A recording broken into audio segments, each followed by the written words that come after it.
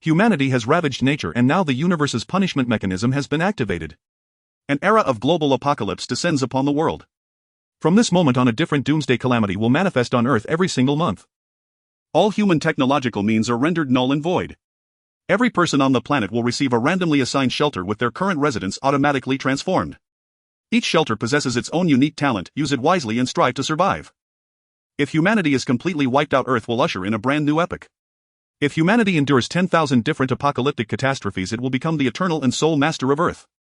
As the mysterious voice echoed in the ears of every human being on the planet, the world underwent a drastic transformation. In that instant, no matter what they were doing, everyone without exception was transported back home. The person eating outside found themselves in the very next second sitting on their own bed, still holding their dinner tray. Shoppers discovered that they were suddenly on their living room sofa, arms full of bags. Passionate lovers in the midst of intimacy abruptly realized their partner had vanished without a trace. Even those without a fixed residence appeared out of thin air inside some unfamiliar randomly assigned room. Sui was no exception. Just a moment ago he had been at the company being scolded by his boss when the environment around him suddenly twisted and warped. In the blink of an eye he found himself sitting on the sofa in his own home. Ha! Sui blinked, stunned for a long moment, unable to react. A second later a chill ran down his spine. So those words just now weren't some hallucination from overwork. A mysterious existence is punishing the humans of Earth. The end of the world is coming. Sui drew in a deep breath, forcing his trembling body to calm down. At 23 years old, Sui possessed strong adaptability and he quickly pieced together what was going on. All humans on Earth have been granted random shelters as a means to resist the coming apocalypse. In 10 minutes the first wave of apocalyptic catastrophe will arrive. Disaster theme: extreme heat. A scorching climate of at least 60 degrees Celsius will engulf the globe. Do your utmost to examine the attributes of your shelter, gather resources as best as you can and ensure your own survival. If you die, no one will pity you, for everyone will be too busy trying to stay alive. Muttering these words under his breath, Sui set down a mysterious slip of paper on the table. The note was filled with essential information allowing humanity to quickly grasp its current situation. 10 minutes from now the first round of the world's end would begin. So it isn't an illusion. Could this be some elaborate prank by a high-tech organization? Sui frowned and tried calling out softly. Open shelter data panel. With a soft swish, a translucent data frame appeared before Sui, making his eyes widen. If this is a prank, the scale is far too grand. Lost in thought, Sui carefully examined the information before him. Shelter unnamed, shelter level 0. Shelter owner Sui. Shelter population 1. Shelter space 1 bedroom 1 living room 1 bathroom. Shelter security 1 point.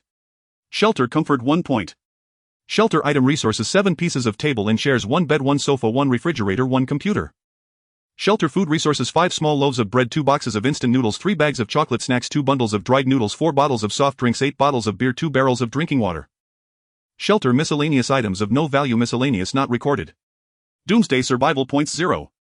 Current stage: first apocalypse, extreme heat about to commence. Current main mission: stay alive. Main mission reward: upon completion you will be scored according to your survival performance and receive a random reward. Current special: reserve 1 shelter talent awaiting activation. It feels very real, Sui murmured as he studied the data, then quickly walked to the window, pulled back the curtain and looked outside. The streets below were already packed with people everywhere. Residents were rushing out of their homes shouting and clamoring.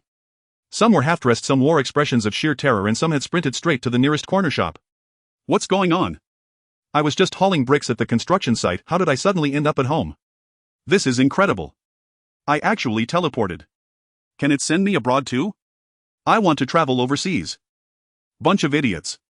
A mass teleportation of this scale isn't enough of a sign for you. The end of the world is almost here. We're finished. My phone has no signal, I can't make any calls. Has human technology really been shut down? Boss. I want to buy supplies, give me all the food that stores the longest. And I want 100 barrels of ice. Get lost. I'm not selling. Do you take me for a fool? It's the end of the world, your money is nothing but waste paper now. The street outside was in complete turmoil. Crowds surged into supermarkets and corner stores while small shop owners hurried to pull down their roller shutters. The chaos along the entire block escalated and even the police had begun to appear. Sui did not go downstairs, he silently observed the crowd below. If the apocalypse is real, then there are only 5 minutes left before it begins. Even if I rush out to buy anything now, it's already too late. Sui took out his phone and checked it for a moment. As expected, there was no signal and he could not place a call. He plugged the charger in, but there was no response. Power outage.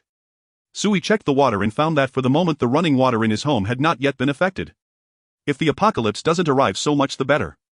But if all of this is real, I need to think of countermeasures immediately. Sui took a deep breath. In his heart he knew this was most likely truly happening. After all, who could have the means to teleport so many people home at the exact same time? What we know is that the first wave of disaster is extreme heat with a minimum temperature of 60 degrees Celsius. Without any form of cooling, it will be hard to survive more than a few days. Even if you're lucky enough not to suffer heatstroke, you'll most likely die of dehydration. Furthermore, with technology now failing, the city's water systems will face enormous problems. Given the current situation, every one of us should be in our own home, and that home is our shelter. Sui forced himself to remain calm, using all his survival experience to judge his next move. Store water first. Reacting swiftly, Sui brought out every basin and bottle in the house and rushed into the bathroom to fill them with water. He then turned on the bathtub shower, setting it to maximum flow to fill the tub as fast as possible. Fortunately, I rented this place with a bathtub back then, turns out it's useful at a critical moment. He frowned slightly. I wonder, since this has become my shelter, where did the landlord go? Forget it. That slumlord owns plenty of apartments, why should I worry about him? Sui muttered, splashing cold water over his face again and again. While there was still time, he tried to keep his skin as damp as possible. Then he took a moment to check key storage facilities such as the refrigerator. As expected, everything was without power. The refrigerator would soon lose all cooling capability. Not daring to waste it by opening it again, Sui immediately closed the door, striving to preserve the cold inside. At the same time, he gathered every thermos cup in the house, filled them all with water, and added a few ice cubes to each. Sufing's cooking speed was quick. Within 10 minutes, all the noodles for the table were served, and he even prepared a bowl of handmade noodles for Zhang Meng topped with liuting sauce.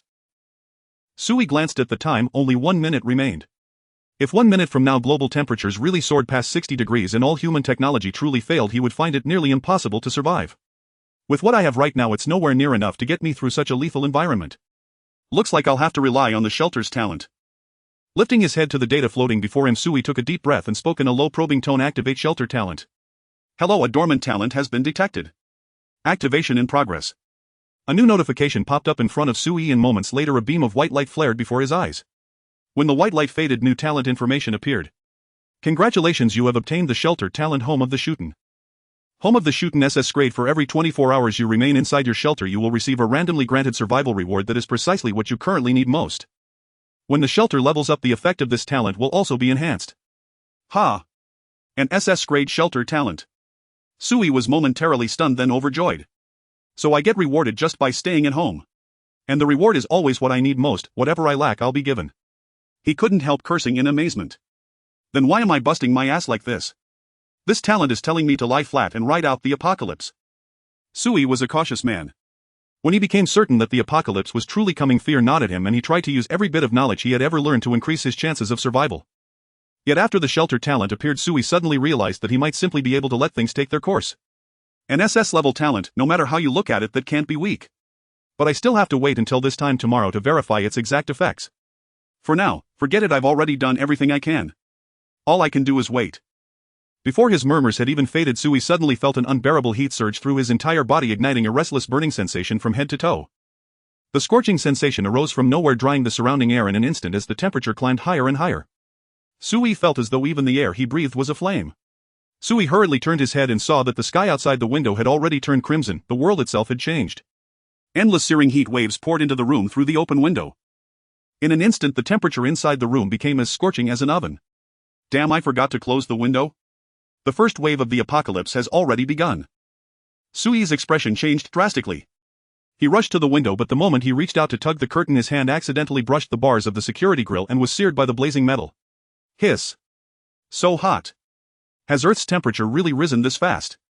Delayed for a moment, Sui happened to glance down and saw the chaotic street below, from which shrill screams and desperate pleas were rising. It's so hot. I'm going to roast to death. What the hell is this weather? The end of the world is really here. The temperature is too high, honey, let's hurry home. Someone help me, my head is spinning, I think I've got heatstroke, thud. Many who had not yet managed to make it back indoors were drenched in sweat under the blazing heat, running around like madmen in search of any shelter they could find. Overhead, the sun had suddenly swollen to an enormous size, wantonly radiating endless waves of heat. The crimson sky stung the eyes like a vault of spilled blood.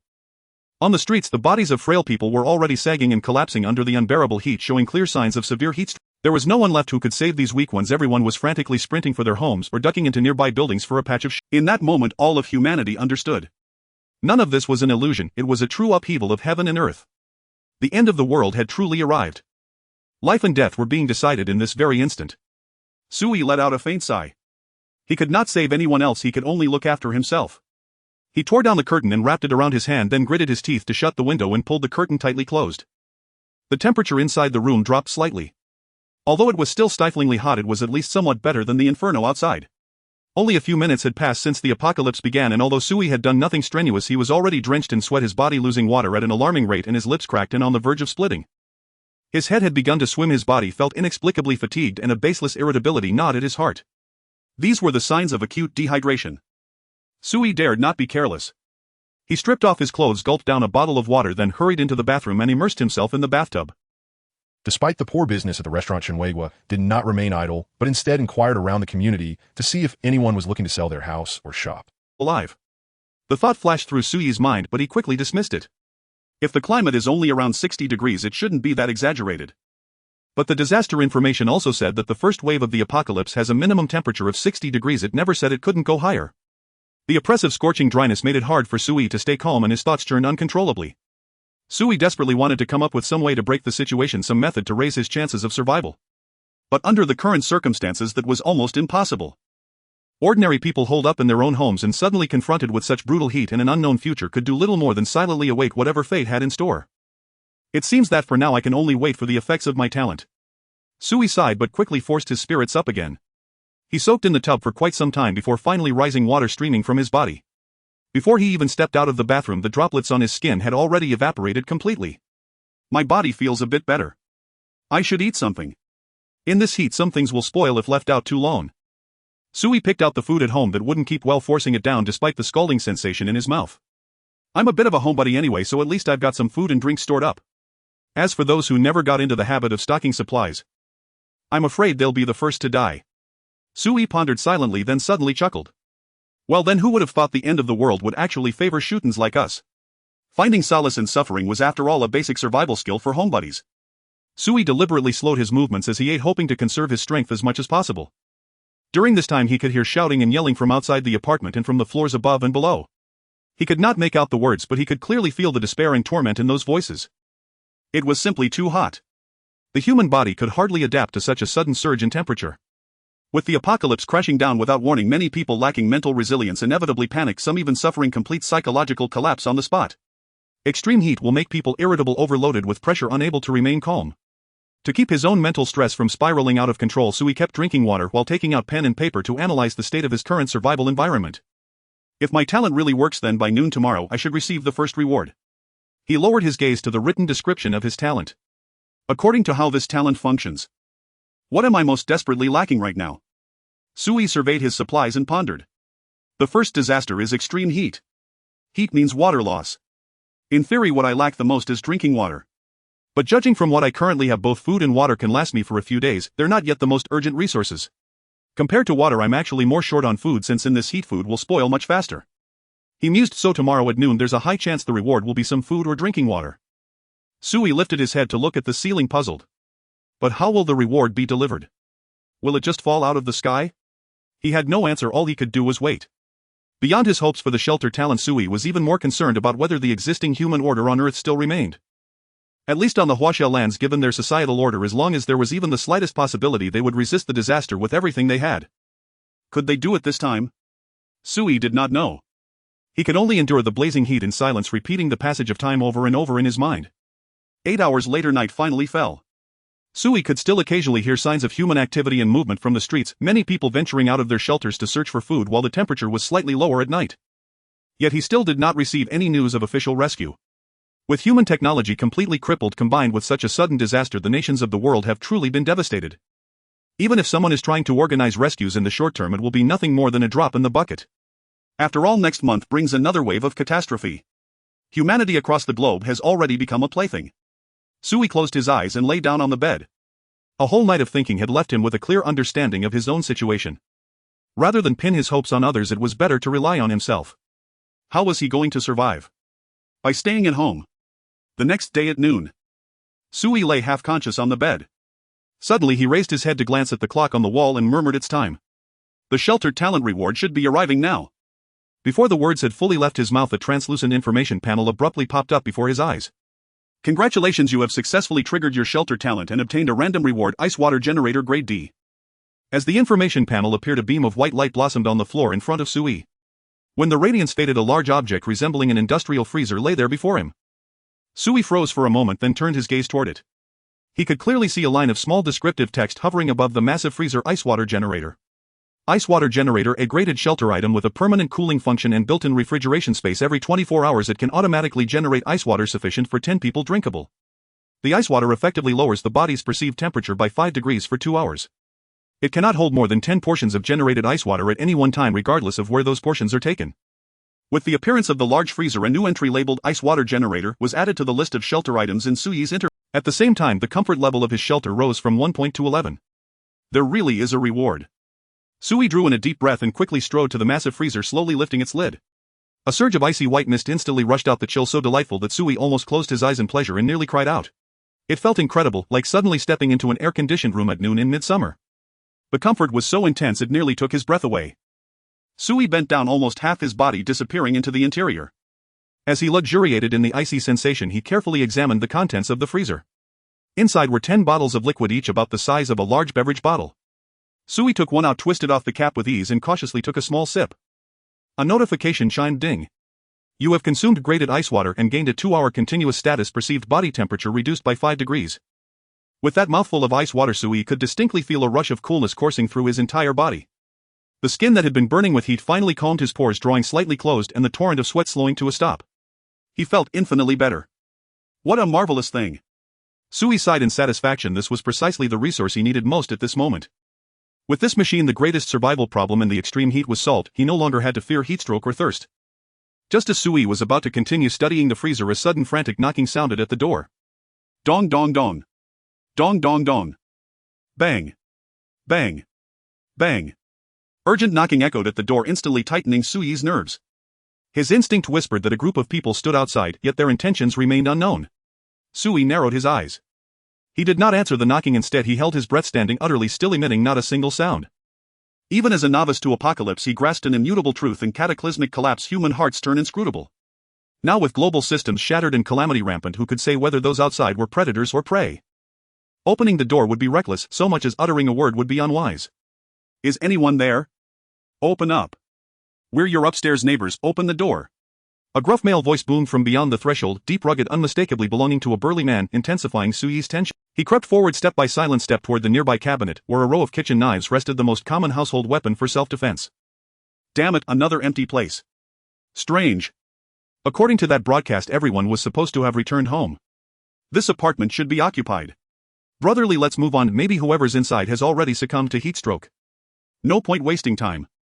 What rotten luck. Another poor soul doomed to die, I reckon. Outside voices murmured in resignation. One kicked the door hard several times, venting frustration born of unbearable heat, before their footsteps faded into distance. From beginning to end, Sui uttered not a sound. Only after they had vanished entirely did he stir, not immediately but only after 30 motionless minutes. Then with meticulous care he drew 2 knives and gripped them tightly, resuming his silent vigil before the door. 2 hours later he sipped chilled water to replenish his strength, then tiptoed to the door and peered through the peephole. No one remained. They had departed completely. No one doubled back to inspect his refuge. Who were they? Moving in packs, were they searching this building for survivors? From their conversation they'd already checked numerous apartments and seen corpses. Sui pondered silently. With such scant intelligence, analysis yielded little, but one certainty anchored his thoughts: his SSS sanctuary talent was undeniably invaluable. So long as that remained true, he need never step beyond his threshold. Simply remaining indoors would carry him effortlessly through the first month of this scorching apocalypse. Lucky I locked the door tight yesterday. If they'd broken in and discovered my freezer. He glanced back at the freezer, a quiet relief settling in his chest. Distrust is not paranoia, it is prudence. Should this appliance ever be revealed, who could guarantee no one would yield to desperate greed? Civil order had crumbled. Law no longer shielded humanity in this ruinous age. Each person stood alone, reliant solely upon themselves, unable to trust another soul. To survive, I must exercise extreme caution. Sui recited the thought inwardly. Then he dragged every table and chair to barricade the doorway, followed by the refrigerator, stacking every movable object in his home into a layered fortress at the entrance. His strategy was unequivocal: that turtles held defense. Let storms rage outside, he would not budge from within. Even if someone tried to break in tonight, they'd likely fail. Sui wiped sweat from his brow, surveying the door now buried beneath a chaotic mound of furniture, satisfied. As for the windows, he felt no concern. Curtains remained drawn tight and the security grill, scorching hot nearly molten, made six-story ascent unthinkable. Not even a fool would attempt it barehanded in this infernal heat. Such a feat lay far beyond human capacity. Once secured, he began relocating all food and water supplies into the freezer. This freezer was extraordinary, unpowered yet sustaining intense uninterrupted refrigeration. Though no engineer, Sui understood neither its mechanics nor its origin, only that he must exploit its power to the fullest. Fortunately, his stockpile was modest, just enough to fill the freezer completely. By the time he finished, Sui was drenched in sweat. He chipped ice from the freezer, dumped it into the bathtub, stripped bare, and sank into the cooling water. Sipping icy water while luxuriating in bathwater no longer searingly hot, he sighed softly, odd blissful. Eyes half closed in contentment, he mused inwardly, my SSS sanctuary talent proves truly formidable, though I wonder what rewards tomorrow, or the day after, will bring. If my sanctuary bears a talent, then surely every survivor's does too. And what of my parents? Alas, I cannot reach them now. A quiet sorrow stirred within him. Even now he could only yearn from afar for family and friends rooted in his hometown, unable to know their fate. Just as melancholy brushed his thoughts, a new chime resonated in his ears. Congratulations, survivors. All humans who hear this message have lived to see day 2. Now broadcasting today's latest Earth Apocalypse Daily Bulletin. Current global count of surviving sanctuaries over 8.2 billion. Human sanctuaries lost globally yesterday over 1.3 billion. Today's disaster shift: ambient temperature rises by 10 C, no nighttime cooling occurs. Survive, persist, endure. The announcement shifted Su Yi's expression subtly. Temperatures will rise again. At 60 degrees it's already unbearable, 70 will slaughter countless people. His heart sank. Sanctuaries lost, surely synonymous with lives extinguished. Of Earth's 10 billion strong population, over 1.3 billion perished on day 1 alone. The toll would only escalate in days to come. True existential crisis would arrive only when supplies dwindled to exhaustion, or when escalating disaster severity overwhelmed even the most resilient refuges. What force drives this torment, deliberately pushing humanity to extinction? Weighted by grim contemplation, Sui barely registered the next chime. As a reward for surviving day 1, global sanctuary communication platforms are now activated, organized by metropolitan regions. Simultaneously, regional trading hubs open across all major cities. Sanctuaries may freely exchange any goods or resources. Note: all transactions must be verifiable and genuine. Fraudulent actors will forfeit tenfold the value of their sanctuary's stored provisions. A collective reward. Regionalized, enabling open dialogue and trade. This world was growing indistinguishable from a game, except its foundation was built upon the very lives of humanity. Sui lifted his gaze and beheld a newly manifested data interface identical to the chat windows of classic MMORPGs, bearing the header Jinling City Sanctuary chat channel. Below scrolled a rapidly accelerating cascade of sanctuary messages. Unnamed sanctuary: hey. Anyone online? Unnamed sanctuary: yes, I'm here but nearly cooked alive. What's happening? Is this really the end? Unnamed sanctuary: don't you realize yet? I've listed 2 liters of drinkable liquid on the marketplace, trading for any food. Who'll barter? DeLong, no. One sanctuary still unnamed. How am I supposed to tell you apart? Tell me, what's your sanctuary talent? I'll go first, mine is Runka. I believe I'll survive. Wang Chenchen's sanctuary, huh? Don't we just name ours after ourselves? I won't reveal mine, I'm afraid you might be dangerous. Unnamed sanctuary: seriously. We're facing extinction, why hide? Humanity must unite. Aid the vulnerable. Weather this together. Unnamed sanctuary: any elder, please help this week 1. My child hasn't eaten in half a day, and our water's nearly gone. Unnamed sanctuary: mom. Dad. Where are you? It's Denyo. Denyo. Denyo. Unnamed sanctuary: Denyo, could you stop spamming? We're dehydrating, and you're doing tadpole searches for them. Sui observed the chatter silently, without speaking. Every message bore traces of searching, pleading, or bartering. Only a few sanctuaries ventured discussions about talents or apocalyptic conditions, likely those whose talents granted stability, easing immediate survival pressure. It was day 2. Rationally, most remained panicked and fearful, but still functional. The true crucible of life and death crisis had yet to begin. After brief observation, Sui concluded that participants spoke cautiously, offering little actionable insight. Naturally, some claimed official status, urging unity and invoking China's historic organizational resilience. Yet in this chaos no one could verify authenticity. After scanning briefly, Sui opened the trading interface. Here flowed listings from Jinling City and surrounding sanctuaries, demanding everything imaginable. Most were barter-based orders, many were outright distress calls. Trade listing: 1 liter of urine, sweet tasting. Exchange for edible items only. Absolutely no feces. Trade listing: 1 bottle of 2 yuan mineral water. Require food sufficient for only and a half days adult consumption, no pocket knives accepted. Trade listing complete Ming Dynasty General's armor set includes sword and bow. Essential for apocalyptic home defense. Accepting only 7-day rations of food and water. Trade listing neighbors hoard grain, I hoard guns. Neighbors are my granary. Offering heavy crossbow 20 iron-tipped bolts. Require 5 days worth of sustenance. Trade listings multiplied endlessly, new entries cascading in real time. Jinling's surviving sanctuaries appeared relatively numerous, though how many would remain visible in the coming days remained uncertain. Sui scrutinized carefully. Valuable items were scarce. Most trades revolved around consumables, weapons or tools, the universal currencies of collapse. Gold bars and jewelry fetched high prices, but drew no buyers. In stark contrast, the sweet-tasting urine listing sold almost instantly, marked transaction completed. Urine traded hands, while gold gathered dust. Truly in chaos sustenance reigns supreme. Sui glanced down at the half bottle of chilled water still in his hand and paused in thought. Perhaps I should list it too. See what it fetches. He had ample reserves, parting with half a bottle posed no hardship. Swiftly he uploaded it specifying he sought only food or weapons in return. He disclosed the item's full details publicly, including its nature as a sanctuary talent artifact, maximizing perceived value without fear of exposure. After all, he remained unnamed sanctuary, effectively anonymous. Scarcely 2 seconds after uploading, a chime rang out. New transaction alert, respond promptly. So soon someone wants to buy. Sui exclaimed in delight as he opened the interface to examine it closely. Buyer message: unnamed shelter. Hello, I would like to exchange 2 buckets of instant noodles for your ice water. Please accept my trade request. 2 buckets of instant noodles. If I ration them, they should last at least 3 days. Sui rested his chin on his hand, not replying to the message as he decided to wait a bit longer. After all, the maximum duration for each order is 24 hours and Sui didn't currently have any concerns about food shortages. Moreover, with a trading platform available, Sui could exchange ice water for food every day. In this sweltering heat, nothing is more valuable than water. You have new order transaction information, please respond promptly. A series of new notifications popped up, leaving Sui momentarily stunned as he hurried to check. Buyer message: hey, are you there? A portion of edible items, want to trade. Buyer message: a large bottle of sweet liquid, 1 bottle for half a bottle, you want, regret it. How about cigarettes? 3 packs of Huazi, definitely not a loss to buy half a bottle from you, this will sell well in the apocalypse. Brother, the latest beautiful underwear, absolutely fragrant in 7 different colors, hope you'll be satisfied. Sui was left dumbfounded. What kind of trading messages are these?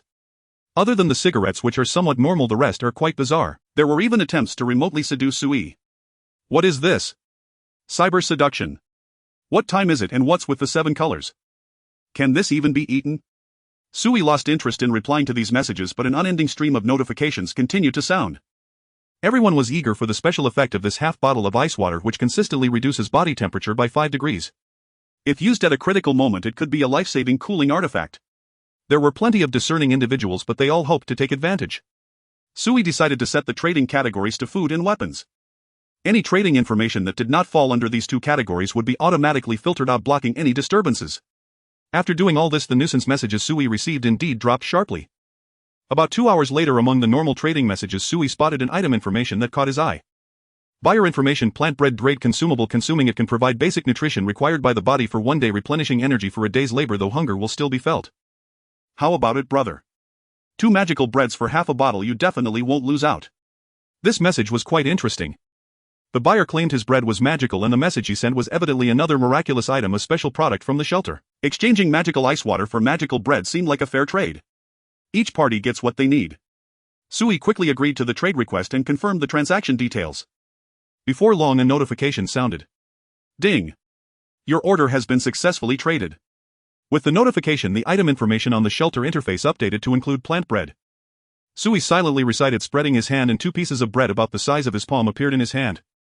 The bread was a golden brown color, emanating an enticing aroma that whetted his appetite. Above the bread, clear item information was displayed, exactly matching what the buyer had said. Without a moment's hesitation, Sui directly ate 1 piece. The taste is quite good, sweet and delightful. Sui licked his lips, savoring the delicious aroma of this bread, wondering how many more such loaves the buyer had. Wait a moment.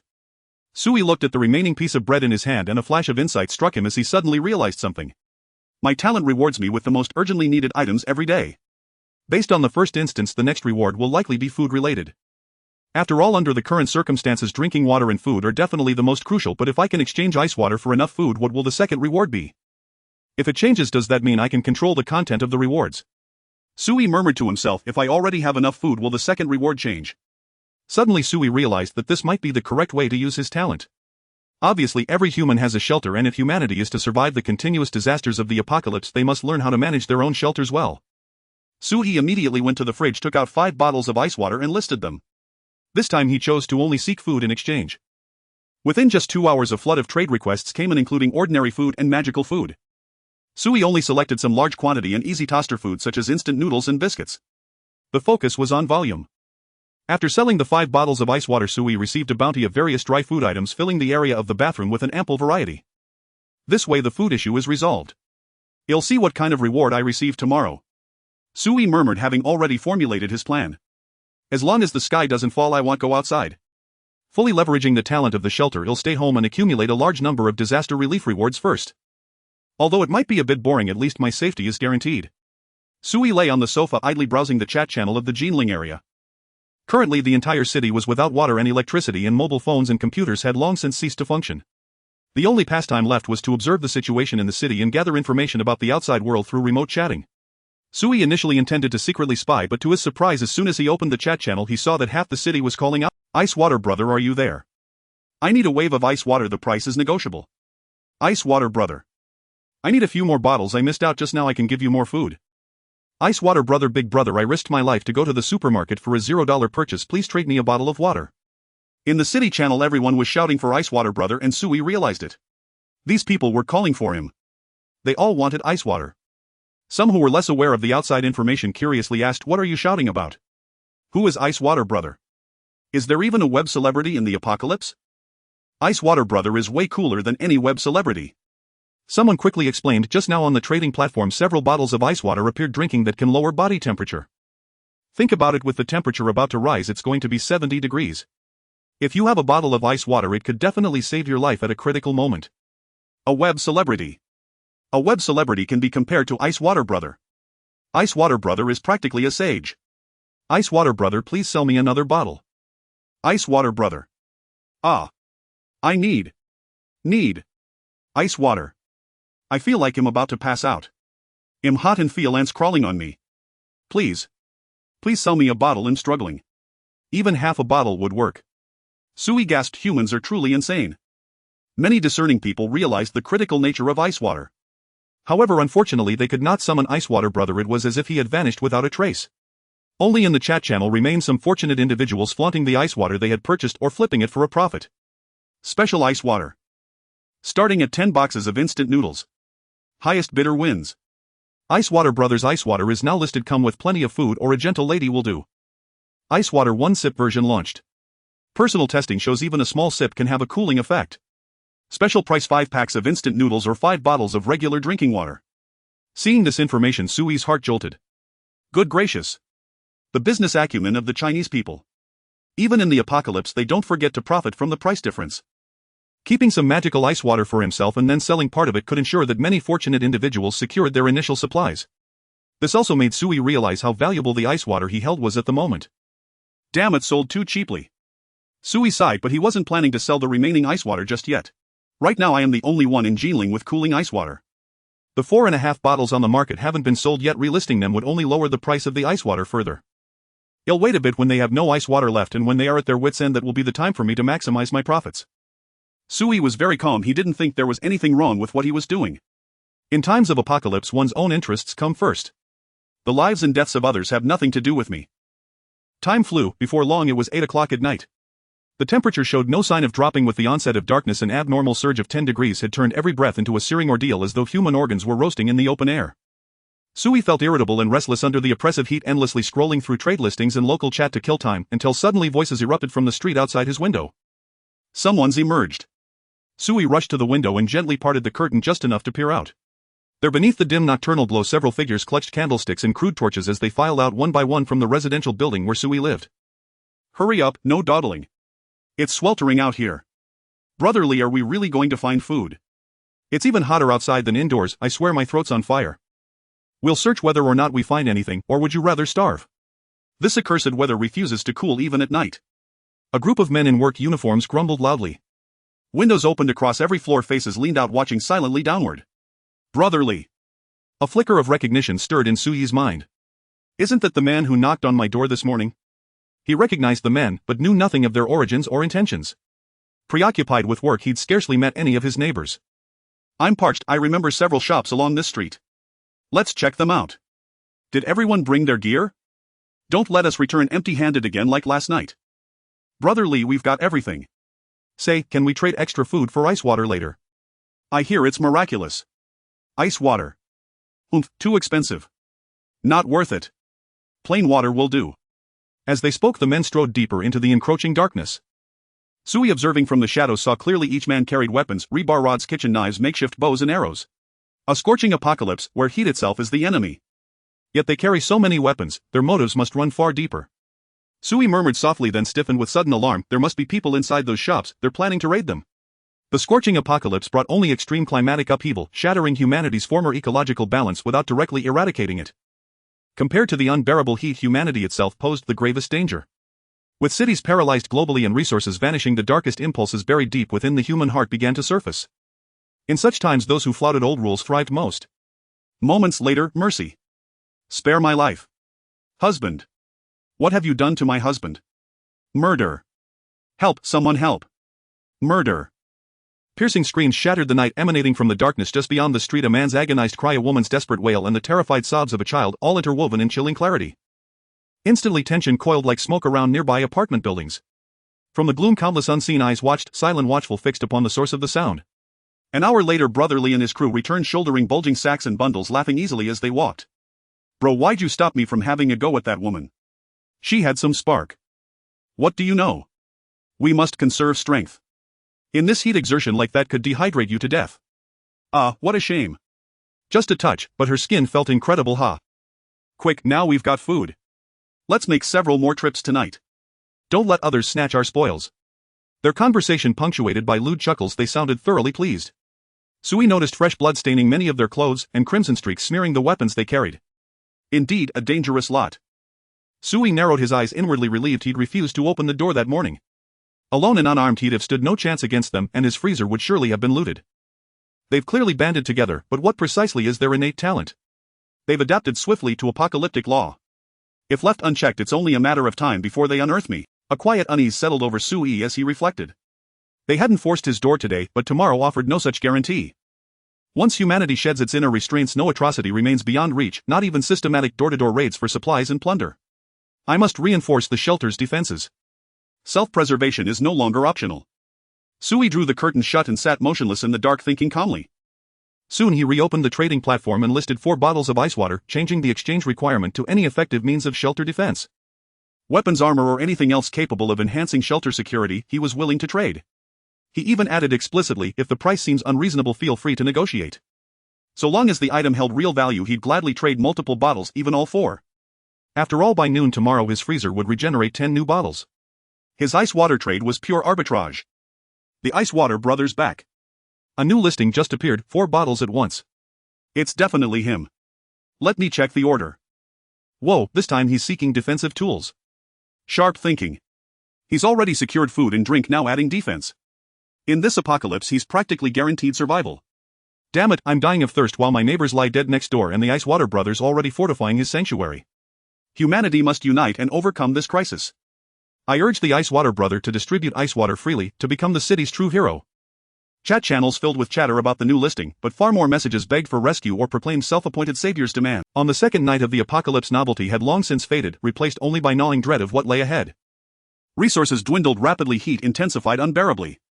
Humanity faced an undeniable truth: this was a global catastrophe, one that would claim lives without mercy. Precisely because resources grew scarcer, Sui's ice water became extraordinarily coveted. The few bottles purchased earlier that afternoon were already gone. His new listing of 4 bottles drew attention from nearly half the city's surviving shelters, and reply after reply flooded Sui's screen. Sui reviewed them meticulously, spending a full hour sifting through the torrent of responses to select exactly what he needed. Ultimately, he chose a compact compound crossbow, 30 precision steel-tipped bolts accompanying maintenance tools and spare parts, and a comprehensive user manual. In peacetime, such a weapon would have been strictly controlled, its lethality rivaling that of a handgun. Its value was steep. Sui traded 3 bottles to secure it, and exchanged the 4th for a heat-insulating coat. These people are tight-fisted, each sharper than the last. Even ice water, precious as it is, only buys so much. Sui exhaled deeply. In the apocalypse, every soul calculated every cost. Now armed, Sui felt a fragile sliver of security. He glanced at his door, tightly barricaded, and placed the crossbow beside his pillow ready to grasp it instantly even in sleep. He donned the heat-insulating coat, but it offered little relief. The stifling heat persisted. Food, water, and weapons, I've secured these. What I lack now is medicine. Lying in bed, Sui contemplated his survival strategy in the darkness. Tomorrow's ice water, let's trade for medicine. Huaxiang Jingqi water perhaps. What will tomorrow's reward be? My basic survival needs are met, will it repeat food and water? Or something entirely new? As he pondered slowly, Sui drifted into sleep until boom. Ah. Stay back, I'll call the police. Help. Someone, save me. They're going to kill me. A woman's shrill scream tore through the silence, jolting Sui awake. He sprang from bed, snatched up the crossbow, and fixed his gaze warily on the door, intact, undisturbed. No intruder stood within. Only once safety was confirmed did Sui lift his eyes toward the ceiling. This aging building offered poor sound insulation. He heard every crash and clash from above with chilling clarity. Men's shouts, a woman's shrieks, furniture splintering and smashing, then abruptly, what are you doing? Are you trying to murder someone? No, don't come near. I'm armed. Ah. Another man's cry, apparently a would-be rescuer, subdued. Is it Brother Lee's crew? Sui's expression hardened as he weighed the possibility. Based on the past 2 days, only that group in his building displayed such evident combat readiness. Yet whether or not it was them, one truth remained clear: someone in this building had begun searching door to door. Starting with neighbors, smashing doors, seizing supplies. The worst-case scenario of the apocalypse was unfolding step by step. Unmoored from order, humanity descended into chaos and peril. Sui waited in tense silence. An hour passed, the noise upstairs gradually subsided. The assailants made no further moves. They did not descend toward his room. But Sui knew a single apartment stores would never satisfy such predators. It was only a matter of time before they stood before his door. I cannot avoid this. A confrontation is inevitable. His heart heavy, Sui scanned the room, then looked outside. Dawn had broken, the sky blazed crimson, air shimmering with waves of distorted furnace-like heat. The wall clock chimed precisely at noon. It was midday, day 3 of the apocalypse. Congratulations, you have remained inside your shelter for a full 24 hours. Shelter talent reward activated. With the sound of a mysterious voice, a light golden piece of paper floated down onto the coffee table in front of Sui. Talent recruitment voucher. Is this my second reward? Sui picked up the paper, examining it closely. It was adorned with incomprehensible mystical patterns and the words D-level recruitment. Aside from that, there was nothing unusual. Each shelter can recruit talents. Do the recruited talents appear out of thin air, or are they other earthlings? Sui murmured, it really feels more and more like a game where many people might die. He often played games, and through the appearance of the recruitment voucher he began to grasp the mechanism of the current doomsday shelter. If he was not mistaken, that mysterious entity must have viewed the entire Earth as a vast gaming arena with all of humanity as players in this doomsday game. Use. Sui grasped the recruitment voucher, confirming its use. A brilliant golden light erupted from his palm, then the golden glow detached from his hand, floating before Sui and expanding gradually, forming a golden human figure. When the golden light dissipated, a petite young woman with bright eyes stood before Sui. It's like she's come to life. Sui was dumbfounded. Even though he was mentally prepared, he was still shaken by the scene. The girl before him was barely 1.6 meters tall, around her early 20s, with an ordinary appearance, yet her bright pupils radiated a strong spirit. Soldier Lin Yue reporting to the commander. The girl sharply saluted Sui, standing tall and straight with impressive presence. Soldier. Sui then noticed she was dressed in camouflage combat attire, which was filled with meticulously designed pockets and accessories, functional and ergonomic. Her military boots were sturdy and stable, designed with anti-slip treads that provided enough grip on complex terrains. Lin Yu wore a multifunctional tactical belt equipped with a handgun, magazine pouch, flashlight, multi-tool, and other survival gear, each item neatly arranged and ready to respond to various emergencies. A female soldier. Sui looked at Lin Yu with some surprise, asking, are you from Earth? Where do you come from? Lin Yu's face was resolute and exquisite, and she replied clearly, reporting commander. I am from Earth, and I come from the Huaxia Special Combat Zone. I have received the order with the apocalypse upon us. The survival of humanity rests on this moment. I have been appointed in a time of crisis to protect the commander and follow the commander's orders. Lin Yu's response was clear and left Sui with some insights.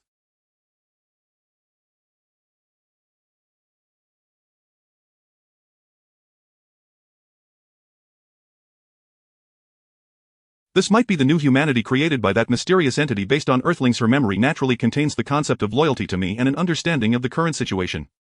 At the same time, a notification sound echoed in Sui's ear. Congratulations, you have successfully recruited level combat talent Special Forces Lin Yu. You have successfully opened the talent information panel. You can check all talent information in the shelter's talent module interface. As the notification sounded, the talent section appeared in the shelter information before Sui. The population of the shelter increased from 1 to 2 and the safety level rose from 1 to 11.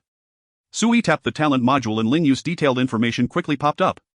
Talent data information: name Linyu. Age 22. Type soldier. Talent level D. Physical strength 85. Neural reaction 83. Endurance 88.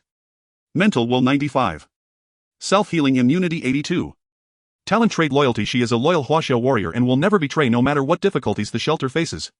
Talent skill military fundamentals: she is well versed in all conventional combat techniques of modern soldiers, possessing proficiency in firearms and blades, and also excels in free combat reconnaissance and survival skills. Combat power rating 105 points. A panel that closely resembled game data laid out Linyu's personal information before Sui. Linyu has a combat power of 105 points. Is that high or low? Sui pondered slightly but quickly concluded, either way she is definitely stronger than me. Sui was just an ordinary office worker, usually spending his free time playing games, reading novels, and occasionally exercising. Given Sui's physical condition, it was impossible for him to compete with a professional soldier, even if the opponent was just a female soldier. Commander, what should I do now? Linyu gazed at Sui with bright eyes, her voice crisp as she inquired. Linyu's face was resolute and exquisite. Her skin appeared slightly dark from long-term outdoor training, and her short hair was neatly tucked under her helmet without a strand out of place. Her nose was high, her lips pressed together as if no difficulty or challenge could shake her determination. She was a warrior who inspired a sense of security. Even though Sui was a man, he could not refute this. Let's not rush. Sui waved his hand and asked, are you hungry? Do you want something to eat? The talent interface had many more detailed data not displayed, but Sui could delve deeper, such as hunger, illness, psychological state, and other information. Clearly the talents in the shelter also needed food, could fall ill, and might even experience psychological issues under the pressure of the apocalypse. Not hungry. Linyu shook her head, her voice calm. Commander, our situation is not good. Our resource reserves are severely lacking. I cannot waste food. In a non-combat state I can go 3 days with just one meal, and that meal can be only half the amount for an adult male. 3 days for half a meal. Hiss. Truly Huaxia soldiers are remarkable. This level of endurance and persistence is simply inhuman. Sui gave a thumbs up, but before he could speak a new mysterious notification sound suddenly rang in his ear. Announcing a citywide announcement. A shelter has recruited talents and has now opened the shelter exploration task module. All shelters can dispatch talents to execute exploration tasks. Gather more survival supplies. At the same time, the shelter level leaderboard, talent leaderboard, and exploration task leaderboard are now open in this area. When this round of the apocalypse ends, more survival rewards will be distributed based on leaderboard rankings. This notification was a citywide announcement. In an instant the entire city was in an uproar. The previously dull chat channel suddenly erupted with activity. The unnamed shelter, what is this? Opening exploration tasks. Opening leaderboards.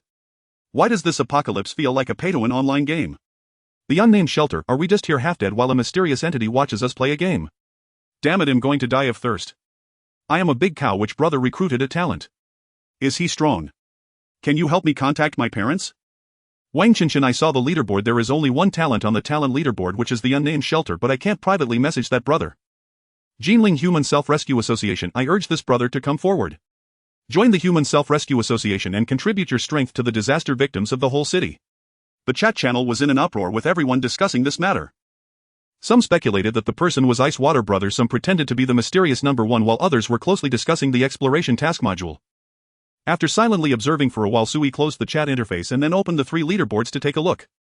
The shelter level leaderboard was a mess. All 0-level shelters. Sui saw his ranking displayed as 35,164. The talent leaderboard of the shelter, however, was much cleaner, with only Sui in the first position, indicating that he was the first in the city to recruit talent for the shelter. Current exploration tasks automatically refresh daily. 1. Resource collection level exploration task duration 8 hours. Randomly obtain some resources. Task rewards depend on talent rating, talent level, and task level. A talent from the shelter needs to be dispatched. 2. Material collection level exploration task duration 12 hours. Randomly obtain some materials to upgrade the shelter. Task rewards depend on talent rating, talent level, and task level. A talent from the shelter with at least a D rating needs to be dispatched. 3. Medicine collection level exploration task duration 12 hours. Randomly obtain some medicines. Task rewards depend on talent rating, talent level, and task level. There are only 3 exploration tasks, each with different content, but all require dispatching a talent from the shelter. This means that as long as there are enough talents in the shelter, one can obtain some survival resources without stepping outside. Sui thought to himself, this is indeed very safe, no need to personally venture out for risks. Even if food and drink are insufficient, I can send someone to search outside. The appearance of exploration tasks was immensely beneficial to Sui. Due to the special talent of his shelter, he had to stay inside for long periods without going out. He naturally could not venture out like others to collect resources. Although this was very safe, it also meant losing a channel for resource acquisition. With talents available, Sui could send talents out to explore while collecting talent rewards at home, thus receiving exploration rewards simultaneously. Dual rewards mean more resources. Sui decisively decided to try out this exploration task module. The question arose which of the 3 tasks to choose. The rewards from these 3 tasks were all needed by Sui, but unfortunately he only had Lin Yu available. Let's try this 8-hour task first. It's a shorter duration and will yield results quicker. Sui quickly made his decision. He did not dare to let Lin Yu explore for too long. After all, there were still assailants in this building, and who knows when they might discover his room. Sui selected the task and Lin Yu immediately responded, "Chief, I have received the task and will ensure its completion." Lin Yu saluted sharply and was about to turn to leave when Sui called her back. "Wait." Sui glanced at the strong crossbow in his hand, hesitated for a moment, and then handed over some kitchen tools to Lin Yu. "Take a look and see if there are any weapons you can use. Also see if this insulated jacket can work for you. Bring some food and 2 bottles of ice water. It's scorching outside, don't get heatstroke." Sui wanted to give Lin Yu the crossbow to enhance her safety while exploring, but he was also worried about the assailants breaking in. He had to prioritize his safety. "Thank you, Chief." Lin Yu took the jacket, selected 2 fruit knives as backup, and patted her holster, smiling brightly. "Chief, don't worry, I'm very strong. Almost forgot this girl comes armed. Is your ammunition sufficient?" Sui inquired. Lin Yu nodded. "Enough. Submachine gun, 20 rounds capacity with 3 magazines. 60 rounds of ammunition, that should suffice." Sui nodded in satisfaction. "Go, be careful with your safety, don't force yourself for resources." "Yes, Chief." Lin Yu turned around, spiritedly walked to the door and then stopped. "Chief, this..." Lin Yu turned back and pointed to the large pile of clutter at the door. I forgot. We used them to block the door earlier." Sui awkwardly patted his head. "You know, I'm not good at combat. I did this to ensure my safety." "Chief is smart. What you did is right." Lin Yu smiled, helping Sui clear the doorway. Before exiting, she bent down and worked for a while at the door. "Chief, I set up some rudimentary defense traps and early warning devices. If you hear any noise outside the door, please stay alert and wait for my return for rescue." After Lin Yu finished speaking, she briskly walked down the corridor and stepped into the rolling heat outside. Without saying a word, Sui closed the door and moved the things back to block it. After all that fuss, Sui was already drenched in sweat, feeling dizzy from the heat, and his body was on the verge of collapse. He had no time to think of anything else, grabbing the strong crossbow and rushing to the bathroom, using half a bottle of ice water to cool his head and gulping down another half bottle before stripping and diving into the bathtub. At this point, Sui felt that his heatstroke symptoms had slightly improved. This weather is indeed too hot. It can kill a person even at home. I wonder what it's like outside. I hope Lin Yu doesn't run into trouble. She's my only talent from the shelter right now. Yesterday's ice water has been completely used up. The fridge has refreshed with 10 bottles of water. I'll give Lin Yu 2 bottles. I used 1 and there are still 7 left. Should I exchange these 7 bottles for something good? Sui lay in the bathtub and opened the city area trading platform of the shelter. He browsed and found that there were a few more intriguing items than yesterday. Most of them were food and water, but the prices were extremely high. It seems that it's not only my shelter talent that is useful, others' talents may not be inferior either. Sui silently noted that he didn't find much worth buying. However, considering that the value of ice water might continue to depreciate due to the increase in good items, he spent 3 bottles of ice water to buy some food that lasts longer. With 4 bottles of water remaining, Sui didn't plan to use them for now. He would wait until the evening to see. The afternoon passed slowly, and to pass the time, Sui dug out all the comic books at home and read them repeatedly. Around 5 in the afternoon, the sound of smashing and cursing suddenly came from upstairs. Sui was somewhat accustomed to it this time. He didn't panic as much, just listened carefully for a while and checked every corner of his home to ensure everything was securely covered. I don't know how many people these upstairs thugs have harmed, and I wonder when it will be my turn. Sui silently thought, in any case, this is a hidden danger. For safety, I must find a way to deal with this group of thugs as soon as possible. Should I let Lin Yu take a gun to deal with these thugs? That seems inappropriate. Although Lin Yu is a soldier, she is still outnumbered. If something unexpected happens, the loss to Sui would be significant. The main concern is the uncertainty of the assailant's shelter talents. I've seen in the chat channel that someone activated a combat-related talent. What if there is someone with a combat talent among the thugs upstairs? Lin Yu, being a soldier, might not be a match for them. Let's just endure a bit longer. Sui took a deep breath. He decided to continue hiding. As long as the assailants didn't trouble him, he would try to keep a low profile and secretly accumulate strength. Around 6 in the evening, Sui heard some chaotic footsteps from upstairs, and he could vaguely hear some conversations filled with curses. Damn, this doggone weather is getting hotter and hotter. Big brother. Can I have another sip of that bottle of ice water? Wait until we see what we can gather. According to the rules, the person who finds the most can have a drink. Sure thing, big brother. By the way, I think I heard a woman's voice downstairs around noon saying something like, "Chief, is there someone important here?" Important? We're in the apocalypse. What good is that now? Let's come back later and find out what's up with that woman. The conversation passed Sui's door and continued down the stairs. Sui stood by the window silently peering through the curtains gap watching a group of men dragging empty burlap sacks out of the residential building. Leading them were those from yesterday Li Ji's group, but the team had grown a bit now, numbering 13. I seem to have been targeted. Sui thought to himself. The soundproofing in the old residential building was extremely poor, and it seemed Li Ji's group had noticed the noise from summoning Linyu. This building has 8 floors with 4 households on each floor. Due to the well-equipped surrounding facilities, it's said that every household has residents. The residents are mostly nearby office workers, and there are also workers from construction sites. Judging by their build, they are likely all local workers. If at least one person lives in each household, then there are at least 32 people in this building. If the assailants are Li Ji's group, considering the frequency of assaults and the mortality rate in the apocalypse, there should still be around 20 people left.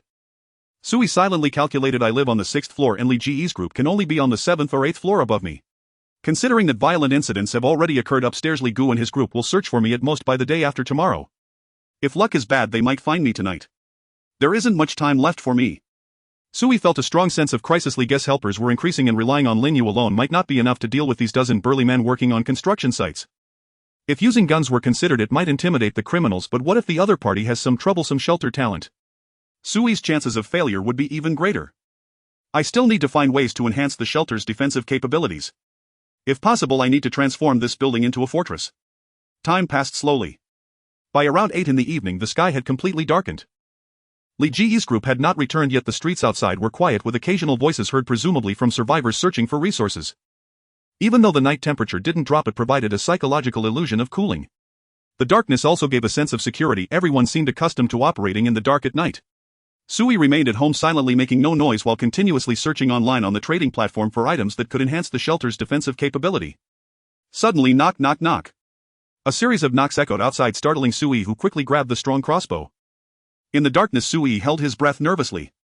However, he quickly noticed that the rhythm of the knocking on the door seemed different, uneven with very faint sounds. This was the signal left by Linyu before she left. Sui approached the door without making a sound and slightly moved the table blocking the door, causing a faint noise of an object being shifted. Commander, it's me. Soon Linyu's voice came from outside the door, lowered in tone. Sui was unsure who was outside, hence he responded to the knocking in this manner. After confirming it was Linyu, Sui quickly and deftly moved the items aside, opened the door for her, and then placed the heavy object back in front of the door. He didn't mind the trouble of moving these items back and forth. Compared to the safety of life, any inconvenience was trivial. So how did it go? In the darkness, Sui lowered his voice to inquire as Linyu slipped into the bathroom, using the wall for cover to turn on the tactical flashlight while the 3 backpacks she was carrying were placed on the floor. Commander, everything is here. Linyu was very careful as she deftly opened the backpacks, revealing them filled to the brim with supplies. Sui glanced over, and at the same time a notification chime sounded in his ear. Congratulations! The exploration mission of the shelter has been completed. The explorer has brought back the following supplies: 20 bags of biscuits, 35 boxes of chocolate, 6 large bags of candy, 3 small rolls of toilet paper, 3 boxes of painkillers, 2 boxes of cold medicine, 8 boxes of Huoxiang water, 20 cans of various fruits and vegetables, and 20 bags of dried fruits. Mission completion rating outstanding. Your shelter has gained 10 survival points as a result. Your shelter has unlocked the survival point store, where you can use survival points to purchase post-apocalyptic items or enhance personnel attributes. Survival points. Sui raised an eyebrow, recalling that this item was indeed mentioned in the shelter's data, but he didn't realize how useful survival points could be. According to the description, it seemed that the more survival points one had, the faster the shelter could grow stronger, and currently the only way to steadily gain survival points appeared to be through exploration missions. Well done. Sui patted Linyu on the shoulder and instructed, turn off the light, pick some items to stuff into the refrigerator, and then we'll have dinner. Okay, Commander, but I'm not hungry yet. Even if you're not hungry, you need to eat something to replenish your strength. Sui noticed a barely perceptible stamina bar above Linyu's head, which had dropped from full green to half yellow since the afternoon. This 8th-hour exploration had evidently left Linyu somewhat fatigued. She needed to rest. This also made Sui abandon the thought of having Linyu continue exploring through the night. Currently there was only this one talent in the shelter, and he had to take good care of her without overexerting her. With an extra helper in the house today, Sui found it much easier to handle things. At 10 p.m. the two had a simple meal, opening 2 cans to replenish the nutrients needed by the human body. Afterward, Linyu proactively suggested improving the basic protective measures in the house during the night, setting up some internal traps and warning devices. Sui naturally nodded in agreement, knowing that having a professional soldier do this would be far better than doing it himself. While Linyu was busy, Sui helped alongside her, patiently asking, what else do you need? Tell me and I'll find a way to get some. While Linyu was busy, Sui helped alongside her, patiently asking, what else do you need? Tell me and I'll find a way to get some. Linyu was aware of the shelter's situation and did not make any excessive demands for supplies. I understand, I'll go get these items. Sui nodded, opened the trading platform and directly searched for the corresponding items. Since the trading platform was established, almost everything that people in the city lacked was available for trade, even used sanitary pads. Almost everything common was available on there, so the items Lin Yu needed were no exception. Sui spent a small amount of non-perishable food and a bottle of ice water to buy the items Lin Yu wanted. After completing Sui's purchase order and preparing to close it, he suddenly saw an order that caught his eye. Currently available police gear willing to exchange for food and water. Interested parties, please reply to the message. Police gear. They can't be at the police station. Sui hurriedly sent a trading request in the order, noting him, ice water brother, I still have 3 bottles. Do you have a pistol and bullets? Grenades would also work. The other party quickly replied with a message showing a refusal to trade, but included a note, hello ice water brother. We need a large amount of food and water. We do need your ice water, but for 3 bottles we can only exchange for 154 pistol, and I can give you 10 bullets, enough for your self-defense until rescue arrives. Waiting for rescue. It seems the other party's identity is official and they still haven't extinguished their resolve to save the city. This aligns well with the consistent demeanor of the Huaxia people, where heroes always step up in the face of disasters. Sui pondered, knowing that the other party's refusal to trade was not a true refusal but rather a means to facilitate private chat between shelters, ensuring sufficient communication with buyers. 1 pistol and 10 bullets doesn't seem very helpful. Sui calculated internally, according to the other parties, thinking it seems they don't want to offer too many weapon resources, likely worried about the issue of weapon recovery and social negative impacts after the disaster passes. If that's the case, I can forego the pistol, but getting more bullets would be nice. Sui turned to Linyue, who was working nearby, and quietly asked, Linyue, what caliber is your bullet? CZ-75 submachine gun. The magazine has been modified to hold 20 rounds and the bullet type is 919mm handgun ammo. Linyue answered without turning her head. Sui didn't understand this military knowledge, but he noted it down and replied to the seller's message. 3 bottles of ice water for 100 rounds of 919mm ammunition. You have a submachine gun. The other party quickly noticed, surprised, and replied, ice water brother, who are you? To possess a firearm in Huaxia, are you my comrade? I can't give you that many bullets, I'm not sure of your identity. I can only give you a maximum of 20 rounds. Add 10 bags of biscuits and I want 100 rounds of bullets. Sui didn't directly answer the question but simply stated his price, which made the other party more uncertain about Sui's identity. Are you my comrade? Alright, 50 rounds, that's my biggest concession. Add a box of painkillers, a box of cold medicine, a box of Huaxiang Zhengqi water, and he'll give you 100 rounds of bullets. Sui's offer nearly moved the other party. Food shortages might be temporarily tolerable, but medicines were indeed too precious.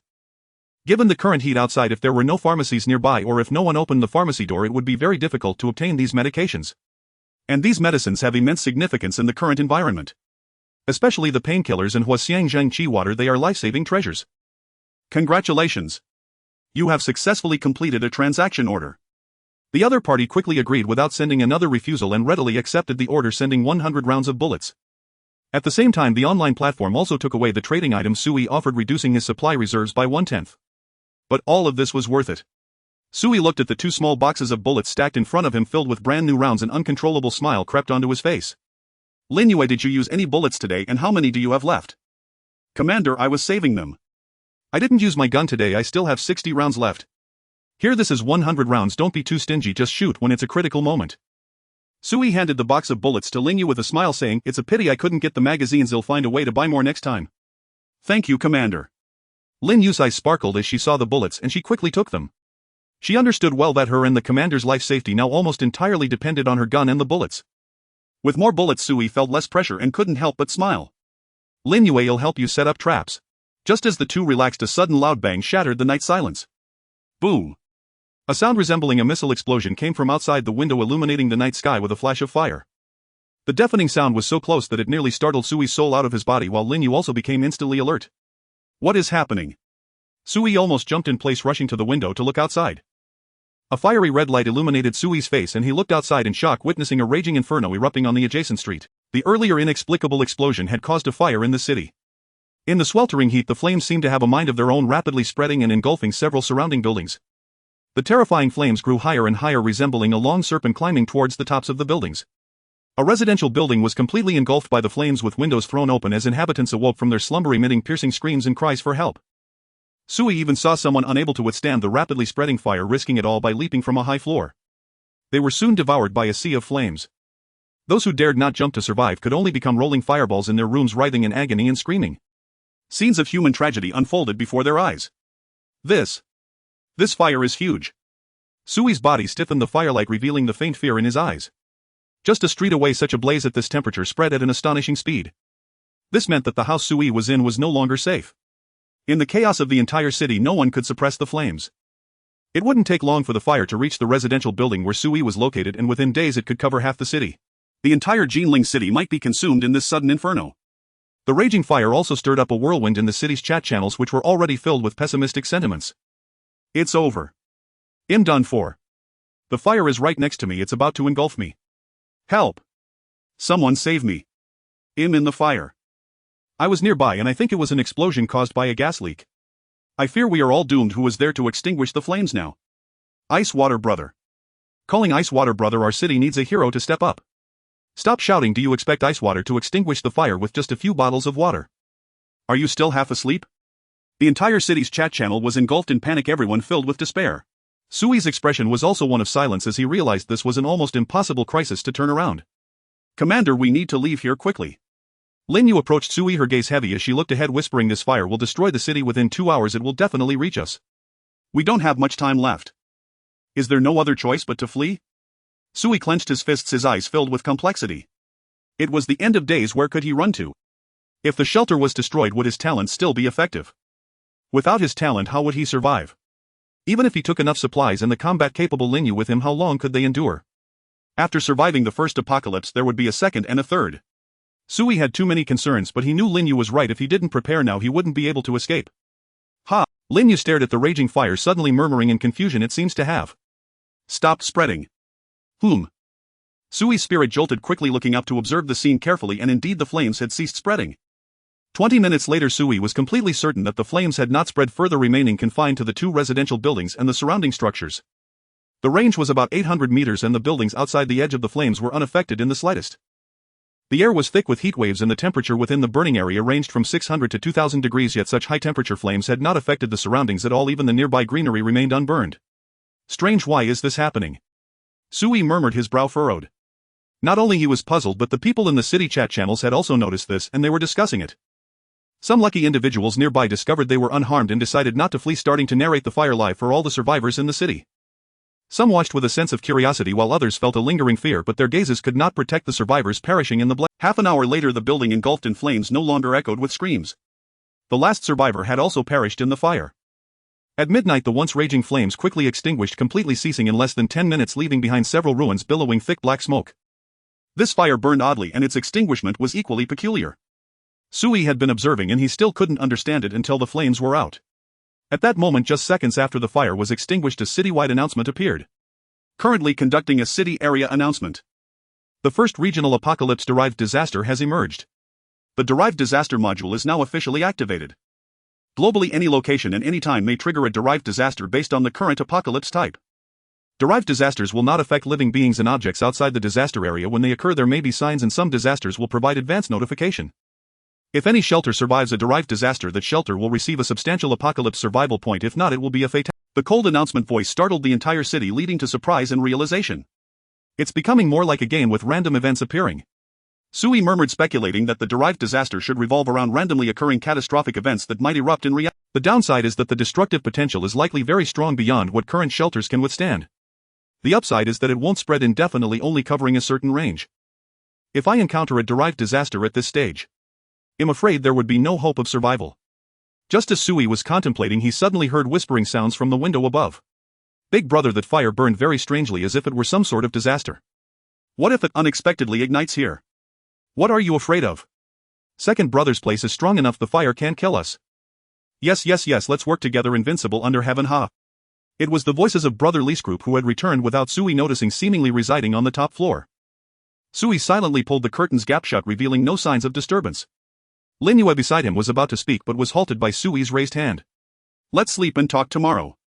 Sui conveyed with gestures, and Lin Yu nodded solemnly. She understood the danger above and turned back to the door to continue working on her traps. Sui took a thin blanket from the cabinet and laid it on the sofa, creating a simple bed for Lin Yu, then moved the already open freezer closer to her to cool down. This freezer does not need electricity and can continuously produce cold air, so Sui used it as an air conditioner, keeping it on to lower the room's temperature. Only in this way could he ensure that both of them would not be too hot to sleep. After preparing everything, Sui lay down on the bed and closed his eyes to sleep. Perhaps it was due to Lin Yu guarding him by his side tonight, Sui slept especially soundly. By 11 a.m. the next morning, Lin Yu cautiously woke Sui. Commander, I heard movements outside. The group upstairs seems to have gone down to search for supplies. Earlier this morning it seemed they killed someone upstairs. From the sound it seemed to be an old man. Lin Yu looked at Sui with a serious expression, her gaze filled with righteous fury. Sui patted his groggy head and waved his hand. Don't worry about them, we need to protect ourselves first. Commander, should I set off to explore today? Lin Yu inquired. Our supplies are still insufficient. Since that group has gone out, I can explore now without worrying about your safety. Let's wait a bit longer. Sui refused. He was waiting for the talent rewards on the third day. After the two had a simple meal, Sui sat beside the freezer to cool off. Time passed quickly and soon it was just past noon. Sui's ears rang with the familiar pleasant notification sound. Congratulations! You have stayed in the shelter for 24 hours, triggering talent rewards. Stay time will be recalculated. Congratulations, you have successfully recruited a level auxiliary talent engineer, Leah. As the mysterious prompt sounded, a humanoid golden light appeared before Sui, and in the blink of an eye a woman stepped out from within the golden light. She was tall and had a unique aura with smooth black hair simply tied into a low ponytail, and her golden-framed glasses housed wise eyes. She wore a simple dark work uniform, and at her waist hung a multifunctional tool belt equipped with various small and precise tools ranging from screwdrivers to mini-welders. Even her gloves were specially made anti-static gloves, and she carried a backpack filled with various electronic components and measuring instruments. Another talent reward. Sui's eyes lit up as he realized that as long as there was enough food and water, the talent unit rewards had appeared consecutively twice. Does this indicate that according to the talent mechanism, the resource I currently lack the most is talent? The population data of the shelter indicates that population is also a critically scarce resource, and talent units are essentially a higher grade population resource. Sui pondered as the new talent Leah politely greeted him. Hello boss, I am very pleased to serve you. Boss. Another new title. However, these talents were all loyal to the shelter, so the title did not matter. While Sui examined Leah, he opened her data panel for inspection. Talent data information: name Leah, age 28 years. Type engineer. Talent grade D. Physical strength 75. Neural reaction 90. Endurance 80. Mental will 78. Self-healing immunity 78. Talent characteristics: wisdom. She possesses exceptional intelligence and problem-solving abilities with strong logical thinking, making her an intellectual research talent. Talent: innate skill. Engineering specialization. She has a very high talent in the field of engineering, scientific research, proficient in various engineering techniques, and skilled in developing, improving, and creating technological items for the shelter. Research power rating 85 points. A brand new type of talent. Engineer research power. Skilled at creating technological items for the shelter. Sui keenly noticed the uniqueness of these keywords. If Lin Yu was a typical combat talent, then Leah's data panel was quite intriguing. In the apocalypse, human technology had long failed completely. How could Leah as a scientific talent re-establish the creation of technological items in such a scenario? Sui noted that the technological items mentioned in Leah's data had a prefix of shelter. Is shelter technology a different system from human technology? Sui pondered slightly, looking at Leah to confirm. Leah, what kinds of things can you create? I am skilled in making anything that improves the current environment of the shelter. This includes defense facilities, living facilities, expansions, etc. Of course, I cannot develop anything too advanced yet. Wait, expansions. Sui noticed this term and felt a surge of excitement. Leah could actually expand the shelter. Does this mean that the space of the shelter could become larger? This is good news. A larger space not only means accommodating more population but can also enhance the shelter's defenses and disaster resistance through spatial design and arrangement. Leah, how do you plan to expand the shelter? Sui inquired, and Leah respectfully replied that depends on what type of shelter the boss intends to have. Besides that, I need corresponding materials for the shelter expansion. After Leah's words, it seemed that a certain keyword had been triggered and new prompt information appeared before Sui. Necessary prerequisites for expanding the shelter: have corresponding talents or technical blueprints, sufficient building materials for expansion, and ample space for reconstruction. Currently your shelter is at level 0. To upgrade to a level 1 shelter you need to meet the following condition. 1. Choose the type of shelter for upgrading not completed. 2. Have corresponding talents or technical blueprints engineer acquired. 3. Have 100 points of survival points, currently have 10 points. 4. Nearby space equal to double the current shelter space not surveyed. 5. 100 units of corresponding building materials not owned. Building materials can be obtained through dispatching talents for exploration tasks. Hiss. Sui's eyes widened as he muttered, these 5 requirements seem quite challenging. This is just the condition for upgrading to a level 1 shelter. However, what changes will the shelter undergo after upgrading to level 1? Does this type of shelter have any special significance? Sui focused on the shelter type and soon the prompt box changed. Currently the selectable types of level 1 shelter upgrades are 1. Refugee camp offers more living space and residents of the shelter have a 20 resistance effect against various extreme natural environments corresponding building material refugee wood. 2. Laboratory has a more detailed technology tree allowing for the creation of more shelter items corresponding building material electronic components. 3. Workshop reduces the time consumed for dispatching exploration tasks by 20 and increases the resources obtained from dispatching by 10 corresponding building material big bills. Please choose your shelter type carefully. Each shelter type has its fixed upgrade path. Once the shelter type is determined, it cannot be changed in the future without specific means. Sui glanced at the information before him and had a rough idea. The 3 types of shelters corresponded to different shelter styles, roughly categorizing them into disaster-resistant scientific research and active work. These 3 also correspond to different attitudes towards facing disasters, each with its unique advantages. Which one should I choose? Wait, I haven't even met the conditions for upgrading. How can I choose? These 3 corresponding building materials do not sound like anything found on Earth. I should gather them first. Sui smiled wryly. Given his current situation, he could only say that whichever of these 3 materials he gathered first would determine the type of shelter upgrade. Lin Yu. Prepare for an exploration outing. Sui turned his head and opened today's dispatch tasks, locating the exploration task for material collection, which would take 12 hours. Yes. Lin Yu nodded, took 2 bottles of ice water and some dry food, then moved aside the clutter blocking the door and left the house. It was now just past noon and Lin Yu would not return until after midnight. After arranging Lin Yu, as Sui turned his attention to Leah. He had originally planned to assign Leah a dispatch task as well, but considering her identity as an engineer, she didn't seem very combat ready. Leah, what specific items can you manufacture?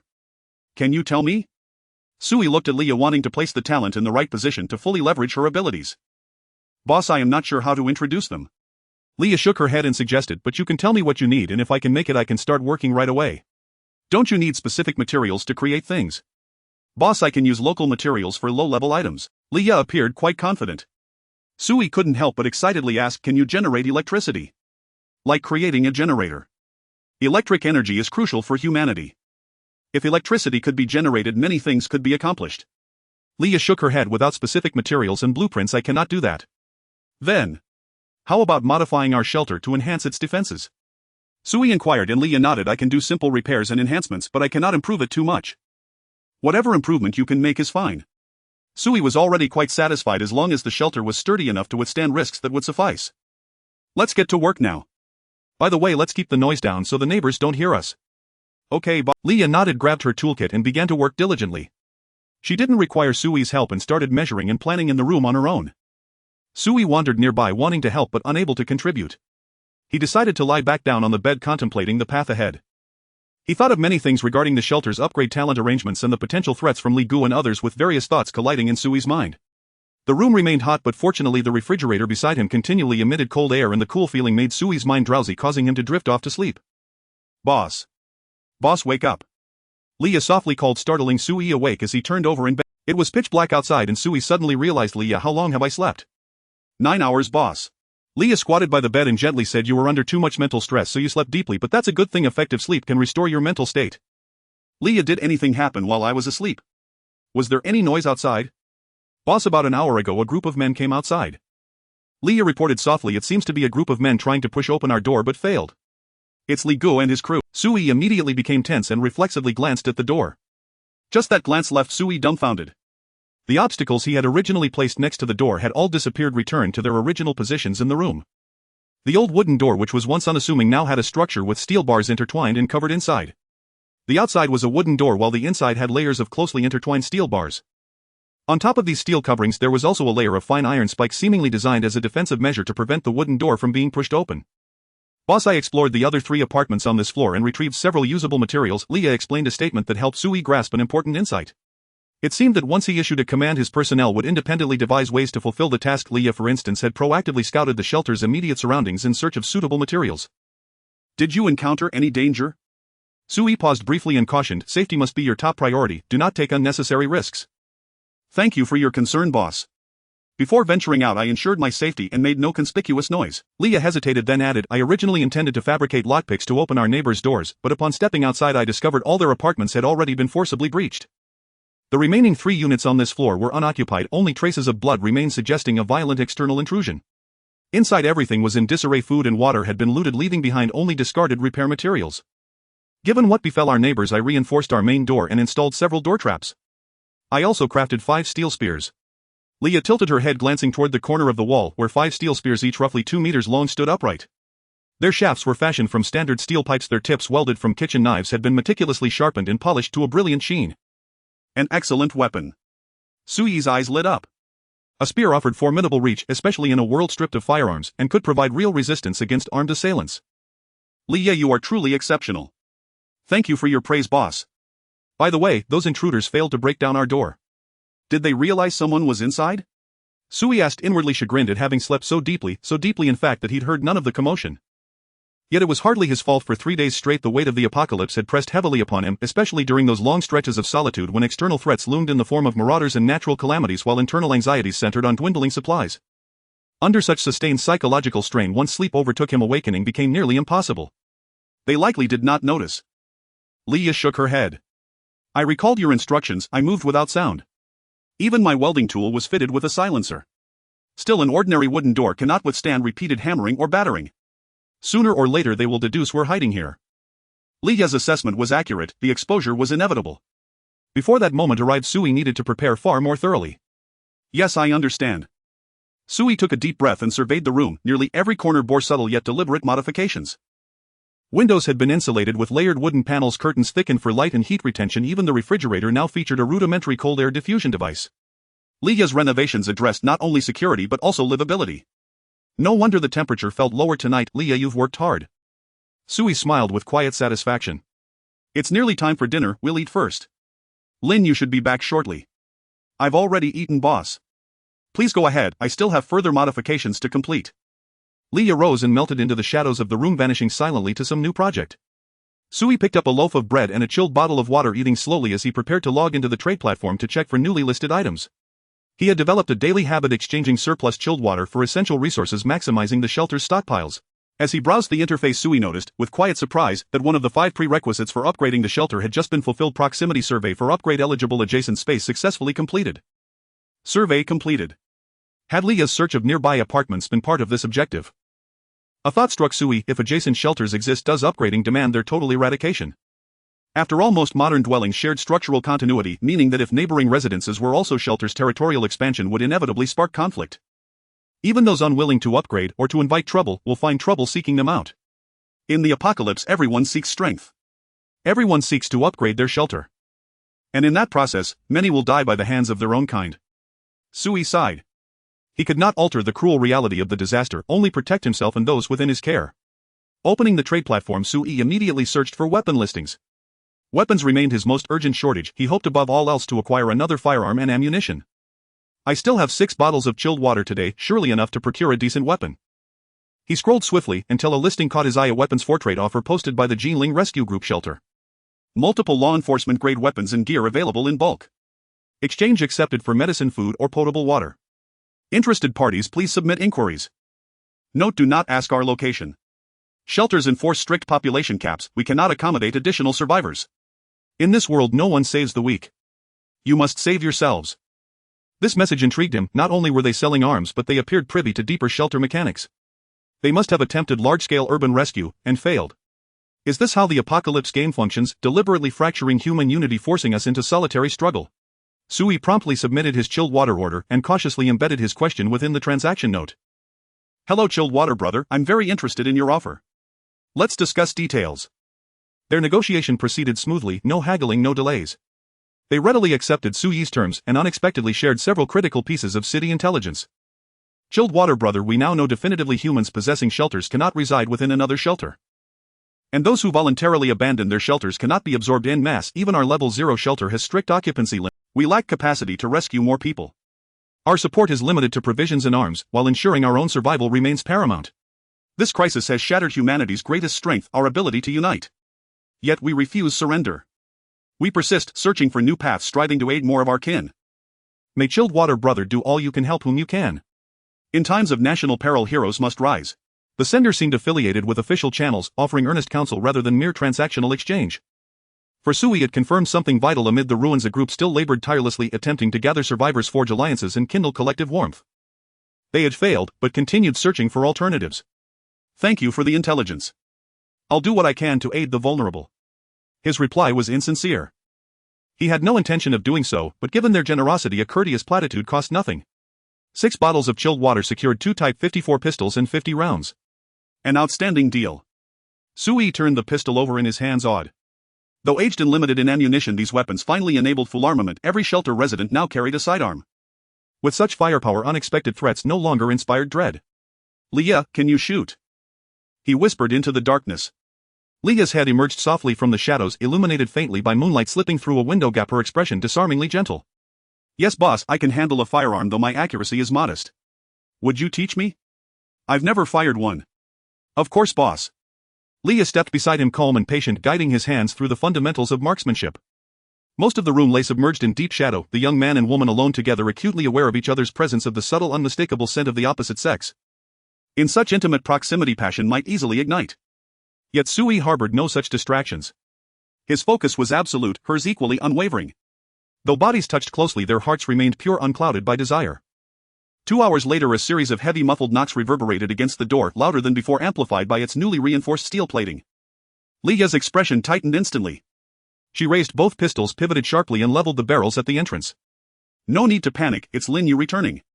Sui reassured her, recognizing the distinctive rhythm of the knocks, and gestured for her to open the door. This iron gate required a precise unlocking sequence, impossible to breach by force or guesswork. Leah cracked the door open just a narrow slit, verified Lin Yu's identity, then swung it wide to let her in.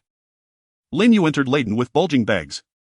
She set them down before Sui and opened them, revealing a dazzling array of electronic components and bundles of multicolored banknotes. "Congratulations, talent exploration yielded 103 units of electronic components and 76 units of high-denomination currency. Exploration task completion rating perfect. You have earned 20 survival points. Lin Yu, you've done exceptionally well." A broad smile broke across Sui's face.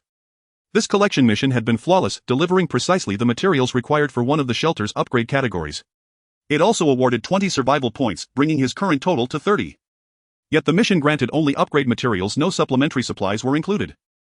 Of the 5 prerequisites for shelter upgrading, Sui had now satisfied 4, only one remained, accumulating 100 survival points to activate level 1 upgrade.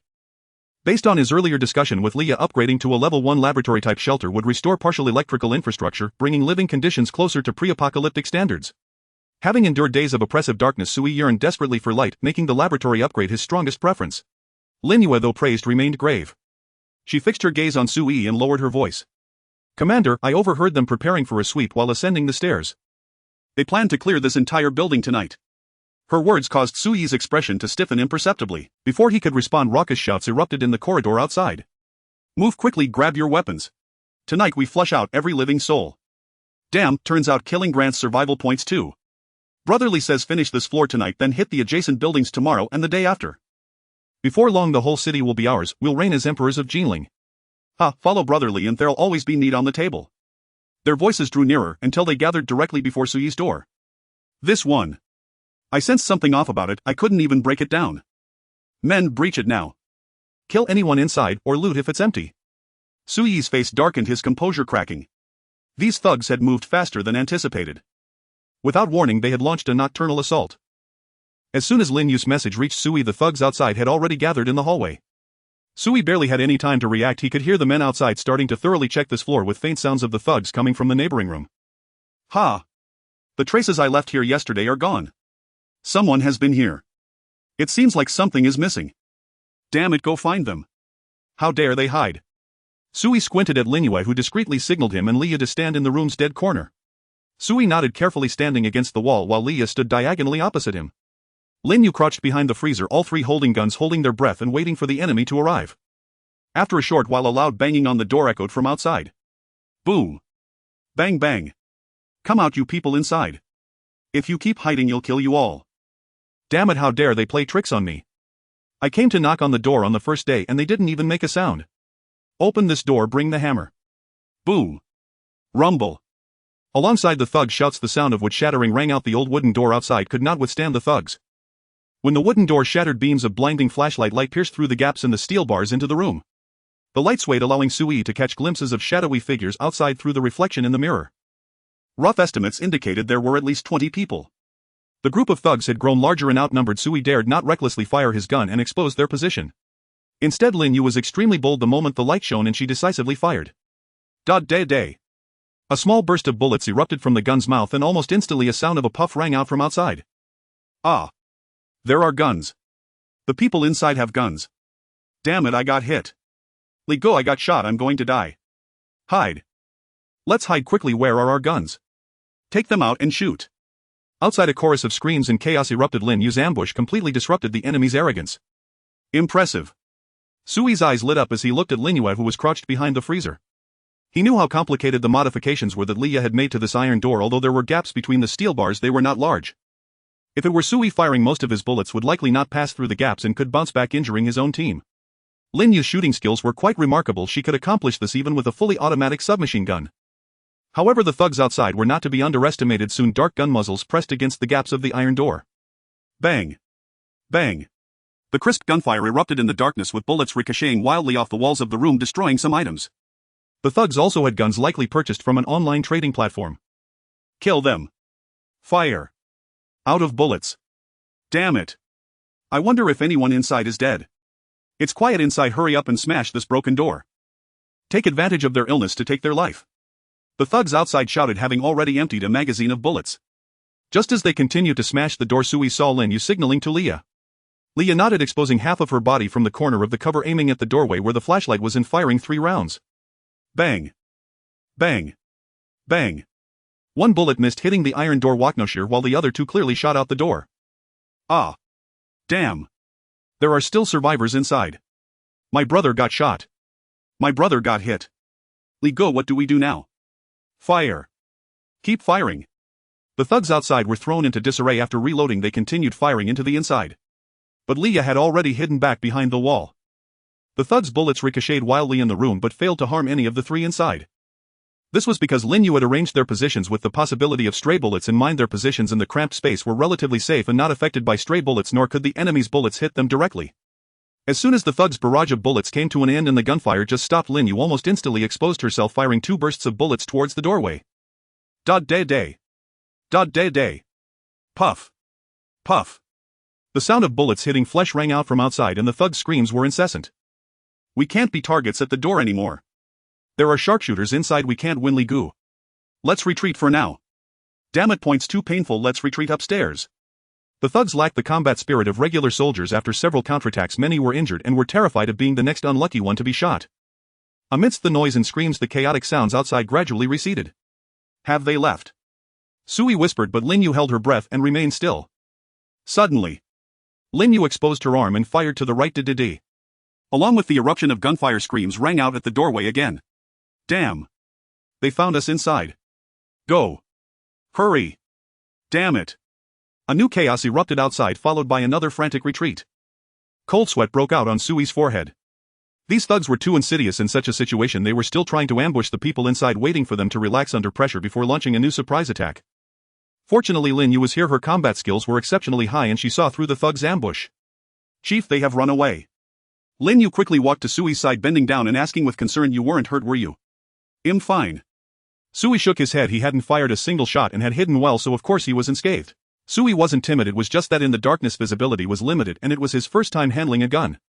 He dared not fire randomly, fearing he would let his teammates down. The facts proved that Sui's decision was correct. These bandits, restricted by the terrain, were not a match for Lin Yu alone. Chief, we probably won't be able to sleep tonight.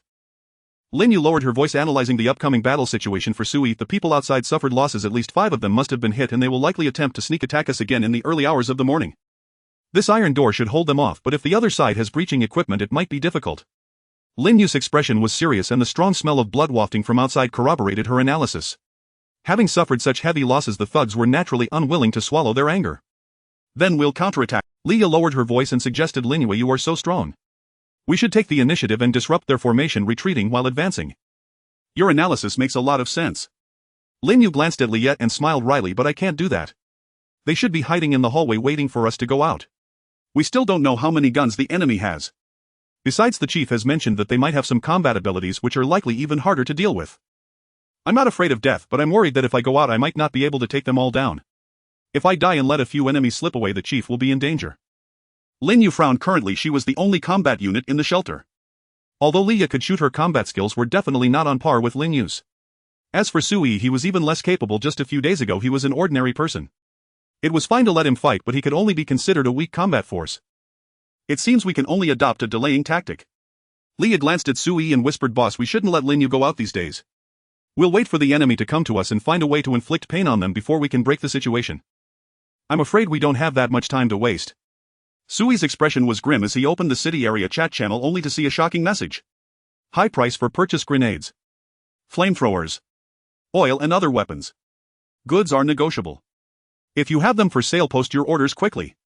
This was the latest purchasing information appearing on the city channel. The spokesperson was a guy named Li Daqiang's shelter, and Sui quickly deduced that it was the group of thugs outside. They wanted to buy equipment that could force their way in. These thugs indeed would not swallow their anger. According to Sui, such equipment was for sale on the entire city's trading platform. At least he had seen orders for grenades and similar items.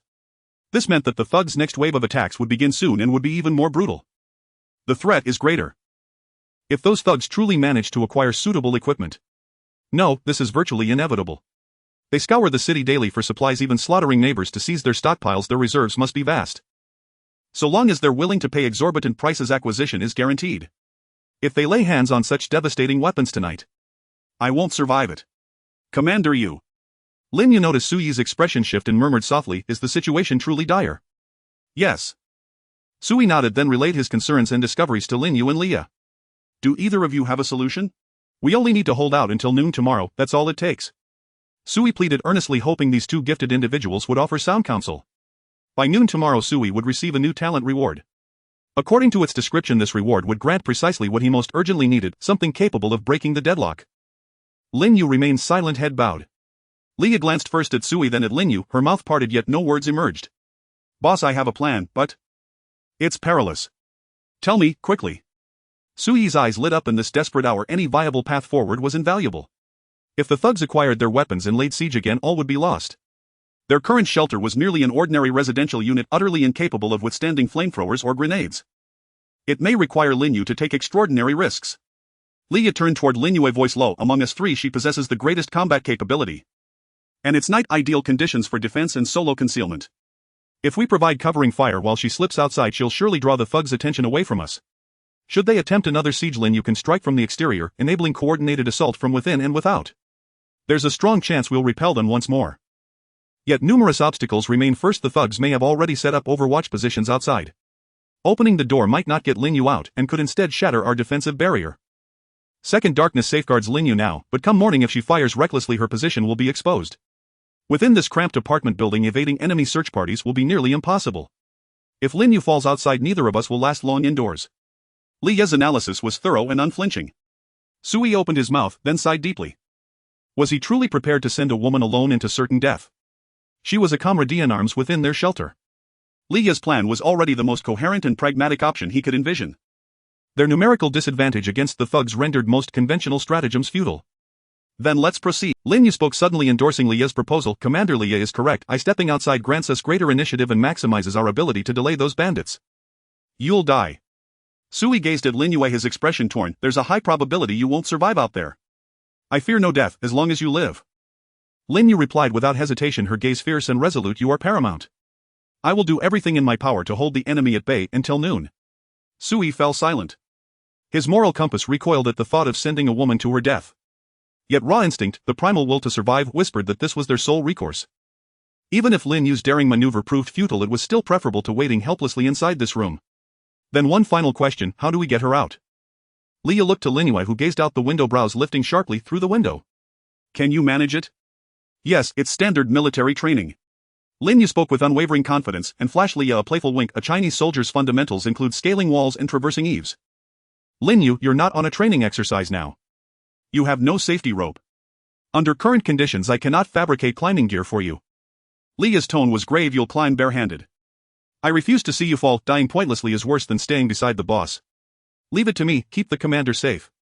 Without further hesitation, Lin Yu bent low and strode swiftly to the window.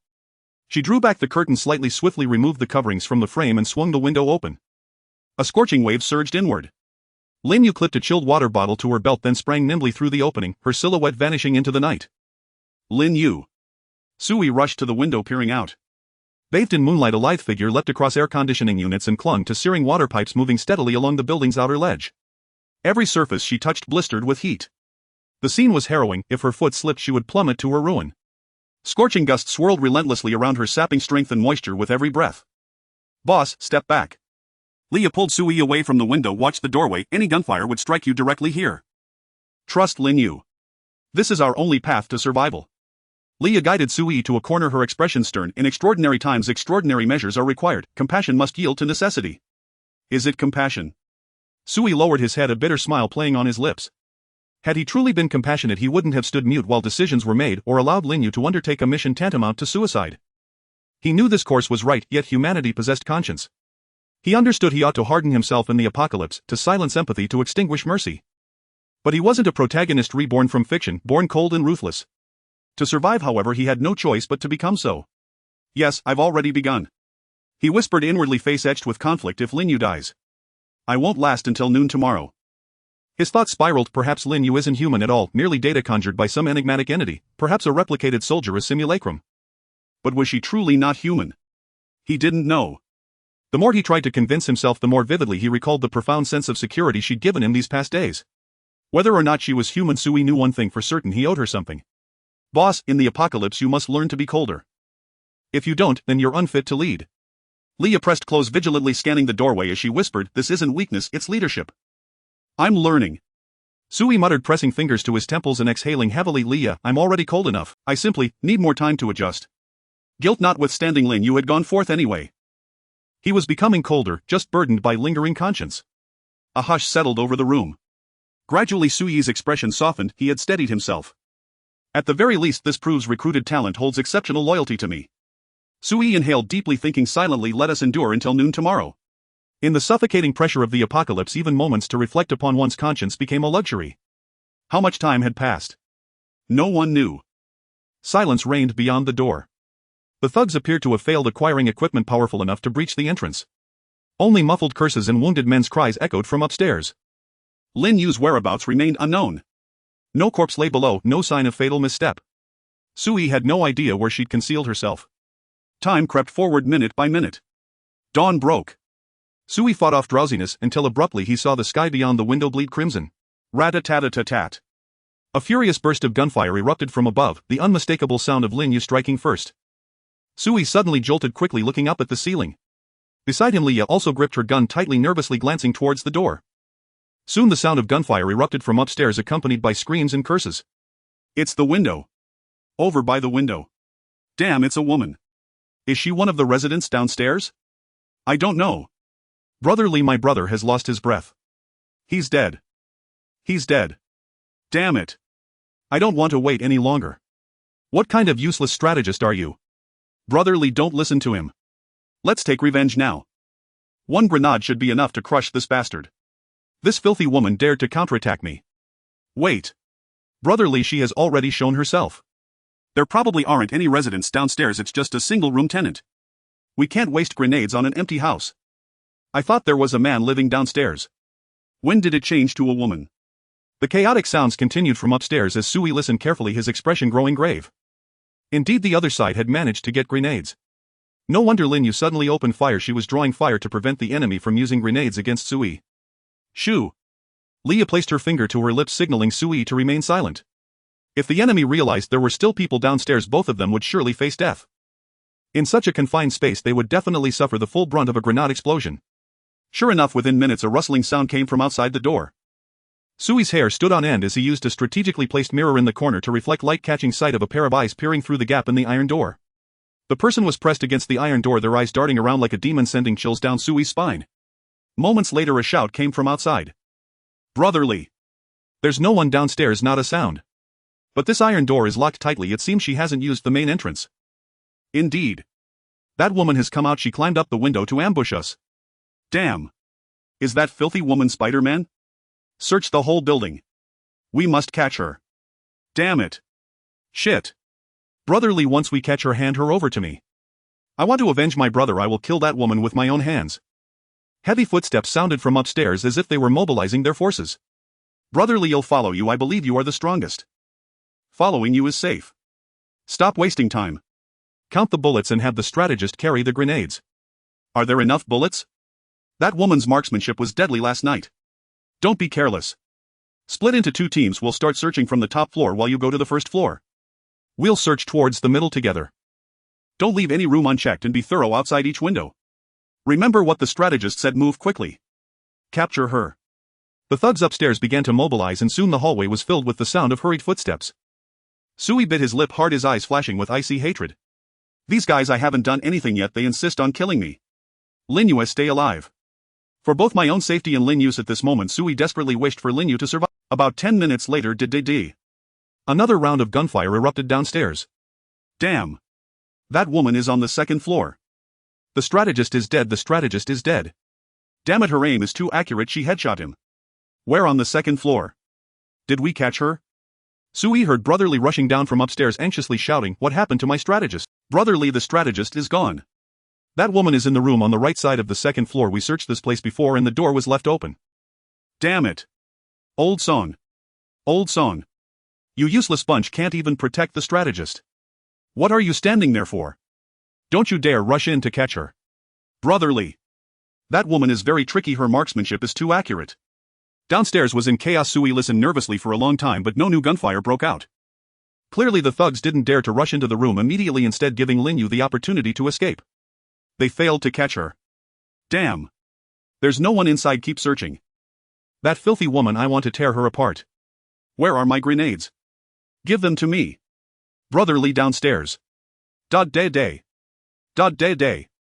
A round of gunfire rang out from the top floor, claiming an unfortunate soul who had not even issued a warning before being shot dead.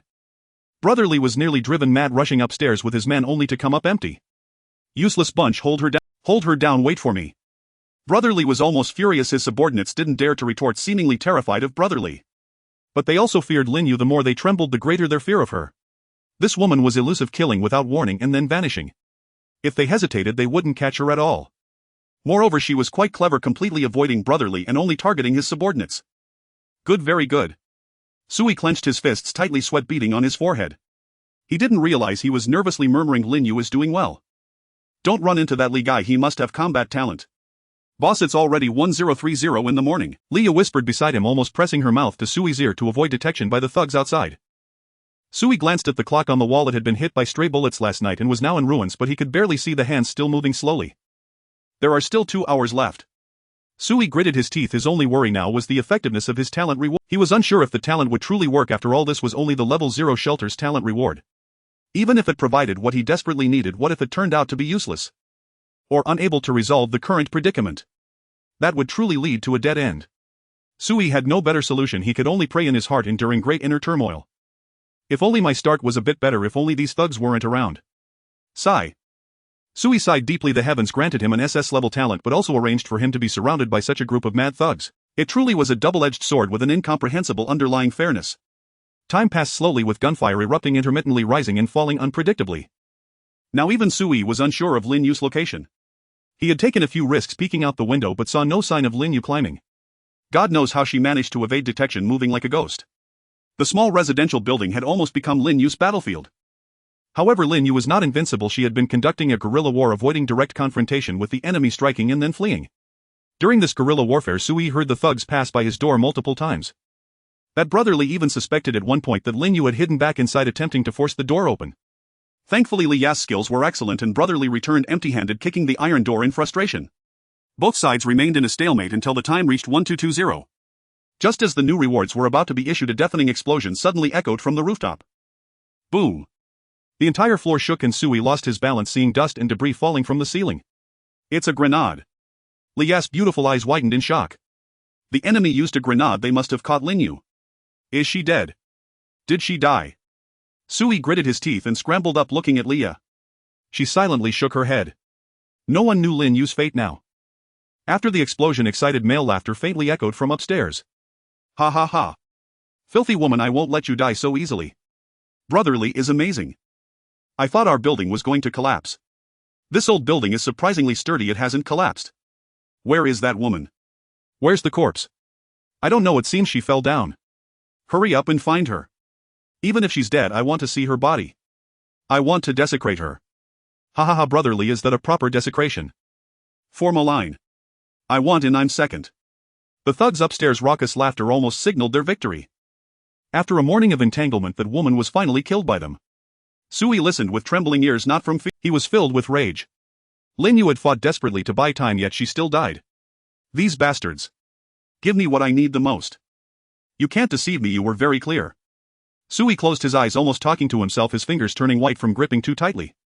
I want the reward I need the most, give it to me. I need to kill. Right now I need to kill more than anything. I want to kill these bastards. Congratulations. You have spent 24 hours in the shelter, triggering the talent reward. The time spent is recalculating. Congratulations, you have received the talent reward class combat team card consumable. As a line of clearly written text flickered before Sui's eyes, a golden card fell into the palm of his hand. This is a card roughly the size of a bank card, entirely golden, with several blurred silhouettes of soldiers engraved on it. At the top of the card there is detailed information about the item. Class combat team consumable. After use it can randomly summon a technology-oriented combat team of 36 people with each member's strength fixed at class, and the equipment adapts according to the number of members. The effect of this item lasts only for 2 hours, after which the combat team will be recalled. Temporary summoning. At least 3 class soldiers. Sui's eyes lit up. The strength of class soldiers has already been vividly demonstrated through Linyu. Their combat power is almost comparable to that of special forces. A combat team of at least 3 people will definitely annihilate this group of thugs. Summon. Sui unhesitatingly chose to use the card, and immediately a swirl of golden light appeared around him. When the golden light dispersed, 6 fully armed special soldiers stood beside Sui, ready for action. They were all male, dressed in special camouflage uniforms, wearing combat boots, equipped with night vision goggles, grenades and navigators at their waists, holding black firearms of varying lengths. Each of them had determined and sharp eyes emanating an aura of being well-trained and decisive. Sui took a glance and immediately assessed that the roles of these 6 individuals were clearly defined. There was a battlefield medic carrying a medical kit, an assault rifle wielding main attacker, and a teammate with a specialized rifle protecting the sniper holding a Barrett in a core position. 3 main attackers, 1 medic, 1 communicator and 1 sniper. A well-equipped combat team of 6. Commander. The leading assault soldier saluted Sui, his mask revealing only his eyes, as he calmly requested, please issue the combat orders. Command. What is our combat mission? Kill. Sui took a deep breath, almost without hesitation, pointing at the doorway. There are individuals in this building threatening our lives. Eliminate them. Yes. The soldiers shouted in unison, we guarantee to accomplish the mission. Beside them, Leah, startled, quickly reminded, there's also a woman. Her name is Linua, she is a soldier and we need to save her. The soldiers looked at Sui, who nodded yes. Understood. The leading soldier signaled and the 6 soldiers split into 2 groups, deploying in different formations. The communicator and sniper exited through the window, attaching their grappling hooks to their waists, quickly reaching the opposite rooftop to set up a sniper position. The main attackers and medics waited for Leah to open the iron door before directly tossing smoke bombs out. Bang!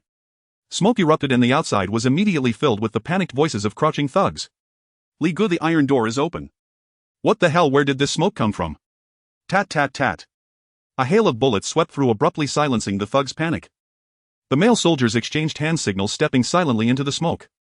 Not long after, tat tat tat, tat tat tat, tat tat tat, tat tat tat. A dense and rhythmic gunfire erupted from outside the door. With each shot, a muffled thud of a body hitting the ground could be heard, and few cries of pain emerged. This indicated that every enemy they discovered barely had time to issue a new warning before they met a swift demise. As the soldiers began their sweep, the shouts of the thugs quickly followed. It's the enemy. They're here again. Soldiers. Damn, they really are soldiers. Is this the team here to rescue us? Crap, they're killing our people. I surrender. I surrender, don't kill me. Damn. These are definitely not regular troops, how dare they attack ordinary people? Fight back. The outside was filled with the panicked voices of thugs, accompanied by the sounds of flashbangs and smoke bombs exploding. Throughout this, the gunfire never ceased. Sui also heard the sporadic sniper shots echoing from the distant rooftop. Bang. Bang. The frequency of the sniper's shots was not high, but the power was immense. A Barrett bullet could almost penetrate any obstacle. Even enemies hiding behind cover could be killed with a single shot, and they were easily exposed under thermal imaging. Once the thugs were detected by the sniper, they would die instantly. There's a sniper outside. Quickly hide. Li Gu. Li Gu. Damn, Li Gu was shot in the head by the sniper. Brothers, run. The chaotic sounds from outside continued, clearly indicating that under the coordination of the 6 soldiers, the ragtag group outside was no match. Only the screams and panicked cries of the thugs echoed, and Sui did not hear any sounds of the soldiers faltering. He walked to the window and looked down to see many bloodied thugs scattering out of the building, their faces filled with terror. The sniper upstairs fired 1 shot per enemy, aiming for the head, killing them all. In just a short while, 7 or 8 corpses lay below, while the remaining survivors were forced back inside, continuing to face the ruthless sweep of submachine guns and rifles. Sui stood by the window, coldly watching the scene. He felt a bit uncomfortable. Seeing dead bodies for the first time did indeed unsettle him, but this discomfort was quickly replaced by the thrill of revenge. In just a few breaths Sui's discomfort vanished entirely, leaving him with no feelings. Have I already adapted?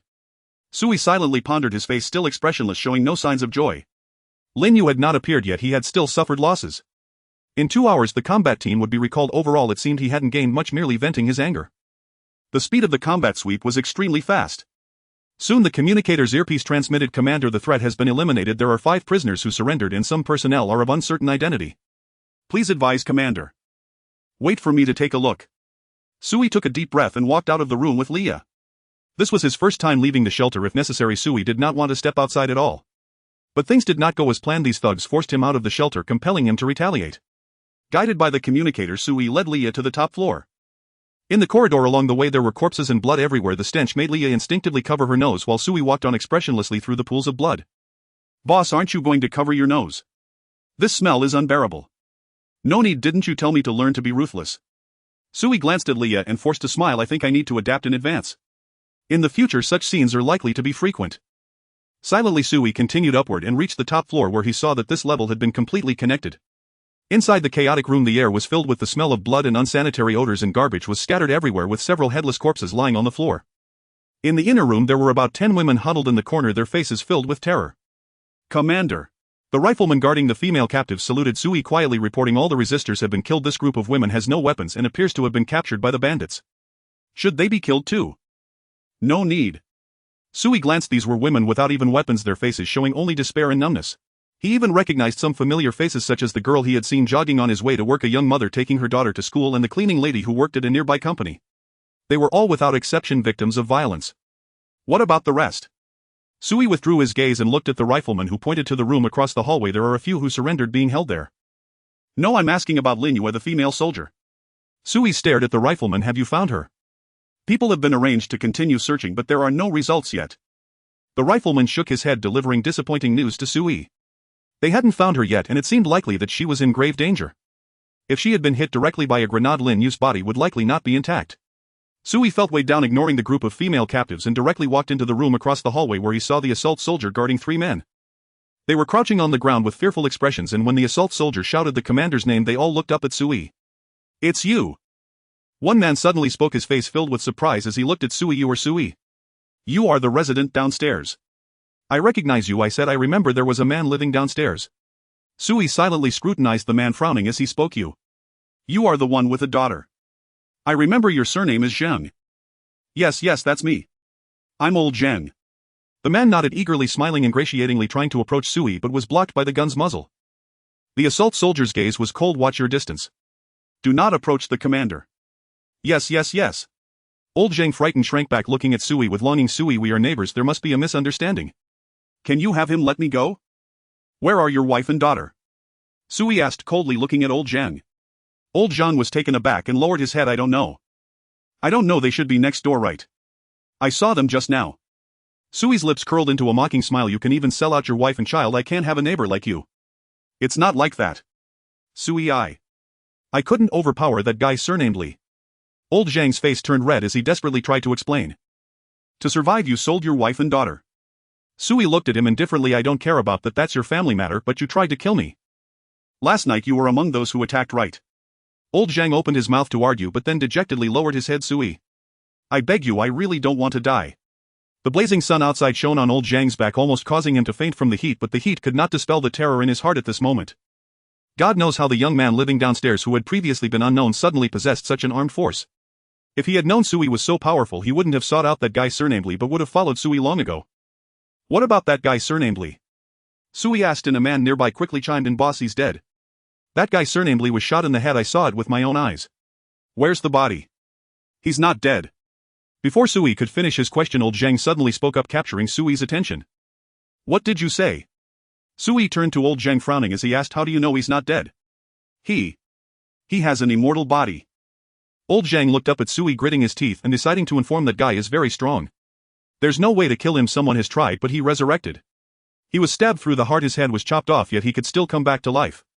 This guy cannot be killed at all. Someone has long resented him, but no one has ever succeeded in killing him. Lao Zhang's betrayal cast a strange, unsettled expression upon the faces of the 2 men nearby.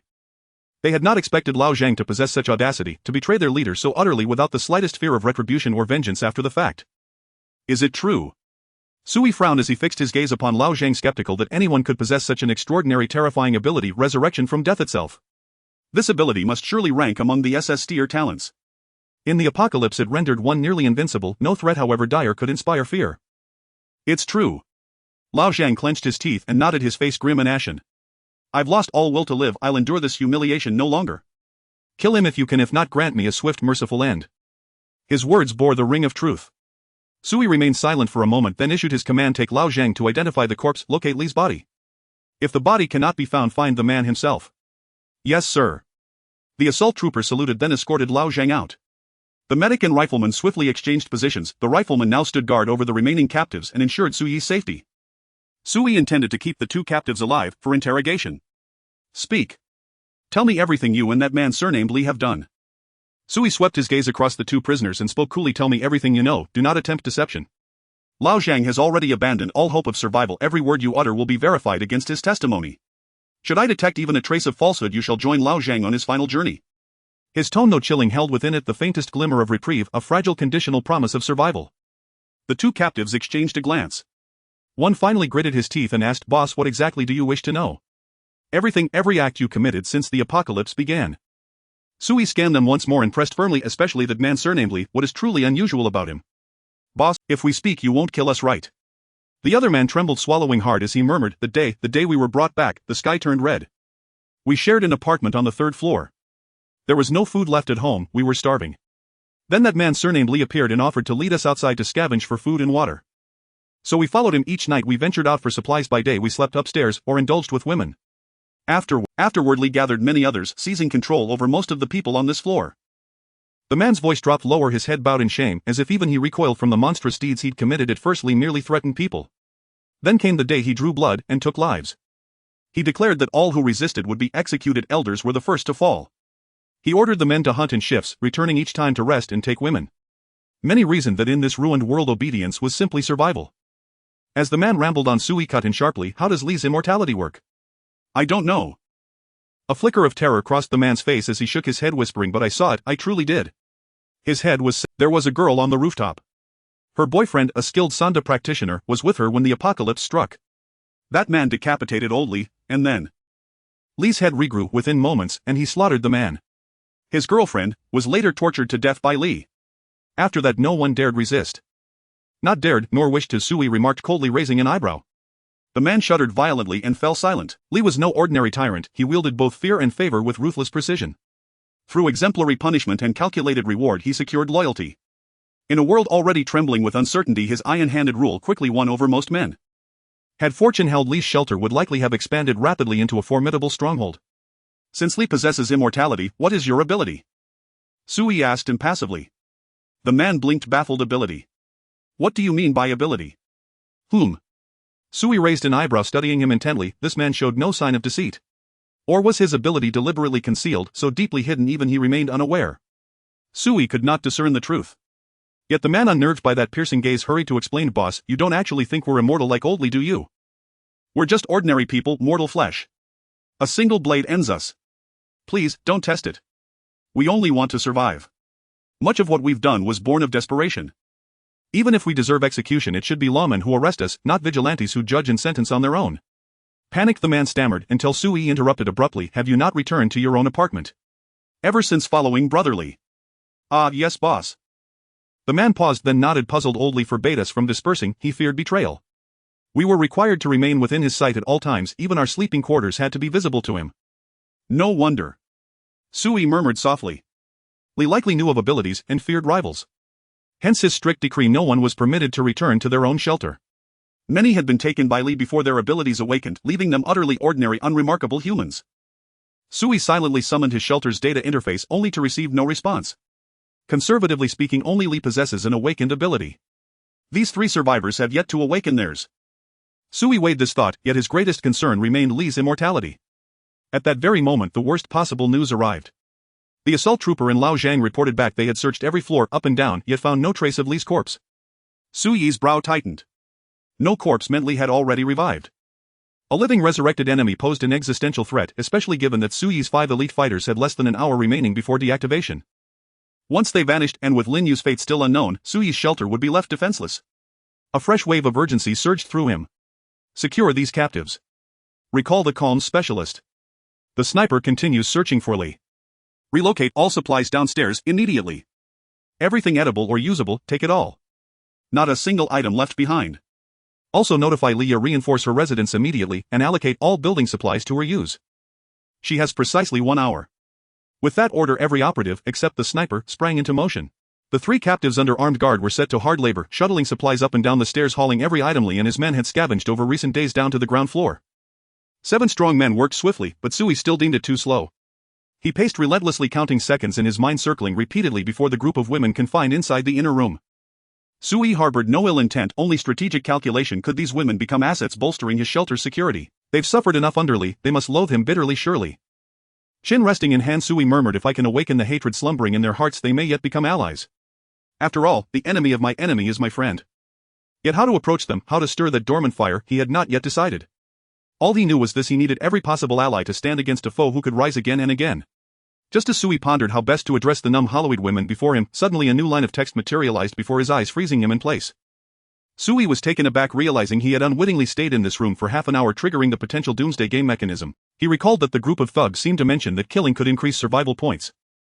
From this point of view, the doomsday game not only brought about terrifying natural disasters but also encouraged mutual slaughter among humans. Since even the act of killing is encouraged, it is not surprising that mechanisms for destroying and occupying others' shelters have emerged. According to the information provided by the captives, this house originally belonged to Brother Lee, who later broke through the walls to create a larger area.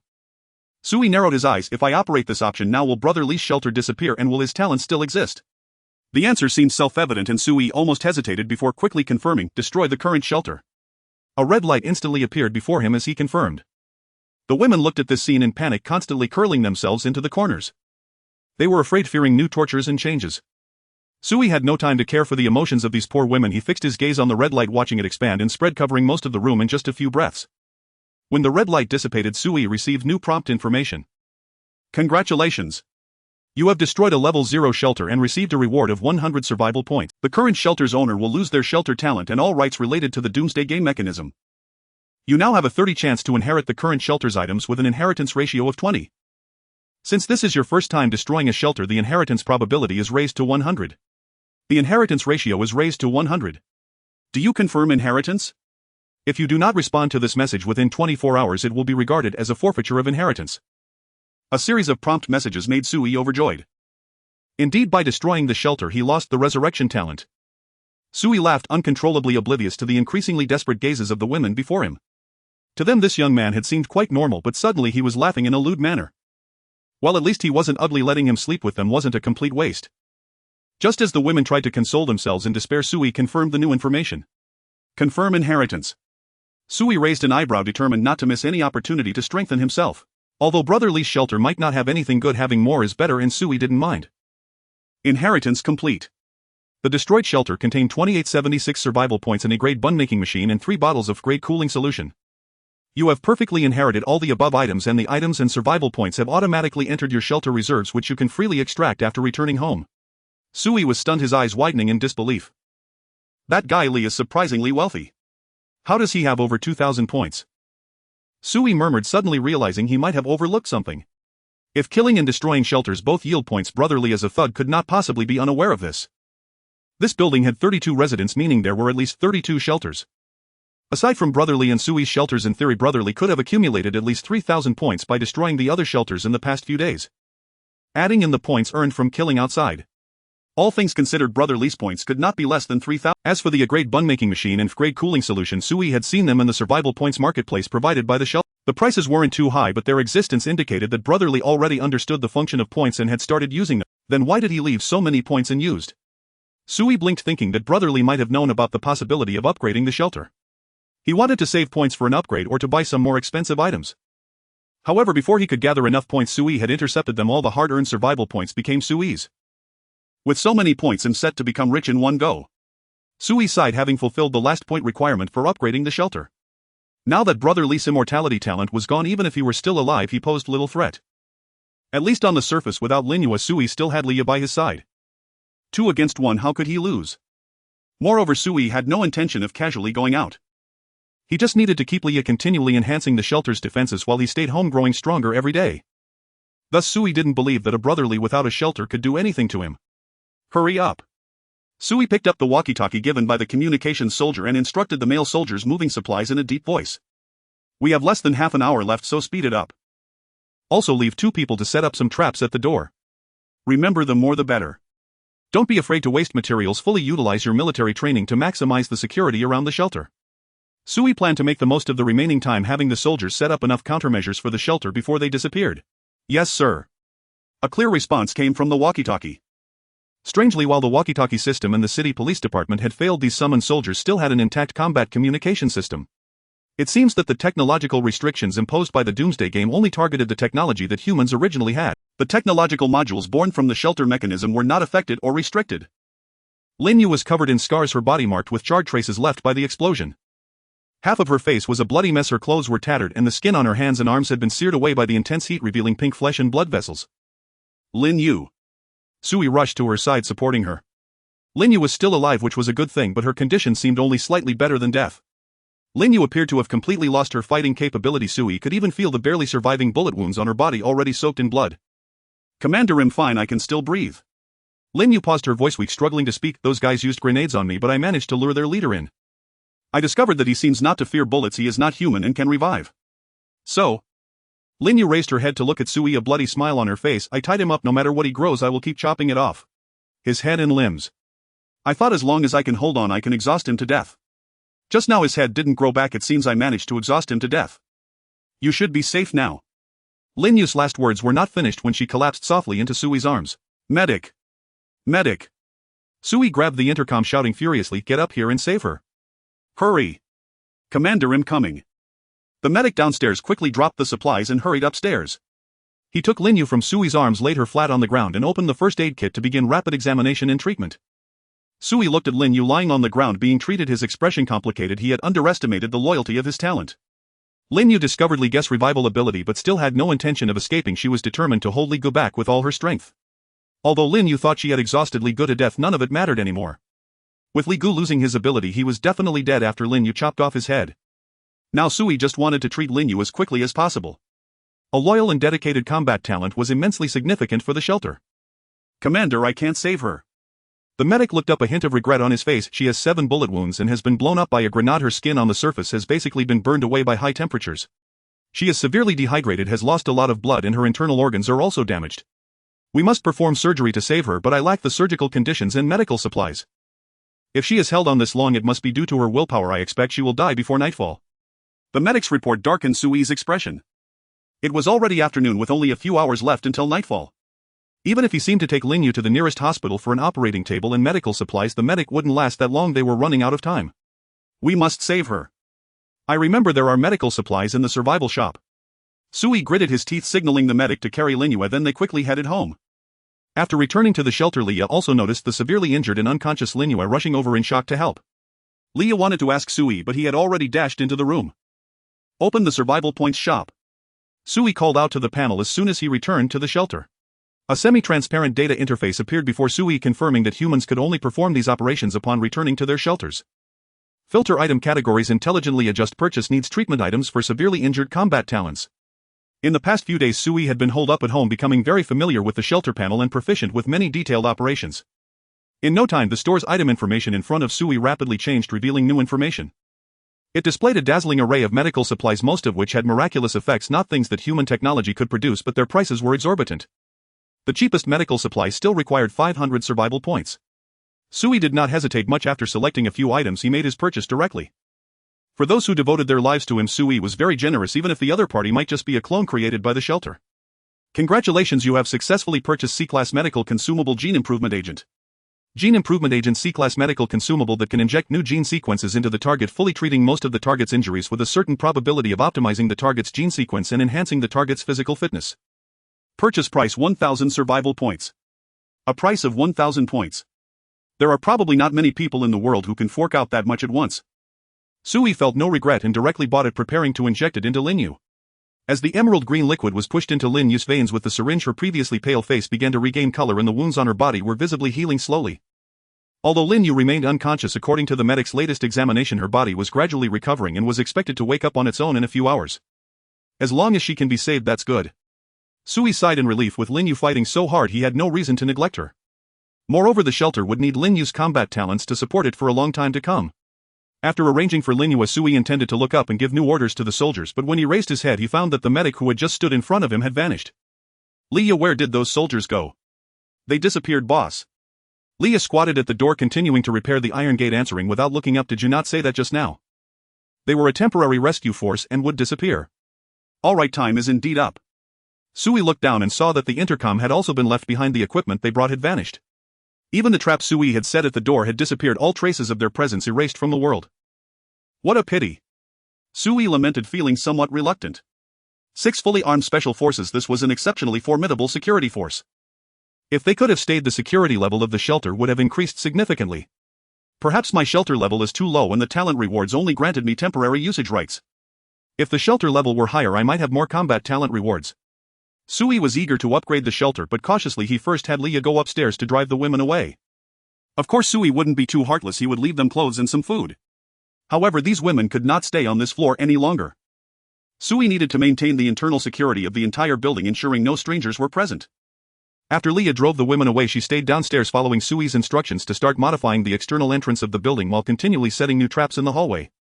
Outside the window, the sky had unknowingly darkened. The crimson light had vanished, replaced by a pitch-black night sky with only the bright moonlight providing some illumination for the humans at night. Sui opened the chat interface of the shelter, wanting to observe today's information and see if the fighting in this building during the day had affected the people nearby. Sure enough, as soon as Sui opened the chat channel, he saw many people discussing this matter.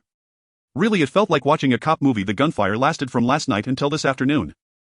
I was in the building opposite. I even saw someone climbing outside like Spider-Man, hiding and ambushing everywhere. It's a pity my phone wouldn't turn on, otherwise I would have recorded a video for you. I watched them fight all day. It was exhilarating. Exhilarating. Do you have any idea how many people died? The stench of the dead was so strong that I could smell it from this far away. That building is probably going to stink to high heaven. Ah, this is the apocalypse. Humanity has already begun to kill each other with no thought of uniting. No. Did you really see this as an action movie? Don't you have any other thoughts?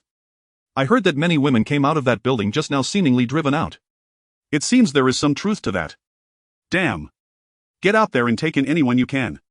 Hold on a second, buddy. Leave the one with the biggest butt for me. Sui's building erupting in battle clearly caught the attention of some survivors in the city.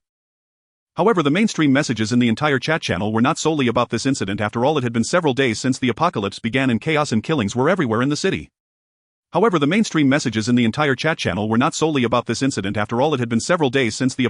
see any new dangers, but at least I can be sure that someone must be keeping an eye on this building. Based on the foresight displayed during the day, no one should be foolish enough to come looking for trouble, right? As long as I can secure a few more days of reward time, I can survive the most difficult early stages of the apocalypse. Sui took a deep breath, checked the curtains in his home to ensure no one would disturb him, and then called up the shelter panel. Check the conditions for upgrading the shelter. Congratulations, all 5 of your upgrade prerequisites have been met. You can currently upgrade the shelter to level 1 experimental room or continue waiting for more upgrade options. Start upgrading. Sui hesitated, not at all directly executing the operation.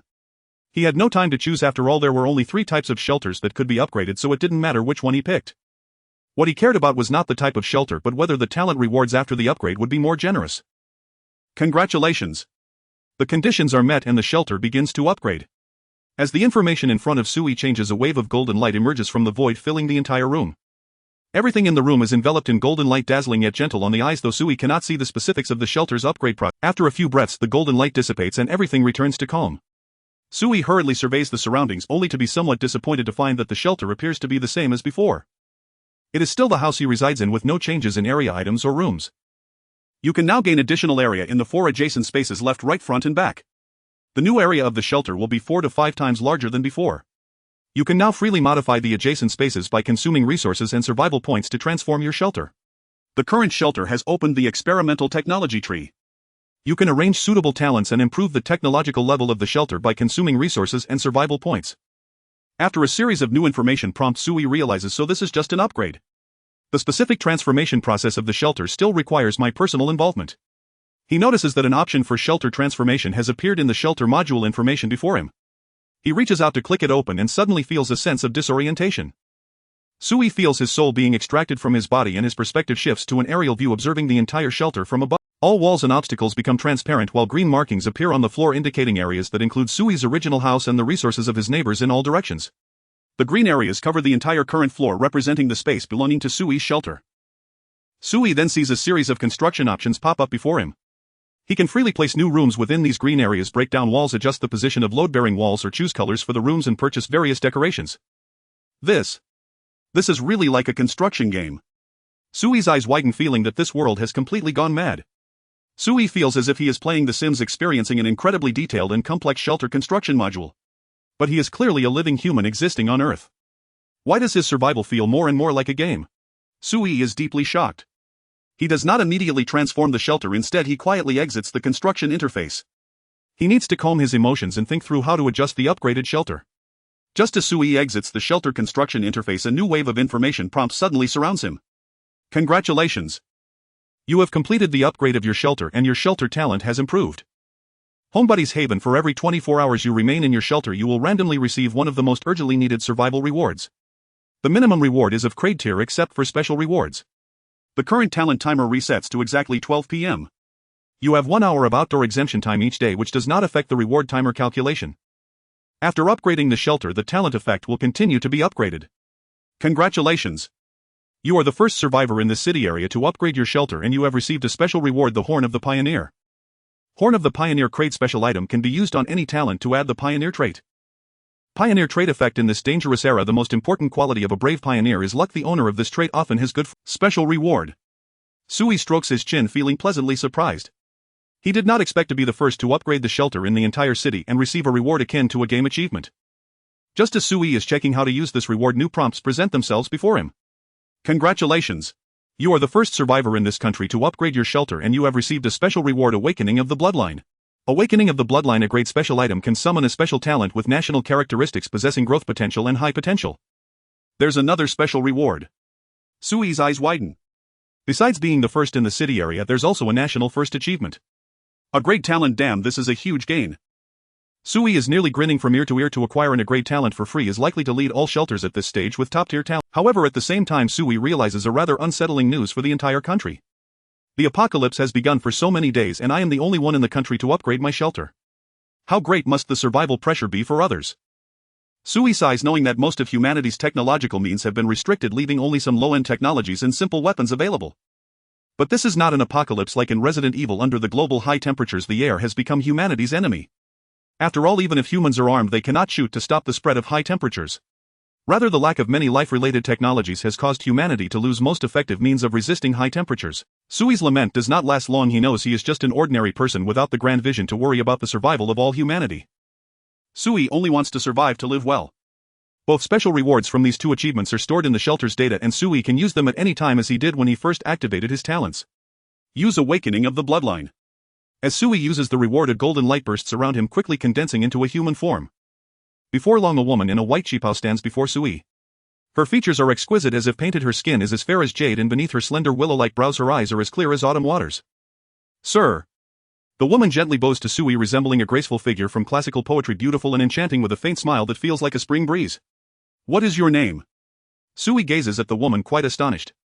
He did not expect to summon such a stunning beauty. Her looks are breathtaking, embodying an enchanting beauty that captivates at first sight. Sir, my name is Jiang Xiaozi. The woman bows her head softly, introducing herself. A person from Jiangnan encountering you today is truly fortunate. A good name. Sui nods.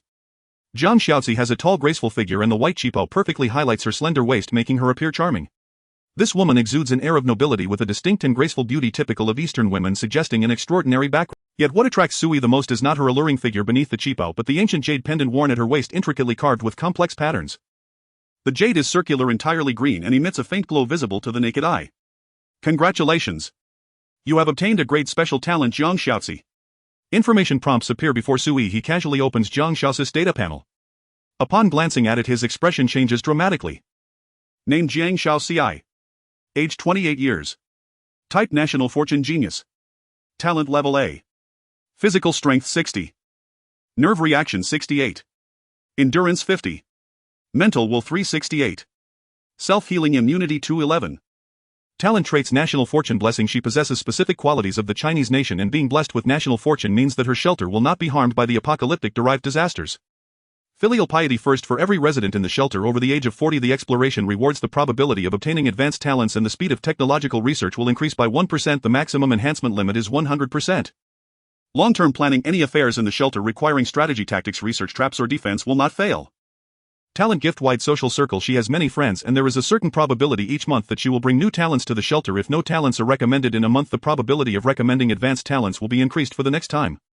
Exceptional intelligence. She can effectively pass on her knowledge and experience to others through communication and guidance with the residents of the shelter. She can significantly enhance their skill levels and thinking abilities. People's heart. Her strength unites the residents of the shelter, creating a strong sense of community. Within the shelter, her presence greatly enhances the morale and work efficiency of the residents, making the entire operation run more smoothly. Value score 3568 points. Hiss.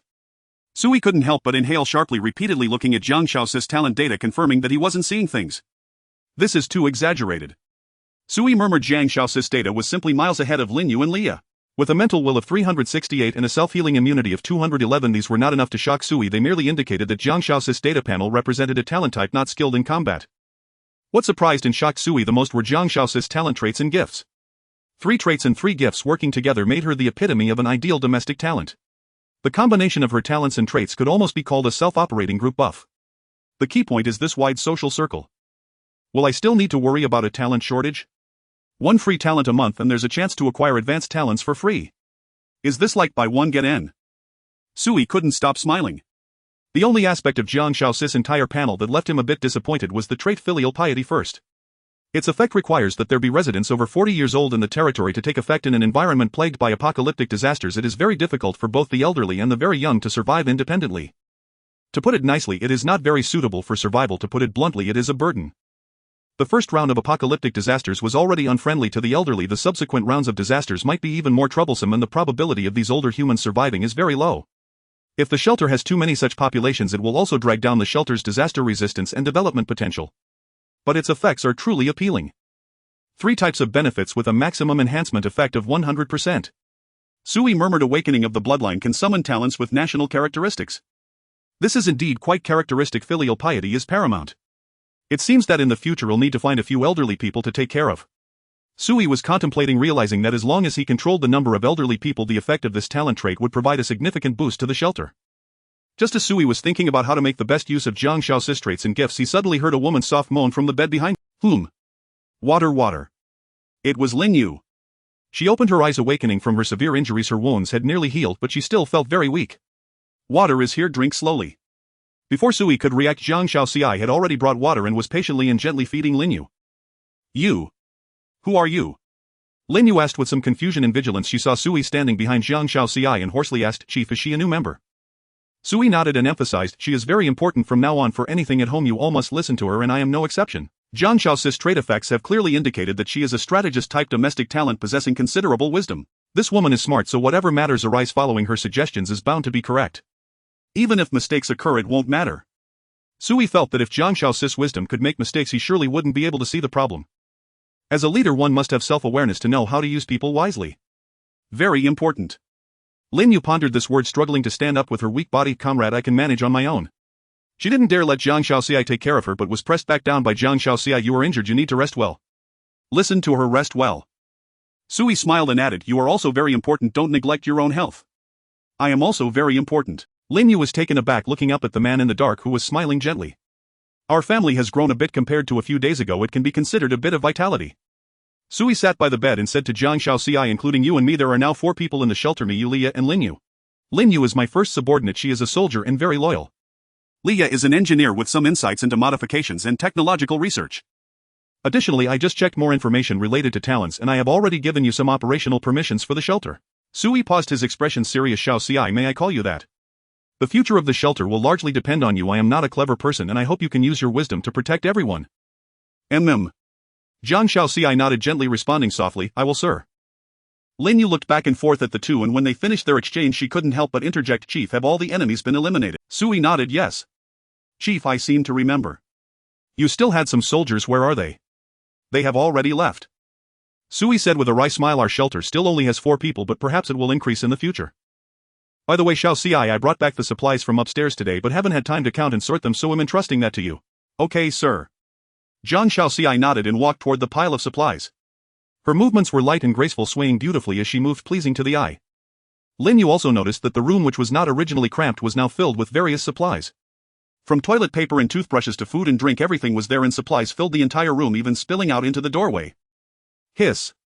Lin Yu stared wide-eyed, utterly astonished. Chief, did you rob someone? Yes, we robbed our enemies. Sui laughed heartily, feeling very good at the moment. With the external threat resolved and an increase in talents in the shelter, everything was moving in a positive direction. Even though the outside world was still a scorching apocalyptic wasteland, his shelter had begun to take shape, showing some disaster resistance and security capabilities. The chief is really impressive. Lin Yu sincerely complimented while Sui shook his head. I am not impressive. If it weren't for you risking your life to hold off the enemies, we would be in peril. This time you are the greatest contributor. Chief, this is what I should do. Lin Yu lowered her head a bit shyly. Even the cheerful girl could feel bashful. Protecting you is my responsibility. Sui smiled and nodded, asking, by the way, the healing items I used on you seem to have some probability effects. They seem to enhance you. How do you feel now? Feel? Lin Yu shook her head. I don't know, I'm feeling a bit weak and can't accurately assess. Sui nodded, casually opening Lin Yu's panel to take a look. Lin Yu's fundamental attributes had all surpassed 100 points, and she had gained a new talent trait. Seeking shadows and secrets. When she is assigned to exploration missions, there is a slight chance of obtaining additional resources. In addition, Lin Yu's talent level had improved from D to C, and her combat score had slightly increased. However, her physical condition was marked as weak, indicating a recovery period of 10 hours. It seems that this 1000-point gene potion is quite effective. Sui felt somewhat surprised. It's better than I expected. One could say it's worth more than the cost. Sui analyzed that this might be due to Lin Yu's low talent level coupled with a stroke of luck encountering the improved odds of the gene potion. Speaking of luck, Sui remembered that he still had a special reward and used. Horn of the Pioneer can add new traits to talents, and this trait can bring good fortune. From the introduction, this item, though its effects are not very precise, is still a special reward. I currently have only 3 talents. Who should I use it on? Sui lowered his head to analyze logically. He should give it to Jiang Xiaozi, who had the highest rank. However, Jiang Xiaozi's traits and talents were all fixed gain effects, and she was primarily a domestic talent with responsibilities that were not closely related to luck. Even though Jiang Xiaozi's traits mentioned terms like strategy and tactics, these were areas Sui had yet to engage with, and he was uncertain if they required the support of luck. On the contrary, Lin Yu, who had always been the main combat force for exploring resources, was in dire need of luck. If luck were on her side, the resources she brought back would naturally be more abundant. As for Leah, Sui had not considered her at all. A scientific research engineer had no need for good fortune at this stage. Scientific research requires a grounded approach. Let's give it to Lin Yu. It's clear that she would benefit the most from this trait. Without further ado, as Lin Yu rested with her eyes closed, Sui opened the shelter panel and chose to use the special reward on her. As a flash of golden light passed over Lin Yu, the prompt indicated that she had acquired the Horn of the Pioneer trait. Chief, I feel like there's something extra in my mind. Lin Yu suddenly opened her eyes, her expression somewhat bewildered. Sui smiled reassuringly. Don't overthink it, just lie down and rest. You are our only guardian right now. Lin Yu nodded, obediently lying in bed at ease. Sui did not view using the special reward on Lin Yu as a waste. He had no intention of saving it for a more suitable talent in the future. After all, while the shelter system resembled a game, it was based on reality. A prudent accumulation is beneficial, but mindless hoarding would only jeopardize one's safety. Some things should be used when needed. The sooner you use them, the sooner you enjoy them. The night was vast and quiet, with only Lia's rhythmic sounds from downstairs as she built safety facilities and Jiang Xiaozi softly counting the resources. Sui opened the shelter and finally had time to carefully tally today's harvest. Thanks to today's talent reward, Sui had wiped out the thugs and seized the entire building. Li Gu and his team had been continuously collecting resources from outside these days, which had all benefited Sui. Sui roughly estimated that if only 4 people were to use these resources, they could easily sustain themselves for several months and live relatively comfortably. After all, while other survivors in the city were still worrying about food and water, Sui had already resumed using toilet paper and toothbrushes, essential items that improved quality of life. Additionally, he could smoke and even found some colored magazines and comics among the resources. It seemed that Li Gu and his group were truly accepting of any resources, bringing everything they could into the building. While having more resources is certainly advantageous, it also comes with drawbacks. There are too many resources. The storage space in the fridge is limited, which will inevitably cause some food to spoil prematurely in the heat. By the way, how many survival points do I have left? Sui took a glance and found that he still had 1,806 survival points. First, I should build out the blank areas of the shelter. Let's see if I can trade my excess points for some better items. Sui opened the construction module of the shelter and once again felt that out-of-body sensation. Sui's perspective was raised back to a bird's-eye view, and this time he didn't feel much shock or reflection. He immediately began to scrutinize the overall structure of the shelter. This building was an old residential complex with a total of 8 floors and 4 households on each floor. The current area of Sui's shelter covered the entire 6th floor, including the stairwells. Based on the trend that the shelter would expand to surrounding areas as it upgraded, Sui could easily predict that one day it would occupy the entire building.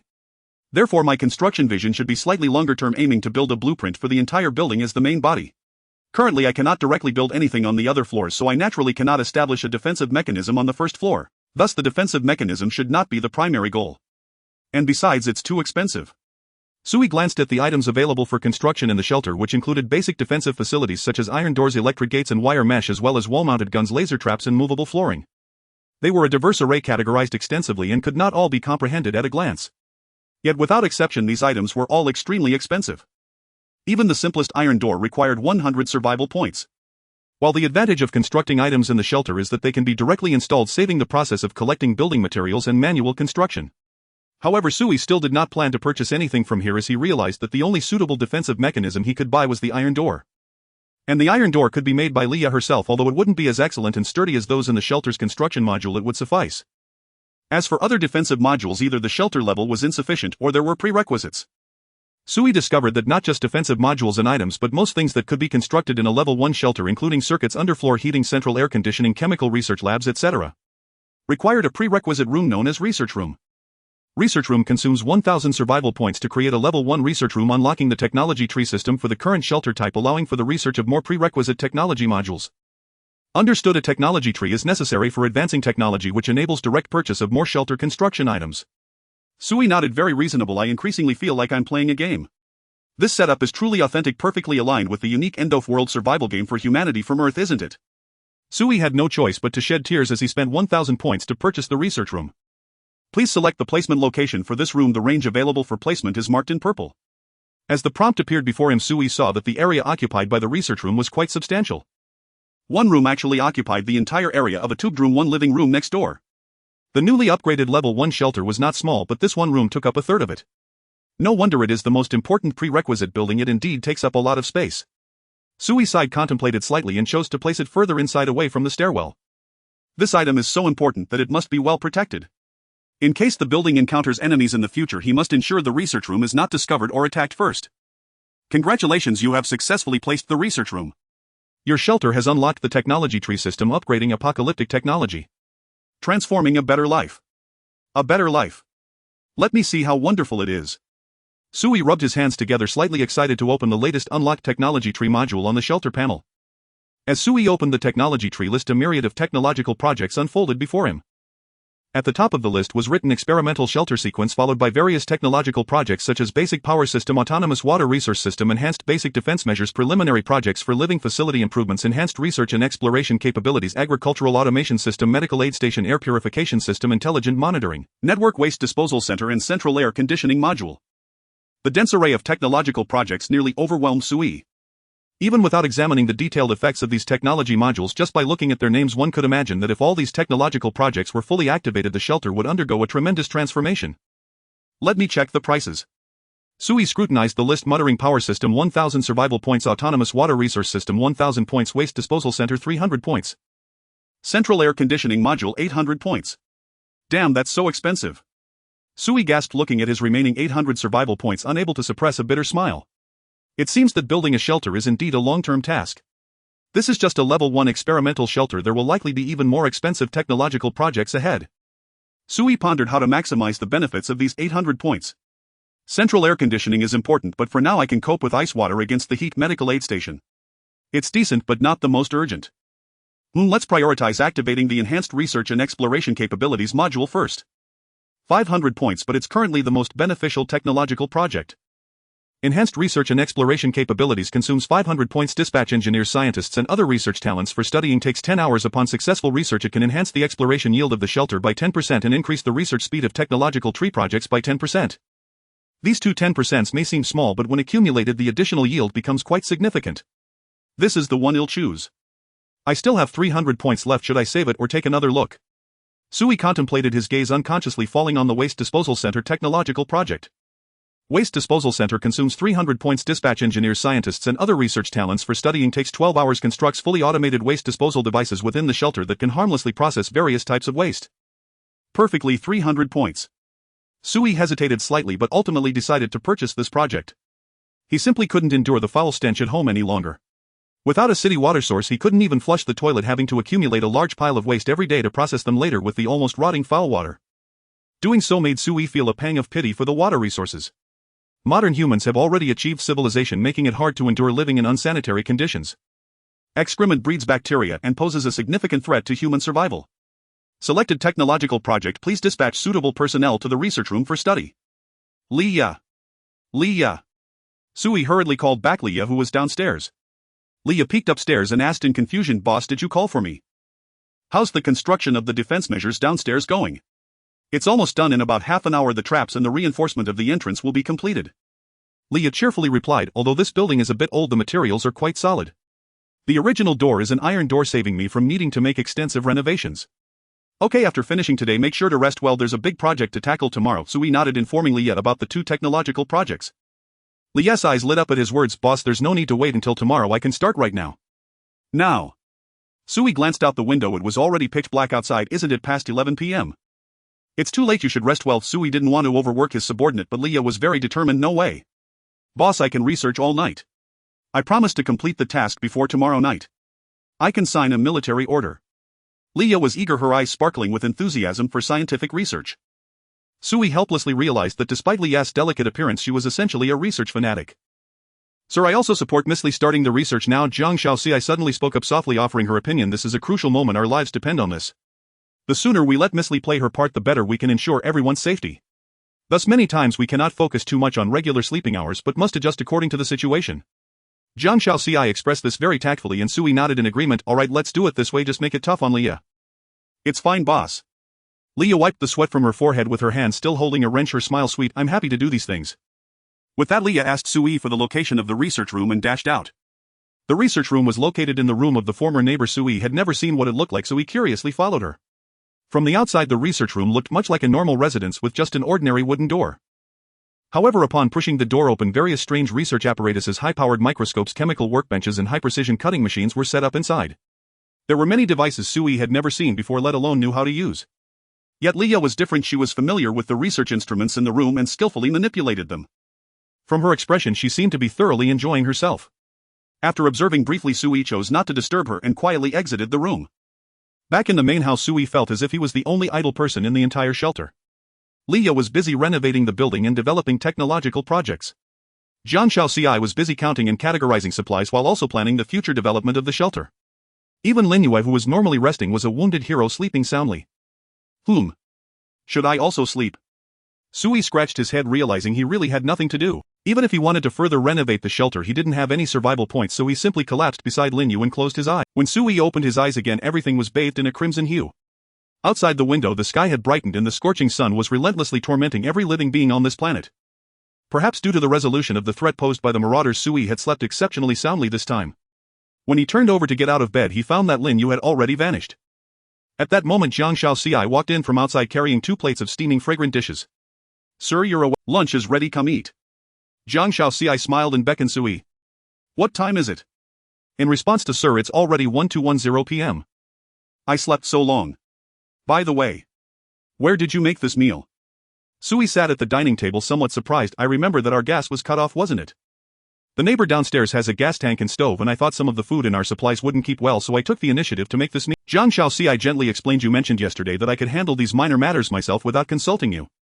"Yes, that's right, you did an excellent job." Sui nodded, glancing around the house with a sense of nostalgia. Just before sleeping, the entire place was very messy and the air was filled with an unbearable heat and foul odor. In the days of the apocalypse, Sui had no mood to clean the room, and neither of the 2 girls, Lin Yue and Leah, were inclined towards housework. But now, after waking up, the entire house was clean, tidy and bright. The foul odor in the air had vanished, replaced by a faint sweet fragrance. What surprised Sui the most was that he noticeably felt a cooler temperature in the room, seemingly only around 30 degrees. To think that the global temperature was 70 degrees, 30 degrees could almost be called winter. "How come? It's so cool," Sui murmured, scanning the room and discovering that the refrigerator had been moved by Jiang Shaoxi placed at the door. Moreover, the cabinet was open with a makeshift device resembling a fan set up outside, continuously drawing cold air from the refrigerator into the room. An air conditioner. Sui's eyes widened in disbelief. "Shaoxi, did you do this? This is no longer a refrigerator, this is clearly an air conditioner." Sui had thought about doing something similar before but had never gotten around to it. Instead, it was Jiang Shaoxi who handled these details. "It wasn't me, it was Miss Lee." Jiang Shaoxi shook her head, not taking credit. "She made this device to improve your sleep quality." If it weren't for your instructions, Leah wouldn't have taken the initiative to do these things. Sui smiled, knowing Leah's character. She was relatively passive as a research talent, mostly accustomed to following orders and seldom taking initiative. But Jiang Shaoxi was different. She was very proactive, thinking independently about what needed to be done and striving to do it well. The refreshed room before him was the best proof. In just one night, as Sui sat at the dining table looking at the bright and clean house, he felt as if he had returned to the days before the apocalypse. However, Sui's moment of nostalgia did not last long, as it was soon interrupted by a new notification. Congratulations! You have stayed in the shelter for 24 hours, triggering the talent reward. You have received the talent reward Clevel Technological Weapon Infinite Bullet Rain Rifle High Sniper Type. As the prompt appears, a rifle directly materializes on the dining table. Jiang Shaoxi's chopsticks paused slightly as her beautiful eyes lowered, pretending not to see. She continued to eat elegantly. The rifle, crafted from lightweight high-strength alloy, gleamed with a cold metallic luster, its lines simple and elegant, equipped with a smart sight and a silencer. At the magazine's position there was an energy conversion system that exuded a futuristic technological vibe. While Sui was observing, the rifle's information also appeared before his eyes. Weapon name: Endless Bullet Rain Rifle. Weapon grade: Clevel. Weapon characteristics: unlimited ammunition. It can fire gunpowder bullets without restriction, but please pay attention to the barrel's cooling. High precision mid-range sniping within 800 meters. It can be adjusted to single-shot sniper mode, maximizing its power. Silencer: its shooting sound is minimal, almost imperceptible in non-enclosed spaces. Basic attributes: weight approximately 4.6 kilograms. Length 1020 mm, barrel 450 mm, extendable stock. Caliber 5.56 mm, adaptable with various caliber conversion kits. Range: effective range of 800 meters, maximum range up to 1500 meters. Rate of fire: adjustable single-shot 3-round burst in fully automatic. In fully automatic mode, the firing rate can reach 800 rounds per minute. Ammunition type: built-in unlimited ammunition, no reloading required, cannot use other types of bullets. An infinite bullet rifle with a sniper function. Sui's expression was somewhat subtle. He felt as if he had entered a world of infinite flow. Does even this exist? A mysterious being has truly created a localized apocalyptic game on Earth.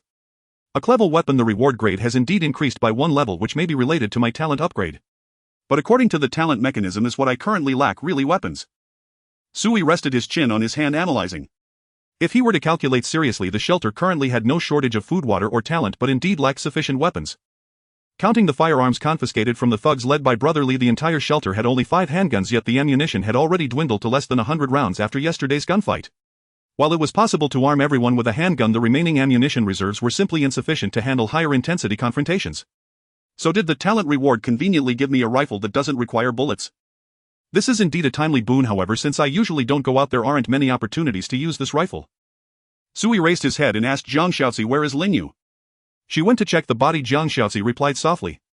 "She said she wanted to personally confirm whether yesterday's enemy was truly dead and should be back soon." "Are you talking about the body of that Brother Lee?" Sui rested his chin on his hand, murmuring, "Speaking of which, I forgot to ask her yesterday how she delayed for so long and how she managed to capture Brother Lee." Sui was quite curious about this. Yesterday morning was the most dangerous moment for the entire shelter. Fortunately, Lin Yu attracted all the thugs' attention by herself, otherwise both Sui and Leah would have been in danger. "I've asked her about it." Jiang Shaoxi put down her bowl and patiently explained to Sui. According to Miss Lin, during the battle yesterday she made full use of the outer walls of the buildings and various residential houses for cover. This was made possible because that group of enemies had previously broken in and opened most of the doors in advance. Miss Lin utilized the outer walls as passageways, capturing isolated enemies in different rooms to ensure our combat advantage in unknown encounters, thereby continuously weakening the enemy's living forces. Although Brother Lee used grenades, Miss Lin successfully avoided damage, so there was no major issue.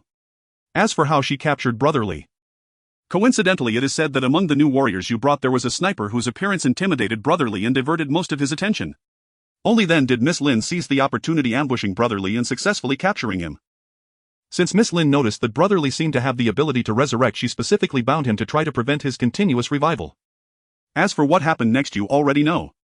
Jiang Shaoxi narrated everything and Sui asked, "Did Lin Yu tell you that?" "Yes, I felt it was necessary to understand everyone in the shelter, so I had preliminary conversations with them." Jiang Shaoxi nodded, praising Miss Lin's combat ability is outstanding and her fighting spirit is commendable. "She is an exceptional warrior." "I think so too." Sui nodded in agreement, having personally experienced yesterday's gunfight and deeply realized Lin Yu's importance. However, considering avoiding a repeat of yesterday's situation, Jiang Shaoxi looked at Sui and suggested, "I recommend that you adjust the development direction of the shelter, focusing on building internal defense mechanisms." "I was thinking the same." Sui nodded and smiled. "It seems we are on the same wavelength. I was just planning to have Leah take charge of this." "No, that's not enough." Jiang Shaoxi shook her head. In addition to the physical defense measures of the shelter, we also need to construct more defensive means. For example, Sui humbly asked for advice. What good ideas do you have? Feel free to share. Residents, we need more helpers.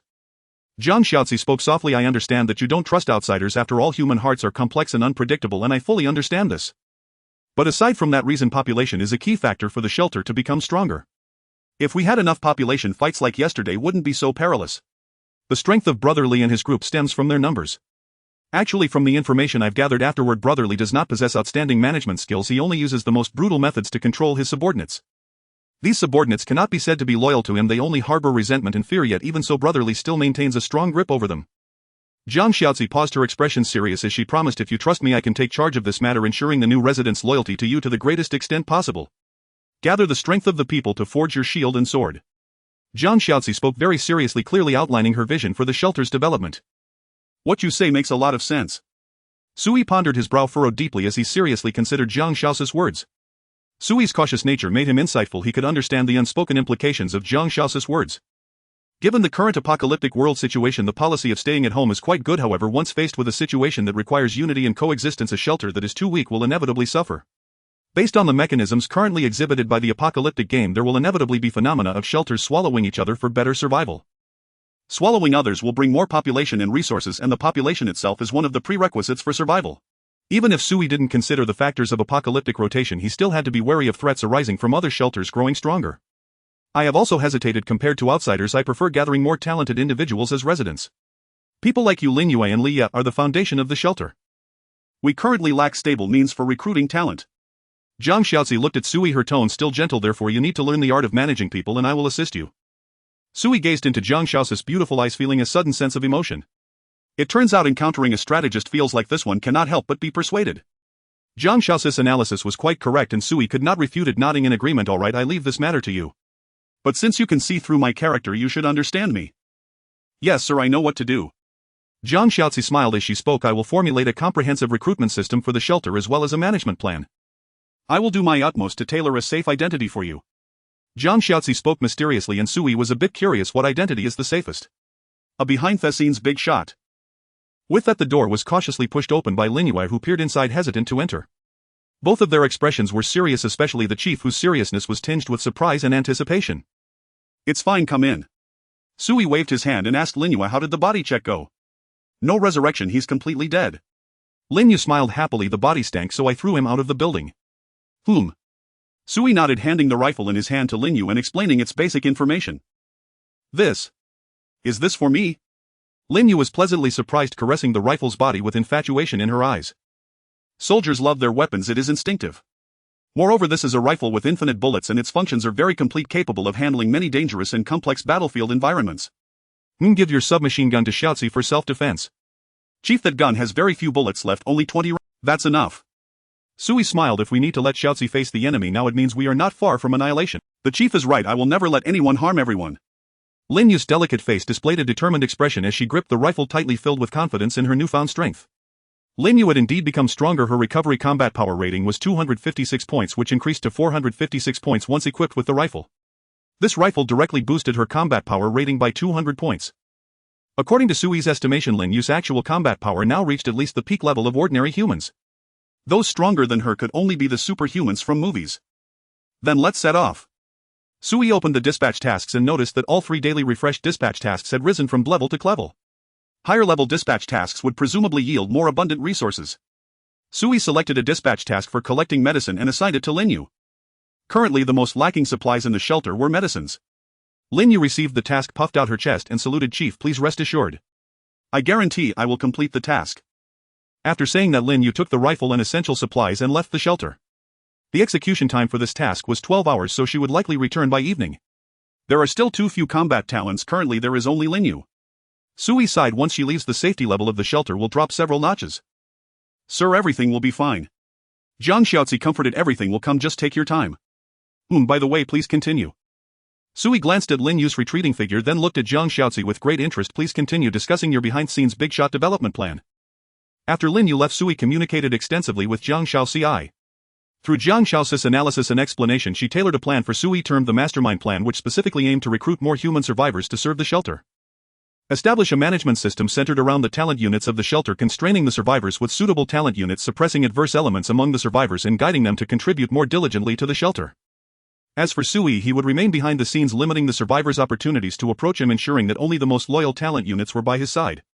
As long as we establish a complete management mechanism for the shelter, forming a pyramid system where the master is revered, talents assist, and survivors are the populace, we can guarantee the master's safety while also ensuring the rapid development and expansion of the shelter.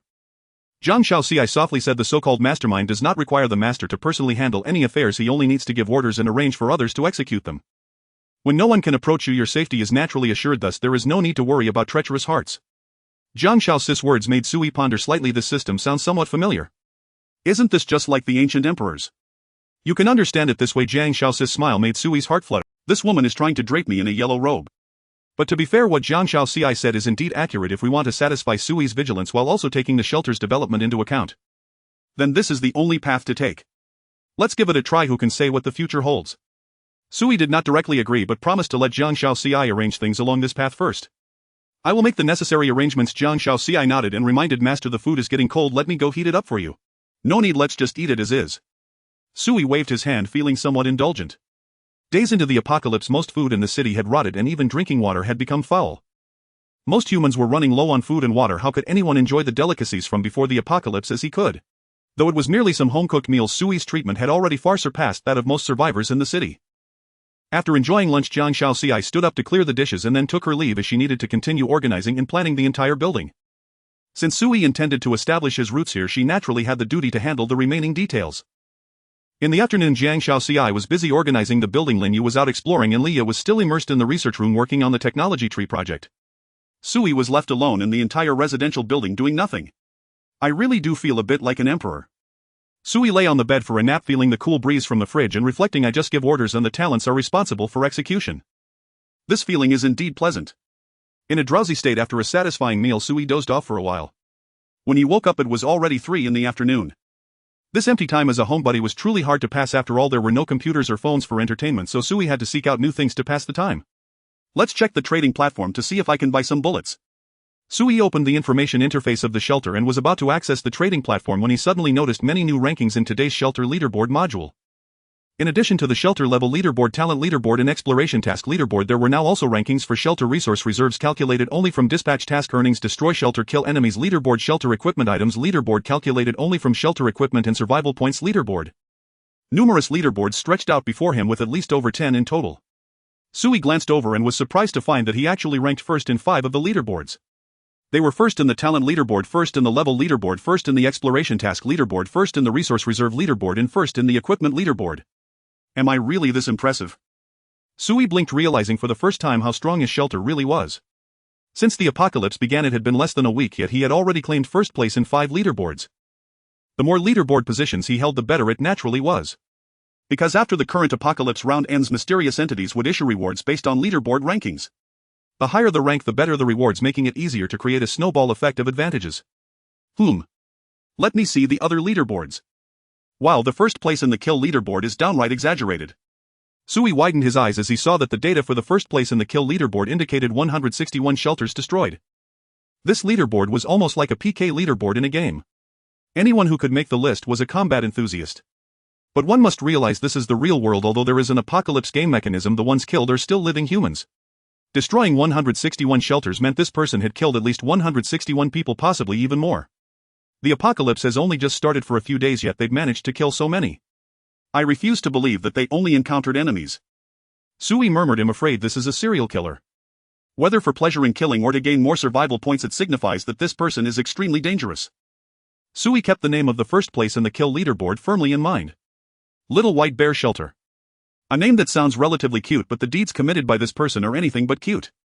What I see now is merely the city region leaderboard. I still don't know the situation on a national or even global scale. But if we take a glimpse at the larger picture, if there are such killers in Jinling City, then other places surely won't be much better. It truly is the apocalypse. Natural disasters are rampant and human disasters are plentiful. It's tough. Sui shook his head while also noticing his own rank. He was ranked 53688 in the kill leaderboard with 1 shelter destroyed. This means that at least over 50,000 people have destroyed someone else's shelter. And this is just the beginning. This number will surely continue to rise in the future. Let's check the points leaderboard. I'm ranked. What the hell? Over 100,000. Not even included in the specific ranking. Sui's eyes widened and he couldn't help but roll his eyes. After some expenditure, his survival points had dwindled from several thousand to a mere 6 points. 6 points is indeed too little, but Sui felt it shouldn't have ranked him beyond 100,000. Could it be that at least 100,000 survivors in the city have mastered the method to earn points? Either they have talents or they acquire points through other means. Sui rested his chin and glanced at the first place in the points leaderboard. Little White Bear Shelter current points 12620. Over 12,000 survival points. If we account for what he might have spent, this person's point accumulation likely exceeds 20,000. This is truly an impressive individual. Based on the number of shelters he has destroyed, he must have at least 16000 points. Now that his ranking data is insufficient for so many points, it indicates he has spent some. His strength should not be underestimated. Sui furrowed his brow tightly. Having such a killer in the city without knowing specific signs truly gives one a headache. Especially for someone as vigilant as Sui, he could already feel that familiar sense of pressure returning. The sense of relaxation he had experienced in less than a day instantly dissipated, replaced by a strong sense of crisis enveloping his. This guy has so many points, yet the shelter level is still 0. This is the most dangerous situation. Someone who has mastered so many points, could they not meet the requirements for upgrading the shelter? Impossible. He is definitely suppressing the shelter level on purpose. What other hidden cards does he have? Where could this person be? Surely not too close to me. The more Sui thought about it, the more alarmed he became. He silently closed the leaderboard data and hurriedly logged into the trading platform to search for orders related to weapons and ammunition. After filtering the search criteria, Sui was astonished to find that the prices of relevant orders had skyrocketed several times today. Just the day before, he had managed to buy 100 rounds of ammunition with just a few bottles of ice water and some medicine, but today the seller replied the price is not enough. The seller's minimum quote was 10 bottles of ice water plus either 20 pounds of durable food or 20 boxes of common medicine. Only with such a large amount of supplies could one obtain 100 rounds of the most ordinary pistol ammunition. As for other types of ammunition, they were not for sale. Grenades were also not for sale. Only pistol ammunition, pistols and bulletproof vests were available for purchase. Sui consulted several sellers and found the prices were all quite similar. It seemed that within just one day this group of people had come to an agreement and all raised their prices. Strange, why have the prices increased so much? Sui frowned as he opened the city area chat channel, searching for keywords related to weapons and ammunition. He discovered some clues in the chat records. So annoying, the price of bullets is so high today that I can't afford them at all. I had barely saved up some resources to buy a gun for self-defense, but now I'm still short. It is said that there have been too many gunfights in the city these past few days, mostly due to competition for supplies. Some even deliberately slaughter the weak shelters. The sellers who control firearms have decided to restrict the supply to prevent humans from killing each other. Nonsense, I don't believe that reason. They clearly just want to hoard power. That's not entirely true. There are still good people. My female neighbor next door was rescued by a rescue team yesterday, but unfortunately their supplies are limited and they can't save too many people. The hearts of people in the apocalypse are hard to fathom. I increasingly feel that there is no difference between life after the apocalypse and before it. Brother, what do you mean by that? Think about it. Before the apocalypse I worked hard for decades to buy a house, but the price kept rising every year and I was always just short of being able to buy in. After the apocalypse I struggled to gather resources to buy a gun for self-defense, but I still end up just short every time. Can you honestly say that there is any difference between life before and after the apocalypse? Has my situation changed at all? I'm still at the bottom of society. Damn. So has this apocalypse been for nothing? The survivors in the city had complained about this issue yesterday, but at that time Sui was in rest after the battle and did not notice it immediately. Originally, during these days of the apocalypse, the survivors in the city had begun to adapt to using online trading platforms to exchange urgently needed supplies to enhance their overall chances of survival. There were even many kind-hearted individuals who were freely distributing supplies or selling them at low prices to help others.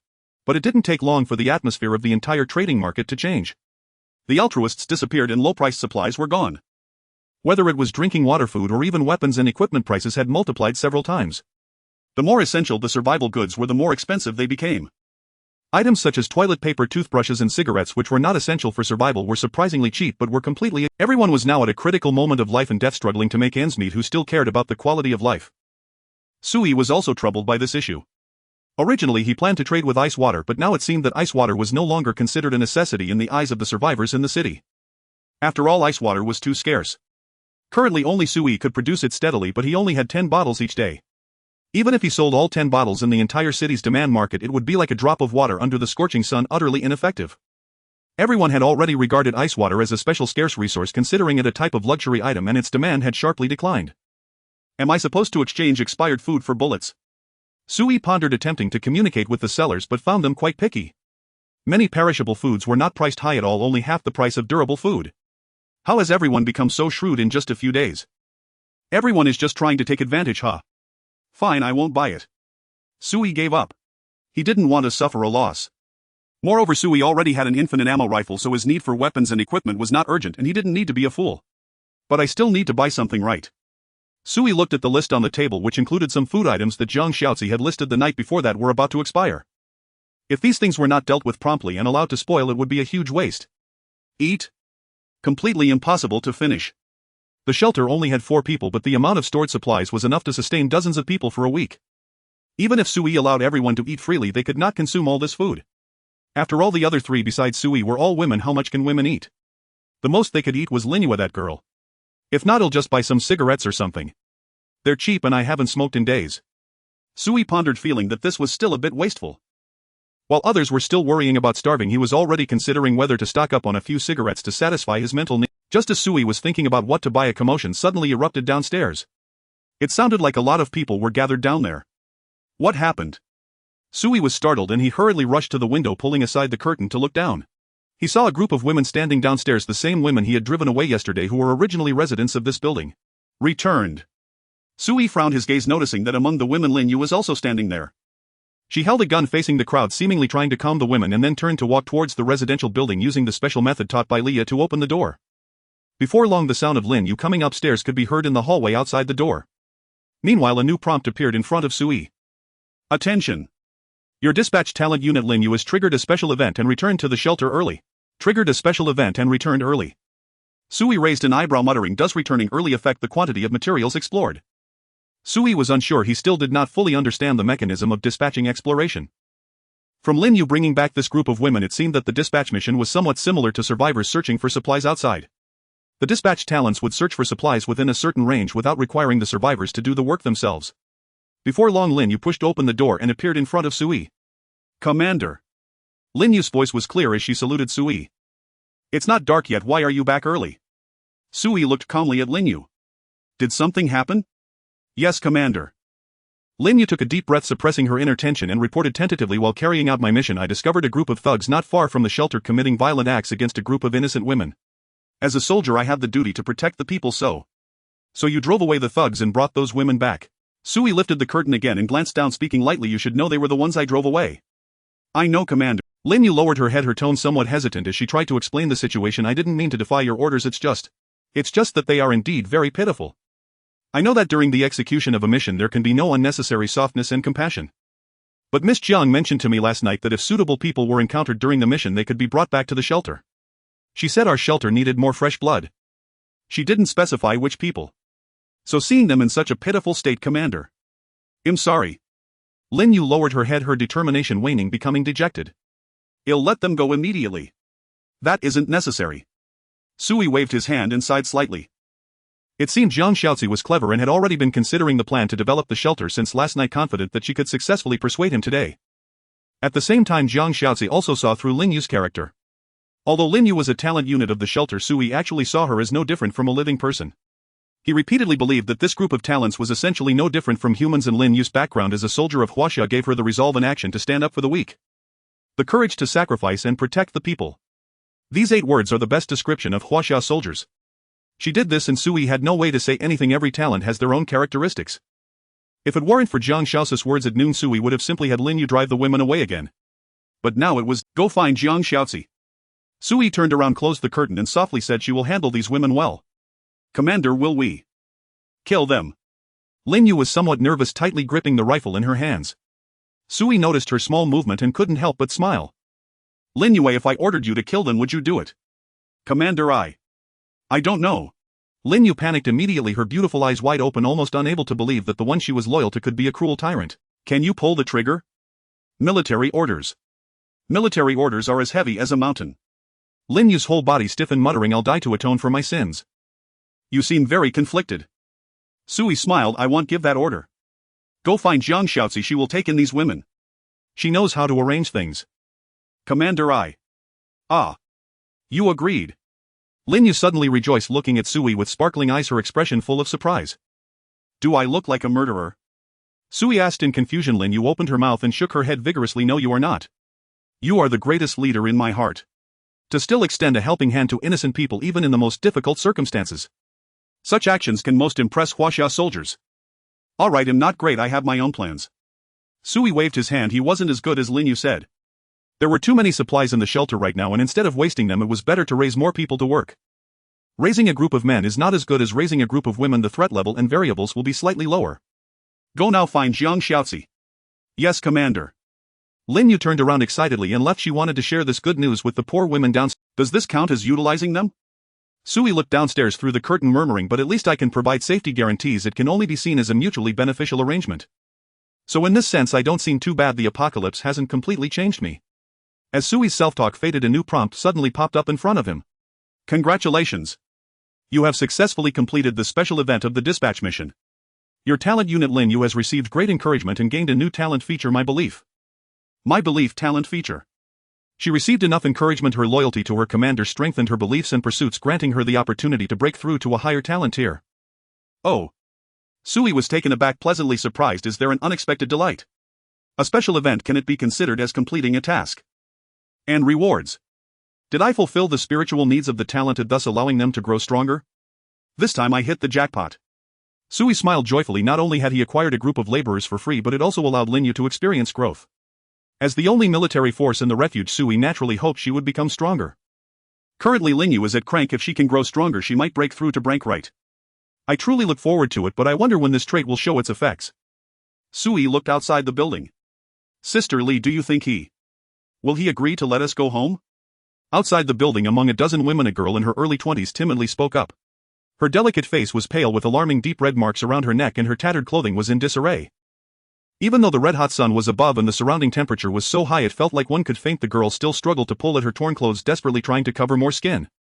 She was terrified so much so that she felt cold even in the heat. It should be. I don't know. A woman in her 40s appeared weary. She looked at the sisters beside her and gently embraced the girl, softly comforting her. Don't be afraid. I don't think that young man seems like a bad person. He chased away those bastards with the surname Li so he can be considered our savior. No matter whether he lets us go home or not. At least he hasn't harmed us. It's just a pity about Xiao Wang. If she were still alive. Sister Li took a deep breath, her expression somber. The girl in her arms could no longer hold back her sobs. Tears flowed down and the expressions of the surrounding women reflected deep resentment. If he doesn't let us in, where else can we go? Someone spoke softly, their eyes filled with despair and resignation. I don't know. A girl shook her head, her gaze filled with deep uncertainty. Perhaps we might truly die. They had already tried. Since being driven away yesterday they had witnessed the chaotic outside world. Outside there was only the scorching heat and thugs. Countless pairs of dark eyes were watching this group of women. They had only huddled together for one night at the subway station and already 3 of them were missing. 3 women had innocently disappeared in the night and no one knew what had happened to them. The remaining women dared not stay any longer at the subway station, but as they stepped out facing the daytime sun the heat nearly made them faint and they had no idea where to go. Filled with fear and unease they wandered aimlessly. Before they knew it the women had returned to the vicinity of the residential building only to encounter a group of men out scavenging for supplies who surrounded them on the spot. These men attempted to forcibly abduct the women. Once taken away they might end up as new slaves. In their most desperate moment it was Lin Yu who appeared, chasing away the thugs and leading them to the foot of the building. The girl with the rifle said her commander might be willing to take them in. Commander, that was a title that brought an involuntary sense of security. The girl should be a soldier. Her commander likely had the same sense of safety as soldiers. The women could only guess in confusion in their hearts. She's coming. She's out. A woman suddenly exclaimed and the girls all looked up, seeing the door of the building had been opened. Lin Yu stepped out carrying a rifle, her face serious. The girls noticed a beautiful woman in a cheapao standing in front of Lin Yu who seemed to be leading her. You must be the new friends Lin Yu brought back. Zhang Xiaoxi's voice was gentle as she stepped forward, naturally taking Sister Li's hands. Are you Sister Li? I've heard Lin Yu mention you. You've always taken care of the girls. Truly a great sister. I. Sister Li was taken aback at a loss for words. But luckily the journey was smooth and you finally returned. Zhang Xiaoxi pulled Sister Li while calling out to the girls, what are you waiting for? Come back home with me. Home. A girl timidly spoke from the crowd. That man won't chase us away, will he? He drove us away yesterday and it seems he doesn't welcome us. Are you talking about Mr. Su? Zhang Xiaoxi looked at the girl, gently explaining, yesterday he let you leave because he was worried there were hidden thugs in the building. To eliminate the threats in our home, Mr. Su was indeed forced to let you suffer outside for a night. But now this building has been confirmed as safe, so Mr. Su sent Lin Yu to find you as soon as it was light. That said, what Mr. Su did was indeed improper and I must apologize to the sisters on his behalf. Zhang Xiaoxi spoke sincerely, her beautiful face showing regret. Lin Yu felt somewhat uncomfortable standing by. She wasn't used to being a character in a lie. Although Zhang Xiao's reasoning was a bit forced in today's chaotic and dark world, even the most contrived reasons could be accepted. As long as they could survive. Really? Sister Li was somewhat surprised, looking at Zhang Xiaozi with gratitude. You are truly good people. When those soldiers appeared and killed those bastards with the surname Li, I knew you were good people. And among you are all girls, only Su. Yes, Mr. Su, he is the only man. A man who can be followed by you all is definitely not a bad person.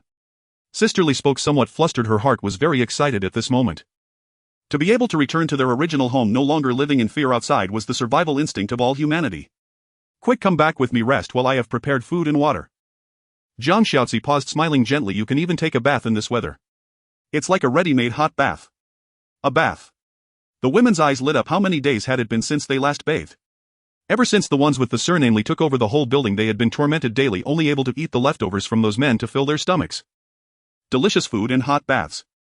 Although they had experienced this a week ago, now it felt as if it was centuries away. Okay, let's go home. Sister Li nodded excitedly, leading her sisters to follow Zhang Xiaozi into the building. Lin Yu watched from the side, her gaze mostly on Zhang Xiaozi. Lin Yu murmured, no wonder the commander values her, she truly is a cunning woman. Zhang Xiaozi turned back. Miss Lin, what are you saying? It's nothing. Lin Yu hurriedly waved her hand. Just hearing things, I didn't say anything. Is that so? Maybe I'm just a bit tired. Zhang Xiaozi smiled and turned around. Lin Yu was startled and quickly stuck out her tongue. Oh my, this woman's hearing is so sharp. Zhang Xiaozi was quite efficient in her work. She managed to arrange accommodations for all the women within half an hour. They originally lived in the building, just on different floors and rooms. Zhang Xiaozi didn't have the women live together. She let them return to their own homes, clean up the mess from the chaotic battle while personally delivering water and food to each household. After the women enjoyed a relatively hearty meal, they took turns washing away the dirt in the bathtub on the second floor and changed into clothes from their own homes. In a daze, they seemed to have returned to the time before the apocalypse. Aside from the heat making them dizzy, it felt like all the horrors hadn't happened. But soon Zhang Xiaozi broke this illusion. She gathered the women in the hall on the first floor. Sisters, you should all be very clear about the situation outside. Zhang Xiaozi looked at the 12 women in front of her, speaking calmly. The apocalypse has arrived. This is reality. Humanity must band together to survive. As a woman myself, I understand better than anyone how under this disaster the status of women will plummet and survival will not be guaranteed. Although Mr. Su is a man, he is also a compassionate leader. He has cleared our home, providing food, water and this is an extremely valuable thing in the survival environment of the apocalypse. Zhang Xiaozi's tone became increasingly serious. To protect this peace and harmony, I hope the sisters can unite and safeguard our home. Only by uniting can we survive in the apocalypse. I do not wish for anyone to destroy my home, nor do I hope anyone still longs for the concepts of the peaceful era. Throw away your pride. Put away your princess syndrome. Live seriously. Zhang Xiaozi's words were very simple, yet they moved the women to tears. They had already suffered, more accustomed to this sudden apocalyptic era than anyone else. Miss Jiang, does guarding our home mean we? Do we need to fight? A timid girl in the crowd spoke up. I've never fought before. No, you don't need to take risks. Zhang Xiaozi smiled gently at her, comforting her anxious heart. For matters of battle, Mr. Su will arrange for someone to protect us. In our refuge, everyone has their own role. For example, Miss Lin Yu is our warrior. Dangerous work is naturally hers to do. Zhang Xiaozi looked at Lin Yu, who was standing with a gun, smiling as she asked, right, Miss Lin Yu? You will protect us well, won't you? I guarantee to complete the task. Lin Yu snapped to attention, standing tall, her delicate face exceptionally serious. Protecting the safety of the people is my duty and responsibility. This familiar emphasis and near roar of declaration filled every woman with a strong sense of security. What the Chinese military says is not merely a slogan, it is a tradition and instinct honed through the fires of war. Therefore, you do not need to participate in any potential battles. Zhang Xiaozi faced the women again, smiling as she said, of course we cannot have idle people in the refuge. We all need to contribute our strength to make our home safer. For example, cleaning the building, doing laundry and cooking, transporting supplies, and helping Leah with transforming and repairing the building's defenses and traps. Doing some preparatory work will effectively enhance the refuge's ability to resist when danger arrives. Before that, I will conduct detailed division and arrangement of work according to each person's specialties. Everyone need not be nervous, just think of it as finding a job with meals and lodging. Doesn't that seem to make it much easier? Zhang Xiaozi was very good at controlling the atmosphere. In her few words, the women's emotions gradually calmed down and their faces began to show anticipation for a stable life. Just then Lin Yu suddenly slapped her forehead and lowered her voice. Oh no, Miss Jiang, I seem to have forgotten something. I need to hurry and report to the commander. Sui stood by the upstairs window gazing down at Zhang Xiaozi, delivering instructions to the women below. Though he could not make out Zhang Xiaozi's words, the women's expressions suggested they had been successfully calmed and were beginning to place their trust in her. Truly a woman gifted in leadership, no wonder she's rated Class A. Sui murmured softly, lifting his gaze toward the crimson sun sinking slowly beyond the horizon. The entire sky blazed in deep suffocating red, a heavy sweltering stillness pressing down upon the world. It's already been nearly a week, why has no rescue force appeared? If foreign militaries collapsed under the sudden catastrophe, such a collapse seems highly improbable within Huaxia. Where are the soldiers? Where are the million-strong regular forces, urban defense units, armed police and militia? That constitutes well over 10 million combat-ready personnel, not to mention the countless veterans who retire annually. Yet none have stirred. Sui's brow tightened. This was the deepest, most persistent enigma lodged in his heart. Like every ordinary citizen of Huaxia, he had clung in those first hours of apocalypse to the quiet hope of rescue. He had even wrestled inwardly with a dilemma: if rescuers arrived, would he follow the state, or remain sheltered, surviving quietly within the refuge? Now that dilemma had vanished, there simply was no rescue. Not even the police had surfaced. Official authority had evaporated entirely. Across the city's chat channel, only a handful of self-proclaimed police shelters occasionally appeared, gathering homeless survivors. Beyond those fleeting signals, no further information or clues emerged. This is profoundly unreasonable. To my knowledge, a military district lies just outside Jinling City. Its martial strength is formidable, and the first wave of apocalypse was merely extreme heat, not an alien incursion or cosmic horror. How then could its armed forces vanish without trace? Sui pondered deeply, having long since sketched rough estimates in his mind. Even if the apocalypse game disabled all high-tech systems, communications, aircraft, tanks, satellites, drones, humanity still remains. Soldiers are human beings. Even unarmed, or wielding only cold steel, they constitute a terrifying, indomitable force. Given the temperament of Huaxia's soldiers, they would never retreat into silence amid cataclysm. Something hidden, unknown to me, must be at work. Is it a mechanism of the apocalypse game? Sui paused thoughtfully, his brow furrowed. Did secondary disasters annihilate the nation's military infrastructure? Unlikely. Troops are scattered across countless locations. How could they all be eradicated at once? Even if slaughtered wholesale, surely some warning would have reached us. Judging by current patterns, the apocalypse game does not indulge in senseless slaughter. That enigmatic entity has no motive to erase soldiers and political leadership outright. Moreover, this is a heat-based apocalypse. 70 degrees Celsius is horrifying, yet not instantly lethal. So where precisely have they gone? Strange. Sui whispered. The mysterious entity recently announced global fatalities. Could those 13 billion souls include heads of state and military commanders?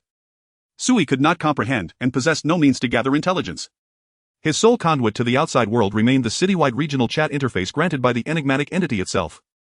Yet daily that channel overflowed with desperate pleas for help, transactional barter, and the hollow sighs of the despairing, rarely yielding anything useful. It feels as though an invisible hand deliberately suppresses civilization's capacity for self-rescue and systemic correction. Does that nameless being wish only to observe humanity's struggle amid total chaos? Like aristocratic spectators watching cornered beasts fight on, does it take pleasure in our despair? Sui sat upon his bed, his inner calm fractured. Within relative safety his thoughts naturally deepened, yet the deeper he probed the more inexplicable the apocalypse game became. Commander. Commander, are you there? Lin Yu's voice broke through from outside the door. Sui replied, enter. Yes, sir. She pushed open the door and saluted sharply. Commander, I have urgent intelligence to report. Whom? Proceed. Sui nodded. Lin Yu gathered her thoughts and spoke with solemn clarity. During my recent patrol I discovered a large unguarded supermarket. Upon investigation I confirmed no occupants, though some supplies had already been removed. Yet substantial reserves remain. Alone I cannot carry much, thus I request authorization. Shall I prioritize scavenging operations at this location? An abandoned supermarket. Sui blinked, stroking his chin. Could it be a trap? In this chaos, where starvation drives people into scorching streets like ravenous ghosts, how could such a prize remain unclaimed? Surely once discovered it would be stripped bare overnight. No, Commander, it is not a trap. I verified thoroughly. Lin Yu shook her head, grave and precise. There are signs of violent struggle inside, corpses and bloodstains. Death occurred within the past 2 days. Evidence suggests assailants killed the store's owner and original occupants, then carried off part of the stock. I assess they will return repeatedly over the coming days to extract more. So, you intend to seize it from their jaws? Sui frowned. Risky.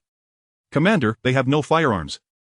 Lin Yu's voice held unwavering certainty. All wounds were inflicted by sharp civilian tools, 90% probability, standard commercial implements. No military-grade weapons detected. 8 corpses lie there, fierce prolonged combat. Perpetrators likely number between 10 and 15. Even accounting for possible reinforcements, total hostile strength does not exceed 30. And I have this. She tapped the rifle slung across her back, her tone radiating absolute unshakable confidence. 1 versus 30. 1 rifle was enough. Very well. Sui blinked, astonished, deeply impressed. Lin Yu embodied the quintessential Huaxia soldier, fearless, peerless, utterly unconquerable. To her 30 potential enemies were negligible, mere obstacles before a prize already seized by others. Lin Yu, I cannot afford your injury. Are you certain of success?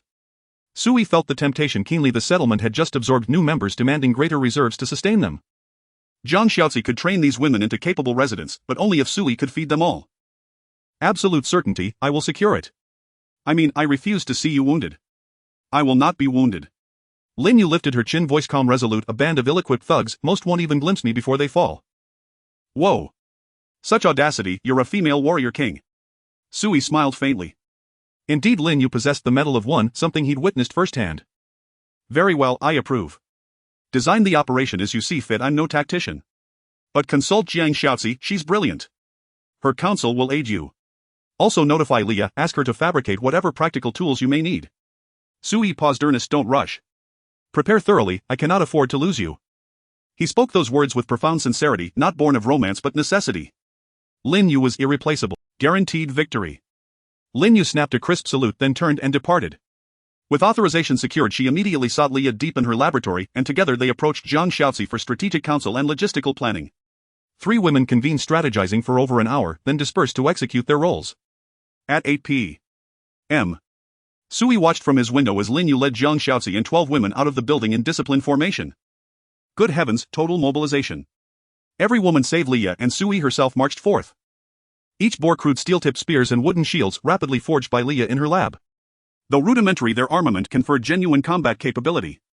Didn't I caution her against haste? Sui muttered uneasily. It's nightfall, do they plan a nocturnal assault? Truly, a fearless, audacious sisterhood. At 8 in the evening, Zhang Xiaozi led the young women down the streets under the night sky. The group carried a few flashlights and makeshift torches crafted by Leah, alleviating any concerns about nighttime illumination. The most unbearable aspect remained the sweltering heat. The young women were bundled in layers of clothing, wrapping themselves tightly, even covering their faces with masks.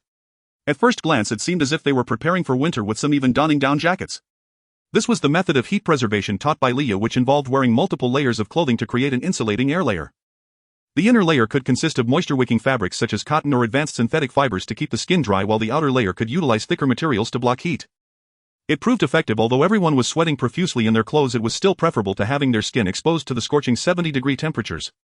Yet even so, each person still felt dizzy and lightheaded. The high-temperature apocalypse had persisted for several days and everyone struggled to adapt. Just hold on a bit longer. Zhang Xiaozi distributed small sips of ice water to everyone to help lower their body temperature while boosting morale. Sisters, we are not in a time of peace anymore. We cannot rely on men, we must unite ourselves. After this supply transport is over, I will suggest to Mr. Su that we distribute more basic necessities to everyone. Additionally, this time we are not just transporting food. Essentials like sanitary pads and heat insulation materials are also necessity. Zhang Xiaozi's words brightened the eyes of the young women. As women, their lives were somewhat more complicated than men's. If they could manage to live as they did in peacetime amidst this apocalypse, it would be the greatest happiness. Zhang Xiaozi was not lying. She indeed planned to transport more supplies beyond just food. After all, with the high temperatures lasting for days, most food except for canned goods had rotted. Rather than searching through piles of debris for something edible, it was better to gather more necessary supplies and prepare for a prolonged struggle. Are we just going to transport supplies? A girl hesitated, looking at the steel spear and shield in her hands. I feel like we are going to war. These are just for self-defense. We want actually engage in battle. Zhang Xiaozi reassured her, taking the lead in. Before long they arrived at a large supermarket 6 streets away. It was a 7-story urban shopping complex with a shattered entrance and a chaotic mess of debris outside. The walls were splattered with dried blood. Inside the shopping complex there was already no one left. Zhang Xiaozi led the timid and anxious women inside, found the directional signs and headed straight to the underground supermarket to begin transporting supplies. Initially the women were a bit fearful, worried that a gang of thugs might suddenly appear and surround them. But as time passed, they were drawn in by the diverse stock of supplies in the complex, starting to collect and transport with vigor. Everyone knew that the more they brought back, the less pressure there would be for survival. Each person was working hard for their own survival and no one dared to slack off. Zhang Xiaozi organized the women to continuously transport supplies outside the building, planning to take them back once there was enough. Place the heavier and larger items at the bottom of the shopping cart. We can connect multiple shopping carts together and each of us will have to pull several carts. Is there a delivery point nearby? Get 2 people to bring over the delivery carts, they are great for transporting supplies. Zhang Xiaozi directed the women while casting a glance at the chaotic street, letting out a slight sigh. Due to the sudden outbreak of the apocalypse, everyone had been simultaneously sent back to their shelters, resulting in twisted cars colliding all over the streets. Even if she called Leah for a lockpick to get a delivery truck, she wouldn't be able to drive it. It seems we can only work hard in transport several times. With such a large supermarket there are definitely plenty of useful items for us. It seems impossible to finish in one night. Jiang Xiaozi murmured, looking up at the dark surroundings. Jiang Xiaozi's sixth sense told her that she seemed to be under watch. The women held torches and flashlights in the darkness, shining brightly like fireflies. In the depths of the darkness it seemed that evil eyes were greedily watching the women. The bait has been set. When will the prey appear? Jiang Xiaozi raised her eyebrows. She was acting as bait to provide Lin Yu with the best sniping environment. To accommodate Lin Yu's sniping angle, she purposely set the gathering point at the spacious entrance of the shopping complex and placed several rudimentary torches around. This was the only light in the darkness and would surely attract the hunters coming to the shopping complex. Boss, look over there, there's a light. At the end of the dark street, voices could be heard whispering beneath several abandoned cars. Lower the flashlight a bit, don't let those people see us. Has Xiao Lin returned? What's the situation over there? He's back, Brother Lu, it's a bunch of women. I saw it, there are no men. It's all women. Oh. Are there still women who dare to come out now? Brother Lu rubbed his bald head, crouching behind a car, smiling with a hint of meaning. A group of women huddled together are just lambs. It seems we are going to feast tonight. Hey, don't be too careless. A young man next to him adjusted his glasses and lowered his voice. Anything can happen now, we should observe a bit longer. Xiao Lu is right, let's wait and see. The men around nodded in agreement, clearly valuing the opinion of the bespectacled young man. All right, let's wait a bit longer. Brother Lu nodded and the group waited another hour, exercising great patience. They hid in the dark, watching the women transport an increasing amount of supplies from the supermarket, filling cart after cart. Brother Lu, I feel it's about time. These women seem like they are getting ready to leave. If we don't act now, the cooked duck will fly away. Brother Lu, I want to sleep with a woman tonight, please. My kids at home are starving. The men were becoming impatient, many of their voices hoarse. Little brother, what do you think? Brother Lu looked at his younger brother. Xiao Lu rubbed his chin. Brother, I was just thinking, where did these women come from? I recalled some recent intelligence reports. It seems there was a gunfight in a nearby residential area not long ago, with the sound of grenades as well. Then someone saw a group of women being chased out. I suspect this is that group of women. After analyzing, Xiao Lu made his judgment. They probably have no companions left, likely just a bunch of women. Although they are armed, women are still women, and in a fight they won't hold up. I think we can take them down, but we have to be quick because the guys in the neighboring blocks are also eyeing this shopping center. I'm afraid if we act slowly, others will take advantage of us. Xiao Liu's analysis led everyone to nod in agreement. Xiao Liu's analysis is spot on. We really need to be swift. We can't let our guard down just because our opponents are women. If these women get snatched away, I certainly want sleep tonight. That would be worse than death. Just to be clear, the prettiest one goes to Brother Lu. We'll divide the rest among ourselves. If there's not enough, we'll take turns sleeping. Is everyone okay with that? Someone suggested a distribution plan and the other men readily agreed. Brother Lu wore a stern expression, scolding, we haven't caught anything yet, why the rush? Even if we're to divide, it's my brother who gets to sleep with the one in a Cheongsam. The prettiest one must go to the smartest one. Brother. Xiao Lu looked at Brother Lu with a moved expression and Brother Lu patted his shoulder. Brother only has strength. You are clever, of course you get the best, and I hope you can find a wife for our family. That Cheongsam girl looks quite good, she qualifies to be my wife. Xiao Lu was overwhelmed with emotion and the other men could no longer contain themselves, urging Brother Lu. Let's move quickly. Alright, let's assign a combat plan. As my brother said earlier, 10 people per small group and circle from the left and right. Little brother, you take 2 people to go around the back and block the escaping women. Well, move in 10 minutes. Yes, brother. The young man led 2 others, crouching as they stealthily made their way to the back door of the complex. Brother Lu waited with over 20 men, and after more than 10 minutes in the night he silently raised his hand. Brothers, go. Let's feast. Hee, let's go. Grab the women. Grab the supplies. The men under the dark sky laughed excitedly, crouching as they quickly approached the women at the entrance of the complex. Using the cover of darkness and the vehicles, they swiftly drew closer to the women at the entrance of the building. However, unbeknownst to them, a woman dressed in camouflage was perched on a rooftop aiming a rifle. She could clearly see their every move through the high-powered scope with night vision. Miss Jiang guessed correctly. Lin Yu tilted her head, her finger slowly tightening on the trigger. The prey has truly taken the bait. Hey ladies. A man's mocking greeting suddenly pierced the darkness. The nearest girl flinched in fright. Ah. Who's there? She whirled around only to see over 20 men approaching from both sides, each brandishing a fire axe, rebar, or kitchen knife. Jiang Jie. Jiang Jie. Terrified, the girl's face paled as she spun and fled, shouting desperately. The young women busy hauling supplies looked up and instantly recoiled in alarm. They were already surrounded. Stay calm, no panic. Jiang Xiaozi's clear voice rose a few notches, steady and composed as she soothed the girls. Breathe deeply. Remember what I taught you. Hearing Jiang Xiaozi's voice, the women found their anchor, racing from afar to gather tightly around her. Some recalled Jiang Shaoxi's final instructions before departure and hastily snatched up scattered steel spears and shields from the ground, trembling violently as they raised their shields toward the advancing men. Oh. Thinking of getting rough. Look, it's the all-female militia. Ha ha ha, I love a spicy woman. She'll be fun. The men jeered, erupting into raucous laughter, utterly dismissive of these women whose hands could barely steady their weapons. Their leering gazes swept over the group, but lingered longest on Jiang Shaoxi. No mystery why among them she alone possessed breathtaking beauty, far surpassing even the most famed celebrities and internet influencers of the pre-apocalyptic era. Under their predatory stares, Jiang Shaoxi brushed aside a strand of hair stirred by the evening breeze and spoke coolly, "Gentlemen, have you come this late to scavenge for supplies? The shopping mall is vast. We've secured some goods already, and won't contest what remains." Her tone remained unruffled, utterly devoid of fear. Scavenging. Dalu brothers studied Jiang Shaoxi with amused curiosity and chuckled darkly. "True, but this mall belongs to the Baixiong gang. You've trespassed and stolen our property. Hand it over, then compensate us." "Brother Dalu, how exactly do you expect them to compensate us?" "How else? With their bodies, of course, ha ha ha. I want the one with the biggest hips. That's my type." The men voiced their intentions without shame, laughing with brazen, unrestrained cruelty. Fear and despair flooded the eyes of Jiang Shaoxi's companions, memories resurfacing of those sunless and human days trapped inside the residential building. "This mall belongs to you." Jiang Shaoxi glanced up at the dim sign above the skyscraper and sighed faintly, a wry smile touching her lips. "Very well. It seems negotiation is impossible." "Negotiation? What on earth do you imagine we'd negotiate?" Dalu advanced 2 steps, his smirk twisting into something sinister as he closed in on Jiang Shaoxi. "Shall we discuss your dowry?" Jiang Shaoxi fell silent, then calmly raised her right hand and clenched it into a fist. "Acknowledged." From the rooftop's shadowed edge, Lin Yu took a deep breath and settled into her aim. "What does that mean?" Dalu blinked, then laughed. "Are you surrendering? If you just..." Before he could finish, Jiang Shaoxi lowered her right hand and gently bent her index finger, mimicking the motion of pulling a trigger. She aimed directly at Dalu. Slightly tilting her head, she parted her crimson lips and fired an imaginary bullet. Boom. Thwip. In the same instant her voice rang out. Dalu's skull exploded.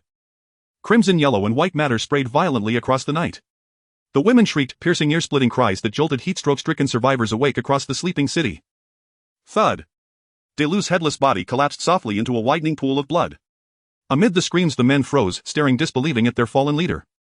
Their boss had been laughing seconds ago, now he was simply gone. Obliterated. What weapon could do this? Could this woman wield sorcery? Stunned, they stood paralyzed, the sheer impossibility of what they'd witnessed rendering them mute. But Jiang Shaoxi did not pause. With a playful shift of focus, she reamed, narrowing her eyes slightly. Boom. Thwip. Another man dropped, his skull shattered with such force his neck nearly severed. Aha, ugh. Ugh. One woman broke down, screaming and retching simultaneously at the grotesque carnage before her. Reality offered no pixelated blur, only raw, unfiltered competition and combat. Life and death often hinged upon an ordinary, unremarkable instant. Damn it. This witch practices black magic.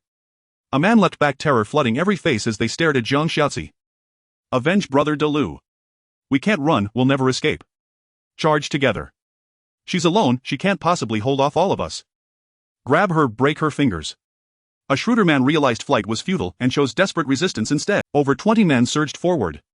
Jiang Shaoxi did not retreat, her fingers still poised, aiming. Boom. Thwip. Boom. Thwip. She shifted targets fluidly, as if her slender pale fingers truly discharged bullets. Man after man crumpled before her. Within mere heartbeat, 7 or 8 of the vanguard lay dead, headless corpses forming a macabre barrier that slowed the charge of those behind. It's over. She truly commands dark arts. Whoever she aims at dies. Could this be her shelter talent? Is it? Void aiming. Point and die. A man stood frozen, ice-cold sweat drenching his skin, whispering hoarsely. Help Miss Jiang. Li Jia, the eldest among the women, was the first to snap into action. Wiping vomit from her lips, she swallowed her terror and roared, if Miss Jiang falls, none of us survive. Arm yourselves, protect Miss Jiang. Spurred by Li Jia's cry, the women rallied, snatching up steel spears, spreading out and hastily forming a crude but functional defensive formation against the next wave. Though their hands still trembled around their weapons, their eyes burned with unwavering resolve. Every conflicting emotion, rage at the men, fury at this accursed apocalypse, coalesced now into pure incandescent will to fight. One thought consumed them: remember every formation, every basic combat technique Miss Jiang had taught, then fight with everything they had. Their growth exceeds my expectations. Jiang Shaoxi's delicate brows lifted faintly, a quiet note of satisfaction stirring within her. She'd brought these women here not only as bait but to witness brutality firsthand. Only under the visceral threat of bloodshed, severed limbs and spilled entrails could they evolve swiftly. Those who failed to adapt would be discarded by time itself. And only the adapted would earn the right to dwell within a shelter. Meanwhile the men, too terrified to advance anew, stood rooted, caught between flight and fight. Before them stood that impossibly beautiful woman in her cheongsam, still holding her gun hand pose, yet now aiming at no one. Is it over?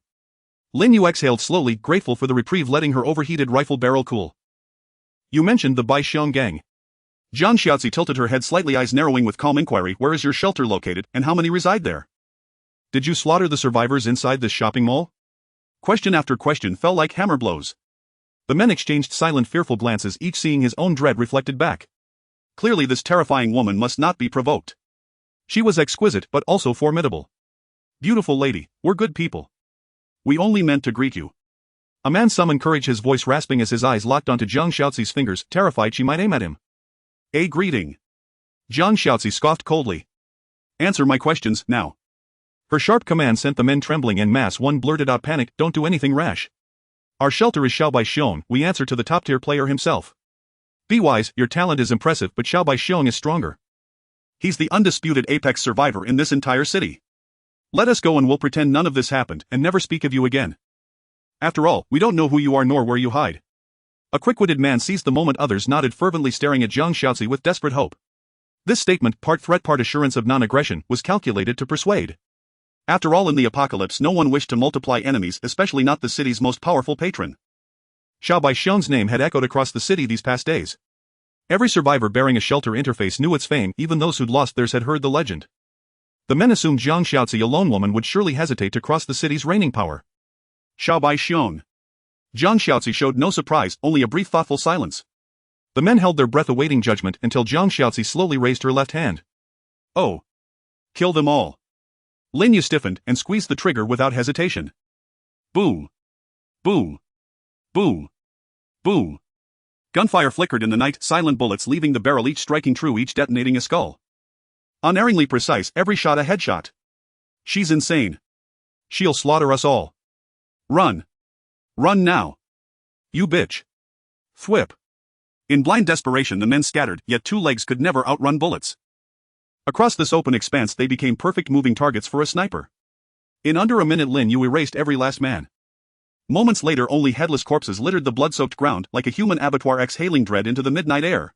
Before the grand building, corpses lay strewn across the ground, the acrid stench of fresh blood hung thick and heavy in the air. The women stood in stunned silence, some cast fearful glances toward Zhang Xiaozi only to swiftly avert their eyes.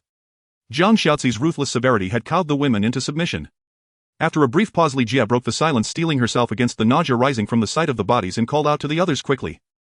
Get moving, clean up these corpses. Her reasoning was simple: Zhang Xiaozi had killed, they too must act. She slew, they buried, a clear division of labor and an opportunity to prove themselves before Miss Jiang. Better she dismiss them as useless than deem them unworthy, and worse, slaughter them outright. A deep trembling fear gripped the women. Though reluctant they pinched their noses and prepared to work. No need. Zhang Xiaozi waved her hand lightly, her voice calm, even gentle, a stark contrast to her earlier icy detachment. There are too many bodies, you'll never finish clearing them. Resume gathering supplies, don't waste time. Yes, ma'am.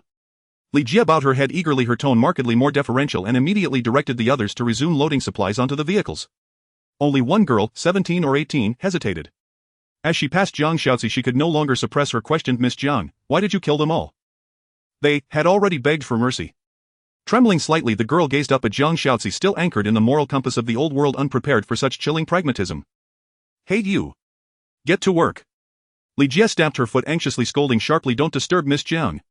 What is your place? Come get back to work. She feared Zhang Xiaozi might strike in anger. Zhang Xiaozi glanced briefly at Li Jie, then smiled faintly at the girl. I remember you, Xiaoyan, right? 18 years old, a freshman at Jinling University. Yes. Xiaoyan nodded. Zhang Xiaozi's smile vanished, her voice turned quiet, detached. Your younger sister, 15 years old, died inside this building. I saw her body. She died horribly, the only corpse I buried with my own hands. Her words, delivered with chilling indifference, made Xiaoyan shudder violently. Tears welled instantly in her eyes. Don't cry, look at me. Zhang Xiaozi's voice rose sharply. Xiaoyan lifted her head, dazed and wounded, her expression raw with grievance. The women around them tensed, bracing for sudden violence. If only you dared to resist, dared to fight to the death, your sister wouldn't have suffered such a fate. Miss Jiang. I couldn't beat them, I did try to resist. Then fight anyway, to the death. Let them kill you. Anything is better than what your sister endured. Zhang Xiaozi's tone was ice cold. Xiao Yan murmured wordlessly, head bowed low. Even your sister's death hasn't opened your eyes to this new age. What right do you have to question me here? Either strip bare and kneel before some man begging for safety. Or seize the weapon in your hand and fight everything that threatens you. Jiang Xiaozi stepped close, nearly face-to-face, her eyes narrowing. So tell me, Xiao Yan, what will you choose? I don't know. Tears spilled freely down Xiao Yan's cheeks. Jiang Xiaozi had cornered her into speechless silence. She'd simply wanted to ask nothing more. Miss Jiang, oh. Miss Jiang. She's just a child. Li Jie hurried forward, pulling Xiao Yan protectively into her arms and bowing deeply toward Jiang Xiaozi with a nervous smile. You're magnanimous, please don't hold it against her. I'll discipline her properly later. As she spoke, Li Jie struck Xiao Yan's arm hard, so hard the girl cried out louder in pain. It's fine. I won't hold it against her. Let her cry. This may be the last time she's allowed to. Miss Jiang, what do you mean by that? Li Jie's eyes widened in alarm. Was one careless sentence enough to seal Xiao Yan's fate? Jiang Xiaozi offered no reply. Turning away, she walked a few paces, then paused and looked back at Xiao Yan. You asked why I killed them all. Master mentioned the Little White Bear Shelter, a notorious killer, the city's deadliest butcher. Think carefully, would such a remorseless demon spare a group of defenseless women? They've already discovered us. If we leave witnesses, they will come for us. Xiao Yan, you may keep your compassion. But next time you extend kindness, ask yourself, will your mercy cost our lives? Jiang Xiaozi raised a brow, then swept her gaze over the women back to work. Yes, yes.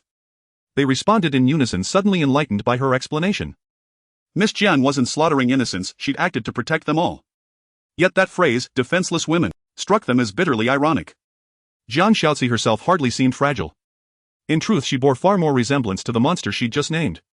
Li Jie continued soothing Xiao Yan, but the girl gently pulled away, thanked her and silently wiped her tears. Then she shouldered her steel spear and returned to the mall, hauling supplies without pause. This time she carried heavier loads, straining face flushed crimson yet jaw clenched in grim determination. Perhaps she sought to carry her sister's share too. Scorching evening winds swept across the ruins. The remaining hours passed without incident until 2 a.m. when the convoy laden with supplies began its return journey.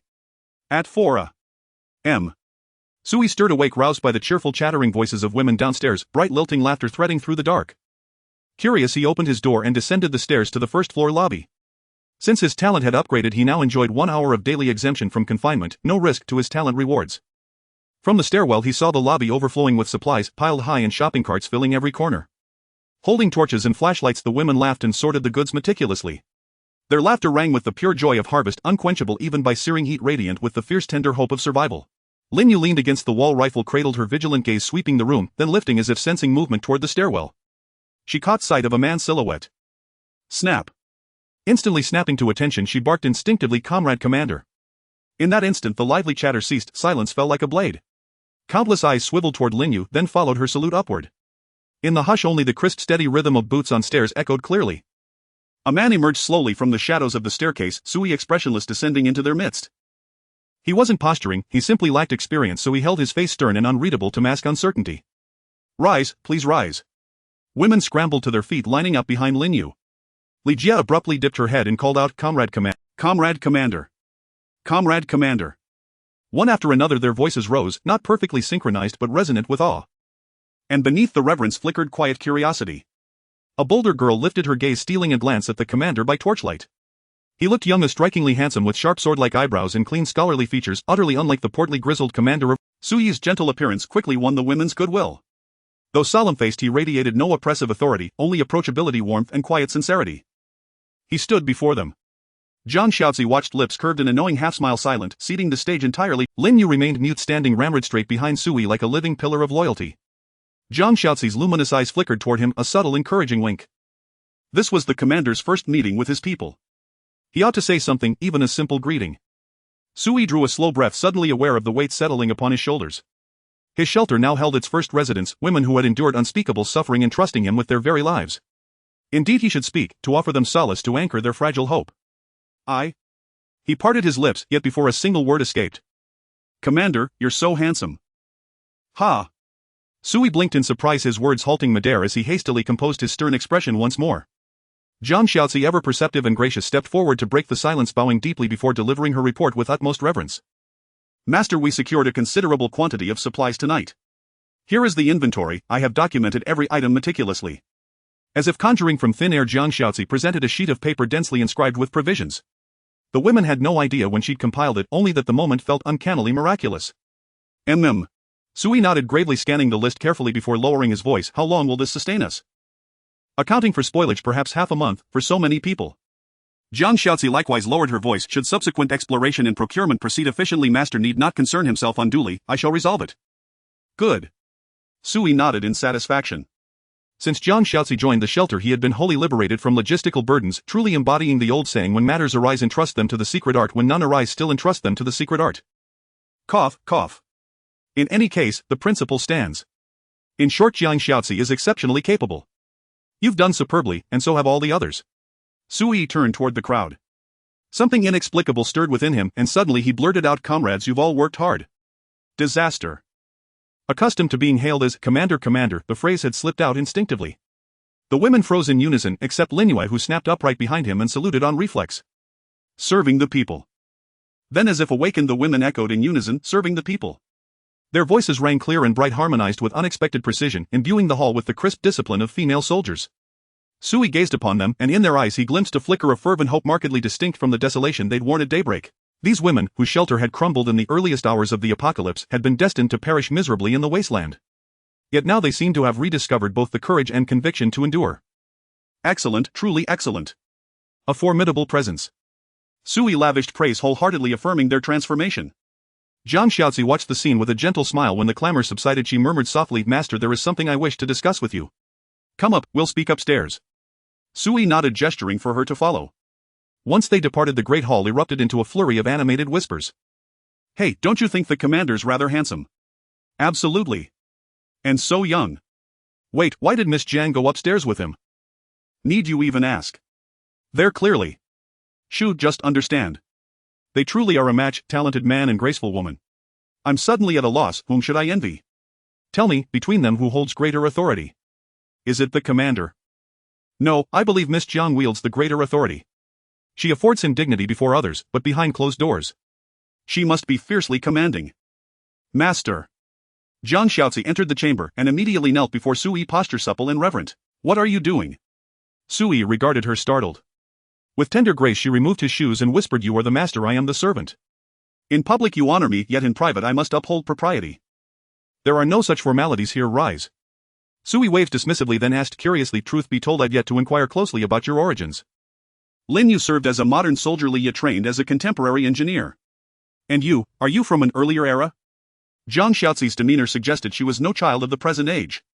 She held tradition sacred, her heart anchored by ancient codes.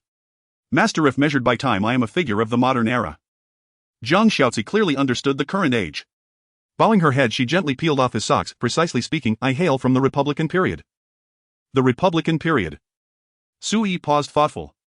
"Then you know why you were brought here." He had long puzzled over the shelter's recruitment criteria, were its inhabitants clones or being summoned from some anomalous temporal rift.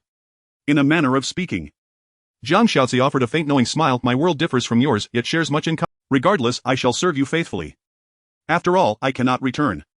Her downcast gaze made Sui feel oddly discomfited. "What was it you wished to speak with me about?" "Tonight at the shopping center we encountered armed assailants." Jiang Xiaozi spoke quietly. By their own admission they belonged to the Little Panda Shelter, perhaps residents, perhaps subordinates. The Little Panda Shelter. Sui recoiled. This was the den of butchers ranked first on the Killer Bee Kill leader. "What did you do?" Sui fixed her with an intense stare. Jiang Xiaozi lifted her eyes and smiled softly. "I instructed Lin Yu to execute them." "All of them?" "All whom I witnessed, yes." Her tone remained calm, unruffled. "I deployed the women as bait to draw them out. Only once they were fully assembled did I signal Lin Yu to strike. Initially I hesitated to slaughter them all, but upon hearing the name Little Panda Shelter I knew compromise was impossible and mercy untenable." "Xiaozi, you acted rightly." Sui drew a slow weighted breath, his praise layered with complex emotion. He fully endorsed her decision. For the shelter's survival and his own, any entanglement with the Little Panda Shelter was unthinkable. Not now. By silencing every witness, Jiang Xiaozi had severed all traces, shielding the shelter from perilous repercussions. Still, the shopping center is now inaccessible. Jiang Xiaozi sighed faintly. "We've finally found a reliable, abundant source of supplies. Lin Yu will have to redouble her efforts elsewhere. It matters not, provisions will come." Sui felt no anxiety about survival. His shelter's innate talent would inevitably resolve present constraints. What occupied Sui now was Jiang Xiaozi's conduct tonight. Though she recounted it with detached composure, he detected beneath her words the faint metallic tang of blood. He'd originally perceived her as an intelligent gentle woman, the archetypal administrator gifted in governance and strategy yet unversed in martial arts or violence. But that assessment had proven mistaken. Of course, how could a brilliant woman forged in the Republican era lack ruthless resolve? Sui reflected inwardly that Epic was chaos incarnate. Master. Would you despise me? Why ask such a thing? Sui met her gaze. Head bowed, she massaged his calves with delicate fingers, her voice barely audible. I ordered Linyu to slay so many men. Men, I imagine, rarely favor such a woman. You acted solely to protect yourself and me. How could I possibly find fault? Sui inhaled deeply and tentatively placed his palm upon her silken hair, stroking gently. Rest assured, I hold no disdain for you. You are my most vital ally. He sensed her body tremble almost imperceptibly, then she inclined her head in quiet assent. Master. It grows late, will you rest? Last night's sleep was restless, I truly need to catch up. Sui smiled faintly. He'd lain awake worrying for Linyu and Zhang Xiaozi's safety.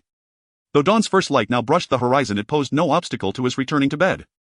Such was the reality. With three extraordinarily capable women managing the shelter, Sui bore no burden of daily minutiae. His sole duty was to remain within the shelter, eating, drinking, resting, and awake rewards delivered effortlessly. Xiaozi, I'll rest now. Wake me at noon, I have critical matters each day at that hour. I will, master. Then you may. Wait, Xiaozi. Why are you undressing? What are you doing in bed? Sui recoiled toward the edge of the mattress. Are you fatigued too? Shall I yield the bed to you? Master. Beneath her outer robe she wore a crimson undergarment reminiscent of a traditional dudu. She kept her face lowered, cheeks flushed, her voice soft yet resolute. Master, I believe it would be better if we slept together. Xiaozi, you misunderstand. I am not that kind of man. Sui blinked, waving his hands earnestly. You are beautiful, but we've known each other only briefly. I recognize your loyalty and devotion, but I will never exploit it to compel intimacy. You need not do this at all. Master, you are mistaken. Zhang Xiaozi lifted her face, her luminous bewildered eyes framed by rosy cheeks. It is you who sleeps beside me. Ah. You sleep beside me.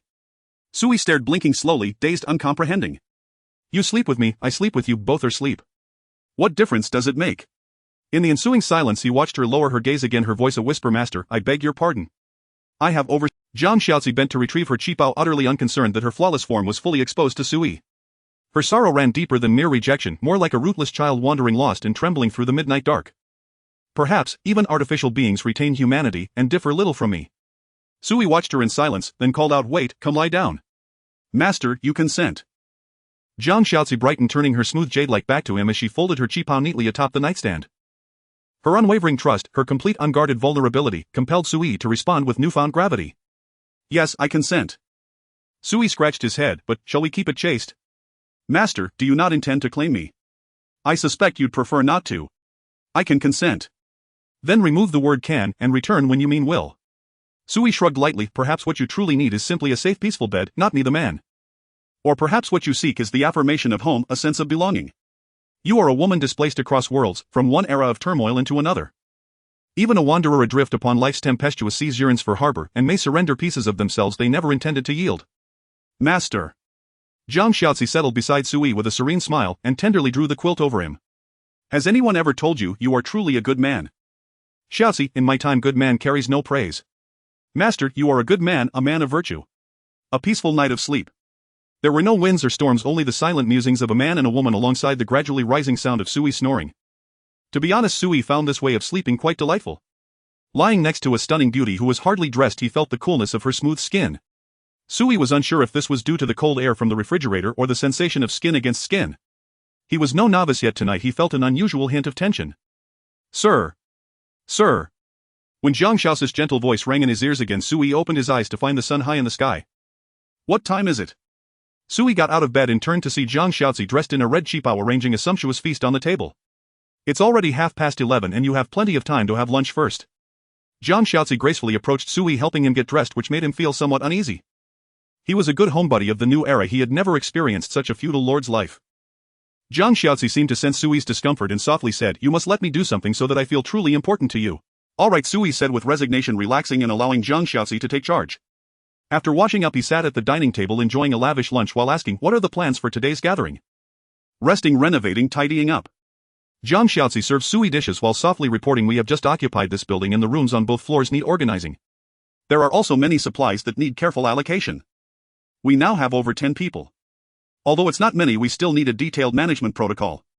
That's why I haven't arranged for anyone to go out today, not even Linue, who hasn't ventured out to search for supplies. After all, we killed so many people yesterday and there are bound to be searches in the vicinity now.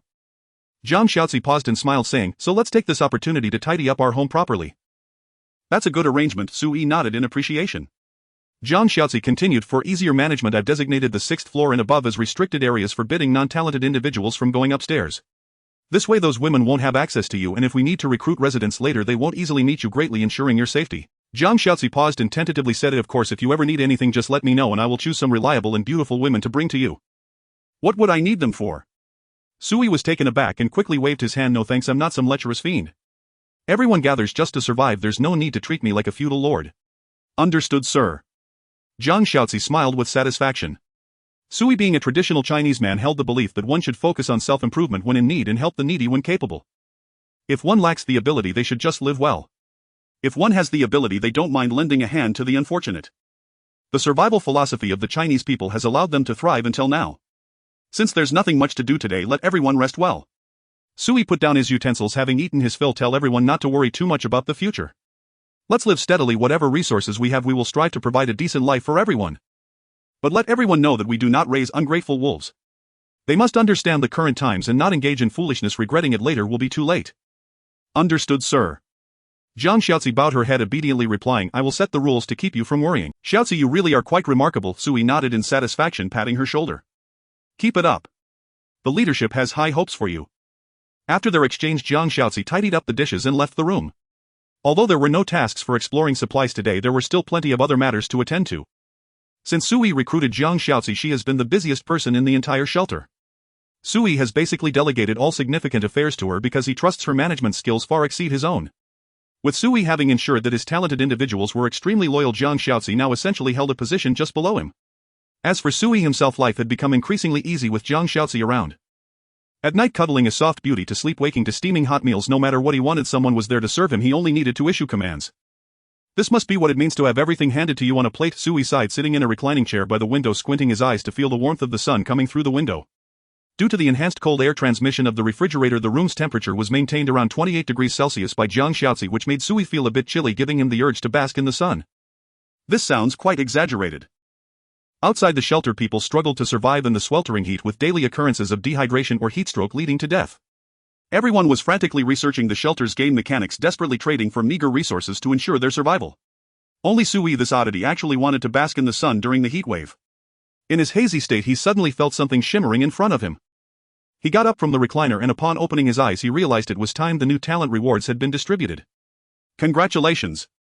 Talent reward triggered. Obtained C-Class Shelter Room Crop Cultivation Facility can be directly installed. With the information prompt appearing, a yellow blueprint materialized in Sui's hands. Looking down, Sui saw relevant item information on the blueprint. Crop Cultivation Facility C-Class Shelter Room can be installed in vacant room positions in the shelter, requires occupying 2 room spaces. Once installed, it will automatically generate a fully equipped cultivation environment and allows for the selection of 3 types of crops for cultivation. Ha! A cultivation room. Sui was startled. This meant he no longer had to worry about food in the future. With the refrigerator capable of producing unlimited ice water plus a whole room dedicated to cultivation, there was no need to venture out for supplies. He could just stay home indefinitely without a care for food or drink. Quickly, let's use it and see the effect. Sui hastily opened the shelter's information panel and entered building mode. Currently, the available installation area in the shelter is on the 6th floor, which actually has 4 residential rooms. In the shelter's architectural layout, it is also shown as 4 room areas. Aside from the main house where Sui lives and the adjacent research room, he still had 2 blank room spaces available for installation. The reason Sui had kept these 2 rooms unused was quite simple. He had no points to purchase rooms. He didn't have the points to buy a room, but the blueprint he received today required no additional points or resources to install. It could directly become a complete room. Choose to install. Installation successful. With Sui's confirmation, the new construction in the shelter was completed. Sui could see a flash of golden light through the gaps in the iron door, and he hurried outside, heading to the next room. When he opened the door, he was greeted by a vast field. The entire room had undergone a dramatic transformation. There were no longer distinctions of bathroom, living room, or bedroom, just a spacious greenhouse facility. Here there were essential facilities for crop cultivation, such as temperature control equipment, ventilation equipment, lighting equipment, and sunlight equipment, among others. However, the greenhouse had yet to be installed with crops. As soon as Sui stepped into the room, new information prompts appeared before him. The current crop cultivation room has not yet been planted with crops. Please make a selection. Below the information was a list of various crops, vegetables and fruits available for selection. There weren't many varieties, about 20 or so, mostly common types, nothing surprising. With a mindset of giving it a try, Sui selected rice, sweet potato and orange as his planting targets. With Sui's confirmation, a white light instantly filled the entire greenhouse room. In just a few breaths, a large number of crops appeared filling the greenhouse room. Crops have been confirmed entering the cultivation phase. Daily fertilization operations available one time. Daily resources for fertilization can be selected: 100 survival points or normal fertilizer resources. Fertilizing can double the maturation time. Current base maturation time 3 days, 10 pounds yield. Hiss. Sui's eyes widened as he muttered, "This is a godsend." Fertilizing speeds up the maturation time. Even without fertilization, the base maturation time is 3 days for a yield. Damn. Doesn't this mean I'm getting food for free? This is simply too good to be true. Although the output is only 30 gene in 3 days, one must consider how many people are currently in the shelter. There are only 16 individuals, and based on the consumption rate of everyone eating their fill, it amounts to merely 11. 2 gene per day. That is an output of 2 gene, not kilograms of food. For 16 people, even if they eat to their heart's content, the consumption totals about 20 gene a day. This greenhouse room directly covers a significant portion of the food expenses for the shelter. Moreover, all of this is achieved without any expenditure from the basic yield of the greenhouse. If fertilization is applied, the maturation time will be shortened. Additionally, Sui even noticed that there were upgrade options available in the room's information panel. Currently, this greenhouse room is at level 1. Once the shelter reaches level 2, Sui can spend survival points to upgrade the greenhouse room, synchronously gaining a higher food output. Sui did a quick mental calculation and couldn't help but take a deep breath. I've struck gold. If viewed over an extended period, the food output from this facility will only increase. Is a crate item really this potent? Or is it because it's a reward for the room type? Sui was still trying to grasp the underlying mechanics, but he realized one thing clearly: my talent is truly incredible. Today, Jiang Xiaozi decided not to send anyone out to explore for supplies, meaning the shelter has no external income today. As a result, the talent reward handed back a greenhouse room. Don't want to go out exploring, huh? Then just lie at home. Relax. Enjoy. Why go out when it's so nice to stay home, enjoy the cool air and sleep? Oh, this post-apocalyptic life is becoming increasingly comfortable for me. Sui exclaimed. Suddenly a new prompt appeared before him. Would you like to use survival points to perform fertilization? Points. Where would I get points? Lin Yu hasn't brought back any assignment points for 2 days and am no killer, so how could I have accumulated many points? Wait, I recall that I can also use regular fertilization resources, right? Regular fertilization resources. I think it's human waste. Sui's eyes brightened. In ancient times, without modern organic fertilizers, clever farmers in Huaxiao often used their livestock and human feces for fertilization to assist crops in better growth. Of course, fertilizing with human and animal waste isn't just a matter of pouring it directly.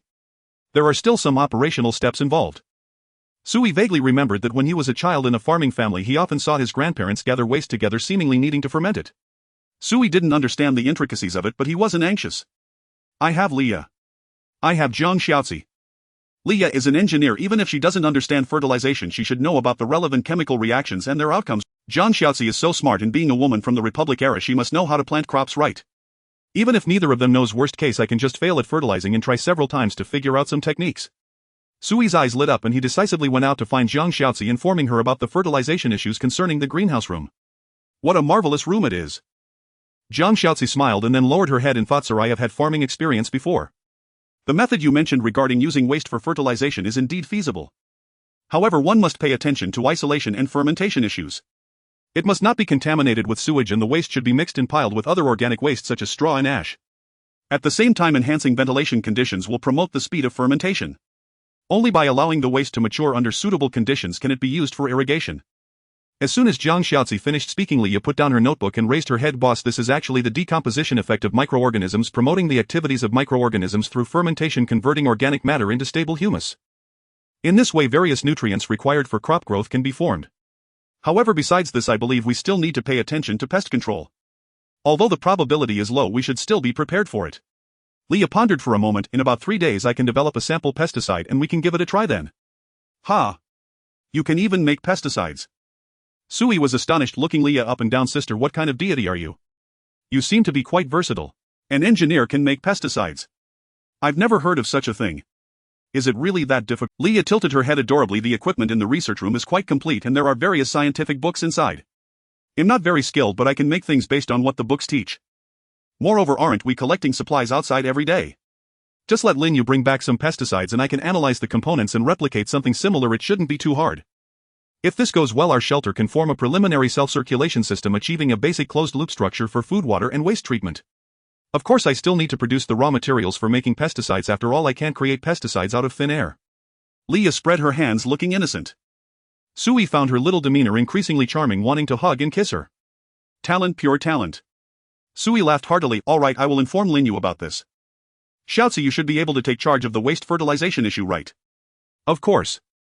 Zhang Xiaozi nodded and smiled. The personnel in the shelter are sufficient and I have recently been troubled about how to handle everyone's waste if the city's underground system collapses. Looking at it now, it seems there's no need to worry too much. Done. It's settled. Sui clapped his hands and the two women began to execute the orders. Just as Leah was about to leave, Sui seemed to remember something and asked, by the way, Leah, I recall I haven't assigned you any new research project tasks recently. Why are you still spending all your time in the research room? Initially, Sui had assigned Leah 2 technology projects enhancing research and exploration capabilities and waste treatment. The former aimed to improve exploration yields while the latter was a complete automatic waste processing system for the shelter. These 2 technology projects had long been completed, yet Leah still spent day and night in the research room, rarely going out. Since there's nothing else to do, I might as well stay in here and read some books. There's a wealth of useful knowledge in the research room and I thought if I could learn more, perhaps I could help my boss more. Oh, not bad. Sui's smile widened, very self-motivated. Very ambitious. Go ahead and study. All right, boss. Leah waved her hand and bounced out of the room. Look, what a wonderful girl. Even without tasks, she strives for self-improvement, preparing thoroughly for the next research project, constantly upgrading herself. Her self-motivation is simply remarkable, truly a talented individual. After the two women left, Sui once again fell into a long period of idleness. To be honest, he suddenly felt that the immense benefits brought by the recent talent reward were merely a small interlude in his lengthy and tedious life. What does it matter if resources are increasing? What does it matter if talent is getting better? I am still doing nothing. Sui reclined on the bench again, squinting his eyes, swaying his body and humming an unknown tune lazily. Ah, so comfortable. If idling away time is a sin, then I might be guilty beyond redemption. In his murmurs, Sui drowsily fell asleep again. When he opened his eyes again, it was already dark. Downstairs, the voices of women chattering were mixed with laughter. Sui went downstairs and saw Zhang Xiaozi leading the women in completing the first phase of a thorough cleaning of the entire building, now gathered together chatting and enjoying a moment of warmth. According to Zhang Xiaozi's arrangements, she organized the women to stay in the original residence ways, but the improvement and cleaning work throughout the building were divided into small groups. At the same time, starting tonight, at least 3 women would take turns for night duty every day. They didn't need to do much, just ensure the safety of the building's entrance and stand on the top floor to observe if anyone approached. Once any abnormalities were detected, they would notify Lin Yu directly. As long as Lin Yu could discover any intruder promptly, there wouldn't be any major issues. Under Zhang Xiaozi's arrangement, the entire residential building had entered a well-organized development track. Sui did not disturb the women's joyful time, silently going back upstairs, taking out the chess set prepared by Zhang Xiaozi and starting a self-play. A leader should have the demeanor of a leader. Reading comics all day isn't good. Playing chess refines one's character. Sui stroked his chin and sighed. The main problem was that he had finished reading all the comic books, many of which he had flipped through several times, and he truly had no means to pass the time. Without electricity, many regular entertainment activities were impossible. At this rate, it's indeed a bit boring. I need to think of a way to accumulate more survival points and quickly have Leah research the electricity system's technological projects. Sui murmured, by then I'll find a high-spec computer and get 700 large single-player games I could play all night without sleep. When I get tired of playing, I'll cuddle with Xiaozi to sleep, wake up to eat, and then continue playing. Ah. This life is so wonderful. Sui sighed, thinking that if his parents were around, they would probably scold him a bit for being unproductive. But Sui felt that in this apocalypse, what does it matter about being productive? As long as he ensured his survival and lived better, that was enough. If he couldn't even live comfortably, then what was the point? Sui had no great ambitions, nor did he possess a spirit of self-sacrifice to save all humanity. He just wanted to live well, making the shelter safer and secure enough that even if the world outside collapsed, he could remain unharmed. Just as Sui was dreaming of a beautiful future life, a mysterious voice which he hadn't heard in a long time suddenly echoed in his ears. Warning! All Doomsday game players, please pay attention. Important rules of the Doomsday game will now be announced. Ha! Sui stiffened, his expression suddenly serious, and he felt astonished inside. This mysterious voice had only appeared on the first day of the apocalypse, and after a few days it had been silent, only providing game-related tips to guide human survivors on how to use the shelter. Now that its voice had reappeared, it seemed to foreshadow that something significant was about to happen. Meanwhile, in every corner of the world, all humanity paused their busy tasks silently and anxiously awaiting the mysterious voice. After a slight pause, the mysterious voice clearly appeared in every human's ears. Global notification begins now. The Doomsday game has entered its first week. Now activating the War Doomsday module, the Trial of the Tribes. At the beginning of the apocalypse, all militarized humans and politically related groups worldwide have been temporarily stored and frozen, not existing in the world of Earth. The environment for the Earth War Doomsday instance has been established. Personnel from various countries will soon be deployed into the relevant instance world. Sui held his breath, listening carefully to the voice and constantly frowning in thought. War Doomsday instance. No wonder I haven't seen the military, police and officials. They have all been temporarily stored away. Now, is it their turn to take the stage? However, from the sounds of it, it seems they cannot return to Earth yet. Sui murmured, and before he could make a new judgment, the mysterious voice rang out again.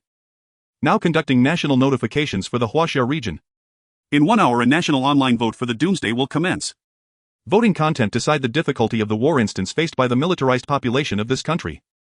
The higher the difficulty, the more generous the rewards for the voters after winning the Doomsday War. Moreover, immediately after the vote ends, random survival supplies will be rewarded based on the level of difficulty. There will only be one ongoing Doomsday War per month. If there is a failure in the Doomsday War in this country, 1/10 of the national population will be randomly wiped out. At the same time, a significant enhancement reward for the next war will be granted. If no wipeout operation occurs after a war failure, a significant weakening penalty will be imposed for the next war. Before the war, humans in the war instance can send a small amount of information limited to within 10 characters to guide the national vote. Both sides must know. 1. Life is only once. Please carefully consider the difficulty of the war instance selection. 2. The war instance affects the survival difficulty of a large range of humans. If the war shifts to a disadvantage, it will still cause doomsday-related disasters in this country. 3. The war instance world and the Earth Doomsday world do not communicate. If all militarized humans in this country die in the war instance, they will only lose the qualification to participate in the next war instance and will not continue to wipe out surviving humans in the country, vice versa. 4. During the war, survivors in this country can observe the trends of the Doomsday War situation within the country and can spend survival points to watch the complete process of the war situation. 5. During the war, militarized humans in the Doomsday War instance can observe the number of survivors and survival situations within Earth, and after achieving a small-scale battle victory can choose between request or give operations. Request with the qualification of victory, forcibly request supplies, items, tools, etc. from the survivors within this country. An additional operation can be performed before the first battle. Give with the qualification of victory, forcibly give supplies, items, tools, etc. to designated or random survivors in this country. An additional operation can be performed before the first battle. Now starting a 1-hour buffer time, please prepare both sides within the Earth countries. Is it to let oneself survive or to let them survive? I look forward to seeing your choices. With the mysterious voice finally fading away, Sui stood frozen in place, unable to speak for a long time. He understood. The Doomsday game was fundamentally a plaything for humanity. Those who have survived until now might still think that the first round of high-temperature Doomsday is nothing more than that. As long as cooling measures are mastered, they won't die. In fact, if their shelter talent is good, they can even enjoy a comfortable life. But tonight's mysterious announcement made humanity worldwide realize the brutality of the Doomsday game. All militarized humans related to the global military entered another Doomsday instance world where they must fulfill their duty as soldiers to experience Doomsday War. Non-military survivors experienced round after round of Doomsday disasters on Earth. The military survivors continuously fought in the Doomsday battles beyond Earth. If there are casualties on either side, it is true death. But if it were just that both sides could only say they were struggling to survive in different Doomsday environments, the mysterious existence eliminating technology and taking away soldiers might just be to increase the cruelty of the apocalypse. But the problem lies in the fact that this entity attempts to toy with human hearts. Both sides exist in different worlds yet can profoundly influence each other.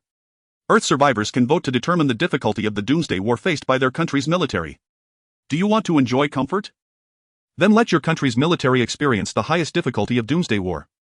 Immediate rewards of survival supplies will be given. The soldiers in the Doomsday instance struggling to win in life and death wars, do they want to win the next victory to live on? Then let the survivors of your country offer their supplies, plundering from the people of the country, enhancing their hopes of surviving. Of course, you could also choose not to oppress the other side. As long as you can withstand the increasingly high difficulty of survival pressure, facing more larger and more oppressive life and death crises. This is the true nature of the Doomsday game. Sui murmured, feeling his palm tremble slightly. No one can fully grasp their fate. One cannot be complacent just because they have good talents, for we are both influencing each other. The human heart is difficult to fathom. This is not only a test of all humanity from the external environment, but also a torment of every individual's heart around the globe. It was only at this moment that Sui truly understood. It turned out that over the past week the Doomsday game was merely a relatively mild introduction. What high-temperature crises, what urban chaos, what rampant thugs, what resource shortages. These were merely appetizers. They don't even count as a true apocalypse. Before long they could be resolved or adapted by humanity and then return to a peaceful life. Is this the apocalypse? No. The true apocalyptic crisis is just beginning now. It is humanity that will decide the future direction, struggling in life and death. It is betrayal or sacrifice. It is all decided by humanity itself. Sui fell into a prolonged silence. He had come to realize one thing: the apocalypse had only just truly begun. No one could escape the disaster. Everyone was powerless to control their own fate. This was a threat brought about by humanity itself, far surpassing any natural disaster. I fear there is little I can do, at least not now. All I can do is wait. Sui took a deep breath and opened the city chat channel that had been dormant for a long time. The city chat channel, which had been filled with various rescue messages and desperate complaints, suddenly erupted. All the surviving residents in the city had heard the relevant notification just now and learned about the Apocalypse War instance. Damn. I was wondering why the soldiers had disappeared. It turns out they have all been temporarily stored by that damn thing. I've endured for a week drinking my own urine. Eating moldy and rotting food for a whole week. I kept waiting for the government to rescue me, and now they're saying they can't help me. What do they mean by forcing us to fight in the Apocalypse War? Shut up. While the world ends, I collected a pile of gold, jewels and cash, just waiting for the government to stabilize things so I can make a killing. And now you're pulling this on me. The people in the city were despondent, with those who believed the apocalypse would soon settle being the first to break down. It's not surprising that these people were naive after all, given the situation in Huaxia. What apocalypse are we talking about? Are we joking here?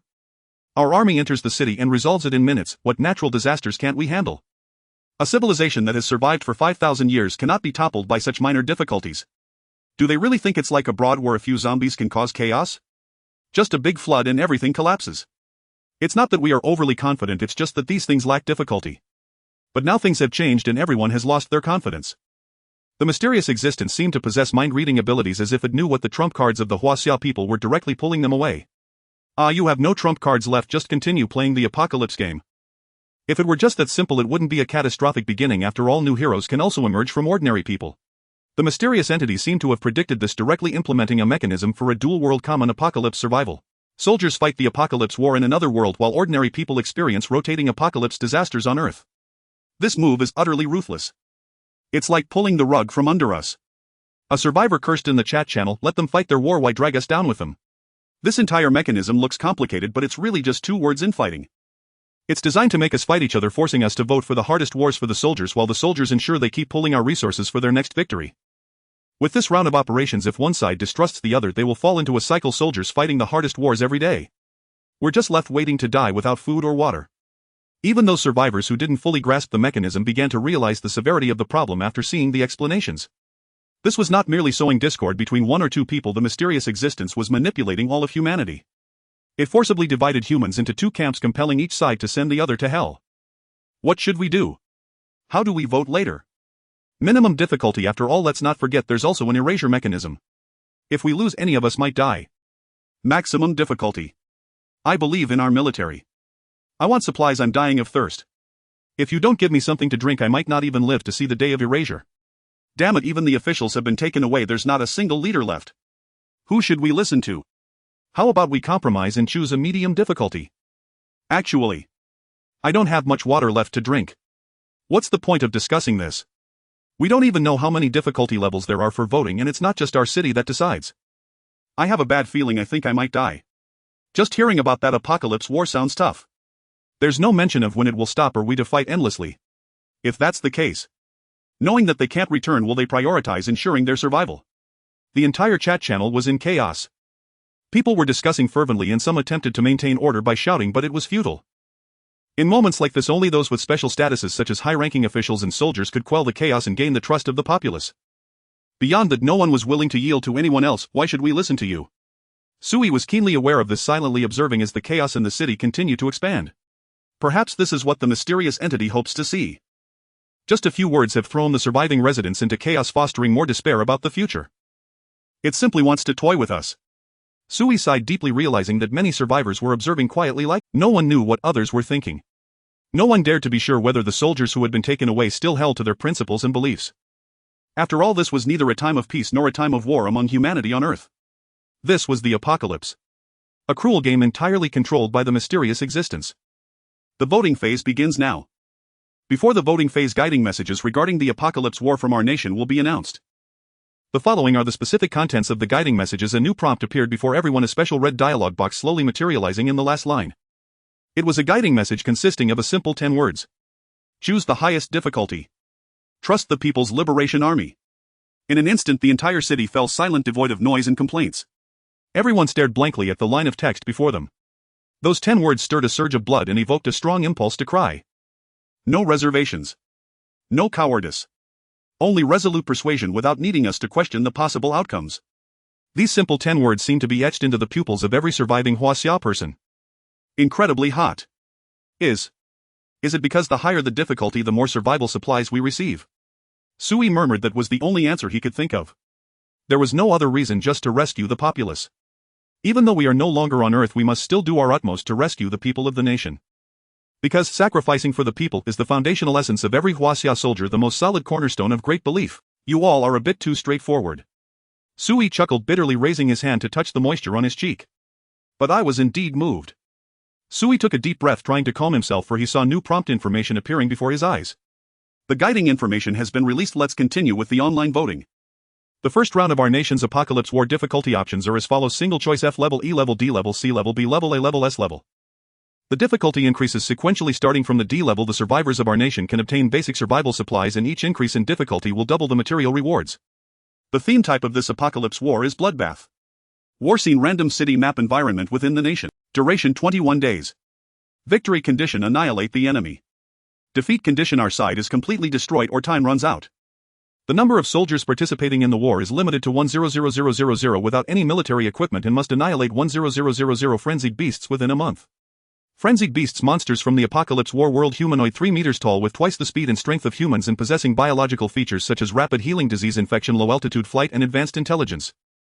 Starting from D level, every increase in difficulty will double the number of frenzied beasts, with the maximum S level having 16,000 frenzied beasts. Let's start the voting. The voting time is 1 hour, and failure to vote within the time limit will be considered a choice of D level difficulty. At the bottom of the latest information there was also a picture of a frenzied beast. It was a humanoid monster with red skin, a massive physique, and strong muscles, clad in heavy armor and wielding sharp melee weapons. Sui silently scrutinized the image of the monster, easily analyzing several key pieces of war intelligence. 1. The monster's war armor and wielded weapons, indicating they possess the intelligence to create and use tools potentially comparable to that of normal humans. 2. Standing 3 meters tall, nearly twice the height of a normal human, almost as tall as a floor, they completely outclass human soldiers in strength and speed. 3. Human soldiers entering barehanded without weapons would find it nearly impossible to defeat such monsters. Even 10 against 1 would be difficult, considering the monsters can fly. If I can analyze this, then surely those in the war instance world must also know how dangerous this creature is. Don't even mention fighting 16,000 of them. Even 1,000 would be extremely challenging. Sui took a deep breath and silently made his voting choice. F level. Minimum difficulty. I don't distrust you, I just don't want you to suffer too much. I can forego those material rewards. Sui looked at the reward information for F level. Successfully choosing this difficulty reduces the enemy count by 50, allowing humans to use corresponding weaponry not exceeding the number of participants. However, at the same time, after winning this level's war, the material rewards obtained by the surviving nation will be reduced to 20% of the basic reward. This was Sui's reason for choosing F level. From the prompt information it could be analyzed that various military technological equipment on Earth had probably been forcibly taken away along with the soldiers. Thus, in recent days, what's been sold in the market consists mostly of handguns and similar items, with hardly any submachine guns or rifles to be seen, and very few grenades. If tanks and aircraft were sent over, bringing them along would likely increase the chances of winning right. But I doubt many would choose this difficulty. Sui chuckled bitterly, knowing he was engaging in futile efforts. The F-level difficulty is utterly unattractive. Not only does it offer no material rewards, but even winning brings little benefit. Across the nation there were hardly any who, like Sui, were free from worries about food and drink. Most survivors had not yet escaped the basic demands of survival. Lacking food, lacking water, lacking means to withstand heat. These are the most fatal things. Who could forsake life-saving supplies at such a critical moment, giving the hope of survival to our soldiers in another world who don't even know if they can return? At the very least, I have been true to my conscience. Sui closed the voting interface, sitting silently in the dark, waiting for the final voting result. During this long time, Sui thought about many things. The only way I can help them is through my meager voting power. Regardless of whether they can win, I must ensure my own safety first. The Apocalypse rotation mechanism hasn't disappeared. Now there's the added mechanism of the Apocalypse War. This means I have to ensure my survival in the constantly rotating apocalypse disasters while hoping for good fortune not to end up on the random erasure list. Sui furrowed his brows, feeling immense pressure at this moment. This is really difficult. I need to think of a way to at least ensure my own survival to avoid the risk of dying. Sui was deep in thought when suddenly information appeared before him. He looked up and realized the voting results had come out. Let's see, it should be D level, though B level is also possible. It can't really be S level, right? Sui looked up and instantly froze. He saw the answer. The first round of our nation's apocalypse war difficulty F level. Damn. Sui leapt to his feet in shock. It's truly rank F. So the people of Huaxia really are this sincere. What on earth was going on? Rampant marauders terrorized the streets, yet the apocalyptic war referendum yields a rank F outcome. Wait, where are those marauders? Don't you need supplies?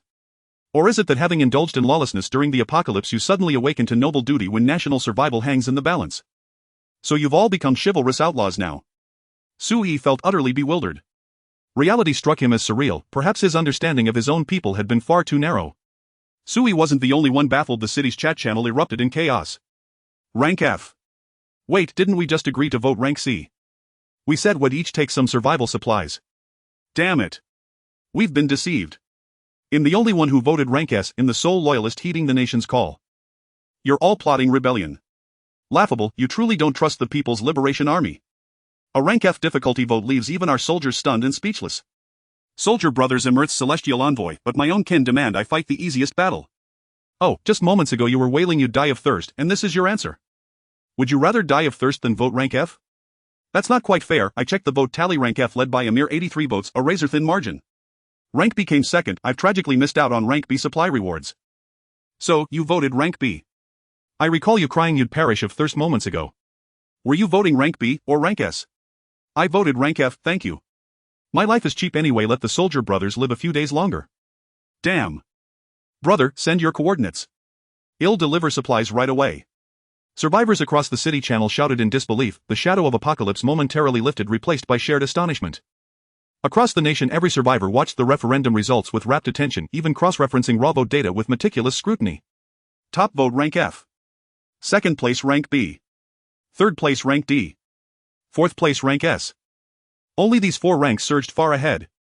Rank B and rank D were easily understood, though compassionate towards soldiers, people still desperately needed supplies to survive. Rank S was equally explicable, the state told us to choose it, blind faith in the nation, plain and simple. Yet no one, not even the nation itself, had foreseen rank F claiming first place. Perhaps many share my sentiment, Sui murmured, an involuntary smile tugging at his lips. I simply cast my vote in tentative conscience, just to honor my own integrity, and then... well, everyone chose integrity. Truly extraordinary, the people of Huaxia have conjured a referendum result even they couldn't believe. Sui had to admit, like himself, many had never truly grasped the depth of their own nation. Hence reality births miracles so astonishing, even its own people refused to believe them. Overjoyed, Sui ached to share his thoughts. He sought out Zhang Xiaozi and recounted the entire event in full detail. With her sharp intellect, Zhang Xiaozi swiftly deduced the underlying logic. Master, there's no need for such astonishment. The wisdom of the Chinese people has always resided among the masses, ancient or modern. They've long understood that humanity and land are inseparable. Leaving aside whether our troops will return, within the apocalyptic war's mechanics alone, favoring soldiers is favoring ourselves. Enabling our soldiers to triumph at minimal cost triggers the Grant Protocol, delivering vital survival supplies. To avoid provoking public ire and thereby triggering higher difficulty referendums next time, soldiers naturally refrain from invoking the Demand Protocol. Given even a baseline of mutual trust between military and civilian, symbiotic support emerges effortlessly. Even separated by vast distances, they watch over one another from afar, tending, protecting, enduring together.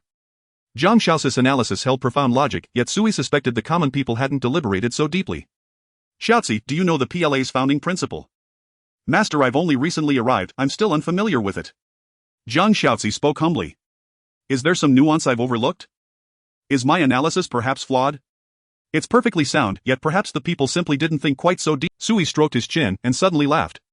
Before the People's Liberation Army stands the word people. It is the People's Army, its sacred creed safeguarding the lives and interests of the people. Tell me, would ordinary citizens truly allow such a force to wage a devastating bloody war? Ah, I see. Zhang Xiaozi paused, then smiled softly. Perhaps they are soldiers like Lin Yu. No, Lin Yu is one of them. As Sui prepared to continue, a new notification shimmered before his eyes. Congratulations. Our national armed forces have elected to activate the pre-war grant protocol. All survivors within national borders shall receive randomized grants from our armed forces. Congratulations. You have received the following random grant: rank D water purifier. Rank D water purifier converts non-potable water into drinkable water, maximum daily output 200 liters. As the message appeared, golden light flared before Sui. When it faded, a large water purification unit, over a meter tall, stood before him. This device bore no resemblance to any human technology Sui had ever seen. Its description explicitly stated it could purify any non-potable aqueous substance, implying no limitation on source material. This machine might purify any water, no exceptions. How extraordinary! Zhang Xiaozi blinked her luminous eyes, whispering in quiet awe. She marveled at the object's sudden materialization, while Sui stood astonished that the state had dispatched rewards with such urgency. Before each nation's first apocalyptic war, its military holds one exclusive demand or grant privilege. They may either demand civilian aid to boost victory odds or grant randomized survival supplies to the populace. China's armed forces chose grant without hesitation and executed it almost instantly after the vote concluded, fearing even a moment's delay might cost lives amid the apocalypse. A water purifier, I've drawn exceptional fortune. Sui ran his hand over the massive unit. A manual adhered to its side detailing operation instructions and safety precautions. Excellent. With the greenhouse chamber secured and now a water purifier acquired, I could truly hunker down until the end of time. An ice cabinet serves both as air conditioning and a source of chilled water for cooling. Our shelter's defensive capacity remains robust, and Leah, the research-obsessed genius, continuously enhances its structural resilience. What do I still lack? Perhaps genuine recreational facilities. Sui pondered aloud. Tomorrow's reward, could it actually be entertainment gear fulfilling my spiritual needs? Sui opened the city chat channel. Everyone buzzed with delight, exchanging stories about their national grants. Look! The miraculous bread tree. Produces 6 loaves daily, 3 satisfy all nutritional and hydration needs for 24 hours. I'm spiraling skyward in praise of the PLA. Got anything better than this? The sourceless climate unit. No power required, just switch it on. Heating, cooling, even hibernation mode reduces bodily energy consumption without inducing true hibernation. Seriously? Am I the unluckiest? All I got was a weapon, a self-charging laser dagger. What good is that? Just give me more food. I've surveyed everyone's grants. It seems each reward matches what its recipient most urgently lacked. The mechanism is remarkably fair, no absurdities. This enigmatic entity clearly operates with principle. Why are you all acting like provincial bumpkins seeing civilization for the first time? This is exactly what should happen. Who are they? They are the people's children. Their choice of grant is absolute, instinctive and unwavering, now and forever. Wait, what does that mean? Are more grants coming? Even in the apocalypse, will the PLA protect me daily? This makes me feel like a blissfully useless little creature. Honestly, I still hope they return. This world is chaotic. I dare not step outside. Every day I see corpses strewn outside. Sigh. The chat channel overflowed with jubilant exchanges and proud displays of personal grants, many posting screenshots of their rewards. The atmosphere echoed a gacha game's thrill, 10 consecutive pulls, then comparing who drew the rarest prize. Yet everyone knew this joy rested upon one unshakable foundation. This wave of aid will likely cause tomorrow's national survivor mortality rate to plummet dramatically. Sui murmured, from a strategic perspective, the grant protocol proves exceptionally effective, directly fulfilling the population's most urgent survival needs. These rewards resemble my own innate ability, yet while I receive daily grants, others must await their soldiers' battlefield victories. As Sui analyzed, his dialogue interface flickered anew. Protocol complete. The apocalyptic war has commenced. Survivors may monitor their nation's war progress in real time via shelter data interface. Additional survival credits may be spent for detailed battlefield intelligence. Protocol complete. The apocalyptic war has commenced. Survivors may monitor their nation's war progress in real time via shelter data interface. Additional survival credits may be spent for detailed battlefield intelligence. The apocalyptic war had begun. How fared the front lines? Could the soldier brothers prevail against those grotesquely monstrous entities? Sui felt uncertain. He trusted the people's children implicitly, but humanity knew nothing of the abyssal beasts. In this first war, any outcome remained possible. Yet beyond battlefield outcomes, Sui sensed deeper meaning in those 2 terse notifications before him. If we can view the war's general trajectory without spending credits, why emphasize that detailed intelligence requires payment? There seems no practical difference. We gain no influence over the war's course regardless of how much we know.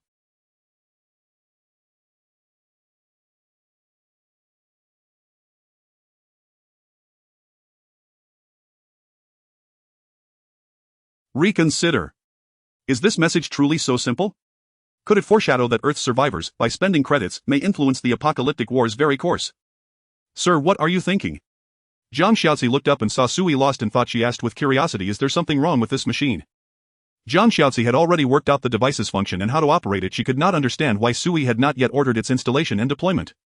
That massive apparatus could provide the shelter with the most stable drinking water supply. I am only pondering one thing, a possibility that has not yet appeared. Sui inhaled deeply and relayed the on-screen information and his conjecture to Zhang Xiaozi. Do you think my hypothesis could be possible? Your supposition is correct. This is something that will inevitably occur. Zhang Xiaozi offered no hesitation and immediately pointed to the core. As you said, that mysterious presence has shown no needless movements or gestures, which implies that the seeming irrationality in its actions must be purposeful. I have been thinking, if the Doomsday War operates by a certain mechanism and it truly seeks to test humanity, it would not present only a cruel binary choice. Simple provocation and oppression are not a true test. Offering more opportunities and options better reflects the mindset of a higher entity and more fully manifests absolute control. I cannot fathom its level or the extent of its power. I only feel, if I were facing a colony of ants and wished to test them, I would surely leave them a path to survive. If my intention were merely to annihilate ants, I would pour a kettle of boiling water, no need for elaborate theatrics. Zhang Xiaozi paused and smiled. So your conjecture is entirely right. We do not know when this new mechanism will appear, but we can be almost certain that we will have the opportunity to influence the Doomsday War. Of course, that influence need not only serve to bolster our forces, it could also allow others to weaken them. I believe this is the true crucible of human nature, a fairer test born of richer choice. Zhang Xiaozi's agreement eased Sui. If clever minds reached the same conclusion, perhaps he was not imagining things. Then other astute people will surely realize this as well. Once more people know the importance of survival points will intensify. Whether to help the soldiers or to sap them, everyone with designs will rack their brains to obtain more survival points. Sui murmured. Xiaozi, then we must move quickly. We have to keep pace and find ways to amass more points. Acquiring more survival points would not only improve the shelter's living conditions but also influence the soldiers fighting in the Doomsday. Sui prized the latter most of all. At this stage he felt little immediate survival pressure. The only thing that could directly threaten his life was the random annihilation that might follow a loss in the Doomsday War. Although the soldiers themselves would be unlikely to choose such an outcome, since the punishment mechanism exists, a compulsory annihilation could still be imposed. One never fears 10,000 as much as the unlikely 1 in 10,000 chance. If the soldiers lost several matches and some forced annihilation were enacted and I happened to be unlucky, then we would be finished. You are absolutely right. Zhang Xiaozi nodded and asked, shall I have Lin Yu continue scavenging outside for supplies? Scavenging was secondary. The crucial matter was the survival points awarded after those missions. Not yet. Wait a little longer. 10 or 20 points here and there are not worth rushing. Sui waved his hand. Whether for building the shelter or for supporting the Doomsday War with points, the demand will be high. Ordinary means will not accrue enough. We must employ extraordinary measures. An odd light flickered in Sui's eyes. At that moment a subtle shift took place within him. Zhang Xiaozi, perceptive, sensed the faint change and bowed her head, speaking a single name. Shao Baixiong Shelter. Sui fell silent. After a while he raised an eyebrow. Do you mean you want me to learn from Shao Baixiong Shelter? No. Zhang Xiaozi shook her head and smiled. Sir, you told me Shao Baixiong Shelter holds the most survival points in the city, and destroying a shelter allows one to inherit the others' unused points. So sir, why not remove that menace? Late at night Sui lay in bed staring into the dark at the window. Beside him Zhang Xiaozi slept soundly. After setting up the purifier and completing the watch, she naturally lay down beside Sui and shared the blanket. Neither of them had refused. It seemed this had become their tacit agreement for the night. Sui could feel the warm presence beside him, unclothed but peaceful. Yet Sui had no impure thoughts and could not find sleep. He pondered. Zhang Xiaozi's counsel to strike first and punish evildoers is not disagreeable. But I only have one Lin Yu right now. Sui calculated silently. He could not imagine Lin Yu alone handling Shao Baixiong Shelter. They are the top-ranked leader. Their natal talent must be exceptional. Sui even suspected their gift might surpass his own, otherwise how could they have destroyed so many shelters in mere days? One Lin Yu could not win against them. Yet Zhang Xiaozi's proposal could not be completely dismissed, for hostility already existed between the sides. Even if they cannot find Sui now, they might later. It would be foolish to wait for them to seek revenge, better to deal with them while he remained hidden.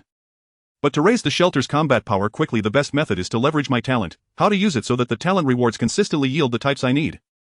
Sui pondered. Talent rewards are my most urgent deficiency. Yet the shelter's strength is not poor for a level 1 shelter. Perhaps it is not in acute shortage. Could I adjust the balance? If I am far richer in food, water and supplies than in combat power, would the system judge the shelter as lacking in martial strength? Does the talent rewards current most needed follow the barrel theory? Unconsciously Sui thought through the night. When he came to, dawn had already broken and he realized he had not slept. A heavy drowsiness swept over him. Rest a while. Mastering the talent mechanism will not happen overnight. Sui fell into a short sleep. He had barely closed his eyes when Zhang Xiaozi's gentle voice roused him. Sir, it's time to get up. It's already past 11. Sui opened his eyes wearily and rubbed his aching head. Zhang Xiaozi asked softly, Sir, did you not sleep well last night? I thought through the night. Sui sighed. Xiaozi, tell me, how can we improve the shelter's combat strength? Establish a self-sustaining supply cycle, grow the population, train an army from among them and research weapons and equipment. Zhang Xiaozi answered without hesitation, forge an army loyal to you, sir, and we will fear no threat. Forge an army? Sui was taken aback and asked, have you planned this all along? Even persuading me to take in those women was part of this scheme. Sir. Zhang Xiaozi did not deny it. She bowed her head and explained softly, I understand women better than men. I am more confident in training them. I'm growing curious about your past. You train female soldiers too? Sui studied her and asked tentatively, may I ask, if the question is not rude? Director of Special Military Training stationed with Gentry. Zhang Xiaozi did not conceal it and began to elaborate for Sui. This post roughly corresponded to the trainer of special soldiers during the Resistance era and also oversaw their secret missions, acting as their superior. Secret missions, underground organizations. Infiltrators. Spies. Sui's eyes widened. You train spies? In a manner of speaking. Zhang Xiaozi smiled and nodded. No wonder she wasn't a great talent, no wonder she urged him to accept those women, she possessed exactly those skills. Skilled in management, brilliant in stratagem, capable of training spies, she was nearly omnipotent. Sui was pleased but quickly realized this did not solve his immediate problem. Xiaozi, you are formidable, but... Very well. What I need is a rapid increase in the shelter's combat power. Your approach suits long-term development. In the short term, if danger comes, we must still rely on Linyu. Sui understood that even Zhang Xiaozi could not convert those women into soldiers overnight, it required time. Zhang Xiaozi understood as well and said softly, sir, until then I will do everything to keep the shelter safe and prevent us from falling into the world is unpredictable. Eat first. Sui sat at the table. Just as he reached for his chopsticks, he recalled the Doomsday War. A whole night has passed. I wonder how our recruits fared in their first battle. How do I check the battle status again? Oh, here. Sui opened the shelter interface's battle module. After selecting it, several information prompts floated before him. At 0000 tonight, the initial Doomsday War commenced. Our national army entered the field. 0030, our army secured city battlefield information and dispatched scouts to gather enemy intelligence. 0130, the first large-scale clash occurred. Our forces, at the cost of 569 drones, completed a strategic deployment to lure the enemy into an ambush circle. 0140, the first round of bombardment began. H-6 aircraft executed the mission flawlessly, achieving the war objectives, collapsing urban structures and burying 525 berserkers. 0210, 18 J-20 fighters launched jointly to suppress the berserkers' low-altitude flight capability, undermining the enemy's attempt to break out of the ruins. 0230, Dongfeng 15 missiles began concentrated bombardment, which continued for 2 hours. 0430, drones entered the ruins and confirmed 506 enemy bodies. A number of survivors are suspected to have fled. 0526, command confirmed that another heavy composite brigade had delayed over 200 berserkers suspected to be enemy scouts. Large-scale berserker activity areas were discovered, possibly staging ambushes and support operations in the field. 0540, command launched the Guardian 2D long-range rocket artillery for a saturated strike covering the large-scale activity zones. 0620, bombardment ceased. Assessment of results remained inconclusive. A second-round drone lure was initiated and failed. 0750, the battlefield entered a quiet period. Sui read each entry, his mouth involuntarily agape. You fired artillery all night. Sui was astonished. What happened to our fine tradition of light infantry supremacy? Why have we adopted the warfare tactics of great powers? Upon entering the battlefield, heavy artillery had already bombarded the area throughout the night, with air force and infantry attacking together. Even scouts are using drones. It seems they are not sending any live personnel but letting the frenzy play games with the artillery. Although the description of the war was brief, every Huaxia citizen possessed a keen sense for warfare and basic analytical skills. After observing this, Sui understood the command center did not intend to avoid the frenzy but planned to avoid close combat altogether. They opted for continuous long-range artillery bombardment, checking the situation with drones afterward. If the results of the battle cannot be confirmed, then let them remain unverified. After all, upon discovering the enemy, the only order is bombard. Humans. Impossible. The frenzy must not see any humans. Given the difficulty of this battle, if we do not fight it beautifully, we would be failing the love of the entire nation. Just yesterday I thought this frenzy was troublesome with its self-healing disease infection and low-altitude flight. But now it seems it might not be so difficult to defeat. Sui scratched his head, suddenly realizing the implication of the phrase. In the level difficulty, humans are allowed to use corresponding weapons not exceeding the number of combatants. In Huaxia, a scale of 1,000,000 soldiers corresponds to the size of a group army. Under the structure, there are hardly any weapons within this organizational system domestically. As long as the rules allow, theoretically even nuclear bombs could be brought in. No. Sui seriously doubted that with the artillery firing frequency of the soldiers, nuclear bombs might have already been brought in, just not yet used. As he continued watching the war updates, he found there were no new messages. It's almost noon and the silence has lasted this long. Sui pondered, murmuring, could it be? They are planning to launch a major attack all at once. Hey. This is a war with a 21-day limit, we have plenty of time. There's no need for such a quick resolution. According to the level difficulty, the enemy consists of 5000 frenzies. But based on the bombing casualties from the early hours, the losses for the frenzy are conservatively estimated to exceed 1000 right. At this rate it really won't take long to finish. Sui stroked his chin, murmuring, if the battle ends early, could there be any extra rewards? The war lasts 21 days, will there be any special arrangements for the remaining time? Could the soldiers go home for a visit? Truly Earth needs them badly. At least Huaxia needs them. Without any management nationwide it's all too chaotic. Sui ate while opening the city chat channel. Today everyone has mostly stopped posting those desperate complaints and is excitedly discussing the national combat situation in the Doomsday War. Perhaps due to yesterday's round of national material support, everyone seemed to have no immediate worries, and today everyone was very active. I wondered why I couldn't find any powerful weapons after looking for several police station traders. Turns out they are all in the soldiers' hands. What police station trader? That title is really. But it's true, probably even the police have gone to the Doomsday Battle instance, otherwise there wouldn't be some petty criminals occupying the police stations. Who's the petty criminal? Which one of you is the petty criminal? Dare you give me your location? Honestly, this battle report is so thrilling. I worried all night last night thinking it would be tough, but I didn't expect it would be like this. Great, we're really starting to beat down aliens. By the way, can we consider the frenzy as aliens? I don't even feel like going out to find food now. I just keep refreshing the battle report, and with no updates this morning I'm a bit anxious. I see you're not anxious about the soldiers, you're anxious for the country to win quickly and reward everyone, right? The confusion of the other survivors was also Sui's confusion. Everyone had a vague suspicion. According to Waxia's official style, they either stay silent or come out with something super big. Just as Sui was pondering what the country planned to do, a new prompt appeared before him indicating the distribution of today's talent reward. Congratulations! You have triggered a talent reward and received Combat Talent Lottery Ticket within 10. Combat Talent Lottery Ticket grade special entertainment item consumable after use. The shelter can obtain 110 random grade combat talents. What the hell? Sui's eyes widened in surprise. Is this really what I wished for? Today the combat talent reward is coming directly. This is too exciting. Judging by the grade standard of talent experienced after leveling up, while the grade reward is somewhat lower in tier, this is indeed a special reward. If I'm lucky enough to draw more than one grade combat talent, then I've hit the jackpot. With a flash of golden light, a purple lottery ticket appeared in Sui's hand.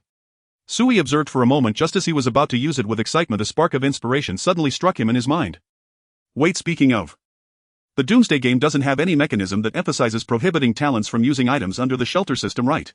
After all, these belong to the Doomsday game mechanisms.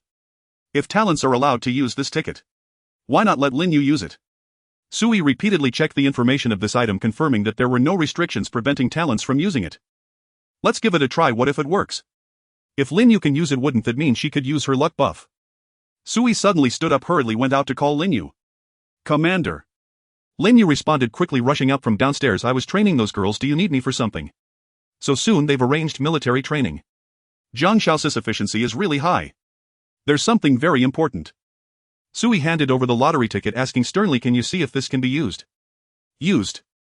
Lin Yu carefully examined the lottery ticket, turning it over and over, puzzled as she looked up. Commander, how do I use it? What do I need to do? Oh no. Talents cannot see the item data or the use operation button. Damn it seems I can't enjoy Lin Yu's luck enhancement effect. Sui sighed. Just as he was about to take the lottery ticket back, he saw Lin Yu fiddling with it, tentatively waving the lottery ticket and saying, boom. The lottery ticket suddenly exploded with golden light, startling Lin Yu, who quickly raised her gun defensively in front of Sui. Meanwhile, Sui's eyes widened as he watched the golden light rapidly coalesce into 10 golden figures around him. Damn. It worked. It can really be used. This thing can actually be triggered by voice control. Sui was overjoyed as he pressed Lin Yu's shoulder, signaling her to put away her gun. Then Sui looked toward the golden light, his eyes clearly filled with excitement. Lin Yu's luck effect had indeed taken effect, as the 10 glowing figures vanished in the blink of an eye, revealing 10 tall and strong men. Without exception, they were all dressed in modern military gear, clad in camouflage, equipped with basic weapons and combat tools. Comrades. Lin Yu frowned. She recognized that these individuals, like her, were Huaxia soldiers, but she did not know them. Once the golden light completely dissipated, the 10 soldiers filled the already small room. It seemed they had anticipated this, as they all looked at Sui and saluted in unison. Greetings, Commander. The male soldiers shouted in unison, their voices impressive, and each warrior exuded a fierce aura. Just one glance and it was clear that their fighting spirit was incredibly strong. Excellent, truly excellent. You've done marvelously. Sui's grin stretched so wide it seemed his mouth might never close again. Damn it, 10 Class D soldiers. An unparalleled windfall. Recall that when Lin Yu was still ranked Class D, her combat prowess had been nothing short of superhuman, her battlefield skills flawless across the board. How then could these 10 warriors possibly fall short of Lin Yu at her peak? Deployed wisely, this cohort, 10 elite soldiers plus Lin Yu, could deliver overwhelming decisive force against nearly any marauder gang currently operating in the apocalyptic landscape. So long as adversaries lacked grotesquely overpowered sanctuary talent, Sui could scarcely conceive of any ordinary human capable of standing against such a contingent of elite Chinese soldiers. Lin Yu, you've excelled beyond expectation. Sui clapped her firmly on the shoulder, his gaze brimming with quiet pride and sincere admiration. Serving our commander is my solemn duty. Lin Yu responded with formal deference, then cast a curious glance toward the assembled male soldiers. They stood motionless statues carved from discipline, eyes locked unwaveringly upon Sui, awaiting his command in absolute silence. At that moment, Sui opened the sanctuary interface to review each soldier's profile data. Name Lu Rue. Age 25. Type Soldier Sniper. Talent Tier Class D. Physical Strength 105. Neural Reaction 110. Endurance 108. Mental Fortitude 112. Regenerative Immunity 107. Talent Trait. Stealth Operations. He masters concealment in complex environments, capable of seamless infiltration and precise long-range elimination under any terrain. Talent Ability. Pinpoint accuracy. Years of rigorous military training have honed his marksmanship to near-perfect precision. Every shot finds its mark. Name Zhang Yi. Age 24. Type Soldier Reconnaissance Specialist. Talent Tier Class D. Physical Strength 102. Neural Reaction 115. Endurance 105. Mental Fortitude 110. Regenerative Immunity 106. Talent Trait. Steadfast Momentum. His stamina is extraordinary. He sustains peak physical output while traversing diverse terrains at high velocity. Talent Ability. Threat Detection. He possesses an uncanny sensory acuity toward hostile entities, effortlessly discerning even the most deeply concealed or skillfully disguised foes. Name Li Yang. Age 25. Type Soldier Communications Specialist. Talent Tier Class D. Physical Strength 103. Neural Reaction 109. Endurance 106. Mental Fortitude 113. Regenerative Immunity 109. Talent Trait. Technical Support. He commands an extensive repertoire of military-grade communication devices and protocols capable of establishing and maintaining secure field networks even amid extreme environmental duress. Talent Ability. Rapid Encoding. His mastery of cryptographic systems allows him to execute intricate encryption and decryption operations within seconds. Sui skimmed all 10 profiles and was struck by astonishment. Each bore a distinct military specialization. When Sui first recruited Lin Yu, her designation had simply been soldier with no further tactical classification. These 10, however, represented a full-spectrum snipers, reconnaissance specialists, signal corps, assault troops, armored infantry, aviation support, air defense operators, and more. Their composition was remarkably comprehensive, covering virtually every standard military branch. Together they formed a fully functional, tactically versatile combat unit capable of executing the full breadth of modern military operations. This isn't merely 10 soldiers, it's a unified combat team. Built for synergy, precision, and seamless coordination. Sui drew a sharp breath. The sheer magnitude of this fortune left him awestruck, so much so that he half-joked he'd forfeited a sliver of his lifespan. Still, these 10 soldiers were not without limitation. Their issued equipment remained rudimentary, only service pistols and basic role-specific gear. For instance, the sniper carried camouflage paint, the recon specialist a military-grade monocular, the comms specialist a handheld radar. None were trivial, but none constituted core battlefield apparatus either. The sniper wielded no rifle, only a compact sidearm. The comms specialist lacked a full radio suite, the recon specialist no drone. Without their essential armaments, these 10 were stripped-down variants, lean but far from fully equipped. No matter. Personnel come first, the rest can be acquired gradually. Sui reassured himself. After all, they were Class D soldiers. What more could reasonably be expected? Had they arrived fully armed and outfitted, their talent tier would surely have reflected it. Weaponry and gear directly influence a soldier's operational metrics. You've just arrived, you're still unfamiliar with the situation. Yet I trust you know who I am and where you stand. Sui inhaled deeply, then turned to face the soldiers, gesturing toward Lin Yu beside him. This is Lin Yu, the sanctuary's first warrior, and henceforth your squad leader. Commander. Lin Yu blinked in surprise, only for Sui to raise a hand, silencing her gently. Your 10 specialties complement one another perfectly. You are now a cohesive combat team. Lin Yu will lead you not only in defending the sanctuary but also in guiding you through its rhythms, its dangers, its unspoken rules. Do any of you object? Sui added and received in reply a thunderous synchronized roar. No, Commander. None whatsoever. Excellent, this was the essence of the Chinese soldier, absolute unwavering obedience. He waves dismissively. Lin Yu, take them to Jiang Shaozi. There's still daylight left, she'll assign them reconnaissance tasks today. Given Jiang Shaozi's temperament, she would never permit so many trained soldiers to idle within the compound. And given her intellect, she would deploy them with surgical precision. After all, she'd once orchestrated clandestine operations, assigning missions to elite operatives. Yes, Commander. Lin Yu snapped a crisp salute then beckoned the soldiers forward. Follow me, I'll introduce you to Zhang Xiaozi. Ma'am, pardon the question, but what exactly does Zhang Xiaozi do? Zhang Yi the reconnaissance specialist stepped lightly beside Lin Yu, a voice hushed yet animated. Is she a woman? Is she approachable? She's quite approachable. As for her role. Lin Yu frowned. The sanctuary had yet to formalize titles or departments, all duties flowed directly from Su Yi's directives, and he in turn had delegated operational authority to Zhang Xiaozi. Pausing thoughtfully, she offered an analogy in military terms. She serves as our political commissar.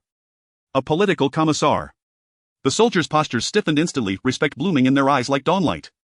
That title carried profound weight among soldiers. The storied discipline and moral fiber of China's armed forces had always been forged brick by commissars, whose integrity, sacrifice and leadership anchored every unit. Today brought 10 elite combatants, but they lacked proper arms. So tomorrow, perhaps armor, munitions and ordnance await as reward. Sui mused contentedly as he strode to the window and gazed downward. Moments later he watched Zhang Xiaozi lead 9 soldiers and Lin Yu out of the building. She paused before the entrance delivering final instructions, then stood watch as Lin Yu and the 9 departed. Impressive, she retained 1 soldier behind. Indeed, Zhang Xiaozi is ever cautious. Sui nodded approvingly, watching the retreating figures. That one remaining is communications specialist Li Yang, isn't it? A sound decision. His lone handheld radio rendered him ineffective as a true comms asset. For now he'd serve best as a frontline trooper until infrastructure improved. With Lin Yu and all 10 deployed together, surely they'll complete today's 3 assigned missions. Wait, hold on. Sui jolted upright. Only 3 missions are issued daily, 3 personnel suffice. What purpose would deploying 10 serve? He immediately reopened the sanctuary interface to verify mission status.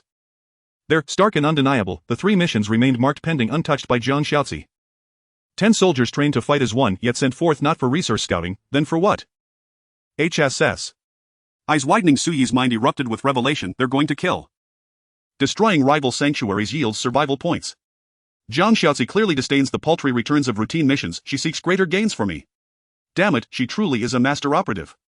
The moment she grasped command, she mobilized troops for annihilation. Sui could only speculate, still uncertain. Just as he was about to call Zhang Xiaozi for inquiries, he heard her footsteps coming up the stairs. In a short while Zhang Xiaozi pushed the door open and entered. Sir. Zhang Xiaozi's gentle voice rang out behind Sui as he turned around, raising his hand to point outside the window. He remained silent, but the perceptive Zhang Xiaozi knew what he wanted to ask and took the initiative to say, I have arranged tasks for the new. Initially when Lin Yu came to me, I did intend to assign the warriors to carry out tasks for collecting supplies. However, considering your concerns and the lack of points for the shelter. Zhang Xiaozi paused for a moment, lowering her head and saying, I have issued new combat tasks to them, instructing them to gather more survival points. Zhang Xiaozi phrased it delicately, not directly mentioning killing or destroying the shelter, as she knew Sui was a man still harboring kind. It shouldn't involve indiscriminate killings, right? Sui raised an eyebrow and quickly received a satisfactory answer as Zhang Xiaozi shook her head. I will not issue such orders. I also need to consider the personal feelings and beliefs of the warriors. I instructed them to look for the troublemakers and to pay special attention to collecting information related to the Little White Bear shelter. If they encounter any rioters, they will conduct appropriate pursuit and they have the right to decide whether to kill or destroy the shelter. Of course, their primary objective remains to collect as many points for you as possible. Zhang Xiaozi granted the warriors significant autonomy, which pleased Sui. Actually, if you were to indiscriminately kill innocents, I would understand, especially since I am indeed in great need of points. Sui turned to look out the window and suddenly spoke. I won't blame you, you are mine, and whatever you do I will naturally take responsibility. Sir. Zhang Xiaozi looked up in surprise, slightly furrowing her brow. I know you are not that kind of person. So I am trying to change. Sui turned his head to look at her adorably furrowed brow and couldn't help but smile. Leah told me that in such a cruel era, as a leader I should learn to adapt. She said leaders are born to learn cruelty, even if it means issuing commands that go against their principles. I believe Leah is quite right. Sui spoke earnestly. He truly thought so. He had kindness in his heart, but he couldn't just show kindness for no reason. He had to ensure his own safety and that of the shelter. When kindness and safety conflict, Sui would unhesitatingly choose safety. Well, sir. Zhang Xiaozi was silent for a moment before softly saying, actually you can trust me. Sui turned his back to her. Trust you with what? Trust me, I won't let these cruel choices appear before you. Zhang Xiaozi's voice was soft, her gaze lowered, but her tone was firm. They will never appear on your table, nor will they cause you any trouble. A silence hung in the air. After a moment Sui broke the silence with a smile. That's good. Xiaozi, go ahead and busy yourself. Yes, sir. Zhang Xiaozi bowed respectfully and turned to leave, but then paused, looking back at Sui's silhouette. Sir, I am serious. I will protect you, not just in terms of personal safety. Is that so? Sui had just turned to speak when he realized Zhang Xiaozi had already gone downstairs. Sui rubbed his chin and suddenly laughed. Being solemnly promised protection by a woman, does that count as living off a woman? However, one must say it actually feels quite nice. 10 warriors set out, but unfortunately Sui had no long-range communication means and was unaware of the details of their task execution. All Sui could do now was wait for results. In the midst of his boring wait, he began to plan some self-exercise routines in his room. At the same time, Sui silently vowed for the 100th time in his heart, the first thing to gather points is to light up the technology tree project and restore the shelter's power system. I must. Absolutely. I will play several all-nighters of computer games. No one can stop me. It turned out that being an outstanding leader was not easy. One must at least withstand loneliness and boredom, maintaining a calm mind in any dull environment. Sui's way of keeping a calm mind was very simple: sleeping. Currently, the thing Sui did most each day was sleep. He noticed that since the apocalypse began, his sleeping hours had increased sharply, which was somewhat strange. He had no symptoms of physical discomfort, nor was he injured and in need of recovery, and he was not fatigued. It was simply that he had suddenly become able to sleep a lot. If it weren't for the fact that his physical condition had not significantly improved, Sui would even suspect that he had awakened a new talent. When Sui opened his eyes again, the outside had already plunged into darkness. Another sleep carried him to nightfall. Zhang Shaoxi was not by his side, which meant it should just be getting dark. Just as Sui lazily climbed out of bed and wanted to check the time on the wall clock, he suddenly noticed a series of dense information prompts in front of him. Congratulations! The first war of our country has ended. War status: great victory. War evaluation: no casualties, total annihilation, perfect score. Our country's army has won the war, and now, based on the difficulty of the war, the victory rewards for our survivors will be issued. Congratulations! You have received in grade consumable little yellow fruit. Little yellow fruit: a yellow juicy fruit that can satisfy a person's food and water needs for a day when consumed. Our army has accumulated 3 battle victories in the last round of war, and our army has activated the rights of war victory, conducting 3 nationwide giving operations. Congratulations! You have obtained the grade consumable little yellow fruit, obtained the grade weapon beautiful knife, and obtained 10 survival points of grade special item. Oh, it really ended the battle in a day. Sui immediately sobered up, hurriedly got up to check the information, only to find that although our country won the war, the rewards were quite meager. The final victory rewards and battle rewards were squeezed together, totaling 4 rewards, which were worth less than the 10 bottles of ice water Sui received daily. Tisk, but at least we won and no one died. Sui smacked his lips but didn't feel disappointed. After all, these things were all freebies. The soldiers were fighting fiercely outside. We certainly couldn't complain about the inadequate material rewards we received, right? In any case, winning is what matters. Even without rewards, we must ensure that the national army can win. After all, the cost of losing is something that the survivors of the entire country cannot bear. Sui opened the battle module's information records to check the general war process and found that in the evening the army had clarified the remaining frenzy distribution information in the morning. Then they dispatched human warriors to act as bait under the cover of drones, drawing them into the encirclement of tanks. Then there was nothing more to say. Although the frenzy possessed twice the physical quality of humans, they were still insignificant in the face of the dual iron torrent from land and air. 100,000 fully armed soldiers could easily crush them with just a little equipment, and they didn't even need complex tactical arrangements to win, without a doubt. Perhaps the soldiers won too easily, as many survivors browsed the war progression and began discussing in the chat channel, unanimously believing that the soldiers should face more intensity. This isn't even as intense as regular military exercises. The Red-Blue Army confrontation is more intense than this. Great is really boring. Next time let's vote for a higher difficulty. We must let the soldiers experience the terror of the apocalypse war. Yes, I support it. I also need more material rewards. Such a small amount of grade rewards feels like giving me scraps. Who would cherish that? Sui browsed the chat channel and found everyone was clamoring fiercely. After a heated discussion, they arrogantly decided to raise the difficulty of the next round of apocalypse war by 1 level. From grade to a grade. Let's give the soldiers a good lesson. Sui was dumbfounded. Is this really raising the intensity? Yelling fiercely yet raising it level by level, huh? You don't even dare let them challenge at a higher level. It's really just taking a steady path. Sui found it amusing. It seemed that everyone was not only concerned about the soldiers but also quite afraid of the random annihilation penalties for failing in war. But speaking of which, the duration of the first round of battle was 21 days, and now we've completed the battle in just 1 day. How should we spend the remaining time? Will they be sent back home? I estimate that's unlikely, so what will the soldiers do in these 20 days? What space are they in? This was not just Sui's doubt. Most domestic survivors had similar questions. But soon a new prompt appeared, resolving Sui's confusion. Global announcement. A country has completed the first round of Apocalypse War, opening the related rankings for the Apocalypse War. Congratulations to our country's players. Our army is the first in the world to complete the Apocalypse War, receiving the achievement reward of designated type of domestic military industrial system replication. Participants in the current Apocalypse War will temporarily be unable to return to Earth and will remain in a replicated world similar to Earth but with no usable technology, limited to basic city templates, waiting for the next participation. Well, it turns out we really can't go back. Sui sighed. Fortunately, the soldiers had 20 days of rest time, and the resting place was also quite similar to Earth's environment. Apart from not having usable technology like the survivors, the conditions might even be better, at least without high temperatures and harsh environments. A 20-day rest is good, it gives ample time to think about how to fight the next battle. Sui murmured as he opened the rankings for the Apocalypse War, glancing at the Apocalypse War victory ranking and Apocalypse War completion time ranking, where Huaxia was ranked first. In simple terms, currently the Apocalypse War rankings only include Huaxia. Most other countries are still in the war instance and haven't come out, only the Huaxia army has completed it swiftly. While Sui was looking at the rankings, a new information prompt suddenly appeared before his eyes. Our army has decided to execute replicated war, repeating the previous round of Apocalypse War, difficulty unchanged.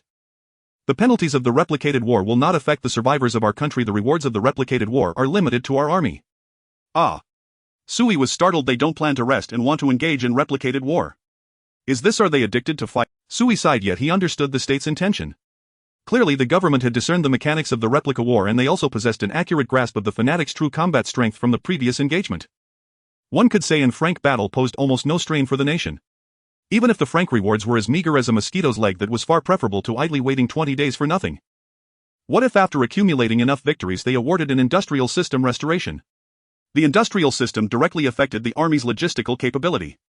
Not to mention, even restoring a third of the state's industrial capacity would provide considerable confidence when facing future apocalyptic wars. After all, when in doubt, strike relentlessly. The state's stance was simple: no need for rest. Fighting frank wars is no different from resting. Keep fighting and collect whatever rewards you can to build a snowballing advantage. Since the state is exerting such effort, I cannot afford to be slothful. Sui inhaled deeply and clenched his fist. I will be a proper homebody and conscientiously pass the idle hours. It sounded absurd, but it was the truth. Sui's method for growing stronger was to lie low and wait, letting time slip away in boredom. The chat channels remained full of shock and discussion about the state's actions, but Sui felt little of it. Wage war to sustain war, a very pragmatic approach. Just as Sui prepared to toss and turn back to sleep and while away more hours, another notification suddenly appeared before his eyes. All day long, why are there non-stop messages? Can't one sleep? Damn, did Lin Yu raid and silence someone? Sui widened his eyes and stared at the notification. Your subordinate talent unit engaged in combat with another shelter and won. Because you were not present, the system automatically delegated the decision to occupy the shelter to your primary talent. Your talent Lin Yu chose to destroy the current shelter. You inherited the shelter's remaining survival points 358. Item inheritance assessment. Failed. You did not inherit the shelter's stored items. The cascade of messages before Sui meant Lin Yu had taken action. Those soldiers had truly found an apt target and given Sui a small surprise. Lying at home doing nothing, he received over 300 survival points. This indeed far exceeded dispatch missions. 3 dispatch tasks would only add up to some 30 points in a day, whereas destroying one shelter yielded over 300. Sui marveled and grew curious. Where had Lin Yu and the others destroyed the shelter? What was the situation there? Unfortunately, there was no long-range communication. He would have to wait for their return to learn what had occurred. Sui shook his head, regretting that he could not take part personally. But the refuge was only beginning. Lacking such equipment was normal. Sleep. Tomorrow we'll discuss with Jiang Xiaozi how to spend these 300 points. He collapsed onto the bed half asleep when something flashed before his eyes. He opened his eyes and was stunned. Warning: your talent engaged in combat with a shelter in the field. Your talent Lin Yu chose to destroy the shelter. You inherited its remaining survival points 563. Item inheritance assessment. Success. You obtained the shelter's stored items: grade miraculous bread tree and E-grade butterfly shirt. Ah. Sui's sleepiness vanished. How had another 500 points been added? What are Lin Yu and the others doing? Did they poke a bandit nest? Sui wondered. He estimated the interval between the two notifications was only about 30 minutes. This implied Lin Yu had nearly non-stop demolished 2 shelters. The 2 might even be very close, clustered like the apartment blocks where Sui lived. If that was true, then in the next 30 minutes would another conquest notification appear. Sui decided not to sleep and waited patiently. He silently counted the time. 30 minutes later, your talent Lin Yu chose to destroy the shelter. You inherited its remaining survival points 100. Item inheritance assessment. Success. This shelter contained no items. Sure enough, another one destroyed. Sui drew a cold breath, confirmed she was indeed dismantling criminal gangs. It must be a cluster of shelters within a single building to allow Lin Yu to destroy them in succession. Throughout the entire night, Sui did not sleep. Each time a drowsy haze threatened, a new notification would flash indicating Lin Yu had reduced another shelter to ruins. Those alerts continued until dawn before tapering off. They have been slaughtering all night. Sui opened the refuge interface and glanced at his survival points. Before Lin Yu left, he had only 86 survival points. After she fought through the night, Sui now had 4788 points. 4,000 survival points gained in a single night. The efficiency far outmatched dispatch missions. Damn, that was a huge haul.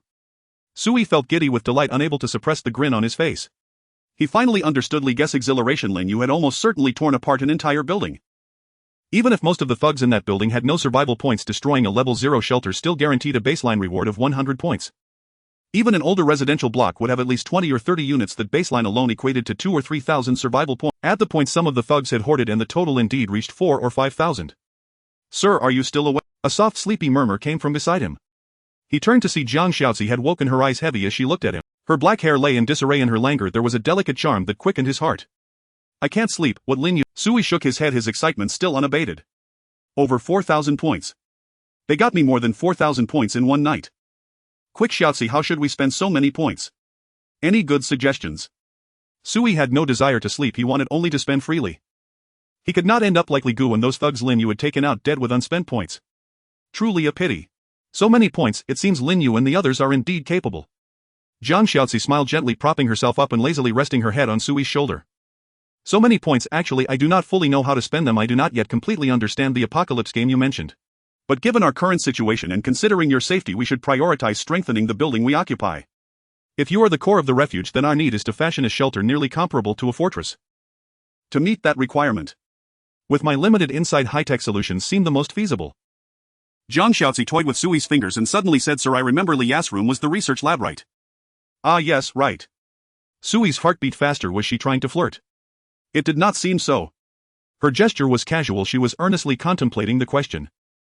Jiang Xiaozi tilted her head. "Then let's utilize the research lab. Haven't you been complaining about restoring the power system? We can, while satisfying the refuge's basic living needs, maximize the shelter's armaments. Where I used to live there were many machine guns and turrets as defensive installations. If our refuge had such devices, its safety factor would increase greatly. Of course we must not only contend with human threats but also consider potential natural disasters." Jiang Xiaozi's analysis was lucid and elemental. Strip away all the extraneous variables, the most important asset of the refuge was Sui himself. Without him everything else was empty talk. To protect Sui, defensive measures were indispensable. "I'll check the tech tree." Sui opened the tech tree and leafed through the dense catalog of research projects.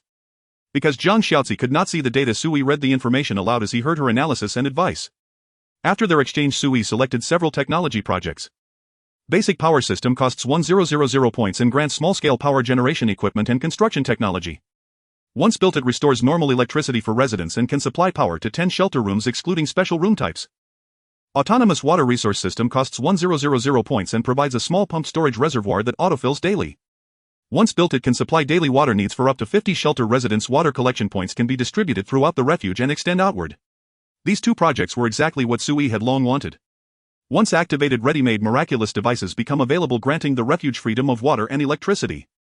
Combined with Sui's existing water purifier, freezer and greenhouse room, their synergistic effects would restore the refuge's living standards to pre-apocalypse normalcy.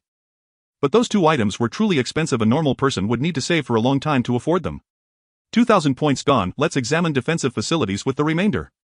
Sui adjusted the tech tree filters and the data cascaded rapidly, revealing a dense array of shelter defense and weapon research projects. Shelter main module basic defense costs 1,500 points. It equips the main module's perimeter with multi-layer sealed doors using biometric recognition, a 4-meter high iron enclosure wall fully surrounding the module, electrified netting attached to the wall, and 247 intelligent cameras, at least 12. It also reinforces the main structure to grant outstanding resistance to cold, heat, explosions and earthquakes. Requires no other shelters within 100 meters. Automated sentinel system costs 1,000 points. It swiftly installs at least 20 automatic machine gun units inside and around the shelter, each listed with a nominal 300-round magazine. Units can automatically distinguish friend from foe and operate in alert or manual mode. Initially, each automatic gun carries 1,000 rounds and will require timely resupply. With those two defense systems added, Sui's newly earned 4,000 points were immediately reduced to just 374. Sui exhaled in satisfaction. The feeling of spending is truly intoxicating. It's gone, all spent. Sui selected a technology project and was about to make a purchase when Jiang Xiaozi suddenly frowned beside him. "Sir, isn't there still over 300 points left? Why haven't you spent it all?" Jiang Xiaozi blinked and gently reminded him, "Are you planning to leave it for someone else to—" "Right. That makes sense. Spend it all. As long as it enhances the survival capacity of the shelter, spending any amount of points is worth it." Sui nodded. "You're right. Not spending the military funds is just leaving it to be used as war reparations. We won't be that foolish. Let me take another look. This one is good, just 350 points." Sui selected another technology project for the shelter's defensive facilities. Underground isolation shelter module consumes 350 points, generates an underground space belonging to the shelter beneath the main structure capable of accommodating 10 people, lacking any additional facilities but possessing enhanced resistance to natural disasters. This technological tree project further strengthened the shelter's disaster resistance. The main structure has already been reinforced, let's continue to enhance it. What do you think? Sui looked at Jiang Xiaozi, who nodded in agreement. This is a good fallback. At critical moments we can hide in there, perhaps gaining a glimmer of hope. Yes, this is the trump card facility. I hope we never have to use it. Sui smiled and selected all the projects for bulk purchase. As Sui chose to purchase, a burst of golden light flickered and rapidly expanded, quickly spreading throughout the shelter, enveloping the entire building. The girls inside the building were all stunned, looking around in bewilderment at the golden glow surrounding them. In just a few blinks the golden light dissipated, revealing astonishing changes to the residential building. First, in the blank room of the 6th floor shelter where Sui was located, an automatic power generation facility resembling a beehive appeared, about 2 meters tall, with circuit lines connecting it to the walls, disappearing into the walls afterward. Next to it, a room was filled with a massive water reservoir filled with clean water, and it also had corresponding pipes connecting to the reservoir, automatically distributing and connecting to different rooms in the building. Since the technology project Sui purchased directly affected the main structure of the shelter, although the shelter's range only covered the 6th floor, the main structure belonged to the entire residential building. Therefore, these technology projects would directly affect the entire building. Aside from the application of water and electricity systems, the changes to this building were also quite noticeable. First, numerous surveillance cameras appeared throughout the building, with 360-degree rotating cameras ensuring high-definition imaging and review around the clock. The terminal for monitoring was in Sui's room beside his bed, where a multi-screen monitoring display appeared, allowing Sui to easily see most areas of the building and the scenes within the rooms. In addition, there were hidden machine gun firing ports on various floors with their control and monitoring terminals integrated for synchronized operation. At the same time, Sui had already learned through the monitoring terminal that the walls of the residential building had been completely transformed. The inner layer of the walls where the automatic machine guns were located could move freely, allowing them to be closed and opened at any time, providing excellent concealment for the firing points. Besides the changes inside the building, the changes outside were even more pronounced.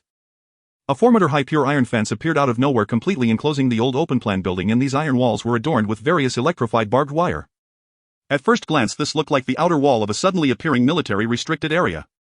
Even if someone could breach the fence and reach the building's entrance, they would be blocked by a heavy multi-layered sealed iron door. This door was even more formidable than the rudimentary iron door created by Leah, resembling the vault door of a world-class bank, reflecting a cold metallic glow so heavy it felt almost despairing. The girls inside the building were the first to notice the abnormality, their eyes wide in amazement, almost unable to comprehend the miraculous scene before them. Is this still our place? Why do I feel like I've crossed over? Is that ghostly voice back? Is it messing with us? I feel like our building is a bit different now, seems more solid. Is it just my illusion? This door is so big. Wait, are we trapped inside? Sisterly the boldest nervously gripped her steel spear and cautiously approached the iron door at the entrance. Before she could touch it, an electronic synthesized voice came from inside the iron door. Ding! Target detected. Conducting biometric identification. Determination target identity belongs to a shelter resident, identity valid. Recording biometric information. Ah.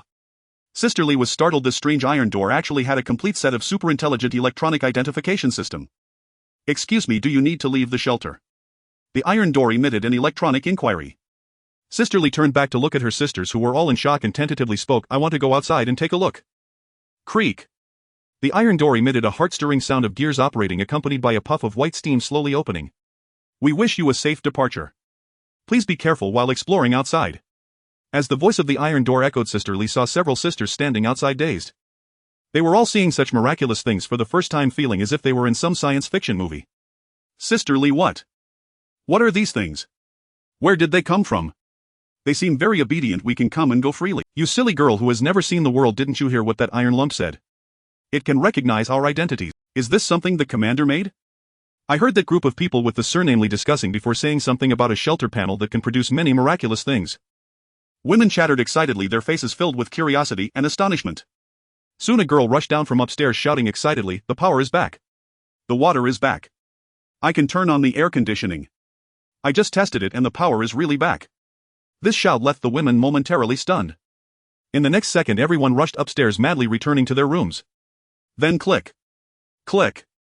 Click. Lights in each room were turned back on. Air conditioning units began to hum with operation sounds. Ah. Some women screamed in the building, their voices filled with immense excitement. The power is back. It's really back. My phone can be charged now. The faucet has water. Sisters, we are finally alive again. This is wonderful. The girls were filled with excitement, screaming and yelling. Some even got so excited that they rushed into their rooms, stripping off their clothes and rushing into their bathrooms, enjoying the coolness of the cold water washing over their bodies. All these scenes were witnessed by Sui in front of the monitoring terminal. At least half of the girls were showering with the lights on their bare bodies swaying in different screens, which made Sui awkwardly avert his gaze. Shoutzy, this monitoring function seems not very useful, it's too intrusive of privacy. Sui coughed, but Jiang Xiaozi looked serious. No sir, I believe it is the most effective tool. During this critical time, as the leader of the shelter, you have the right and obligation to monitor the actions of the entire shelter and all its residents. In this era, no one should maintain so-called privacy in front of you, as it endangers the shelter's safety and poses a potential threat to you. Jiang Xiaozi didn't care whether Sui saw the women naked, she only cared about the overall development of the shelter and Sui's personal. You're right, I've been too outdated. Sui smiled, feeling much more at ease. Sir, I think it's necessary to establish some new shelter regulations. Jiang Xiaozi looked at the images on the monitoring screen and frowned, reminding him, for example, a rule to conserve water. They need to understand the value of water resources and cannot waste it like this. It's fine, let them indulge on the first day. Sui looked at the screen and said calmly, even I miss the days with water and electricity. They have suffered enough. Taking a shower won't waste much water. Sui felt confident, as the water resource system, though expensive, could provide enough water for 50 residents' daily needs. This included the basic water needed for washing, drinking and cleaning. Moreover, the reservoir would automatically fill every day, so there was no fear of waste. Sir, you're too gentle. Jiang Xiaozi shook her head but didn't continue to persuade him.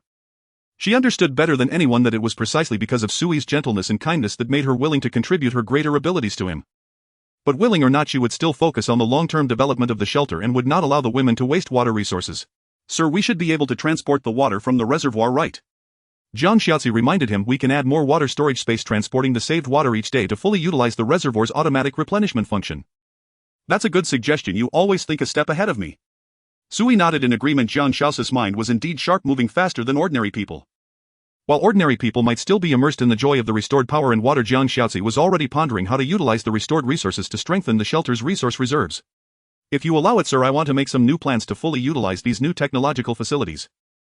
Jiang Xiaozi looked at the girl's happiness and paused before saying, I will also establish more comprehensive shelter regulations. All right, you handle it, I trust you completely. Sui smiled and nodded. He had confirmed the loyalty of the talents long ago. Even if they didn't possess the loyalty trait like Linuit, everyone still had a relatively high loyalty to the shelter. As long as he didn't act recklessly, it was impossible for them to betray him easily. Yes, sir. Jiang Xiaozi nodded and quickly left. Just as she reached the door, she suddenly remembered something, turned back to tell Sui, sir, I have one more thing. Before she could finish, Jiang Xiaozi was stunned. She saw Sui half leaning out of his seat at the monitoring terminal, his backside still on the chair, but his upper body had already stretched over to the computer desk. He was turning on the computer. The computer's main unit emitted a faint buzzing sound and the screen gradually lit up, reflecting a beautiful two-dimensional anime girl desktop in Jiang Xiaozi's eyes. Xiaozi, is there something else? Sui scratched his head and asked as he turned back. Sir. Jiang Xiaozi suddenly smiled and shook her head, nothing, I will take care of everything. Then I continue. Sui pointed to the computer and Jiang Xiaozi's smile became even gentler. Sir, I wish you a good time. After saying this, Jiang Xiaozi gracefully left the room. Sui vaguely seemed to hear her low laughter outside. He's really just a big boy who loves to play. Sui blinked and muttered, is that a compliment? But computer games are really fun. Forget it, I don't care, I'm suffocating. Sui directly changed positions, comfortably sitting in front of the computer, casually finding a single-player game on the computer and double-clicking to start. Let's play. I'm doing nothing today but playing games. What is the most entertaining thing for a homebody? I'll write the happy cup. Ugh. Not that thing, it's video games. It's video games. The happy cup can only provide temporary joy, but games can bring immense and lasting happiness to homebodies. Especially for those who spend a lot of time at home, a good game can consume an entire day's worth of time. Sui never expected that one day he would be so fascinated by the game Red Alert. This might be because he has been pent up for too long. Although the computer had power, there was no internet globally, so online games were out of the question. Fortunately, Sui had downloaded many single-player games on his computer. Many of these games featured multiple playthroughs and replayability enough to keep him entertained for a long time. If he got tired of games, it wouldn't matter, there were hundreds of terabytes of study materials to pass the time. If even that became tiresome, he could always play Minesweeper. Spider Solitaire could work too. Sui thought that if one day he could play his computer games to the point of not wanting to turn it on again, his refuge would surely develop into something extremely powerful. Because before that, Sui would definitely consume a lot of time. Just like now. Sui felt like he had just started playing games and hadn't even played a few rounds when a daily talent notification suddenly appeared before his eyes. Congratulations! Talent reward triggered. You have received Crate Entertainment item little person warning device. Little person warning device crate entertainment item carry it close if someone around you harbors ill intentions towards you or your refuge it will turn red if you are not being targeted by any ill-intentioned individuals it will be blue. Ha! Why did I get something like this? Sui looked at the item in his hand. It resembled a watch strap just right to buckle around his wrist. It even had an electronic time display function like a digital watch with the timing feature being an added bonus. A warning type entertainment item. Is this really what I need most for my talent right now? Sui propped his chin up pondering for a moment and realized he indeed needed this item. As his gathering place continued to develop, agreeing to Jiang Shao's behind Thessian's master plan would surely accelerate. By then the population of the refuge would undoubtedly increase and the loyalty of talent units could be guaranteed, but what about non-talent units? Who knows if the current and future residents of the refuge will be wholeheartedly loyal to him and the refuge? Even if they are loyal now, will there be changes in the future? Human hearts are fickle. What if there is an insider in the refuge and he has no means of detection? That would be like planting a time bomb. This talent is really impressive. There are only about 10 women in the refuge right now and it has already arranged for me a heart detection device. Sui fiddled with the watch. He pondered for a moment and stopped playing games, instead getting up and leaving the room. The detection range displayed on the watch was a diameter of 50 meters and Sui proceeded to scan floor by floor. As long as he stood in the hallway he could easily cover all the residents on this floor even if they were busy in their rooms. From the 6th floor to the first, taking advantage of the fact that the girls were all home, Sui scanned all the residents of the building. The results satisfied him. The color of the strap remained blue and did not turn red. This means that they are currently loyal to me and have no ill intentions towards me or the refuge. This item is indeed good. As long as I take a stroll in the refuge daily I can easily grasp the loyalty status of the residents. Sui took a round and quietly returned to his room. He continued playing games. There was nothing happening in the refuge, everything was peaceful, so Sui could only keep whiling away the time. He played for an entire afternoon. As the sky gradually darkened, Sui suddenly raised his head. Why haven't Lin Yu and the others returned yet? I haven't received any new points acquisition notifications. They shouldn't be in combat, right? Aren't they considering returning to the refuge? Did something happen on the way? Sui frowned. Just as he was about to get up to find Jiang Shaoci to inquire about the situation, he suddenly noticed that his strap had turned red. Ha! Sui was taken aback. Looking closely he found that the strap had turned blue again. In no time it turned red once more. Within a few minutes it rapidly changed, ultimately stopping at blue. What is this situation? Items from the Doomsday game should not easily break, so is it? Did those girls run into problems? Have they developed malicious intentions towards me? Sui's heart sank. This was not a trivial matter. Any Chinese person would be most wary of hidden treachery. The so-called 1,000-mile dam can be destroyed by an anthole. Hidden threats that move silently are the greatest danger. I must find out. Sui furrowed his brows tightly and quickly left the room while studying the functionality introduction of the strap. This study indeed revealed critical information. It states here the detection effect has a retention time. Even if the threat's psychological state changes towards the wearer, the threat signal will still linger for a short time as a warning. If the threat signal flashes frequently, it means the threat is at the edge of the detection range caused by a weak detection signal. Sui muttered to himself, suddenly raising his head, standing in the hallway and looking at the outer wall. The limit detection range of 50 meters is right at the edge of the wall, isn't it? It's not the girls who have problems, it's an uninvited guest that has arrived. Just as Sui realized this, he heard footsteps coming from the rooftop above, and soon a young girl responsible for lookout duties hurried down the stairs. It's the commander. Hello, Commander. The girl ran into Sui in the hallway, nervously greeting him with a salute. Sui frowned. What happened? Commander, I just saw something up there. The girl pointed to the rooftop and then outside, nervously swallowing her saliva. Those 3 people have returned. Which 3 people? Sui asked, and the woman was so nervous that her breathing became erratic. It's those 3. The subway station. We slept in the subway station overnight. The 3 missing people. Ha! Sui raised an eyebrow. He knew about this matter. After being driven away by him earlier, the women had spent a night in the subway station, resulting in the disappearance of 3 unfortunate girls. From what she said, did the 3 missing individuals return on their own? Sui touched his strap and asked, just the 3? Why would they harbor malicious intentions towards this place? Sui raised an eyebrow, pondering when he heard the sound of crisp footsteps behind him. Her face showed a hint of excitement and a faint sense of guilt, as if she still accepted and trusted her 3 companions. No rush, called Jiang Shaoci. I'll wait for her on the rooftop.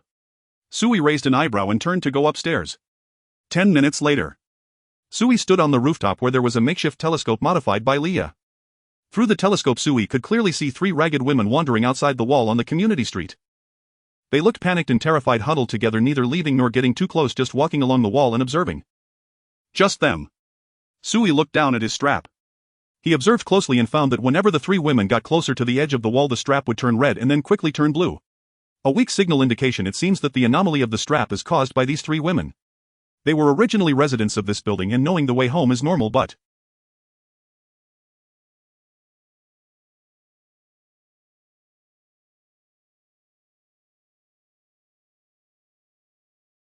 Sui turned to see Jiang Shaoxi bringing 3 women up to the rooftop. One of the women was holding a gun looking somewhat tense. Why did you bring a gun up here? Sui glanced at the submachine gun in Jiang Shaoxi's hand, which was still the weapon Lin Yu had used back then. Sir, I feel that the newcomers do not come with good intentions. Jiang Shaoxi stood beside Sui using another telescope to look at the scene outside the wall. I have already explained the changes in our building to the girls, but I believe outsiders must have noticed our changes as well. Sir, pay attention to their expressions. They want to come and they want to visit us. At this time, the sudden visit of these 3 missing people, I don't think it's a coincidence. This visit probably won't bring any good news. Jiang Shaoxi's explanation was brief, filled with strong subjective judgment, and the women beside her seemed skeptical. But Sui knew that Jiang Shaoxi's instincts were correct. Indeed, they harbor ill intentions, but it's still unclear what exactly they want. Sui shook the strap in his hand towards Jiang Shaoxi without explaining its function and only asked, "What do you suggest we do about those 3 people? Sir, let's let them in." Jiang Shaoxi had been observing the 3 women outside the wall, her voice calm. "We must have been targeted. There's no way to prevent thieves for 1,000 days. We must take the initiative to eliminate the hidden danger." "What about Lin Yu and the others? When will they return?" "Sir, before they left I set the latest time for them to return. They will be home within 30 minutes at the latest." Jiang Shaoxi paused, pulled out a small remote control button from her pocket and handed it to Sui. To his surprise, she also brought the control button for the automatic machine gun firing port in Sui's room. How considerate, she really thought things through. Even without Lin Yu and the others in the refuge, the fully upgraded refuge would not fear most enemies. These 20 automatic machine guns are indeed deadly weapons. Even Lin Yu and the others wouldn't be able to evade them if faced directly. Then let's let them in and see. Sui fiddled with the button in his hand, glancing at the women beside Jiang Shaoxi. If they pose no threat, everything is fine. If there is a problem, they will die. Jiang Shaoxi also cast a glance at the women beside her, a silent warning. The female agent leader is very adept at controlling people's hearts at this moment. She does not forget to have a few women around her to feel the drama of killing the chicken to warn the monkey. Sui did not leave the rooftop. He watched as Jiang Shaoxi descended the stairs with the women making their way toward the surrounding wall. Although the neighborhood where Sui resided was old, it had the advantage of being spacious with considerable distance between the buildings. The surrounding wall formed a self-contained area free from disturbances. However, for convenience, there were makeshift iron gates on all 4 sides of the wall which could only be opened from the inside. Jiang Shaoxi did not pause for long. She walked straight to the spot where the 3 women stood by the wall, opened the iron gate and led several women outside. "Xiao Chen! Xiao Chen!" At Jiang Shaoxi's gesture, Sister Li quickly raised her voice to greet them, allowing the 3 women to hear from a distance and turn their heads to look. "Oh my heavens, it really is you 3. Sister Li exclaimed with joy, breaking away from the group and hurrying forward to grasp one of the women's hand. "Where on earth have you been? Since that night we have been unable to find you all. Thankfully the heavens have blessed us and you 3 have returned." Sister Li did not allow the 3 women to refuse, pulling them toward Jiang Shaoxi. "Miss Jiang, these 3 are the sisters I mentioned to you who went missing at the subway station. What a blessing that they have returned alive." Sister Li excitedly introduced them to Jiang Shaoxi, who was examining them from head to toe.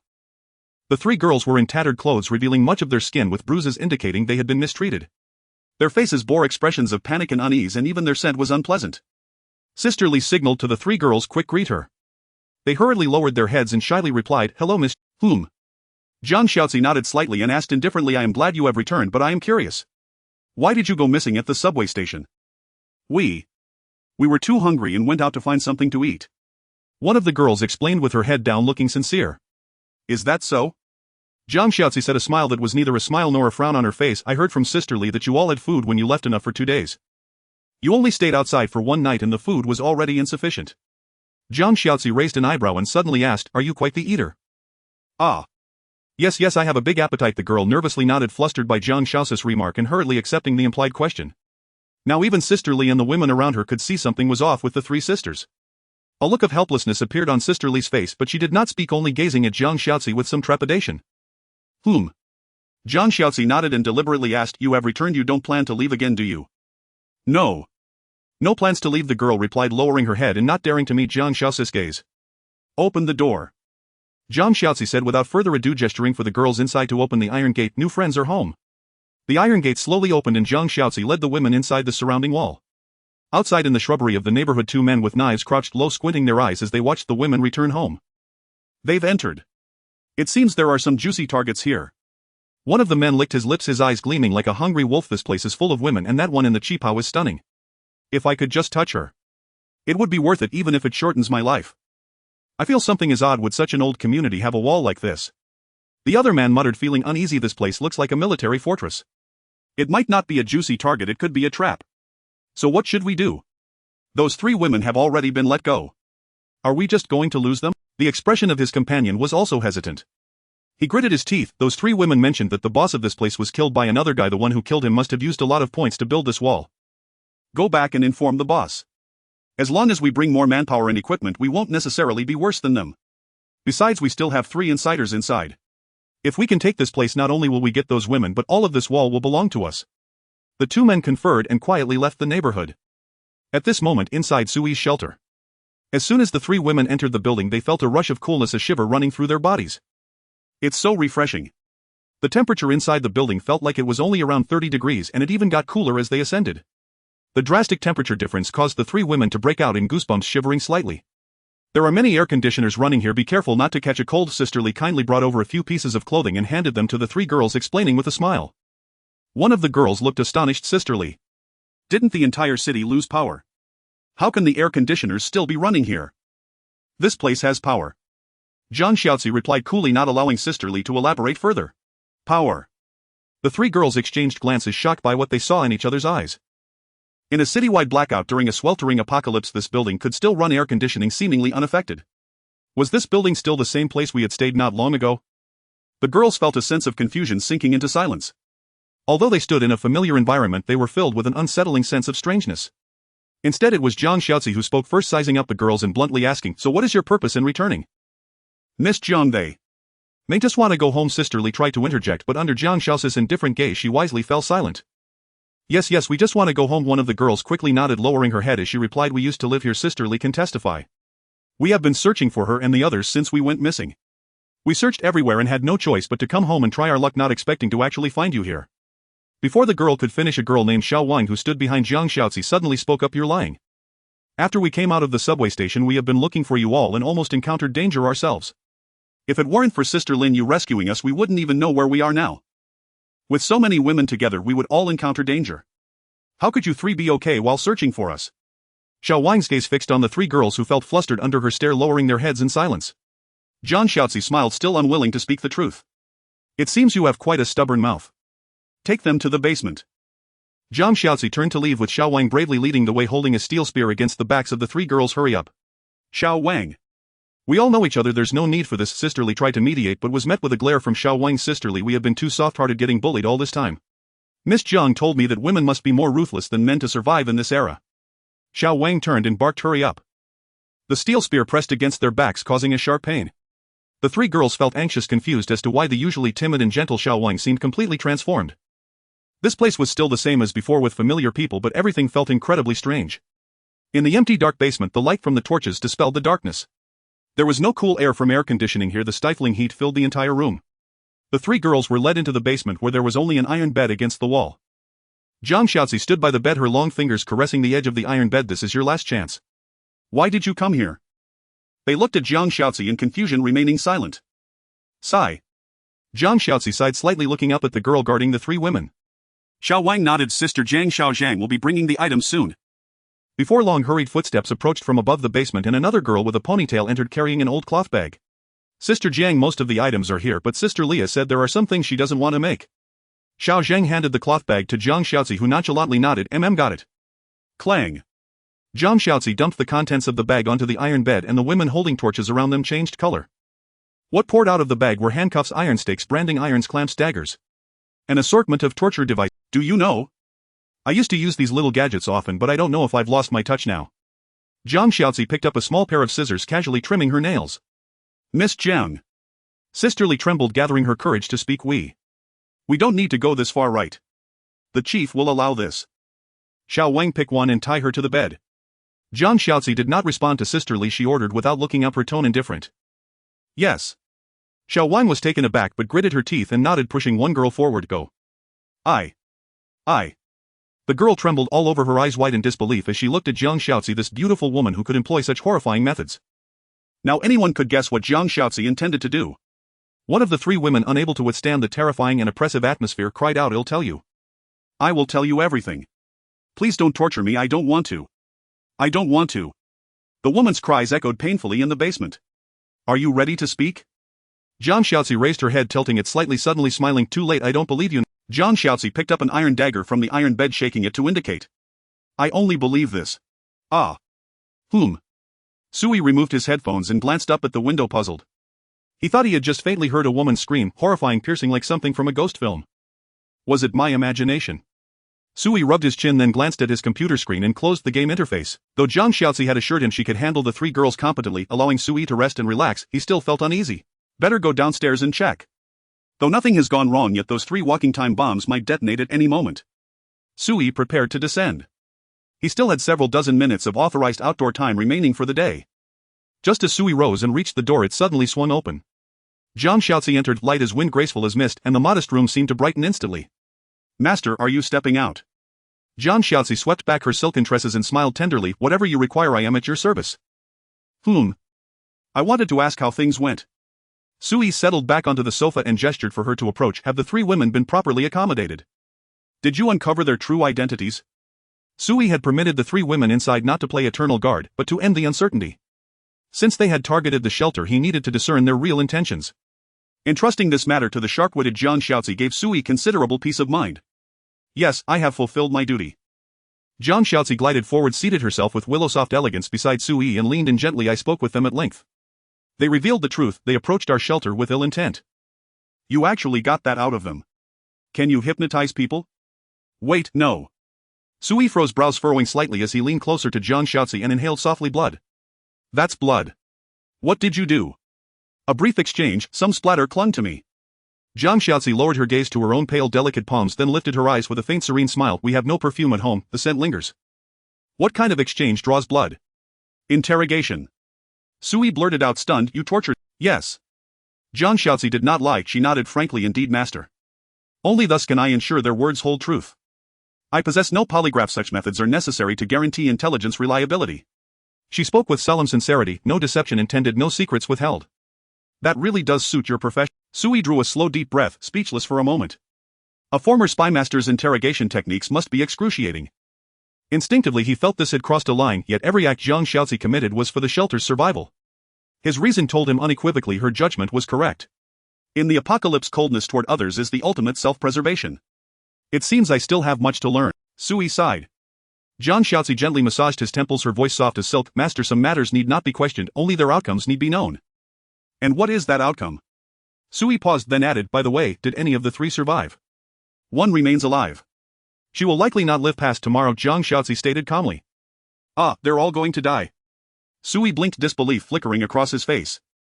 Half an hour earlier he had watched those 3 women timidly circling the outer wall, living, breathing human beings. Now 2 were already gone. Sui fell silent. He knew he must learn to accept such realities. If this was the price of growth in the apocalypse, it felt unervingly swift, difficult to bear. Master, if this unsettles you, I shall refrain next time. No, it's not that. Sui lifted his gaze to meet hers, a wry smile touching his lips. If we kill them, how do we lure the serpent from its den? Someone orchestrated this, am I right? Yes. Zhang Xiaozi looked at him, faintly surprised. She had braced herself for reprimand, yet Sui appeared utterly composed. At first glance he seemed a man born of icy detachment.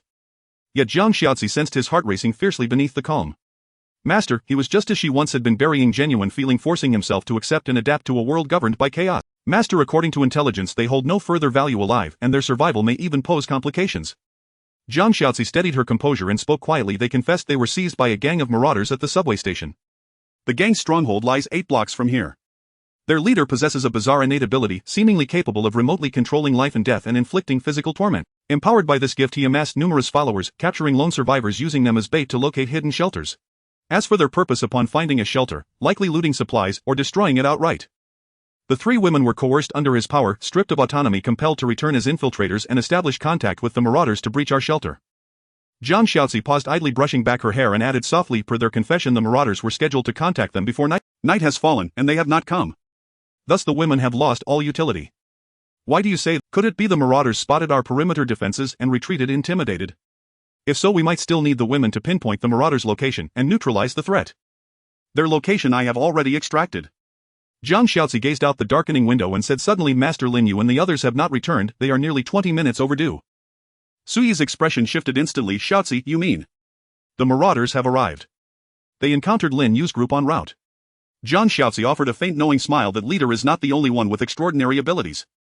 Several survivors among them possess similar talents and they carry firearms. Their numbers exceed 50.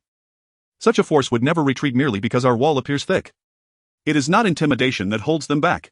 This was Zhang Xiaozi's certainty, the reason she concluded Lin Yu had already clashed with them.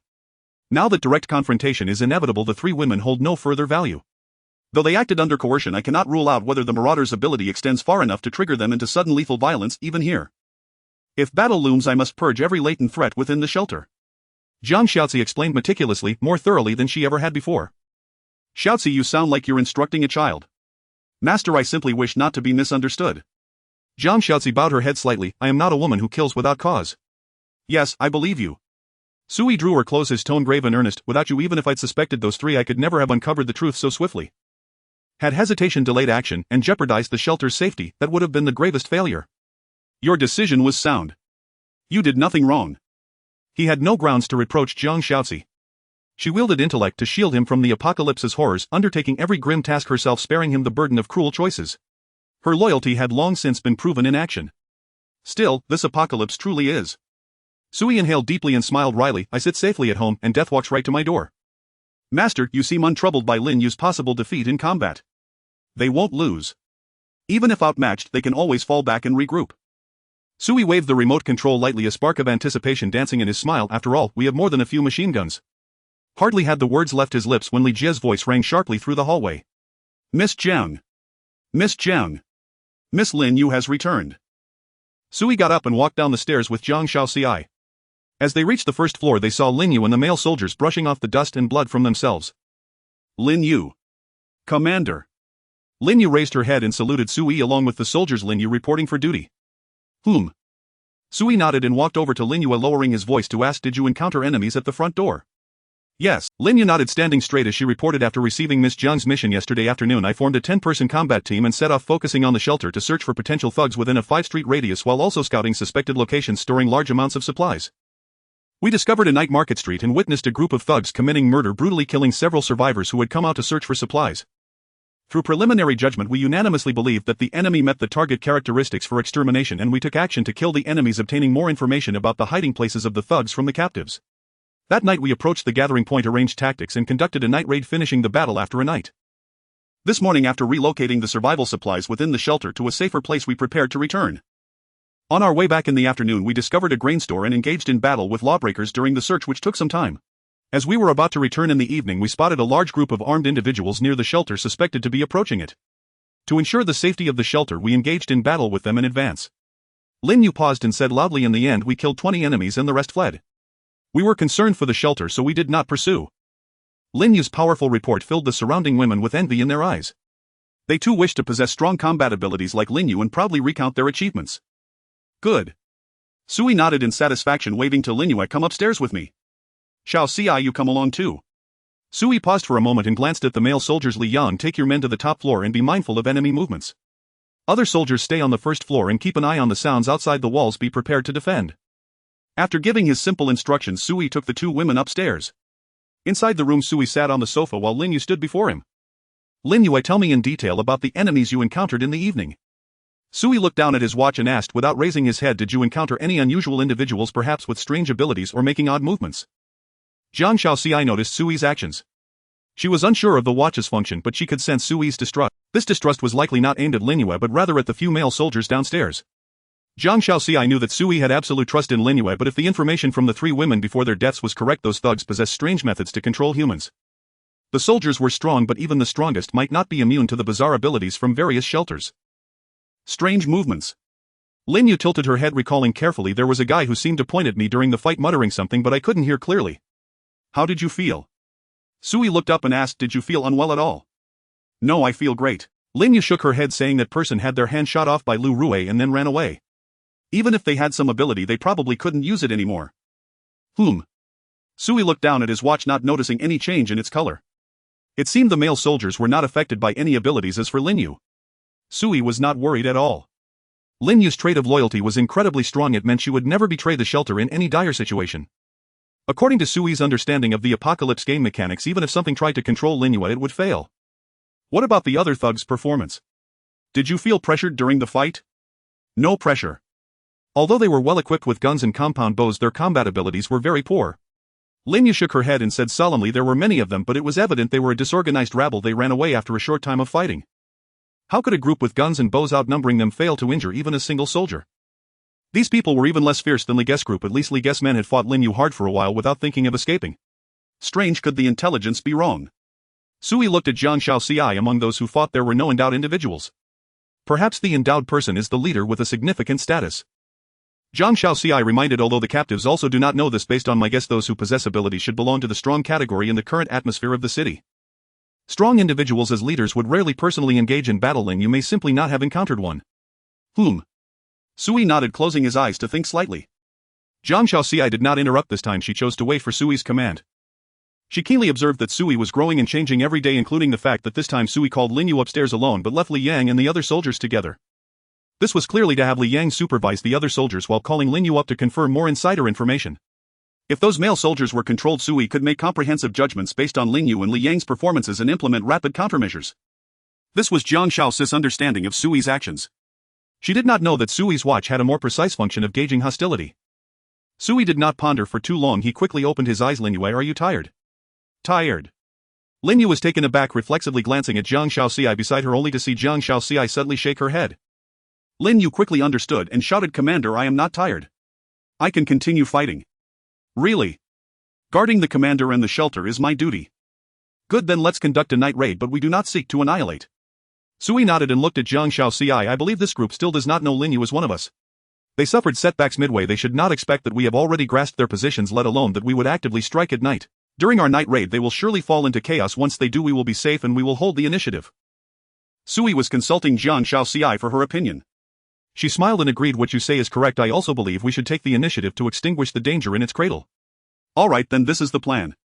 Sui decisively made the decision. I have no experience in how to fight, so I want to interfere with experts. Lin Yu and Shaoxi discuss it together. I only have one request. If we cannot defeat them, retreat as quickly as possible. I told you those in the shelter all have some strange abilities and am afraid of unexpected trouble. If conditions permit, you can lure the enemy here. Sui pressed the remote control button in his hand and a black hole of an automatic machine gun appeared from the wall of the room to Lin Yu's right. Our home can provide you with fire support. Sui winked at Lin Yu, who looked surprised but did not ask further. She was an excellent soldier, very self-aware, and never inquired about the commander's confidential information. Yes, Commander. Lin Yu stood at attention and said seriously, I will complete the mission. Exterminate the enemy. Go, you make the plan, I just want the results. Sui watched the two leave and soon the room was left with just him. It was now 8 in the evening. Night had fallen and the streets outside were silent. The other buildings in the entire community were dim and without movement.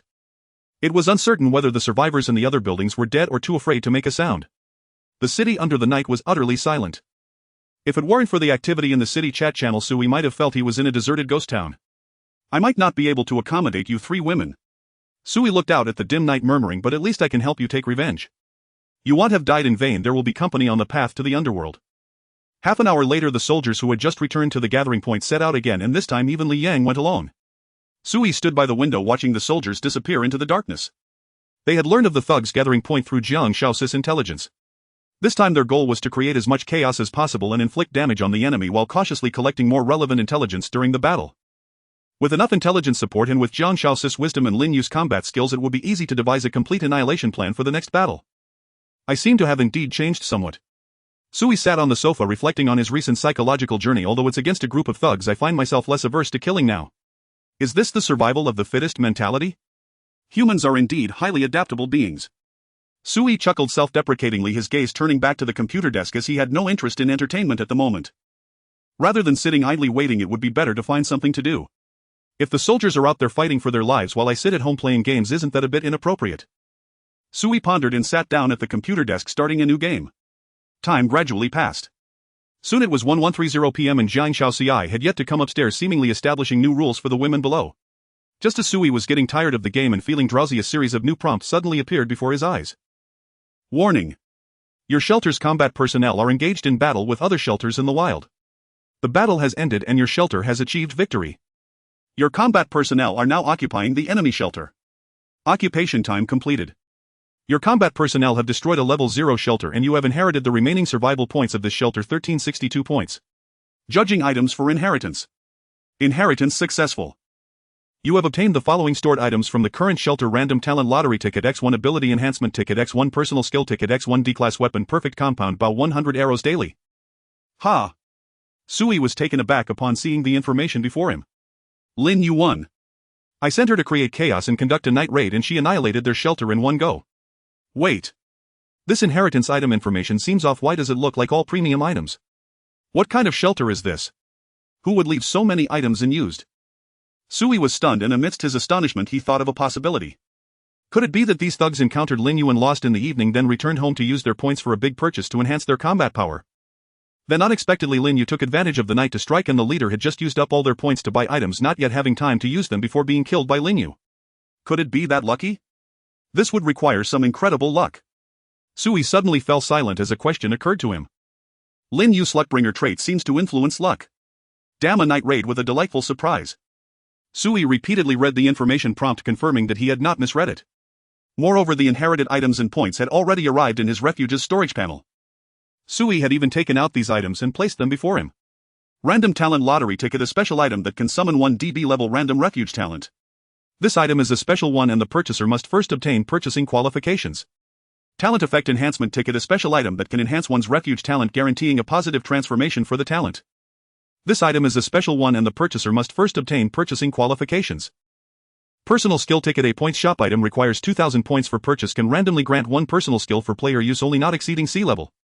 Perfect composite bow, a level weapon, requires 1,000 points for purchase. It is known as the sniper rifle among bows and arrows, using a pulley to save the user's strength when drawing the bow, while equipped with an accurate aiming system capable of easily hunting large prey, equipped with a quiver that automatically restores up to 100 alloy arrows daily. Hiss, this guy is really strong. With such a rich background, he is definitely a big shot on the leaderboard. Sui inhaled sharply. He did not know what that unseen enemy had done to obtain special qualifications and acquire 2 special items, but Sui knew that these 2 special items were not weak. If this guy used them, what if he obtained a powerful personal skill and then got a level combat talent? That would be terrible. Even Sui could only adopt a turtle strategy, and he certainly wouldn't send anyone to confront him directly. What should I say? Is it good luck or bad luck for you? Sui examined the items before him, shaking his head, feeling a bit of fear. Fortunately, Lin Yu had used the opener's trait reward, otherwise it would have been Sui who encountered misfortune tonight. Sui did not immediately use the items. He planned to wait for Lin Yu to return before using them. Especially for talent-related items, he had to let Lin Yu activate them to fully benefit from Miss Lin's good fortune. According to the intel from Jiang Shaoxiai, the gathering place of that thug is a standalone villa in the city which can be considered as a refuge. Lin Yu has already destroyed the refuge and should be on her way back now. Sui waited for more than an hour. Sure enough, some voices came from outside the window and the iron door opened. Lin Yu returned looking weary but accompanied by soldiers. She had returned victorious once again. This girl had indeed earned significant military merit in Sui's eyes. Soon Sui heard hurried footsteps outside the corridor and Lin Yu quickly pushed the door open. "Commander, I'm back." Lin Yu stood before Sui full of spirit, and he could still smell the faint scent of blood on her. "How was the battle?" Sui looked Lin Yu up and down with concern, asking, "You weren't injured, right?" "No, I wiped out all the enemies." Lin Yu raised her head proudly. They had some strength, but under the night raid they had no organizational ability at all. "I gave the rifle to Lu Rui. That kid's sniping skills are indeed better than mine, and he eliminated the enemy's resistance forces immediately. But I'm not bad either. I think I took down one of their leaders." Lin Yu was very happy. Sui cautiously asked, "Was that leader dazed, staring at the air before you took him down?" "Just like I usually do." "Hey. Commander, how did you know?" Lin Yu was surprised and bewildered. "Commander, do you have clairvoyance? You knew all this?" "Exactly as you said, Commander. I sneaked up to his window and he hadn't noticed me, then I threw my military knife. And then I shot him in the head." Lin Yu shrugged, pouting. "He was too unalert, completely not my opponent." "Indeed. This guy was so unfortunate. Just enjoying his points, spending, having a great time, and then suddenly shot in the head. Even his talents didn't have a chance to work, dying without a clear cause." Sui, thinking from another perspective, figured that if he faced such a fate he would probably die with his eyes wide open. "Indeed, they are not your opponents, but that's normal." Sui nodded in agreement. "The regular army is fighting in the apocalypse, and those left behind are all ordinary people. Their combat quality surely cannot compare to yours.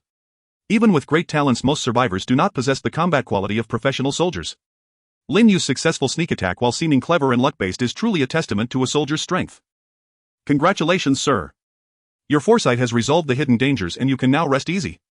Jiang Shaoxiai smiled from the side, and Sui jokingly scolded, "Why have you suddenly learned to flatter?" Jiang Shaoxiai covered her mouth and chuckled, not rebutting. "How is the post-war handling going?" Sui looked at Lin Yu this time, asking very detailed questions, not leaving everything to Jiang Shaoxiai. Sui knew that as the leader of the refuge he needed to actively learn and ponder many things even if he didn't understand them.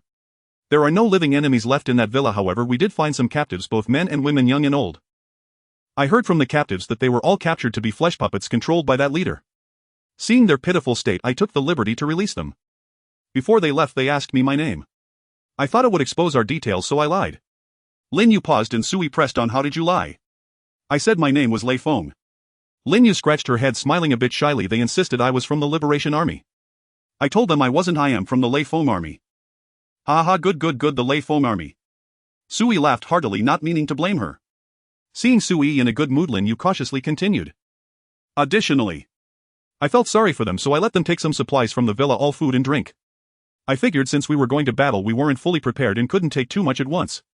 Moreover, the fighting was quite intense and the surrounding survivors would definitely have heard it. I thought that even if we ran back to the villa to transport supplies again we would probably lose quite a bit to thieves, so I might as well do a good deed. Lin Yu looked at Sui, noticing his smile fade. She felt increasingly uneasy and lowered her head, saying, Commander, I'm sorry, I was wrong. It's okay, what you said is also right.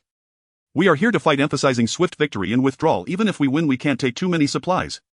Sui waved his hand, although he felt a bit pained about the supplies. He couldn't bear to blame Lin Yu for her great military achievements. If you gave it away then so be it, consider it as accumulating good karma. Commander, you are so kind.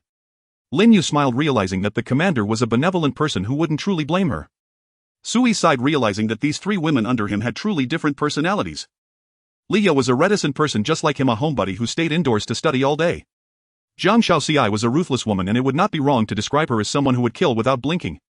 As for Lin Yue, she was an anomaly. Being a warrior she dealt with blood daily but still held kindness in her heart, always unable to bear seeing the weak suffer. It seems that in the future the dirty work should be left to Xiaoxiai while positive matters can be handled by Lin Yu. Sui pondered, suddenly feeling amused. Doesn't this mean that he effectively has two gloves, one black and one white, and that whatever he does someone will represent his will? Upon reflection, isn't this the behind the scenes plan Zhang Xiaoxiai devised for him? Zhang Xiaoxiai, who had been silent all along, nearly smiled faintly, standing elegantly and gracefully, her beautiful eyes always on Sui. By the way, that Lu Rui is a sniper, right? There's no need to give him that rifle. Snipers should also be able to use composite bows, right? Sui pointed to the composite bow on the table. This item can serve as a substitute for the sniper rifle for now. Okay, Commander, I will pass it on to him right away. Lin Yu nodded and was about to leave with the composite bow when Sui called out, wait. Don't be in a hurry, help me with something.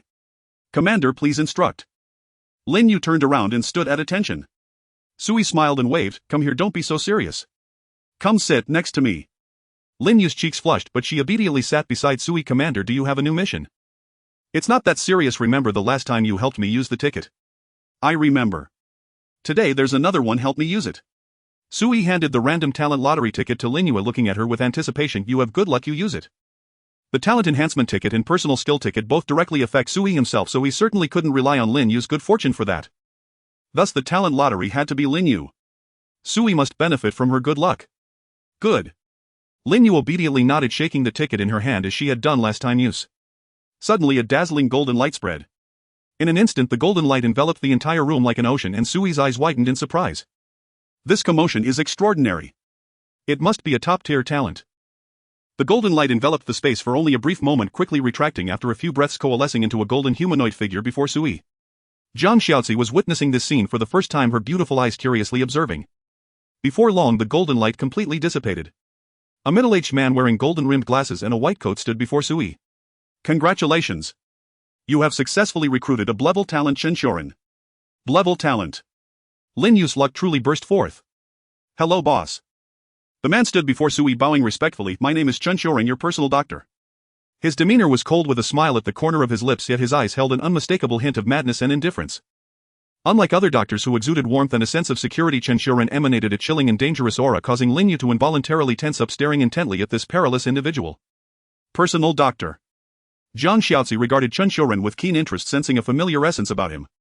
Yes, Chen Xiuren replied calmly, smiling politely. At that moment Sui silently opened Chen Qiren's data and took a quick glance. Name Chen Xiuren. Age 40. Type Doctor Scientist. Talent Grade B. Physical Strength 120. Neural Response 266. Endurance 153. Mental Will 268. Self-Healing Immunity 288. Talent characteristics: Medical Genius. He excels in a vast majority of medical disciplines including surgery, internal medicine and genetic research, among others. Poison specialization rather than healing. He prefers killing. He is highly skilled in poisoning but dislikes the antidote. Talent gift killer. He has a passion for killing and possesses unique and remarkable killing techniques. He was a world-class assassin who retired after falling in love with a girl. A rather cliché story. Mental illness. His mind is atypical with extraordinarily strong willpower, yet he is suspected of being ill. A colleague once diagnosed him but was killed by him, leaving no one to know the results of his diagnosis. Value rating 895. Hiss a mad doctor. Sui inhaled sharply, his first reaction upon seeing Chen Kairan's data. A genius doctor with a mental illness and a retired killer. While this talent's profile is quite extensive, his data is also aesthetically pleasing with 2 attributes over 200 clearly indicating his specialties. You are quite adept at killing. Sui looked at Chen Qiuren pondering as he asked, what I mean is non-direct kills using some non-combat methods. Yes, boss. Chen Qiuren slightly bowed, polite as ever. May I ask, is this my task moving forward? I can provide over 300 non-combat assassination plans for the boss. If the assassination target is in this room. Chen Qiuren glanced at Jiang Shaozi and Lin Yu, smiling faintly. I could kill her right now. Lin Yu immediately gripped her handgun, quickly disengaging the safety. Jiang Shaozi's smile gradually faded, her beautiful eyes narrowing as she scrutinized Chen Qiuren. We're all on the same side, don't mess around. Sui quickly interjected, looking at Chen Qiuren. A doctor who can kill does somewhat fit the job description. It seems the medical duties of the shelter will fall to you from now on. So you're a companion. Chen Qiuren smiled as he crouched by the table, pouring 2 cups of tea and handing them to the 2 ladies. I apologize for my earlier offense. I hope the 2 beautiful ladies won't mind. It's no trouble. Lin Yu put away her gun but did not take the cup of tea. Jiang Shaozi did the same. You may continue. Sui smiled. He just arrived and hasn't recognized everyone yet. A small misunderstanding is no issue and a cup of tea is a gesture of respect. It's not a gesture of respect. Chen Qiuren paused, speaking softly. This cup of tea is an antidote. I poisoned it earlier. Ah. Sui froze, looking at Chen Qiuren in disbelief. Chen Qiuren set down the teacup, a somewhat innocent expression as he produced a small spray from his waist and shook it. This is my homemade neurotoxin agent which causes paralysis and dizziness with a possibility of death for those allergic to its components. These 2 cups of tea contain the antidote which can prevent the effects of the poison. After Chen Qiuren spoke, Sui realized that Chen Qiuren appeared clean, seemingly not revealing any obvious items associated with his talent. No matter. Personnel come first, the rest can be acquired gradually. Sui reassured himself. After all, they were Lin Yu. Shaozi. Drink up quickly. Sui hurriedly ordered, watching as the 2 drank the tea before he turned his attention back to Chen Qiuren. Such methods should not be used on our own people in the future. I didn't know before. Chen Qiuren rubbed his nose, his smile carrying just the right amount of guilt. Now I know, boss. Rest assured I won't do anything to them. I will adhere to basic professional ethics and will not do anything to trouble the boss. Of course, if the boss could assign me a different job, I might work a bit harder. Chen Kairan's words hinted at something and Sui frowned, asking, what job content are you referring to? Boss, you mentioned earlier that I would be responsible for the treatment in the shelter. Do you hope for me to be a public chief physician? Chen Qiuren shrugged, looking rather helpless. Actually, I don't particularly like treating patients. I prefer to engage in medical research instead. What kind of research? Human dissection. Not allowed. Sui immediately refused sternly. Don't even think about doing anything bad to my people. Be a proper doctor from now on. If anyone has a headache or fever, you are responsible. If you can't cure them, it's your dereliction of duty. All right, boss. Chen Kairan's disappointment was hard to conceal. As you wish. I am a doctor who saves lives and heals the wounded. Sui noticed Chen Kairan's predicament but did not intend to change his decision. Firstly, the shelter already had a resident population, and as more talents were recruited, a medical system would certainly need to be established. Secondly, Sui felt that Chen Kairan's personality seemed a bit uncontrollable. He needed to be kept in check. Shaozi, take him downstairs. Find a room to serve as his medical office and later let Lin Yu go out to find him some medical equipment. Yes, sir. Jiang Shaozi nodded gently. I will arrange it well. Everyone go down, it's already late, get some rest. Sui glanced at the time on his watch. It was already nearing midnight. Today had been quite eventful. Although he had stayed home, the shelter had encountered quite a bit. Yes. Lin Yu saluted and turned to leave. Chen Qiuren obediently followed Jiang Shaozi, appearing very compliant with the arrangements. The remaining 2 items can only be used by me. I wonder how my luck will turn out. Sui looked at the remaining props on the table and suddenly smiled. That unfortunate guy truly was pitiful, unwittingly making a wedding dress for Sui. Let's try this talent effect enhancement voucher first. Sui picked up a golden voucher, held it in his hand and silently chose to use it. As the golden voucher exploded, a burst of golden light enveloped Sui's entire body. New information prompts also appeared before Sui. Congratulations! By using a special item, your talent has been upgraded. With the additional talent upgrade effective reward stacking, the more times you use talent rewards, the higher the level of rewards you receive will become, and the probability of obtaining high-level talent rewards will significantly increase. An upgrade effect related to luck. Sui tilted his head, carefully reading the introduction, feeling quite satisfied. The enhancement of talent rewards is undoubtedly a good thing. Although the upgraded effect does not emphasize that every talent reward will definitely be a high-level reward, it should be noted that Sui can win a prize every day. As long as he keeps it up, he will eventually hit the jackpot with a major talent reward. Let's try this. Sui picked up the last special item, the personal skill voucher. He had seen this thing in the points shop, but he didn't buy it at the time simply because its price was too high in the early stages. Moreover, the effect itself conflicts with Sui's shelter talent, which means he is destined not to leave the shelter easily. Sui pondered that even if he could acquire some personal skills, he wouldn't use them much since he rarely goes outside. But now, since this item is free, he might as well use it. Use. Sui directly activated the personal skill voucher and a silver light appeared in his palm before penetrating into his skin and disappearing. In the next moment, new prompt information appeared before Sui. Congratulations! You have used the personal skill voucher and obtained rank skill Comprehensive Resistance. Comprehensive Resistance, a passive skill. Your body gains a slight increase in resistance to diseases, high fever, extreme cold, and penetration disasters. Your bones also become stronger, making it difficult to fracture even if you fall. Ah. Drank. Sui felt a bit disappointed that he didn't hit the crank cap for the skill voucher.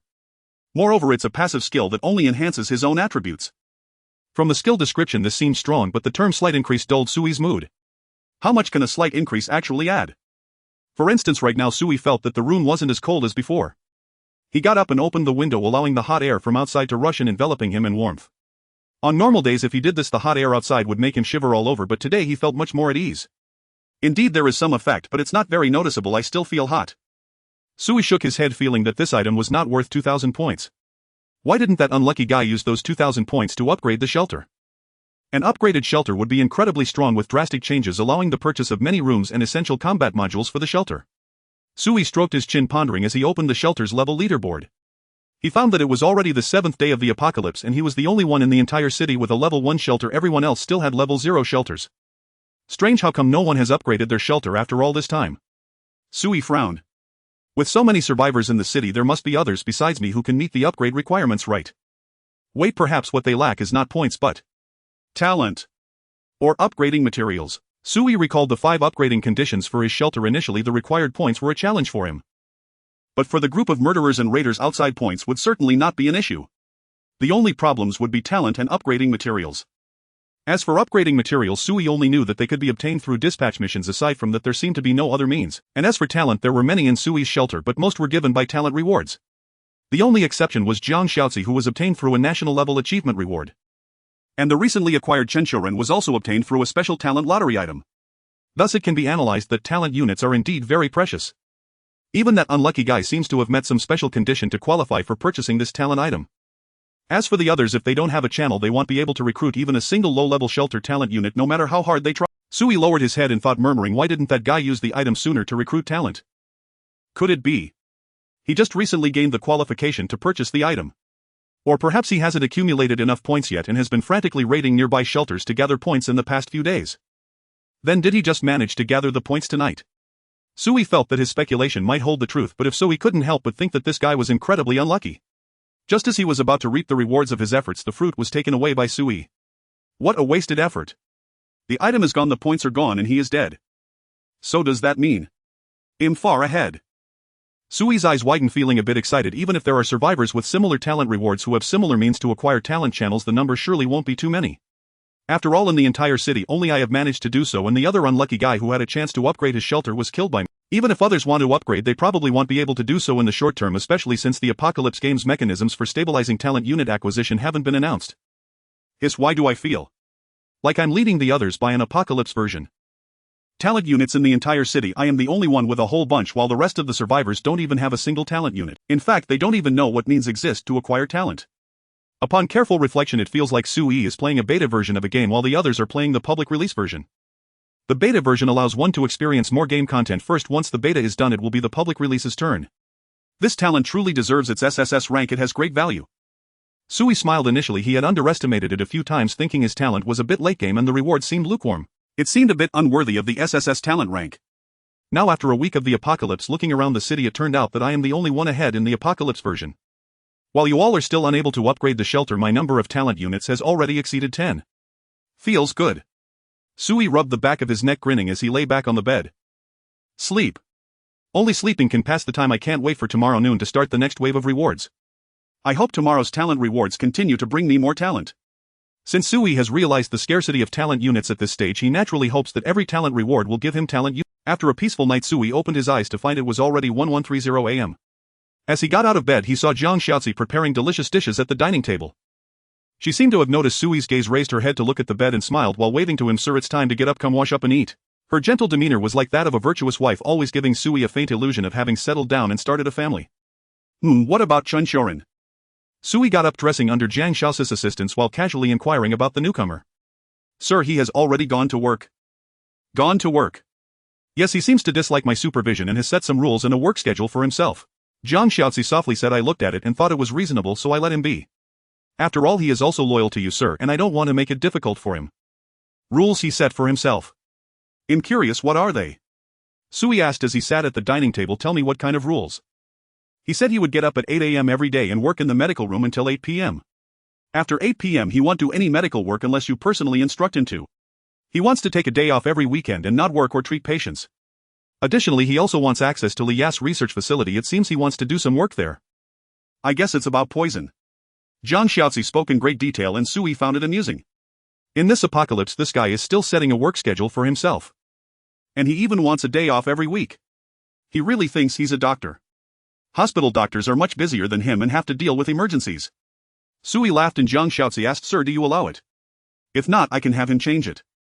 No problem, there aren't many people in the shelter right now and everyone doesn't get sick every day, so let him be. Sui shook his head. It's good for him to adapt for a while. By the way, what does Li Ya think about him using the research facility? Li Ya doesn't allow him to go in. Jiang Xiaozi softly said. I couldn't convince Li Ya, and it seems she is currently researching some new technology module. I thought it might help the shelter, so I didn't let him disturb her. That's good. Sui nodded, asked Chun Xiaoran what equipment he needs and let the soldiers go out to explore and see if we can meet those needs. If we can't, let him wait. His current position is mainly about saving lives. He doesn't need to deal with poisoning and killing. For now, he doesn't need to rush. By the way, it's about time to resume the exploration mission arrangements for the shelter. We need to complete 3 tasks daily, mainly to collect upgrading materials for the shelter. Sui's shelter currently has ample supplies, complete tools and many talents. He doesn't lack food and drink, he only needs the upgrading materials for the shelter. Sui thought that he should take advantage of this rare lead to push forward and let his shelter stay far ahead. Just being one level ahead is definitely not enough. If possible, Sui hopes to upgrade his shelter by 7 or 8 levels before the other survivors do. Yes, sir. Jiang Xiaozi nodded in agreement and the two exchanged some more topics. Time passed and just after the meal it was time for the talent rewards. As Sui sat on the sofa making himself a cup of tea, new prompt information suddenly appeared before him. He eagerly looked up and in an instant he froze, spilling the full cup of tea onto his pants in a daze. Oh damn. That burns. That burns. Sui exclaimed loudly. Having made a blunder, he burned himself. Ah. Sir. Jiang Xiaozi, who was tidying up nearby, saw this and rushed over in panic. Sir, don't move, let me handle this. Jiang Xiaozi reacted with lightning speed, tearing open the freezer for ice water and grabbing a clean towel before rushing to Sui's side. She widened her beautiful eyes and inspected the wound with careful attention, seeking to make an accurate judgment for the next step. As the leader of the operatives, a grasp of basic first aid was expected. Sui was not surprised. He was only a little embarrassed. Sir. Jiang Xiaozi lifted her delicate head, expression devoid of shame and full of earnestness. How do you feel? Does it hurt? It's nothing, just got a little startled. Sui lowered his voice, forcing himself to remain calm. Really nothing. Shall I call Chun Xiaoran to take a look? Call him. No, absolutely not. I'm fine. Sui didn't hesitate to refuse outright. To make his denial more convincing, he kept repeating, Xiaozi, I just unlocked a new reward yesterday. My heat tolerance has been increased. I was only startled, honestly I'm fine, I didn't even break the skin. Sui spoke earnestly, he truly was unhurt. Really? Jiang Xiaozi studied him intently, lowering her gaze. After a long moment she hesitated and looked up. Before she could speak again, a voice sounded from outside the door. Lin Yu. Miss Jiang, what's the assignment for today? We've rested and eaten, ready to move whenever you say. With that, Lin Yu pushed the door open and entered. She was Sui's most trusted fighter and therefore felt entitled to enter his room without formalities. Fortunately, the door sat at a corner. Lin Yu could not see the two of them's current situation. By the time Lin Yu reached the sofa, Jiang Xiaozi had already risen and Sui's expression had smoothed back into composure. Commander, you're awake. Lin Yu saluted Sui with a smile, then asked softly with puzzlement, Commander, you look a little unwell, your face is a bit flushed. Could it be a fever? I'll fetch Chun Xiaoran. No need. Jiang Xiaozi called out to stop. Lin Yu was shaking her head. It's just the heat, it'll turn the air conditioning down a little. Zhang Xiao's casual explanation aroused no suspicion from Lin Yu. She nodded and turned, asking Miss Jian, what should I do today? Are we continuing the combat operation? Eager as always, Lin Yu was ready to spring into action. Zhang Xiaozi had drawn up detailed long-term plans for the fighters, plans aimed at sweeping all the thugs and rival survivor shelters around their refuge. From Zhang Xiao's methods, even if Sui did not pry, he could guess this would likely be a swift, ruthless purge. Any troublesome survivors would be labeled as thugs and Lin Yu would be sent to eliminate them. Given Lin Yu's simple, straightforward nature, she would never ponder whether a target was truly villainous. She would simply carry out the orders. Come with me. Zhang Xiaozi glanced at Sui and inclined her head slightly. Sir, I must attend to some matters now. You'll come back later to check your condition. Alright, go ahead. Sui nodded and adjusted his posture on the sofa. Check your condition. Is the commander unwell? Just a routine check. The commander holds an important position and needs regular health inspections, and I happen to know some medical techniques. Miss Jiang is truly amazing. The two women chatted and laughed as they left the room. Sui lay back on the sofa, caught his breath, then lifted his head and stared into empty air. This culprit. He murmured to himself as he scrutinized the talent reward information again. A notification declared, congratulations, you have triggered an advanced talent reward. Another notice informed him, congratulations, you have received a talent reward. SSS-Rank personal skill, greedy parasitism. Greedy parasitism is an SSS-Rank active skill classified as an entertainment skill. You may choose any target to parasitize, must be a living organism, and the parasitism will be accomplished without the target's awareness. After parasitizing, you will receive each day a random duplicate of one item owned by that target. Skill limitation: you may parasitize only one target at a time, and you cannot change the parasitized target until the current one is dead. How? Can there even be such a reward? Sui muttered, stunned by the announcement. At first, seeing SSS-Rank personal skill made him excited. He was genuinely pleased. By rights, at Sui's current stage, he should not have encountered SSS-Rank talent reward. Yet he had upgraded his talent reward last night, and today he instantly drew a top-tier prize. But the problem was, why an entertainment skill? Thinking it over, his shelter truly lacked nothing urgent in terms of supplies overall. But it did suffer from a paucity of diversions. The only thing in the entire shelter that could entertain him was a single computer, and had played its single-player games many times over. When Sui pictured possible amusements, Zhang Xiao's face flickered through his mind. He quickly dismissed the notion. Zhang Xiaozi was a valuable comrade, not a toy. Viewed in that light, the talent reward system indeed tends to offer entertainment-type gifts to fill the void of the spirit. After all, for a homebound man, food and drink may be secondary, but games matter. But the question remains, how does this skill actually work? Sui pondered deeply. Judging from the skill description, it is certainly entertaining. No matter whom I choose, I will receive every day a duplicate of one thing the target possesses. The randomness is huge. It gambles on fortune, which does lend a certain thrill. If luck is on my side, I might duplicate something valuable. If luck fails, I might end up with the socks the person is wearing.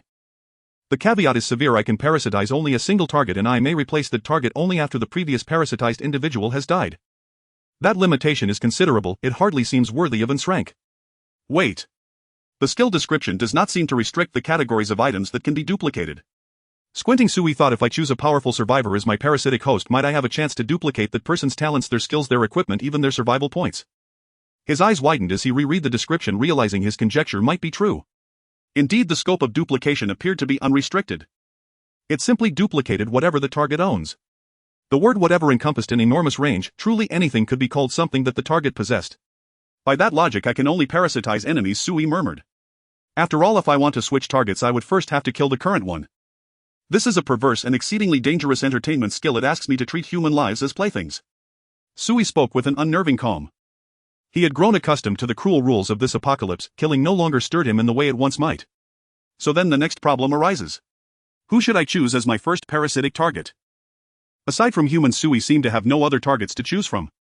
Although the skill description did not specifically limit it to humans, in the current high-temperature environment, Sui had rarely seen any living creatures other than humans. Forget about wild cats and dogs, there wasn't even a trace of any birds in the sky.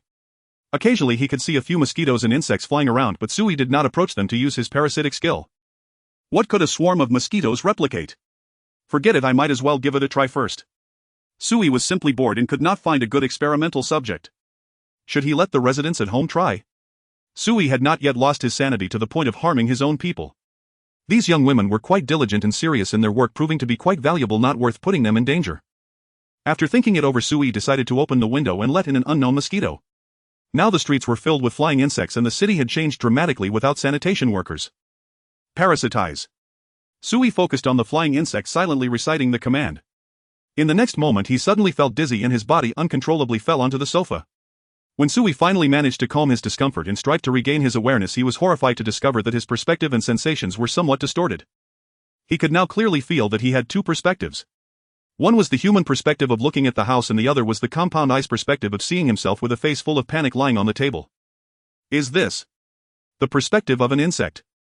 Damn, this really is parasitism. I actually possess the perspective of an insect. Sui's heart was greatly shaken. No, this is too dizzy, it's getting worse. Sui held his head and along with the struggles of the flying insect he felt the world spinning. Sui could no longer endure suppressing the urge to vomit. He casually picked up a book and smashed the flying insect. Smack! With the insect's death the parasitic effect vanished and Sui felt much better. Damn it, this is really outrageous. Sui took a deep breath to calm himself down. This thing actually has potential effects, allowing me to possess the perspective of a parasitizer. Hiss. I need to choose a good parasitic target. What secrets can he possibly have against me? Sui murmured. Although having two perspectives was uncomfortable, he could adapt with effort.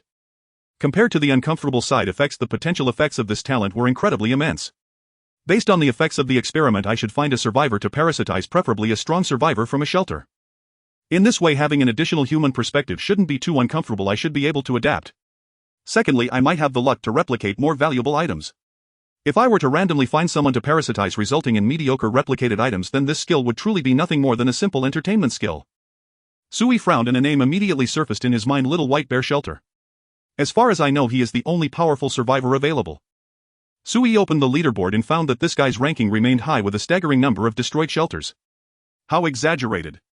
He truly was the top dog on the PK list, notorious for his killing spree. First of all, one can infer that this guy's talent must be quite high. His effects will definitely be strong. If it weren't for his temporary inability to acquire human units or being restricted by upgrade materials with the survival points he has earned, he could easily upgrade his shelter several times. If I could parasitize him, my chances of replicating good items would certainly increase significantly. But how do I find him? Sui pondered. He couldn't just bluntly shout in the chat channel, "Little White Bear, where are you? Come out and have a chat with..." That definitely wouldn't work. After all, parasitism isn't control. The target still retains their subjective awareness and can resist Sui. According to Sui's plan, he wanted to complete the parasitism without Little White Bear knowing, maintaining a situation where he was in the dark and Little White Bear was in the light. I didn't want to meet him too early before, but now I actually look forward to seeing him. Sui lay on the sofa, thought for a moment, then got up and went downstairs to find Jiang Xiaozi. At this moment, Jiang Xiaozi was in a war room on the second floor assigning tasks to the warriors for the day. When Sui walked in, he saw Lin Yu and others armed and ready to set off. "Sir, do you have any other instructions?" Jiang Xiaozi was quite clever. She rarely saw Sui come downstairs, and whenever he did, it was for something important. Sui nodded and gestured for everyone to gather around again. "Xiaozi, have you mentioned the Little White Bear Shelter I spoke of before to everyone?" "I mentioned it." Jiang Xiaozi nodded. "I have always emphasized avoiding direct conflict with the Little White Bear Shelter during missions and focusing on gathering intelligence from them." Jiang Xiaozi knew Sui's talent characteristics. The longer time passed, the stronger he would become. To fully utilize Sui's talents, she had always formulated a development strategy for the shelter focused on defense. By building multiple defensive chains around the shelter, a progressive territorial range was created, advancing outward in an orderly manner. But now there's a bit of new development. Sui pondered and said, "Xiaozi, I need to find the leader of the Little White Bear Shelter. I have a method that can effectively target him in the long term." "Sir, may I ask what method?" "Parasitism." Sui weighed the situation and did not hide it. Everyone present were his talents loyal and trustworthy, and their fates were intertwined with the shelter. "I possess a parasitic skill. As long as I see the leader of the Little White Bear Shelter, I can complete the parasitism and obtain all of his trump cards." Sui paused and smiled. "Of course, it's only a probability, not absolute. To possess all of his trump cards." Jiang Xiaozi's eyes lit up. She understood just how absurd this skill was. If this were true, Sui's shelter would be "Sir, do you only need to see the leader of the Little White Bear Shelter?" "Roughly, yes. More parasitic methods are still being tested." Sui nodded. Based on his preliminary tests, the primary condition for parasitism was at least being able to see the target. If he couldn't even see them, he couldn't complete the parasitism. Jiang Xiaozi pondered slightly and Sui looked at her with anticipation. "Xiaozi, is there a way? I know this is a bit difficult, but if we can manage it, then those people would undoubtedly be working for us." Sui cleared his throat, realizing he might be asking too much. The Little White Bear Shelter was notorious in the city for being a killing machine. Encountering them was no easy task, and merely approaching carried great danger. "It's not that difficult." Jiang Xiaozi raised her brow and softly spoke, "Sir, I will take full responsibility for this matter. But I need to confirm with you. Really, just seeing him is enough?" "Yes." Sui nodded without hesitation. This had been the parasitic method he verified. "Okay, I know what to do now." Jiang Xiaozi nodded. "I may need some time. Please be patient, sir." "We'll leave it to you." Sui nodded in satisfaction. Having a clever strategist was quite comfortable. Whenever there was a problem that couldn't be solved, just ask the strategist and they would handle it perfectly. We don't need to be too clever, we just need to learn to delegate to subordinates and then lie at home playing games to win. Sui felt this was the correct way to utilize his talent. No wonder talent rewards always frequently granted rewards to his talent units. It seems I've always thought that staying at home without going out is the path to invincibility. But in reality, as long as disasters have not disappeared, absolute safety does not exist. Building a powerful force to protect oneself at the core is the only safe path for development. Sui sighed inwardly. No wonder Zhang Xiaozi had initially devised a plan for him to become a behind-the-scenes boss. Developing one's own force not only allowed the utilization of more talents to achieve an all-around strong capability but also provided unlimited powerful safety guarantees. Building an invincible shelter alone is ultimately just a hard shell. A group of people building a prosperous shelter can enjoy the feeling of an emperor in the apocalypse where every word has authority and ministers serve loyally.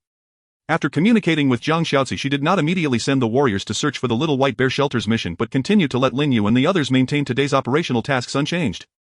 Lin Yu felt a bit puzzled but did not ask further. She silently kept this matter in mind and resolved to actively gather more intelligence if she obtained news about the Little White Bear Shelter during their exploration. The afternoon passed without any waves. The women in the shelter continued to repair and strengthen the defenses under Zhang Xiaozi's leadership, laying down more traps and warning devices using various gadgets created by Leah. Among the entire shelter, only 2 men felt the most bored: Sui and Chen Xiuren. No, Sui was slightly better off than Chen Xiuren. After all, Sui still had a new skill to ponder. Although the feeling of parasitizing non-human creatures was uncomfortable, Sui spent the entire afternoon constantly experimenting to master the skill better. He tried different parasitic methods, parasitizing various types of creatures, seeking more little tricks for skill application. Of course, to ensure his safety, he avoided replicating any bizarre things onto himself. The processes of Sui's experiments were quite brief, ensuring that he could kill the parasitic target at the first opportunity to avoid replicating an insect's wing or a gecko's tail onto himself. Soon night fell. Sui stood by the window gazing into the distance at the gradually dilapidated city buildings, feeling a sense of melancholy. Thick smoke billowed from the city's industrial district where it seemed a fire had reignited. Faint sounds of explosions could be heard, indicating yet another derivative disaster. There are less than 3 weeks left. This round of high-temperature apocalypse will come to an end. I wonder how many people will still be alive by then. However, the rewards for the nation's victory were given quite early, so it should allow many survivors across the country to live on. Sui pondered and suddenly noticed the entrance door of the residential building downstairs being opened, with Chen Xiuren carrying several large burlap sacks outside. The opening of the burlap sacks was filled with drinking water, food, daily necessities, and various gadgets crafted by Leah. What does he want to take these things out for? Chen Qiren's departure was certainly arranged by Zhang Xiaozi. Although this guy had just joined the talent unit, Sui could see that Chen Qiren's personality was somewhat similar to his own. If one can stay at home, then stay at home. There's no need to go out unless necessary, lying around when free. It's hard to imagine this is the personality of a killer, somewhat undisciplined, yet Chen Xiuren truly is like this. Just as Sui was puzzled, Zhang Xiaozi had already pushed the door open from behind and entered the room. Xiaozi, did you let Chen Xiuren go out? Sui pointed to the darkening sky outside. It's already dark, why let him go out this late? It is indeed somewhat dangerous. Zhang Xiaozi nodded in acknowledgement, but Sui didn't think so. This guy. I feel the danger is secondary, I'm just curious why he's going out with so much stuff. A killer skilled in poison going out during the scorching end of day's night. The level of danger is similar to that of returning home. It's unlikely he'd die outside. Sir, you may not know this. Zhang Xiaozi smiled and said, a few days ago Lin Yu and the others discovered a market spontaneously formed by survivors 6 streets away from us during a search. There are often people bringing items to trade, bartering day and night. No wonder Chen Xiuren went out with a pile of stuff. It turns out he was going to do business. Oh. Sui was even more puzzled. What do you plan to have Chen Xiuren buy? Is there anything we lack in our shelter? Sui knew about the existence of the offline market. He had seen related discussions in the chat channel a few days ago. Although the shelter's platform offered online trading items citywide, many things couldn't be listed for trade. The most unnoticeable yet most needed items are various non-dable materials. These materials could be table legs, construction cement, and rebar. They don't belong to the main categories recognized by the end of day's game mechanics like food, water, or weapons, and thus cannot be listed for trade. Yet in today's world where most technological means have failed, humanity still needs these pre-apocalypse materials to rebuild their These methods are permitted within the apocalypse mechanics. Sui had long noticed that certain low-level technological means and tool utilization that humanity had rediscovered were allowed to function. Many survivors temporarily hadn't mastered the means to upgrade their shelters but had a need to enhance their shelter's safety, thus creating a market demand for these materials. Aside from this demand, sellers in the online shelter tend to hide their needs, and the information about items often involves fraudulent behavior. If one were to buy something that isn't as described, they wouldn't be able to return it for a refund. Survivors who don't want to be deceived are also keen on offline trades. After all, seeing what they are buying with their own eyes slightly lowers the risk of being cheated. Of course, the risks of offline trading are also significant, with the dangers of robbery and losing both goods and life. Each must weigh their own gains and losses. Our shelter lacks nothing, but it's better to be prepared. I told him to buy more medicines and equipment he needs. Zhang Xiaozi paused and smiled. Of course, I also told him to promote our shelter's supplies a bit more. Let him be generous. Generous. Sui frowned as he seemed to understand what Zhang Xiaozi was planning. You intend to gather intelligence about the Little White Bear shelter through trading? Sui inquired. Where there are many people, there is an exchange of information. In online communication channels, the noise of many people overwhelms useful clues, making it difficult to obtain critical intelligence. But it's different offline. As long as Chen Xiuren is generous enough, he can easily breach the psychological defenses of buyers and sellers, at least initiating some preliminary exchanges of intelligence. I have such plans, but it's not just that. Zhang Xiaozi nodded and shook her head. Sir, offline trading is inherently filled with many unstable factors. Everyone is wary of each other. I think this method of collecting information is probably like looking for a needle in a haystack. While it may be possible to obtain information about the Little White Bear shelter, it will be quite difficult to learn more about their background or even make contact with them. Then what is Chen Qiren's real purpose? Sui fixed his gaze on Zhang Xiaozi, knowing that this woman wouldn't engage in futile efforts. Since gathering intelligence isn't Chen Qiren's main goal, what else could it be? To showcase strength. Zhang Xiaozi whispered, Sir, I need him to represent our shelter and connect with the survivors within the offline trading market, showcasing our strength and spreading our influence, and then take over the offline trading market. Sui suddenly realized and blurted out, you want to seize new territory? Control the offline trading market? Not me. Zhang Xiaozi smiled slightly, emphasizing, it's for you, sir. The sir was gradually adapting to this era and could already anticipate her intentions. Zhang Xiaozi knew that Sui wasn't foolish, he just hadn't adjusted his thinking habits in time before. To control the offline trading market. This method could indeed work. Sui paced back and forth, frowning and murmuring, using control as a means to radiate our influence. As long as we become sufficiently famous, we can naturally make contact with the Little White Bear shelter. Moreover, by appearing as the controllers of the offline trading market, we inherently possess the identity and stance of business people. The Little White Bear, despite being ruthless, wouldn't need to kill us. He is brutal but not foolish. He certainly understands that maintaining a good relationship with us can provide him with more stable supply chain. In this way, we can not only further conceal our shelter through remote control of the trading market, but we can also showcase our strength, thus making actual contact with the Little White Bear shelter.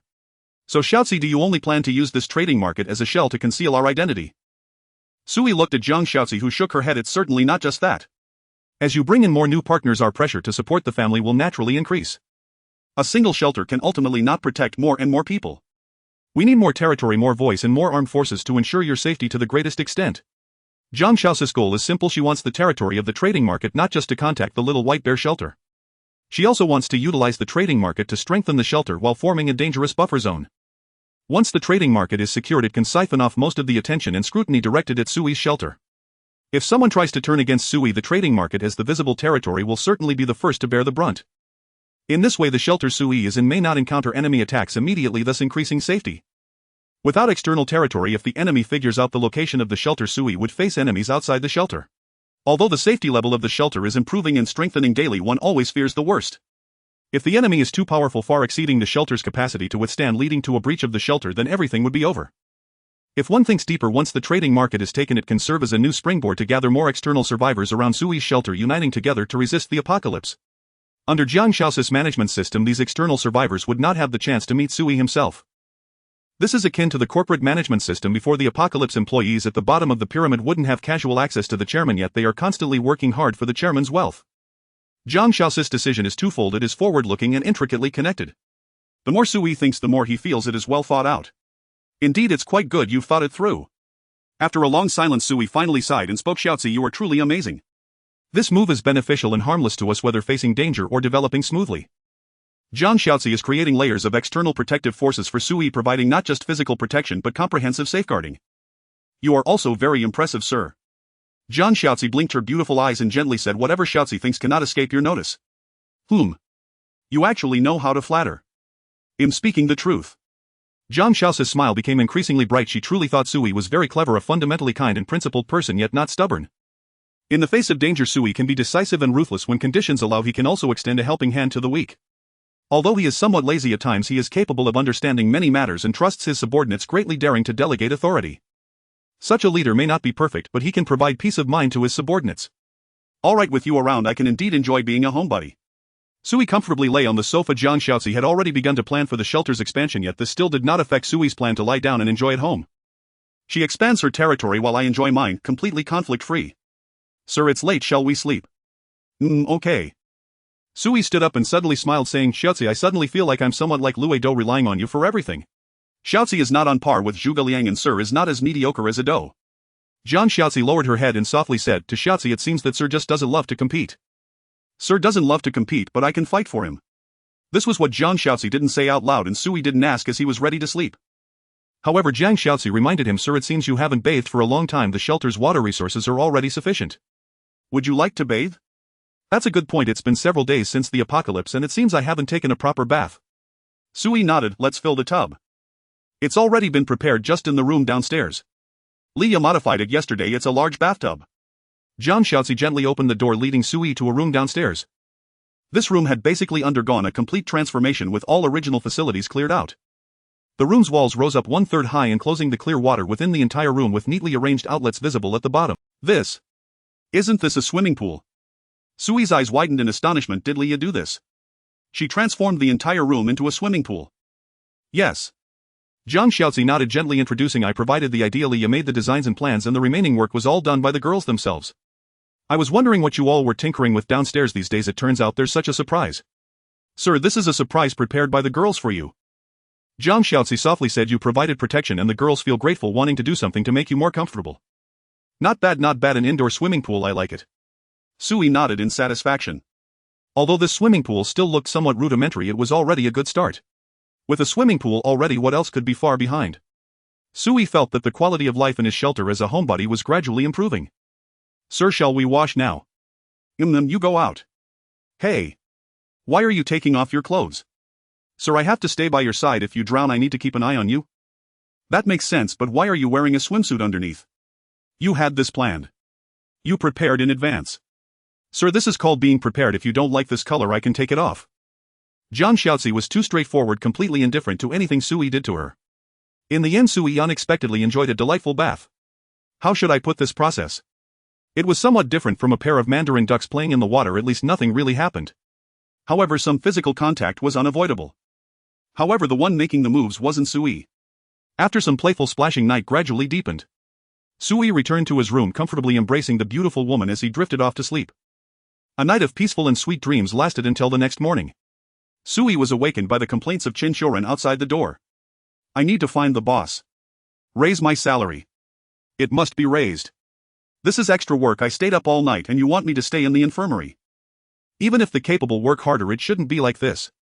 The boss would feel bad for me if he knew. Besides, no one here is sick. Why should I sit there like a fool? There are girls who tease me, you know. They aren't sick but often run to the infirmary for no reason.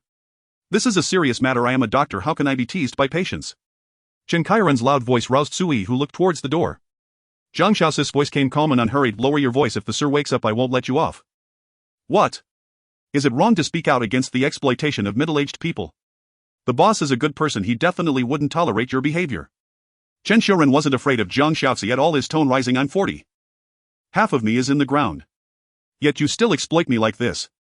I worked all night and you won't let me sleep. I want to see the boss. I want to report you. Chen Shoren. Sui called out, slightly raising his voice. Come in. Hey boss. I'm here. Chen Kairan's cheerful reply was quick and he seemed somewhat smug. The boss is awake. You're done for. I'm going to report you. Chen Shoren pushed the door open. Seeing Sui leaning against the bed, he bowed respectfully. Boss, good morning. Sui pointed at the teacup on the table and Chen Shoren hurriedly jogged over, respectfully pouring tea and handing it to Sui. You didn't poison it, did you? Sui took a sip of the tea, suddenly asking, which left Chen Shoren momentarily stunned. Boss, how could I dare to poison you? You never know. Sui maintained a blank expression, calmly saying, you dared to shout at Xiaozi right after coming back and even attempted to poison Lin Yu in front of me. Is there anything you wouldn't dare to do? Boss. Chen Shoren lowered his head awkwardly, not saying a word. Xiaozi is in charge of everything in the shelter. Whatever she asks you to do is my intention. Sui set down the teacup, sizing up. Chen Shoren, what I heard you say outside just now suggests. Did you meet the new boss last night and no longer want to work for me? Boss, that's not what I meant.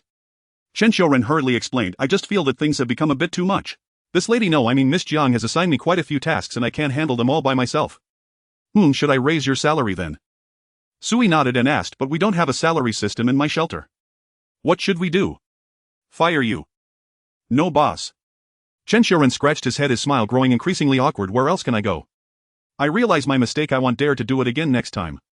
Sui said nothing, simply getting up to wash up while Chen Shoren silently followed behind him. Once Sui had tidied himself up, he looked at Chen Xiaoran in the mirror and asked casually, so what's the matter? Surely it's not just a complaint about Xiaozi.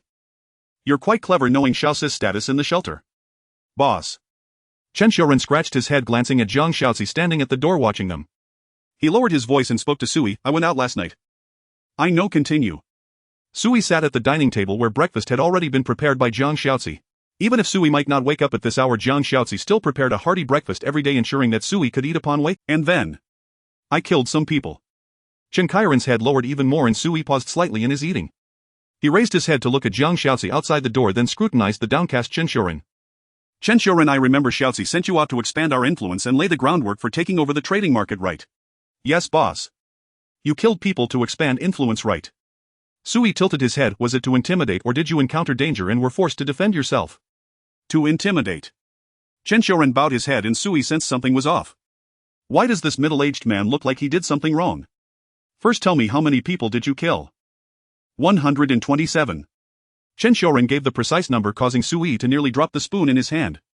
What the hell? What? Sui's tone rose and he stared wide-eyed at Chen Xiaoran. Say that again. Boss, I killed 127 using poison, a small-scale neurotoxin. Chen Xiaoran kept his head down, not daring to meet Sui's gaze like a child who had done something wrong. Damn it, another guy who kills without blinking an eye. Sui held his forehead, wondering what kind of talent he had summoned. It's one thing for Lin Yu's soldiers to kill, and it's normal for Zhang Xiaozi, the head of agents, to not feel psychological pressure from killing, but why is this doctor also on a killing spree? Oh, I almost forgot, you are a retired world-class assassin. Why did you kill so many people on a mission? They coveted the things in my hands, and then Miss Zhang said to appropriately expand our influence and show our strength. Then tell me, how many people were there at the trading location in total? 268 people. According to the information collected by the shelter, it's a relatively large trading market. Other nearby trading markets usually only have a scale of 40 to 50 people. 268 people, and you killed 127 of them. You took out half. Sui pinched his fingers, trying hard to calm himself down. He looked at Chen Xiaoran earnestly, asking, you call this intimidation? Is this intimidation? Did you wipe out an entire family? Sui felt numb all over. It wasn't that he felt sorry for the dead, he just thought that this plan seemed to be falling apart. Who goes to seize territory like a good person killing like Chen Xiaoran? If all the people are dead, what territory are you seizing? If all the people are dead, who are you trading with? Boss, seizing territory. Chen Xiaoran awkwardly laughed as he explained, leave some people behind, at least the territory is still there. What a good job of leaving people behind. You're truly talented. Sui gave a thumbs up, finally understanding how Chen Xiaoran got into an argument with Zhang Xiaozi. If Zhang Xiaozi knew about this, she must have scolded him thoroughly. Thank you for the compliment, boss. Damn. Did this uncle think I was praising him? Forget it, it's already happened.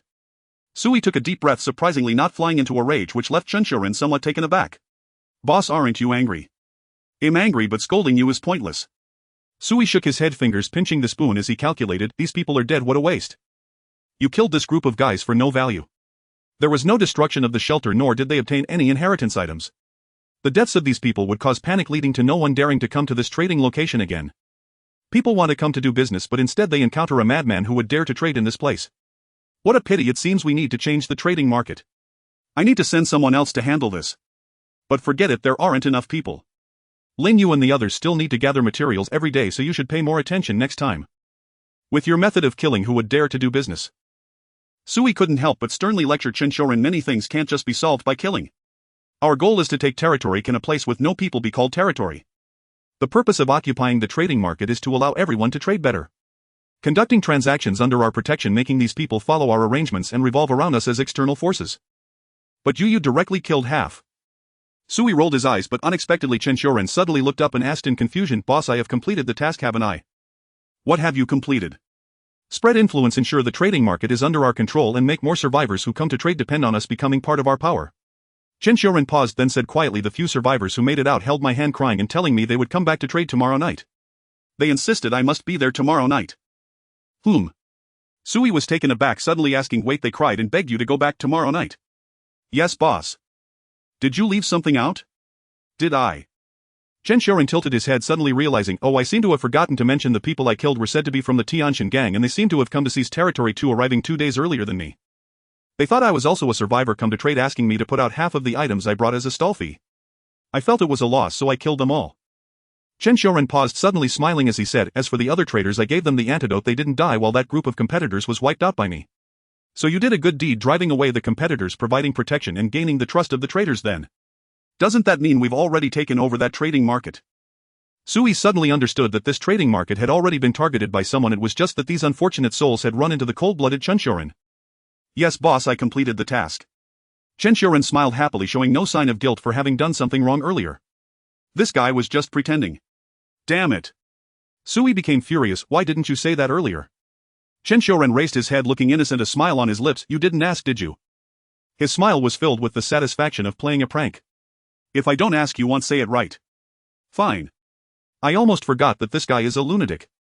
Sui looked up at Jiang Xiaozi outside the door, who also appeared surprised. Clearly Chen Xiaoren hadn't mentioned this to her either. This guy was doing it on purpose, intentionally only saying half the story to have fun. This won't happen again. Sui's expression turned serious as he pointed at Chen Xiaoren. Your ability to get things done is good, but doing it this way can easily cause misunderstandings for everyone. Well, it hasn't caused a misunderstanding yet, has it? Chen Xiaoren winked with a smile. Sui became angry. Chen Xiaoren, be more serious. Yes boss. Chen Xiaoren responded loudly, but Sui wasn't sure if he actually took it to heart. Then tomorrow continue to keep an eye on the place for a few nights. With the people you killed you're likely to have trouble, so let's observe for a few nights first. Doing this can also strengthen our influence, but it's tough for you to manage alone. Just wait a few more days and if new talent comes in, he'll give you some help. Next time you report, don't leave out half the story. If you have any requests, mention them now and I'll do my best to accommodate you. Sui certainly didn't want to lose the place he had just taken. It was a crucial step in the plan. Taking the place was easy, but keeping it was not. I have a request. Chen Xiaoren didn't hold back, bringing up his difficulties. Boss, I've nearly used up the poison I brought, and it seems like Leah doesn't have any raw materials for making medicine either. If more people come to seize territory, I'm afraid I won't be able to cope. Chen Xiaoren blinked earnestly. He was a killer, not a Superman, unable to face too many enemies without equipment. Xiaozi. Sui looked at Jiang Xiaozi outside the door. Jiang Xiaozi gazed deeply at Chen Xiaoren, then nodded at Sui. Sir, I will arrange the task distribution and assign a few warriors to follow him. Ensure everything is foolproof. Yes sir. Chen Xiaoren, you now. Sui looked at Chen Xiaoren, waving his hand. Go and rest. Well, you don't have to stay in the infirmary for the next few days. Boss, really? Of course it's true. Sui spread his hands. I certainly don't want Dr. Chen to think him a capitalist, always squeezing you. You are indeed a good boss. Chen Xiaoren sincerely praised. Then I'll take my leave. By the way boss, this is a gift for you, I hope you like it. Before leaving, Chen Xiaoren placed a small box on the table. It was a white box unmarked, and Sui was a bit curious, looking up at Chen Xiaoren, who was walking out. What is this? Medicine. Chen Qiren's voice came from outside the door, gradually fading away. Medicine that will satisfy Miss Jiang. Medicine that will satisfy her. Damn. It turns out to be herbal medicine. Sir, I'm going to find Lin Yu. Jiang Xiaozi lowered her head, seeming a bit hesitant to meet Sui's gaze. She spoke softly. Lin Yu and the others have returned. Today's mission requires personnel adjustments, sending some to follow Chen Xiaoren tonight. Go ahead. Sui nodded. He glanced at the medicine box in his hand and suddenly called out to Jiang Xiaozi, who was about to leave. Xiaozi, what about this medicine? Jiang Xiaozi's back trembled slightly as she replied without looking back, just leave it to you, sir. With that she hurried away. I get to decide. Sui pondered as he fiddled with the medicine box, thinking, is this a hint? I can consider it tonight. As Jiang Xiaozi left, Sui fell back into his happy otaku time. The day passed uneventfully, with the entire morning spent immersed in his games. Sui had thought about making good use of his gifted abilities, perhaps finding an unfortunate survivor to test the effects. However, the surrounding survivors had been cleared out by Lin Yu and the others, and there were hardly any survivors left in the entire neighborhood. Sui couldn't search for them himself and had to set the idea aside for now. It's almost noon. Sui's timer beeped and he glanced at the time, stretching lazily. I wonder what today's rewards will be like. Speaking of which, what do I urgently need according to the current development of the shelter? Sui thought safety is guaranteed, there are enough talents, and there are forms of entertainment. What else is lacking? Is it the means for the shelter to expand rapidly? As he contemplated, he realized that there might indeed be some truth to it. He had basically figured out that the gifts from the talents weren't necessarily directed at him personally but encompassed the entire shelter. According to Sui's development plan, the shelter was gradually entering an expansion phase and the talent rewards were likely related to this. After another hour passed, today's talent reward prompt appeared before Sui. Congratulations! You have triggered a talent reward and gained the Clevel skill Eye of Longing. Eye of Longing Clevel skill active skill. After using the skill, you can gain the perspective of all residents within the shelter with the duration depending on the user's stamina. During the skill's duration, you can also expend additional stamina to transmit your voice to the current viewer, which will consume a significant amount of stamina. Note any being residing in the shelter for over 72 hours is considered a resident of the shelter. This skill seems a bit like an entertainment-based skill. Sui paused for a moment pondering, does the talent think I'm too bored staying at home every day, so it granted me a reward akin to a divine eye allowing me to see outside while at home. For this skill Sui immediately thought of gaining the perspectives of Lin Yu and the other warriors exploring outside. Although the apocalypse had begun for several days, the chaotic outside world was certainly more exciting than the monotonous bedroom. Of course this skill could not only be used on Lin Yu and the other outside warriors but also on each resident within the shelter. As long as Sui wanted, even if the girls were showering, he could watch it any time. Of course Sui had no such morbid curiosity. This skill seems very compatible with the parasitic skill I obtained yesterday. Sui studied closely and suddenly realized that these two skills were simply a match made in heaven. The parasitic skill was powerful, but its only limitation stemmed from Sui's own talents.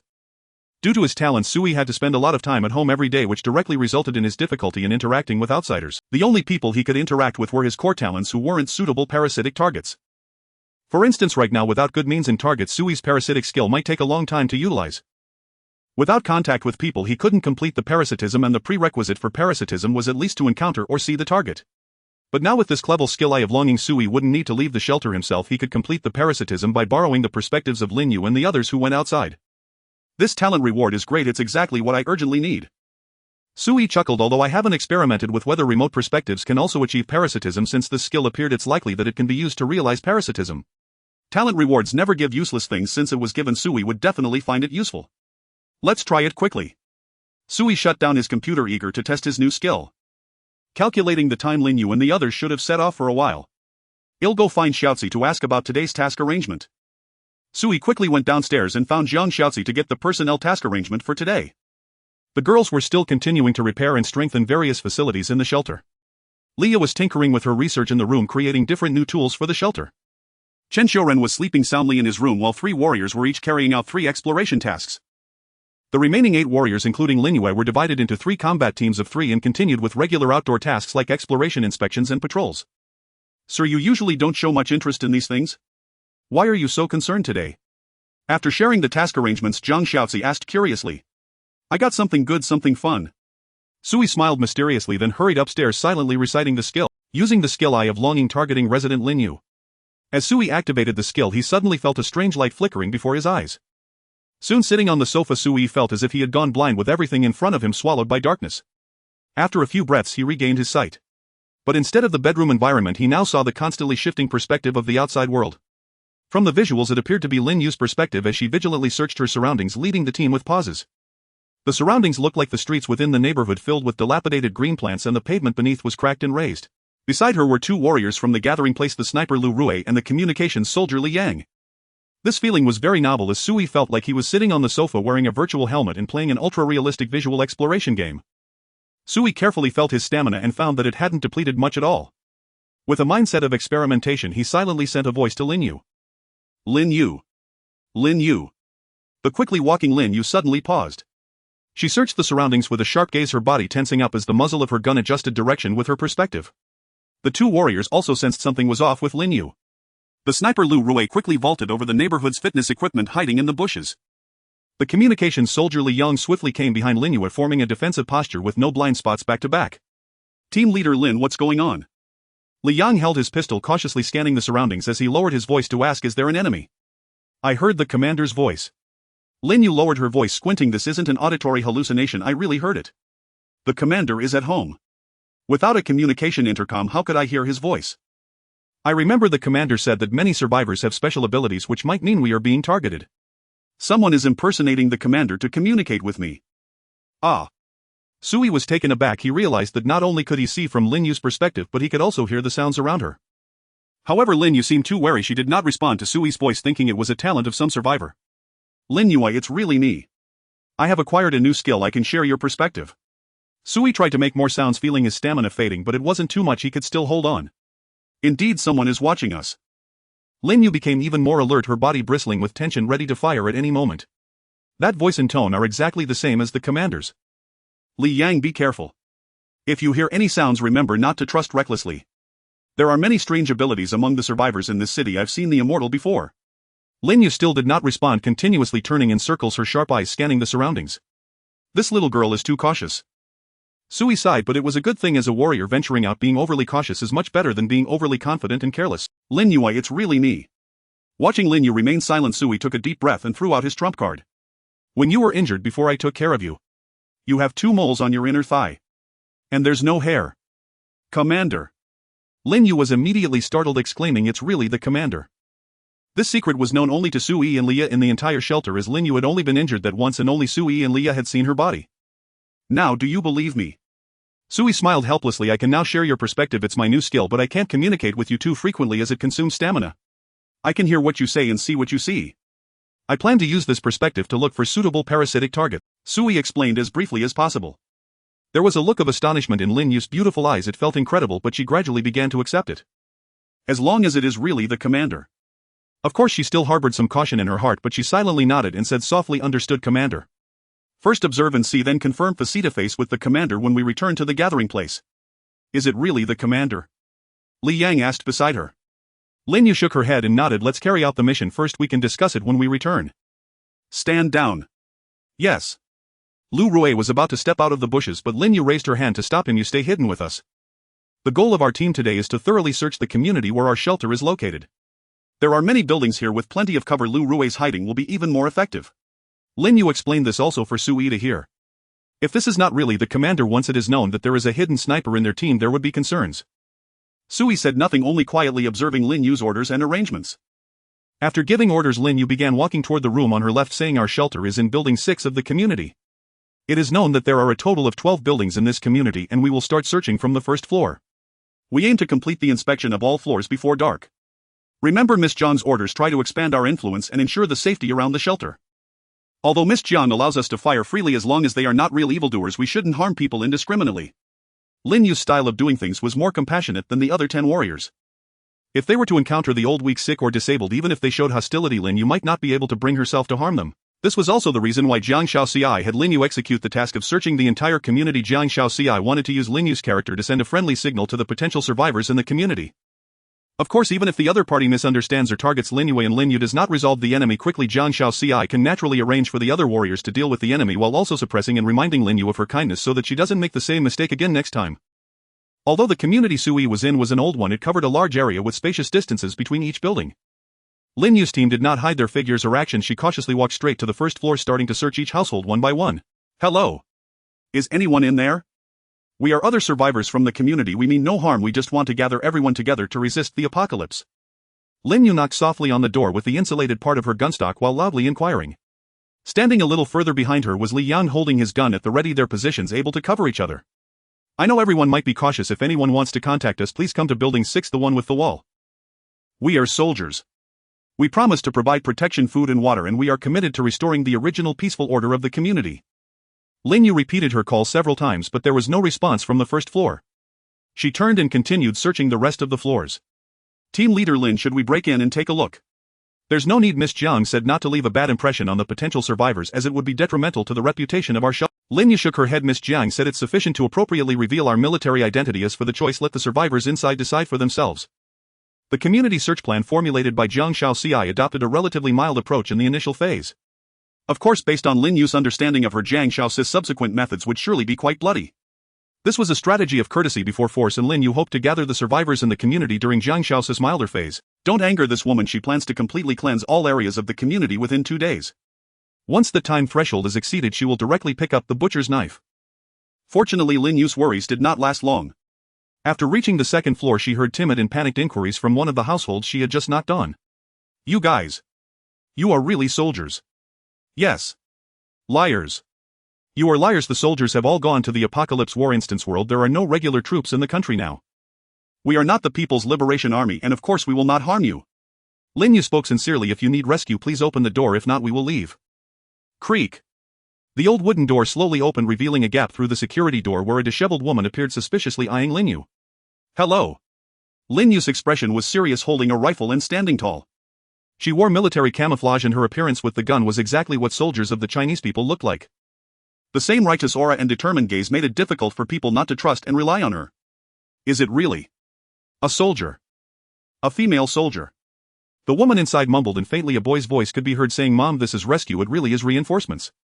No way, it's too dangerous. She has an unknown background. What if she is a bad person once we open the door? She has a gun. If she wanted to kill us she would have barged in already. Our family has nothing left to eat, just half a bucket of instant noodles. What could she possibly take? We only have our lives left. Perhaps the apocalypse war doesn't want female soldiers. As long as she is really a soldier we will be saved. After a brief argument inside, the woman opened the door wide, revealing her body and blocking the three big boys behind her. Sui had already learned through the chat channel that at the onset of the apocalypse miners without self-protection abilities, an elderly who cannot care for themselves would not get independent shelters but would directly stay in the same shelter with their direct relatives. Lin Yu also knew this and was not surprised. She just nodded at the woman, saying, "Hello, I am here to rescue you. You really are a soldier." The woman was somewhat astonished. After hesitating for a moment, she slowly opened the security door. For the people of China, those who hold guns are not necessarily evildoers. If she is in uniform, then she is likely the savior of the people. If her professional identity can be confirmed, there is no doubt that she is the most trustworthy person. I may not trust my family, but I will definitely trust the military personnel. This is unique in the world. The anti-theft door opened and the woman did not notice any hostile behavior from Lin Yu. Lin Yu held his gun pointed downwards and asked the woman, "Are there only these people in your home? Is there anything you need to pack?" Lin Yu continued. "If possible, I can take you to the 6th building where our gathering place is located. We can provide safety for survivors who lack the ability to protect themselves. If you are unwilling to go, we will not force you, but I need to complete the basic information registration." Lin Yu strictly followed the task procedure, trying to express his goodwill. "Are you here to rescue us?" The woman widened her eyes and asked urgently, "How many people have you brought? Has the main force entered the city? How long until we are liberated?" Lin Yu patiently replied, "There is no main force. Our strength is not sufficient. For now we can only try to ensure the safety of the survivors in this neighborhood." "Ah. It's not a rescue into the city." The woman looked disappointed as the anticipated military entry had not happened. The savior did not arrive. Only a woman who seemed to be a soldier showed up. Oh, and there was a male soldier standing next to her. "What if we don't go with you?" A boy behind the woman timidly spoke, expressing directly, "You are not the Liberation Army. I don't trust you." "Sorry, the neighborhood is under military control now. All survivors need to be collected to the 6th building for unified management and distribution." Li Yang spoke in a deep voice, not allowing Lin Yu to explain. "This is a task order signed by the commander. We can provide safety assurance, but for the safety of more survivors and the commander, we also cannot allow any unstable factors to disrupt this safety."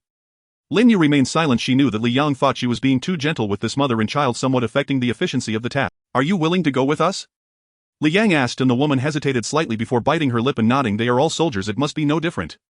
"I will go with you. Anyway, there's nothing to eat at home. Can you provide food if I go with you? Is there food distribution?" Lin Yu replied, "Yes, but you cannot eat for free." Li Yang nodded. "According to labor distribution, no one can eat for free. It's the apocalypse now and the resources in the shelter are limited. Of course you won't be asked to do dangerous tasks. The most you'll do is clean up and strengthen the wall defenses." Okay, I understand. The woman nodded repeatedly. "The country is in trouble and it's not easy for you. We will follow the arrangements and comply with the distribution." Li Yang nodded, just about to speak when suddenly the door beside them was opened. Swish. Li Yang quickly reacted, aiming his gun. "Don't shoot. Don't shoot." A bare-chested overweight man came out of the wooden door of a nearby household, raising his hands and shouting, "Comrades! I am also a disaster victim. I want to go with you. Don't leave me behind." Li Yang frowned. "Were you eavesdropping just now?" "What do you mean eavesdropping? How can you say that?" The overweight man was displeased, rolling his eyes. "Aren't you here to rescue me? I'm cooperating voluntarily, not making it difficult for you to do your work. Isn't that good?" Li Yang was left speechless. If you put it that way, it does make sense. This man was indeed quite self-aware, saving Li Yang the trouble of knocking on doors. Team Lin, let's continue the search." Li Yang looked at Lin Yu, who nodded and turned to lead the team onward. After 3 hours of searching, a considerable number of survivors were found by Lin Yu. In just the first building there were a total of 25 people, and at least half of the shelters had opened their doors. Of course their own situations were not great, as they were mostly short on supplies and struggling to survive. After completing the search of the first building, Lin Yu returned, bringing this group of people back to the shelter. Zhang Xiaozi had already arranged for Sister Li to wait near the city wall. When Lin Yu returned, Sister Li's eyes lit up as she waved to the survivors behind Lin Yu. Come everyone, line up here. Each person must provide their registration information, including family situation, member details, profession, age, and so on. The shelter's attributes must also be disclosed. No intentional concealment is allowed, as it will disrupt subsequent arrangements. Anyone found to be concealing information will be expelled immediately." Sister Li shouted loudly, and suddenly several women in the survivor crowd were inquiring in surprise. "Ha! Isn't that Sister Li?" Look. It really is Oldly. I didn't expect Oldly to be here. I said the Liberation Army must have come. Oldly has a significant identity. She is from the neighborhood committee. Of course she would be here to handle matters. Hey. Oldly, why didn't you mention this earlier? I've been starving at home for several days. It seemed that many survivors recognized Sisterly and greeted her warmly. Sisterly seemed like a different person, beaming with joy as she coordinated things around her as if she had regained the glory of socializing with neighbors during peacetime. It seems that Zhang Xiaozi's personnel arrangements are quite accurate. Sui had already cancelled his skill standing by the window looking down. Having Sisterly in charge of the reception work can significantly alleviate the other survivors' guarded mentality. Successfully gathering the survivors from the neighborhood can reduce the emergence of uncontrollable danger factors around the shelter, and it can also enhance the numerical advantage of the shelter and the strength that can be mobilized. Sui had changed a lot now. He could easily see the purpose behind Zhang Xiaozi's arrangements. Bringing survivors in with Lin Yu's military identity and using Sister Li's former profession to comfort them would easily establish external support for the shelter and bring in more labor. After all, the strength of a force is largely judged by its numbers. In Zhang Xiaozi's overall development plan for the shelter, it is essential to create a shelter force that belongs to Sui. Come, everyone lives nearby. We are all acquaintances, so there's no need for pretense. Sister Li smiled brightly, appearing very adept at this kind of work. But let me make it clear up front. Everyone knows my character Oldly. Whatever I say you all do. Don't disrupt the order. Otherwise, without waiting for the commander to speak, I Oldly will be the first to deal with you. Cooperate with my work, line up properly and don't make noise. Let's strive to show the good qualities of our neighborhood. While Sister Li was organizing things, Lin Yu had already led the team members to quietly leave. They needed to continue to the other buildings. Lin Yu acted very efficiently, having completed the search of all 10 buildings in just one afternoon, bringing in over 300 survivors. From Suyi's perspective, observing Lin Yu, it was easy to see that most of the survivors were very cooperative. Basically, as long as Lin Yu knocked on a door and stood at the entrance leveraging her identity as a woman and her dignified aura, it was almost effortless to bring out the survivors hiding in the shelter. From another perspective, this was truly a bloodless breakthrough of more than half of the neighborhood's shelter. Sui couldn't help but marvel at the clever tactics used by Zhang Xiaozi. She had fully grasped the people's trust in soldiers in this era, skillfully assigning Lin Yu to carry out this task, capturing more than half of the neighborhood almost effortlessly. The task took no more than a day. What surprised Sui even more was that he frequently checked the color of his watch throughout the entire afternoon. The watch consistently displayed blue. This meant that among the more than 300 survivors there was no malice towards Sui's shelter. They all trusted and relied on it. This sounds incredible, but upon careful thought it makes sense. If Sui had encountered the military entering the city on the first day of the apocalypse, he might have followed the soldiers.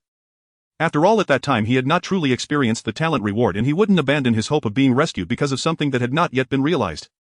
In the face of such a situation as the military entering the city, any hesitation for even a second would be disrespectful to the people's soldiers. This is too smooth, isn't it? Sui looked at the night gradually falling, murmuring the entire neighborhood was so easily planned and managed. Everyone is cooperating so well. Really, this is putting a bit of pressure on me. Sui sighed deeply, suddenly feeling a heavy burden on his shoulders. This group of people's unconditional trust in the shelter was primarily due to the identity of the soldiers. However, Lin Yu and the others were not the original soldiers of this world. There was a misunderstanding. Zhang Xiaozi had intentionally created a false lead. Never mind, at least what I'm doing is not much different from a rescue operation. Let it be a misunderstanding. I haven't done anything to them. Sui took a deep breath, quickly adjusting his emotions. By the way, Lin Yu is gone to the last building. She should be back soon. The cleansing work for the entire neighborhood is about to come to an end. The next step is the next phase. Before Suyi's thoughts could unfold, a sudden burst of intense gunfire echoed from deep within the neighborhood. Dod day day. Dod day day. Bang. Bang bang bang. The frequency of rifle and pistol shots sounded quite fierce. Sui was stunned, quickly looking up. In the darkness of a certain building in the neighborhood there was a flickering light of gunfire. That was the direction Lin Yu's team had gone. They had encountered the enemy. Someone has fired a gun. My goodness, are we going to have a battle here? Let me in, Oldly. Let me in to hide. Downstairs, the survivors lining up outside the walls suddenly panicked and the crowd began to surge towards the interior, showing signs of chaos. Calm down. Don't be afraid. Everyone be quiet. At this moment Sister Li appeared quite courageous, stepping forward and calling out loudly, "Get ready. The soldiers outside must be encountering some issues, but that has nothing to do with us. There are definitely people handling it up top. Trust the military. Trust our armed forces. Everyone be quiet, continue to line up and do not create chaos.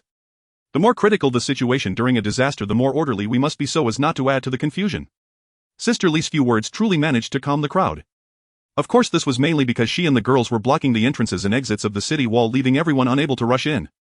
The crowd could only endure their inner fear and anxiety, silently waiting in the darkness while the speed of registration in the line increased considerably amidst the distant gunfire. Sui glanced downstairs and discovered that Chen Xiuren had woken up at some point leaning against the wall not far from the boarding gate playing with a small knife in his hand. He must have been thrown down by Jiang Xiaozi used as a temporary hand for sisterly. However, the survivors willing to come to the shelter for registration were mostly honest residents embodying the traditional hard-working spirit of the Huaxia people. This group of people primarily focused on being obedient and compliant, making it hard for any significant disturbances to occur. Those who aren't obedient are likely engaged in battle with Lin Yu and the others. Sui murmured, sitting back on the sofa, activating his skill to connect with Lin Yu's perspective. Upon reconnecting, he found himself in complete darkness. He couldn't see anything, but he could hear Lin Yu's calm breathing and the occasional lift of her gun.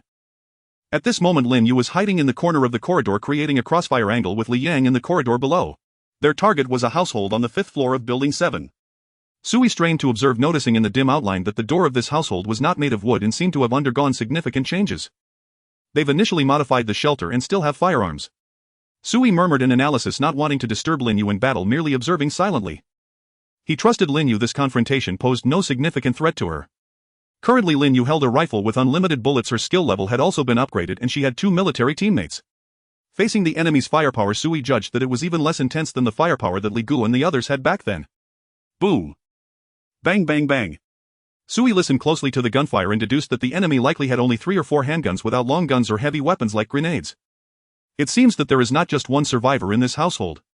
Generally, minors and the elderly have difficulty exhibiting outstanding combat ability. Excluding that reason, there must be other survivors from the shelter inside this household. Did they form a small group for survival in advance? Or did someone destroy other shelters and capture prisoners for control? Sui pondered, feeling that the former possibility was quite likely. He had previously seen similar recruitment information in the city chat channel, with a few shelters calling on survivors lacking talent and urgently needing supplies to leave their own shelters and join them. Rather than waiting at home to die, it would be better to decisively abandon the shelter and unite to form a stronger force to increase the chances of survival in the apocalyptic disaster. While Sui was deep in thought, he heard Li Yang's calm voice coming from downstairs. People inside, give up your futile resistance. Surrendering is your only way out. Only with a good attitude can you seek leniency from our shelter, otherwise you will be shot on the spot. Li Yang's words were indeed quite convincing. However, the people inside the shelter paid no heed, responding to Li Yang with gunfire and a man's taunting voice. You've got quite the attitude. Do you really think you're some soldiers? Don't think I don't know all the soldiers have been captured by aliens. You're just like my old man, just have a gun. Don't think you're impressive just because you wear a military uniform. Don't think of yourselves as anything special. I saw what you did today. It was that guy from Building 6 who wanted to sweep the neighborhood, right? He wants to be the boss and I refuse to accept it. If he has the guts, let him come ask me in person. Otherwise none of you will get through this door today. I'll kill anyone who tries. The man inside was extremely arrogant, seemingly full of confidence. Sui guessed that this guy's talent must be quite good.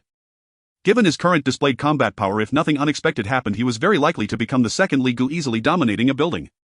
Or more accurately, this guy had likely already taken over that unit building. He was just a bit slow, not realizing that Sui had already begun the task of clearing the entire neighborhood. Sui could sense this guy's unwillingness to bow down. It was like a warlord holding military power, who would want to stoop down and become someone's subordinate. Huaxia people are indeed honest, but if they have guns and people in a chaotic world, even honest Huaxia people will shout, noble lords and commoners, do you think we lack courage? Last warning. Li Yang shouted coldly, if you don't surrender now you will all be shot dead. What are you afraid of? Come in if you have the guts. The people inside were utterly arrogant, their voices domineering. There are only 2 of you with 2 guns. There are 7 of us with 4 guns.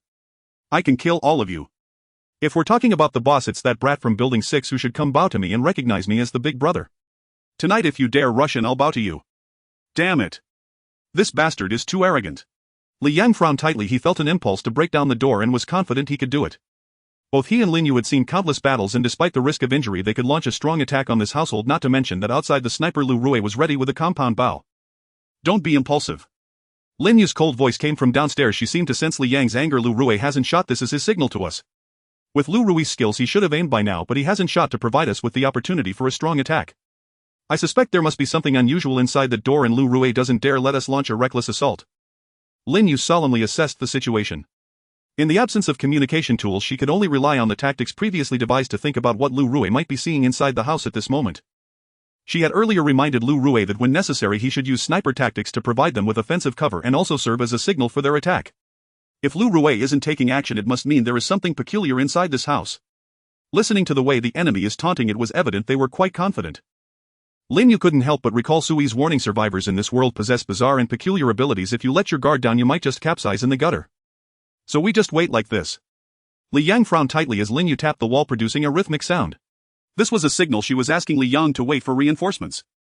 The previous flurry of gunfire was intentionally caused by Lin Yu. She removed the suppressor and engaged in fierce gunfire to alert the nearby shelter. She believed that with Jiang Shaoxi's intelligence she would definitely be able to formulate a better tactical support. At this moment Sui also sensed Lin Yu's predicament. With the opposing side clearly holding some special means, Lin Yu could not afford to be careless for a moment. She could neither attack this household nor let her guard down against possible new enemies sneaking out from the tightly shut doors upstairs and downstairs. This situation was quite unfavorable for Lin Yu. She could only suppress the opposing side to make them leave but couldn't manage to push in. We need to send someone for support. But with just 3 people it's unlikely we can take this household. Sui decisively judged, having already seen that this household was tough and not one to easily yield. Since a soft approach won't work, then let's go hard.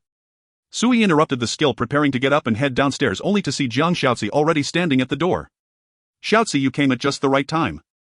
Sui said solemnly, send someone to support Lin Yu. She has encountered enemies and I suspect they are survivors with special abilities. Sir, I came to report this matter to you. Jiang Shaoxi gently spoke, lowering her head to report. Currently the other soldiers have not returned. I sent Chen Xiuren over. He went over. Sui frowned. He only has a gun that might not be very reliable. Why not have Chen Xiuren go inform the other soldiers to return quickly? Sir, Chen Xiuren said he can complete the task. How can he complete it? He's just a poisoner without poison. How can he forcefully attack and kill? Sir, he said he still has a bit of poison. Jiang Shaoxi helplessly spread her hands, seeming a bit surprised. He just said he has a little bit of nerve toxin left, just enough to support Lin Yu. A little bit. Just enough. Sui was taken aback and blurted out, this madman. Did he trick me again? I don't believe he really only has that little left. How could it be so coincidental? He said he used it all up during the day and then suddenly at night it's like a magic trick, saying he still has poison. What is it? You can't spit out some truth, can you? Sir. Jiang Shaoxi hesitated, slightly smiling bitterly as she spoke. He wants me to tell you. He said if the boss scolds me as a liar, just tell the boss I really didn't lie this time. I, Chen Xiuren, am an honest and trustworthy top employee. Also, this mission is considered temporary overtime. Jiang Shaoxi lowered her head. These are all his exact words.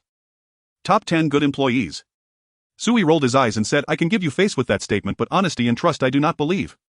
This madman had a style of doing things that was far too unruly. Immediately after, Sui sat back on the sofa and began to connect to Lin Yu's perspective.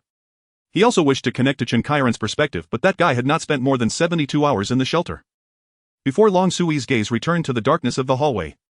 The standoff in the hallway was still ongoing. Lin Yu did not launch an aggressive attack and the people inside were too fearful to come out. They could only continue to shout, seemingly convinced that as long as they stayed in the room they would be safe. The stalemate lasted for about 30 minutes when Sui heard a series of panicked voices coming from the residence rooms in the hallway. Third brother. Third brother, what happened to you? Damn. Third brother is poisoned. Why is he bleeding from all 7 orifices? Boss, what happened to your nose?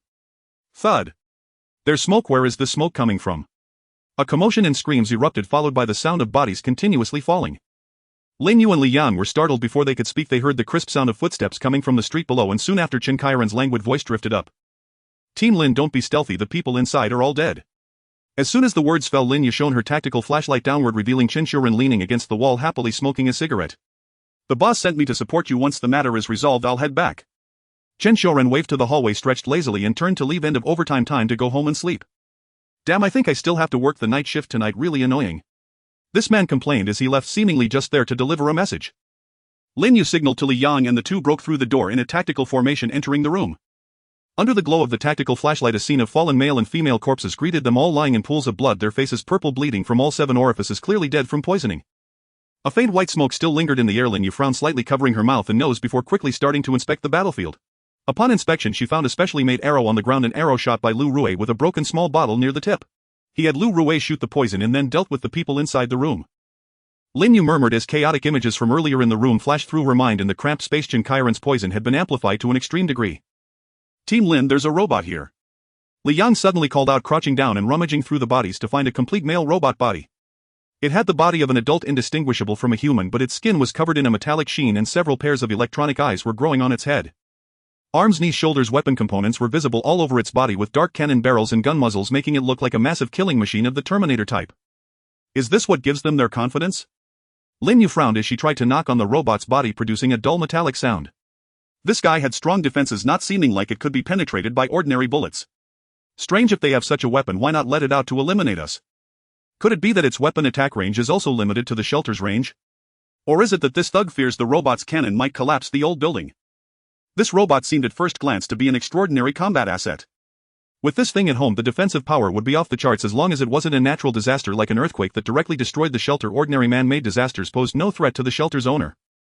Oh, of course, except for Chen Kairin's poison. This thing also has growth potential, truly a powerful talent. Sui remarked, feeling a bit envious. He pondered if his shelter had such a robot, wouldn't that be fantastic? Once the threat of this household was eliminated, Lin Yu executed the cleanup plan according to the task process, inventorying the supplies remaining in the shelter and any possible hiding places. Zhang Xiaozi had emphasized to her more than once that once the battle started it was essential to ensure that there were no survivors among the enemies. Rooting out the weeds was the first priority in a post-apocalyptic world. However, with this delay, Lin Yu and Li Yang had stayed in the current shelter for just over 30 minutes. Sui saw a new prompt message appear before him. Your talent, Lin Yu, has destroyed a level 0 shelter and you have inherited the survival points of the current shelter, 263 points. Inheritance determination of items in progress. Inheritance successful. You have obtained the current shelter's stored items robot maintenance facility and user manual command marking emblem. I love my home 6612 model guardian robot. Ha! Sui was taken aback looking at the information before him, his eyes widening in disbelief. Damn. This robot has been inherited by me. Wait, isn't it a shelter talent? Talents can't be inherited, can they? Sui blinked, quickly exiting the connection view and opening the reserve information panel of the shelter interface. He saw that the robot was indeed here. Take out. Sui hurriedly took the robot from the shelter's reserve panel, and indeed it was the same robot that had been transferred from that household to stand before him. It still lay quietly on the ground, seemingly not activated, and the information above remained unchanged. It seems to have been treated as a shelter item and then inherited by me. Sui frowned. He couldn't awaken this robot and had to put it aside for the time being, then began to check the other two inherited items. The first was the robot maintenance facility and user manual, which was a stack of papers clearly detailing the robot's origin, usage methods, and upgrade modules. Sui merely glanced at it and instantly felt delighted. What a pleasant surprise. I can actually use this robot. According to the manual, Sui learned about the original owner's talents concerning the robot. The original owner's talent allows for the direct creation of a powerful robot that is loyal to the shelter. The robot can take on 3 forms, and the original owner has the ability to change these forms at will. If the robot is destroyed or lost, the original owner's talent can retrieve the lost robot within 24 hours. However, the original owner can only possess one talent-based robot at any given time. However, the manual emphasizes one point: the robots created through talent belong to the shelter. They do not belong to the talent itself. They are items created by the talent and fall under the category of shelter possessions, meaning they can be inherited by others. If it were just that others could obtain a mere shell of a robot that cannot be activated. But this robot has a master recognition control system and possesses a command mark emblem. Command mark emblem is a small special circular emblem which allows for the setting of command serial numbers for the robot. The original owner is the unchangeable first command sequence, which cannot be replaced as the robot's highest loyalty target. Besides that, the command mark emblem can also set the second and third sequence users. The manual provides an explanation that the command mark emblem is an accessory item of the robot product. Its existence is to allow the shelter's owner to authorize control of the robot when they cannot manage it, enabling a mode of operation where the machine continues to function in their absence. And now the original owner is dead. He has passed away. Although the first sequence of the robot cannot be changed, Sui can use the command mark emblem to designate himself as the second sequence command target for the robot. This means I am its only master now. Sui looked at the small emblem in his hand, feeling a rush of excitement. The sole function of this emblem is to modify and replace the command permissions of the robot, albeit not as powerful or secure as the original owner's first sequence. But after all, this is something he picked up for free. Being able to use it is a huge profit. Add the second sequence and recognize my biological signal. Sui glanced at the manual and cautiously began to operate, bringing the emblem close to the robot's chest. Beep beep beep. The electronic eye on the robot's head revived, glowing red while emitting a crisp sound. Its chest also lit up with a wave of light that flowed throughout its internal control system.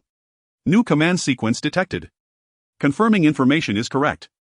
Inquiring first sequence is the new command sequence to be added. Inquiry failed, first sequence unresponsive, suspected to be dead, proceeding with command iteration. Following operational rules, starting to detect new sequences, second sequence unresponsive. Third sequence unresponsive. No sequence response following operational rules, recognizing the command emblem as the highest command indicator, agreeing to add new sequence. Identifying biological information of the new sequence, identification successful. Addition successful. The robot quickly stood up with a series of beeping sounds, standing straight in front of Sui. Hello my master, I love my family, model D6612 at your service. The robot's voice was crisp, proclaiming its successful loyalty to Sui. Sui looked at the robot in delight, simultaneously seeing a more detailed data panel above its head. It was similar to a talent information data system but differed, presenting the robot's detailed functions and roles. I love my family model D6612 Guardian Robot category Guardian Robot. Current command sequence of the robot second sequence. Robot operating system autonomous defense and counterattack logic system unable to recognize enemies outside the shelter cannot attack robot maximum strength 10 tons in emergency situations capable of heavy lifting or forcefully stopping intruders robot maximum speed 525 meters per second able to swiftly move to designated locations in a very short time robot reaction time 3 milliseconds time from detecting a threat to activating defense mechanisms robot impact resistance capable of withstanding small explosions and direct attacks from conventional light weapons.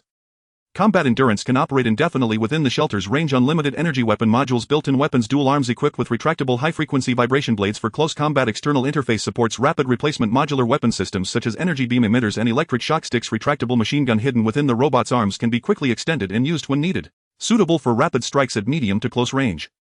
Rotating turret located on the robot's chest capable of 360-degree rotation equipped with an automatic locking and tracking system. Mini rocket launcher integrated into the robot's legs can launch small tracking rockets for pursuing high-speed moving targets or providing aerial support. Perception and intelligence systems environmental perception equipped with multispectral sensors and 360-degree panoramic cameras for day and night indiscriminate monitoring threat assessment built-in algorithms can quickly analyze potential threats and provide corresponding defense strategies autonomous learning ability the robot can continuously optimize combat and defense strategies based on practical experience human-like data module voice interaction supports natural language processing. In multiple languages enabling fluent conversation with humans emotional recognition capable of recognizing and understanding basic human emotions to respond appropriately behavioral simulation when necessary can simulate human behavior and mannerisms to better integrate into human social environments maintenance and upgrade self-diagnosis system capable of real-time monitoring and reporting the health status of internal mechanical and electronic systems self-upgrading function can upgrade. Damn, this is so cool. Sui couldn't help but punch his fist in excitement. For a shootin' having a well-behaved combat robot is simply the most wonderful thing. The data from the robot clearly shows that this guy is simply a killing machine armed to the teeth. But the only drawback is that it can only counterattack within the shelter. If the enemy does not enter the shelter's range even if they attack from outside this guy cannot counterattack because the system's operational logic does not recognize it.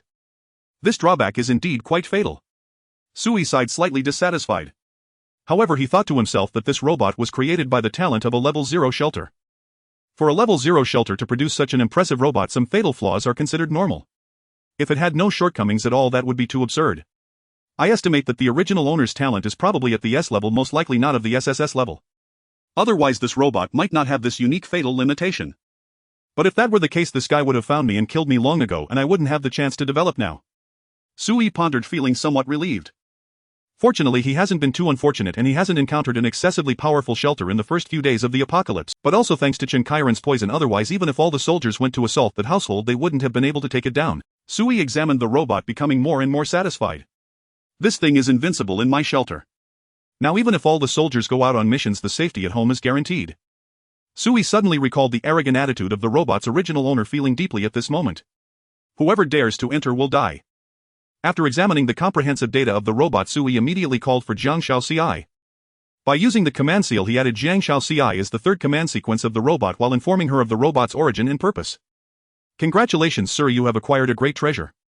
Jiang Shao-ci smiled, her beautiful eyes curiously scanning the robot marveling at its formidable combat capabilities. This thing will probably have to be stationed on the 6th floor for security. Although we have control over this entire building it still does not belong to the safe zone. For now let's place this fellow at the door as a bodyguard. Once the safe zone expands its role will become even more significant. Sui sent the robot to the door and then asked Jiang Shao-ci, what do you plan to do with the group of survivors downstairs?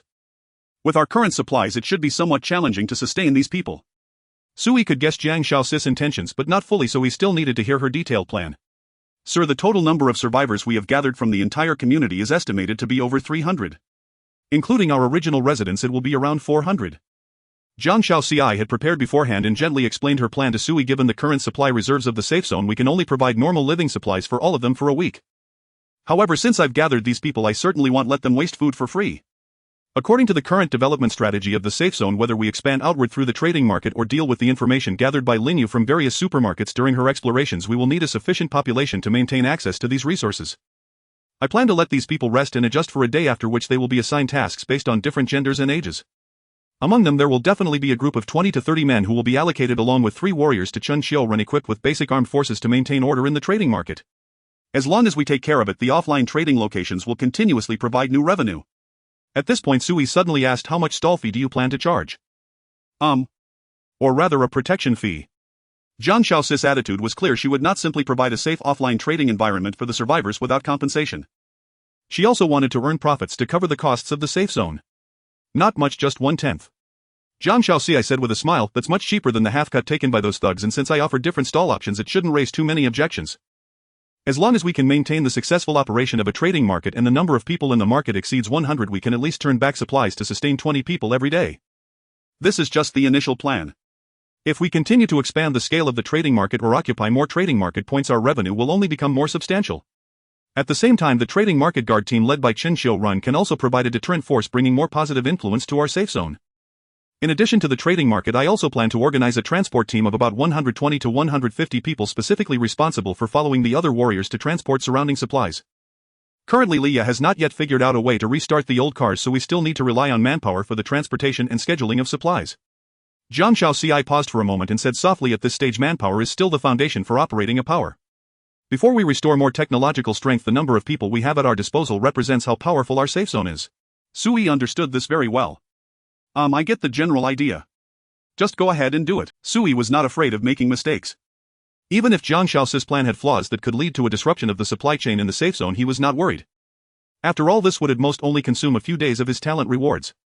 As long as there were issues with food supplies in the safe zone, the talent rewards would come knocking on his door in no time. Of course, Sui hoped to see Zhang Xiaoxi's plan unfold smoothly, creating a snowball effect of continuous growth and development for the safe. Sir, I will handle it well. Zhang Xiaoxi respectfully nodded. Although she did not disclose the arrangements for all personnel, Sui believed in her capabilities. Zhang Xiaoxi had mentioned in their previous conversation that she once managed a vast underground organization of various workers and agents totaling thousands of people. With such extensive personnel management experience, managing the current hundreds of people would definitely be no problem for Zhang Xiaoxi. Sui trusted her completely and delegated authority. After all, Sui felt that even if he handled it personally, he might not do better than Zhang Xiaoxi. After she left, Sui gazed for a while at the registration queue downstairs from the window. The registration work was basically nearing its end, and Zhang Xiaoxi did not allocate all the personnel to this building. She selected some individuals with special skills mixing men and women to enter the building where Sui was located, while the others were completely mixed up and arranged in the nearby two buildings. After ensuring that all three buildings were fully occupied, Zhang Xiaoxi also specially left two warriors, Lu Rui and Li Yang, instructing them not to venture out for explorations, with each responsible for maintaining security in one building.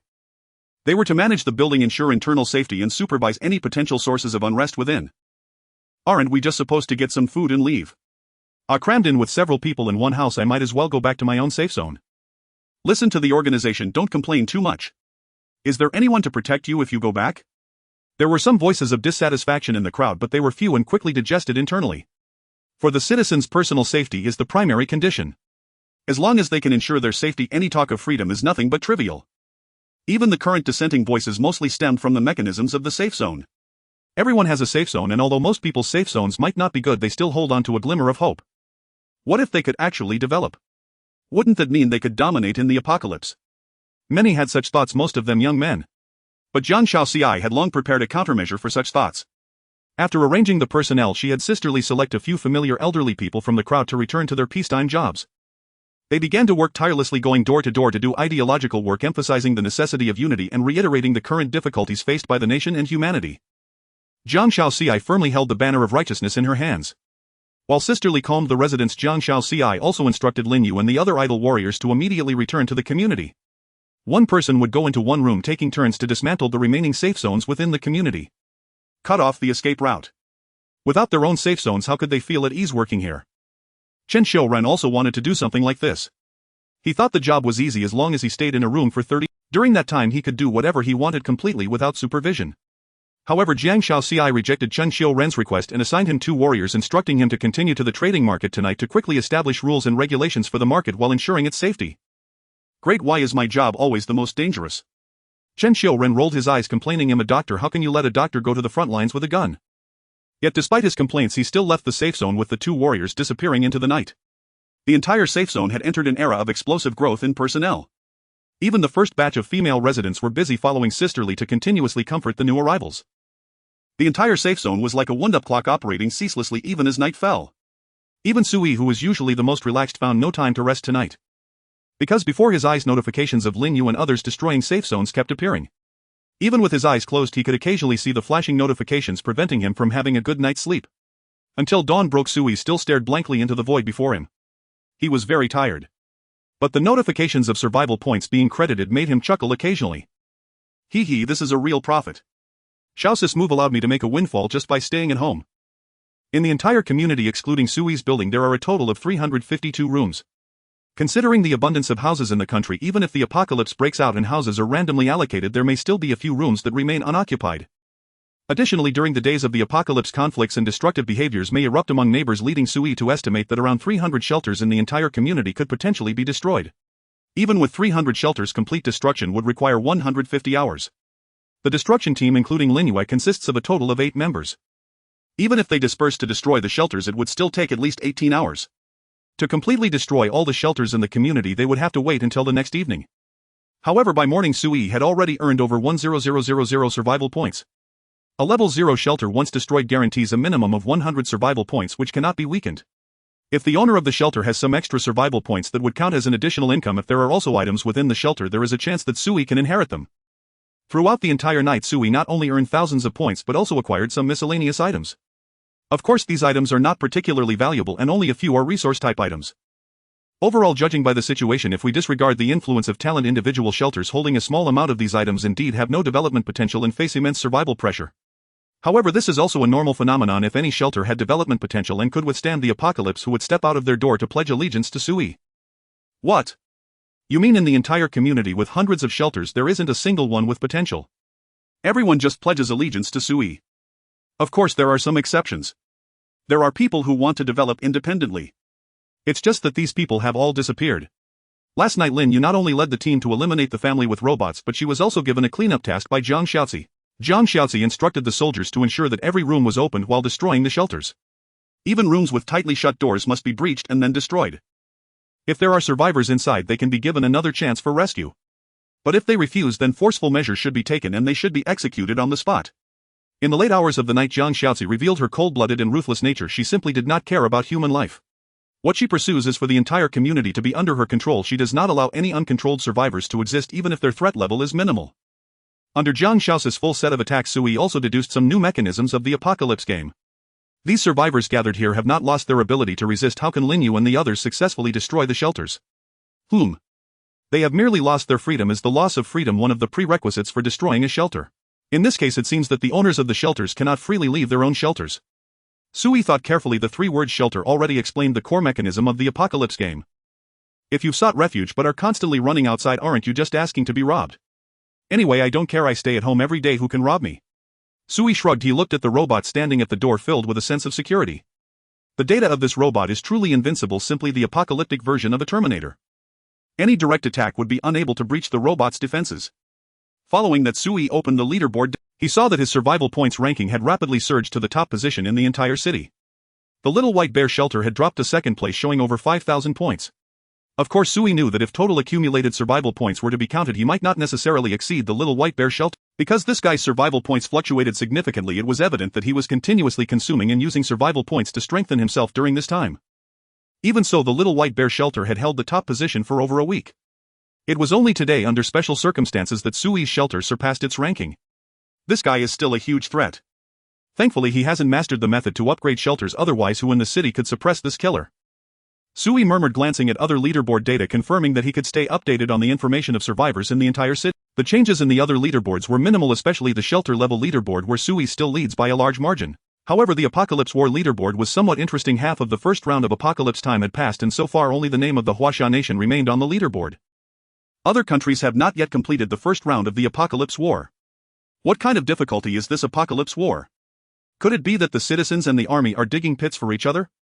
Sui stroked his chin. He wasn't too concerned about the foreign situation, at most just gossiping for fun. The morning quickly passed. Until Sui, feeling drowsy, finally reached noon. Lin Yu returned with the team. This also marked that the survival points of the community had been completely plundered by Sui. Aside from Sui's room, there were no other shelters left in the entire community.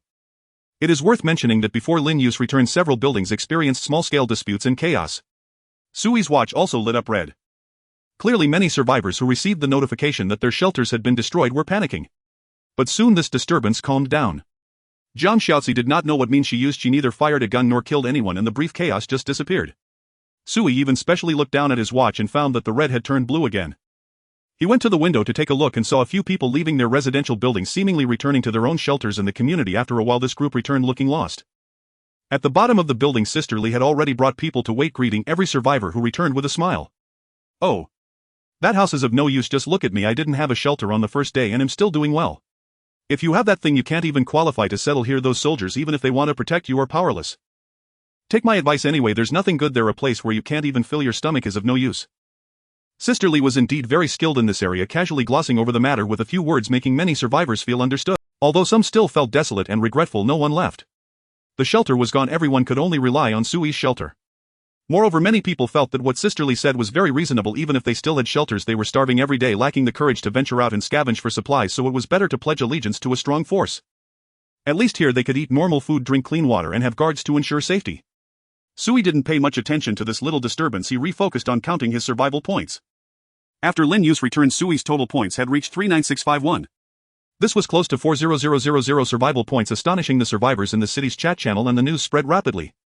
Wow. Big news. Someone has taken the top spot from Little White Bear. Survival points are about to reach 400,000. Oh my, do we have such a powerful figure in this place? Who on earth is it? Little White Bear Shelter, are you there, big brother? Can we interview how you feel right now? Do you have any thoughts on reclaiming the top spot? Dude, you are really bold. Now those who can gather such points are the toughest of the tough. How dare you talk to a tough guy like— What am I afraid of? They don't know who I am or where I am, I don't care. With nearly 400,000 points, this guy can't be just a killer in a town, right? That's just too exaggerated. This must be someone who kills without blinking. By the way, who is this number one? His shelter hasn't even been named yet. This is truly a fierce big brother, very clever. Not naming it means no one knows who he is, making it even more concealed. Sui also noticed the discussions in the chat channel. It seemed that everyone was captivated by his sudden emergence. Survivors throughout the city were speculating about what Sui had done to accumulate so many survival points in such a short time. With 400,000 points, what should I do? Sui murmured, opening the upgrade list for the shelter to check the requirements for upgrading to a level 2 shelter.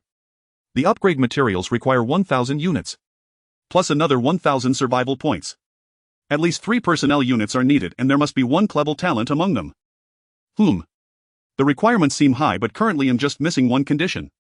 Sui pondered. His points were sufficient and he had enough personnel units, just lacking the upgrade materials. This thing can currently only be produced through dispatched exploration tasks, and he can only get about 100 a day, possibly up to 200 or 300 with good luck.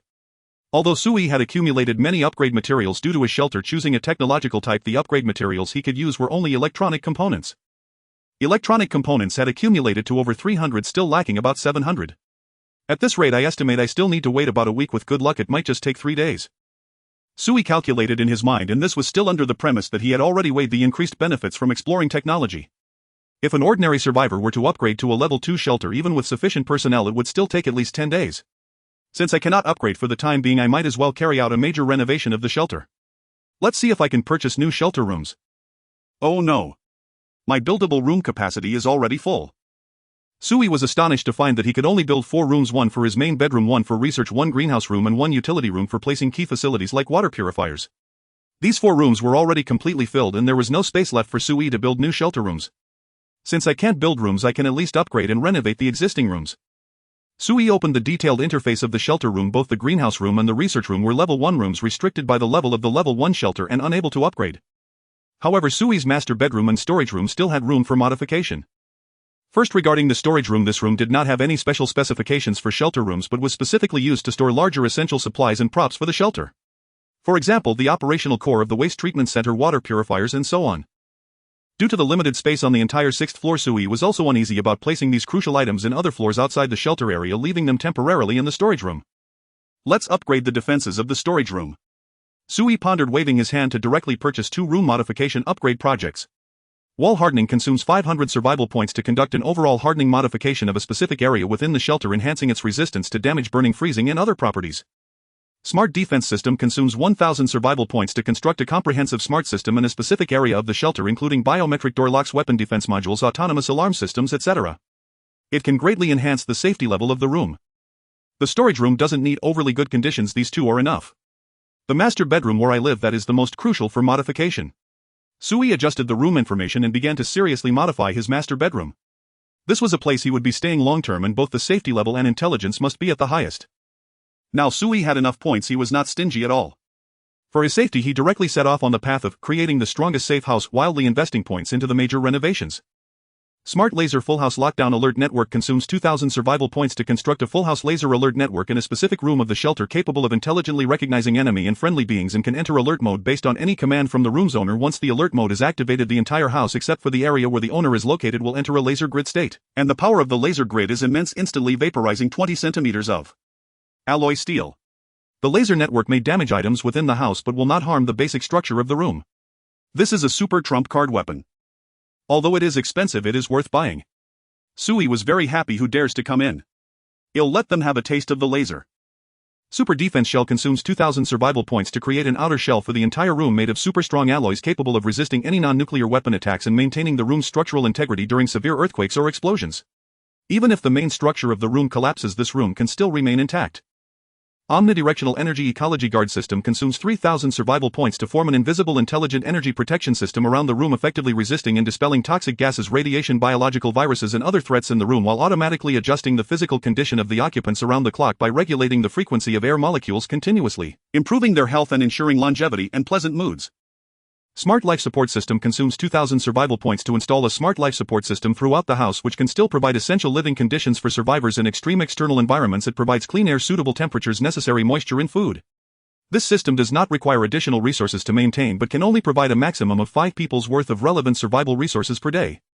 Super Specification Safety Surveillance System consumes 2,000 survival points to build a comprehensive safety network composed of high-definition cameras, infrared sensors, sound recognition and other methods throughout the house, monitoring all biological and detailed conditions within the house in real time, at the same time adding weapon modules such as flamethrowers, instant coolants, gun ports and laser scalpels. Once any threat is detected, the defense mechanism will automatically activate and intelligently analyze the best response plan. Emergency Evacuation System consumes 1,000 survival points. The homeowner can freely choose to control it when facing an irresistible threat. They can activate the emergency evacuation device in any area of the room, launching a special biological pod to propel towards the sky and quickly escape from the house, landing safely in an area up to 1,000,000 meters away. Smart Entertainment and Psychological Support System consumes 1,000 survival points to install a comprehensive smart entertainment system in the room, allowing play in any corner and facility within the room, automatically providing entertainment programs, virtual games and any form of entertainment while simultaneously providing psychological health assessments, ensuring the physical and mental well-being of the occupants to the greatest extent. Ultramicromolecule Robot Universal Module consumes 5,000 survival points to allocate 10 billion units of ultramicromolecule robots throughout the house. All robots capable of self-repair and replication, unlimited units, internal surgical treatment and disease curing treatment, micro laser weapon modules, attack means, light invisibility modules, stealth, full house radar scanning inspection modules, anti-invisibility, and assembly and disassembly of large guard bodies can merge to form large robots. That's about it, nothing else seems worth getting. Sui smacked his lips, shaking his head. No matter how advanced the items, I don't have the purchasing rights. This should be enough, right? Sui calculated and found that he had spent a total of 18,000 survival points on all these room modification projects. Including the modifications to the storage room, the total expenditure was less than 2,000 points. That's too expensive but also too cheap. Sui exclaimed. 20,000 points were generally hard for survivors to casually spend at this stage. But for Sui it was merely consuming half of his survival points. He still had nearly 20,000 points to use. Select to purchase. Let's start the construction. With a wave of his hand, survival points flew away while a golden light enveloped his bedroom and the adjacent storage room. The golden light lasted for about 10 minutes, and when it dissipated, Sui's room had almost completely transformed on the outside. The surrounding walls had changed from old cement walls to a special structure made entirely of high-tech materials, hard and smooth, continuously changing colors. The walls could automatically adapt to Sui's current mood state and eye fatigue, making the most suitable adjustments to light and color. The entire house's construction was more scientific, with various foldable technology modules everywhere. Even the tables and chairs had changed dramatically, directly connected to the floor with laser ports and gun ports ready to reveal as needed. Moreover, Sui found that he felt the temperature in the room becoming warm and comfortable. This was not the cold sensation brought by icy air, but the most suitable living temperature for the human body, entirely different from the high temperatures outside. Even when Sui tentatively opened the doors and windows, the temperature inside the room remained unchanged. There was no effect whatsoever. Taking a deep breath, Sui could even sense the sweetness and freshness in the air. He even felt as if he was being modified, his intestines moving and his body gradually becoming familiar. The original fatigue and drowsiness swept away and his eyes became bright and spirited. This was the micro-robots checking Sui's body, improving his hidden ailments, making him clear-headed and in peak condition. Impressive! Sui exclaimed as he went to check the bathroom. The space of the room was not large and the bathroom was originally quite narrow, but after intelligent adaptation and modification the bathroom indeed felt a bit larger. The entire bathroom environment had also become much cleaner, with the surrounding walls and floors having a 24-hour automatic cleaning function constantly maintaining cleanliness. After Sui further checked the safety and alert systems in the house, he sat back down on the sofa. From what I see, this room should be considered the highest safety level shelter core area in the entire city, right? Sui muttered, knowing that many of the projects he purchased had prerequisites requiring at least a level 1 shelter, and some even had to be scientific type shelters. Looking at all the survivors in the city, even if Little White Bear had thousands of points, he could not buy these room modification projects. This shows that the level of the shelter is crucial, otherwise having points is useless. Now that I have such a room, my current safety should be well assured.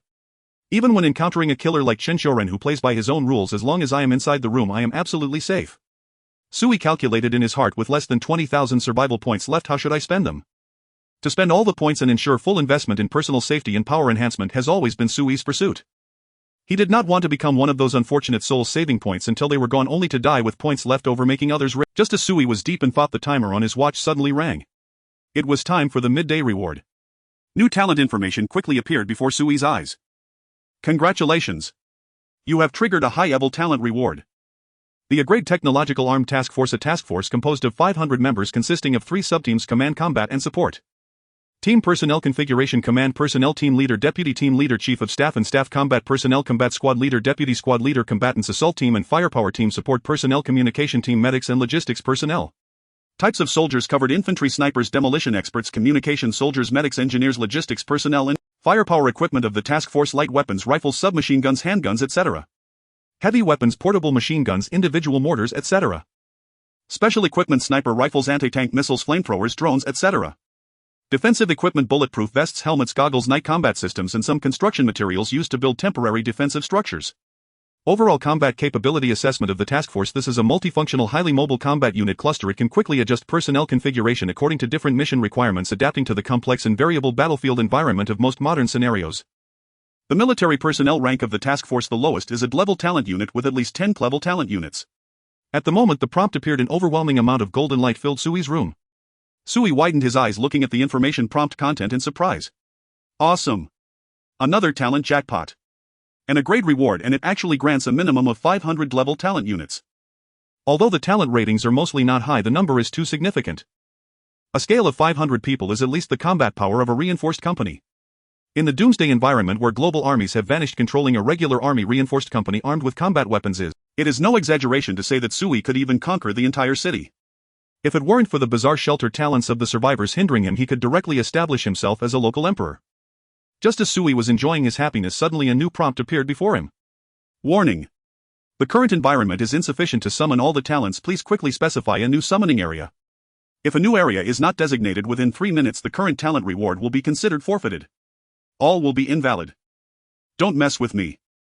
Sui was taken aback and hurriedly dashed out the door, quickly running to the empty space at the back door of the building.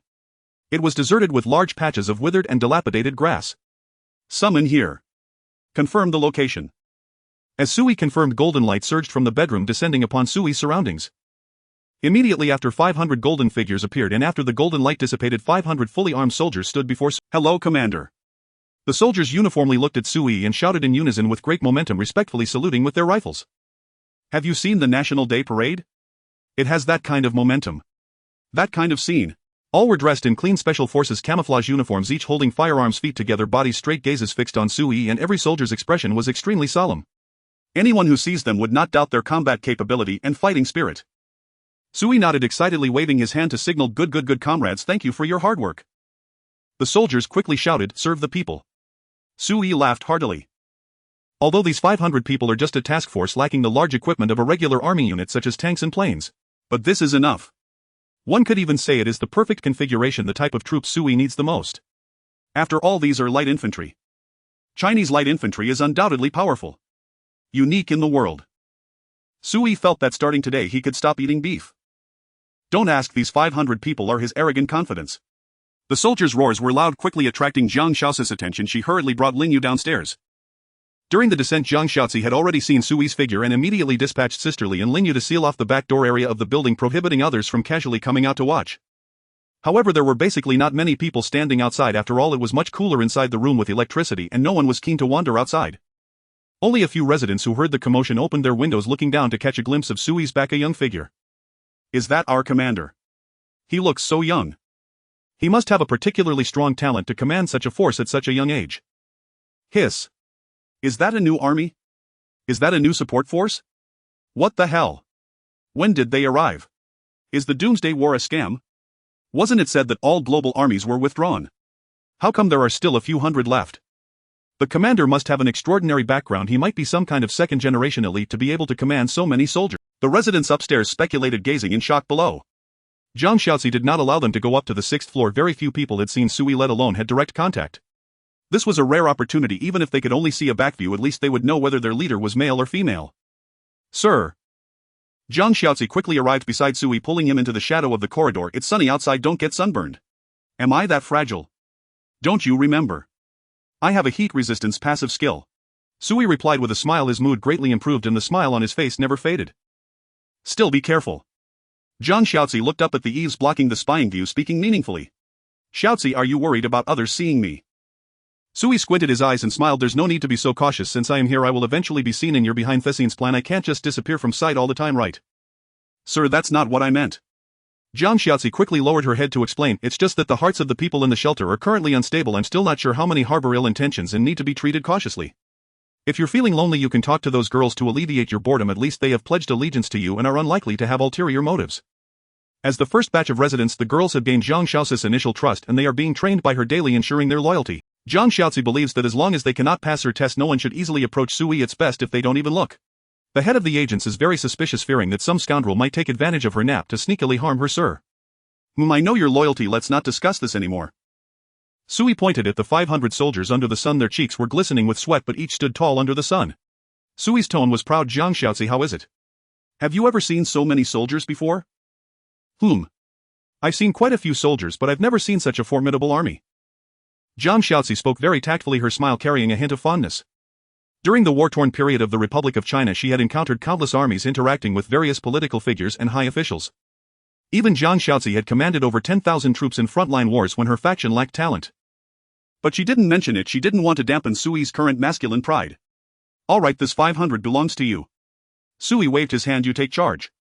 This is our new unit, each one formidable in strength. This way you won't complain about the lack of personnel in our shelter anymore, right? Sui smiled broadly. Congratulations. Due to the influx of cutting-edge scientific data in the research room, your talent Leah feels an overwhelming sense of satisfaction. She has broken through her own talent level. Congratulations. Talent Leah has successfully advanced to a level talent unit. Wow, what the hell? She upgraded herself.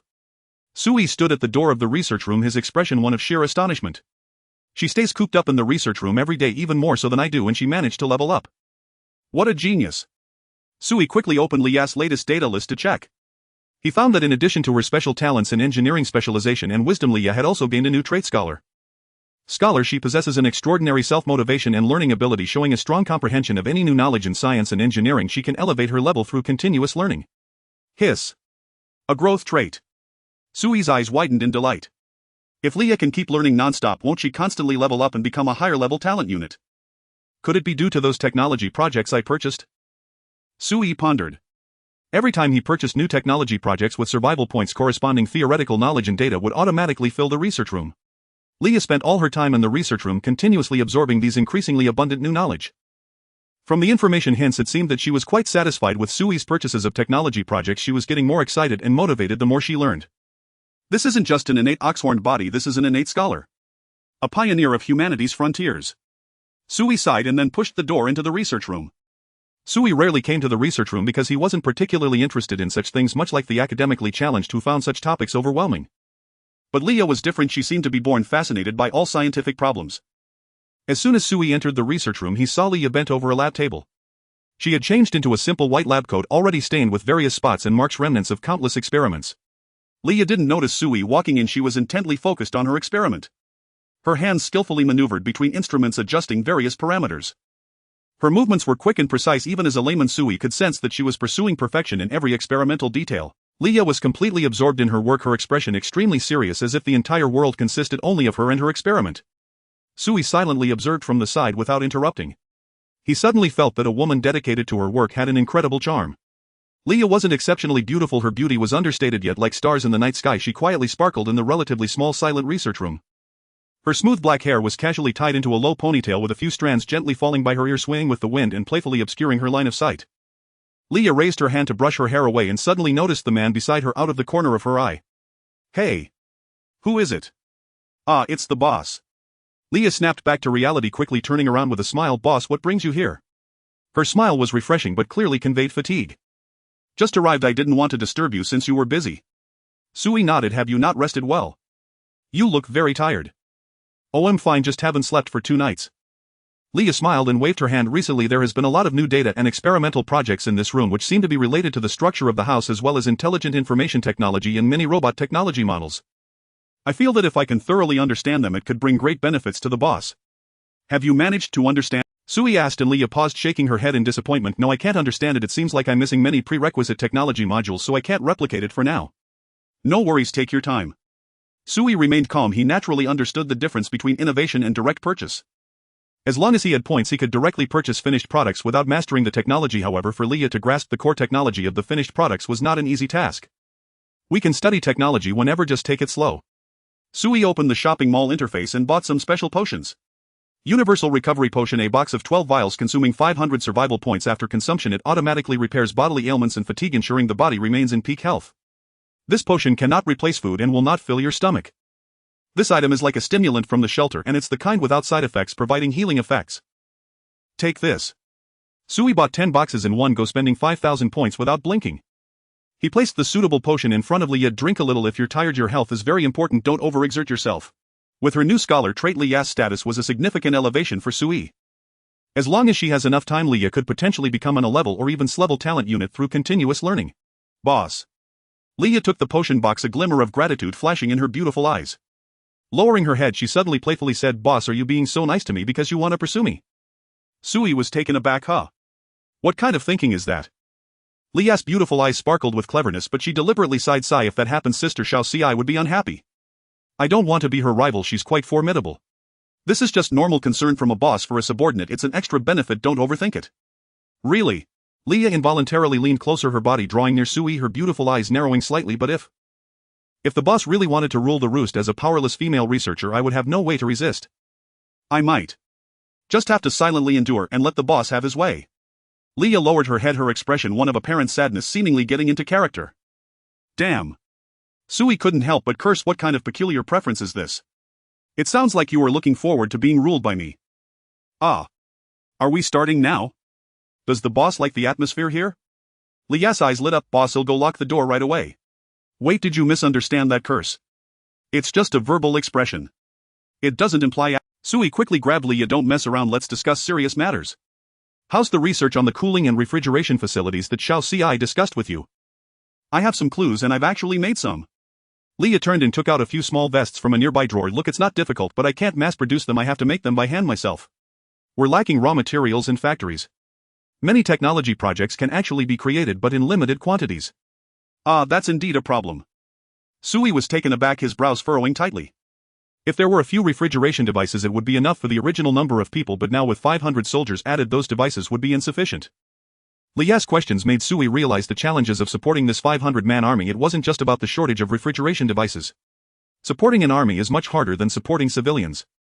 For instance, right now the scale of weapons in the 500-man army is considerable but ammunition is limited. In a 500-man army it's not like each person has infinite ammunition. Once those weapons run out of ammo, the army's combat effectiveness will surely be drastically reduced. Although the individual combat strength of Huaxia soldiers is exceptionally strong, wielding cold weapons in close combat is impressive. Sui really didn't want to reach that point. Having an army of so many people and then letting them fight with knives. What kind of poor warlord is that? It seems we have quite a few challenges ahead. Sui sighed deeply and Leah quietly leaned over, her delicate body pressed against Sui. Boss, is there anything I can do to help? I'm quite clever. We're lacking bullets, assembly lines and factories. You're right, we can't rely solely on you to handle all this. Sui felt a headache coming, but Leah pouted, grinning slyly. Boss, I heard our shelter has recently gained quite a few laborers. Laborers? Oh, you're talking about the new residents. Indeed, there are several hundred more. Then why not have them move the factories, airports and various facilities back? Leah tilted her head, looking at Sui with a smile. If we lack factories, then let's bring factory equipment over. We only lack equipment, but we don't lack technology or workers. Although this group may not be skilled workers, I've already researched the production technology, I just need to patiently teach them. Leah's palm quietly covered Sui's large hand, speaking softly. Boss, you have people technology and you're worried about lacking equipment. As long as it's available we can just take it. Do you know how to produce ammunition? Sui raised his head looking at Leah in surprise. Leah shrugged. I can't produce missiles but I can handle bullets for basic weapons if necessary. Just give me another week and I'll try to get the production technology for rocket launchers ready. What the hell? You can even make that?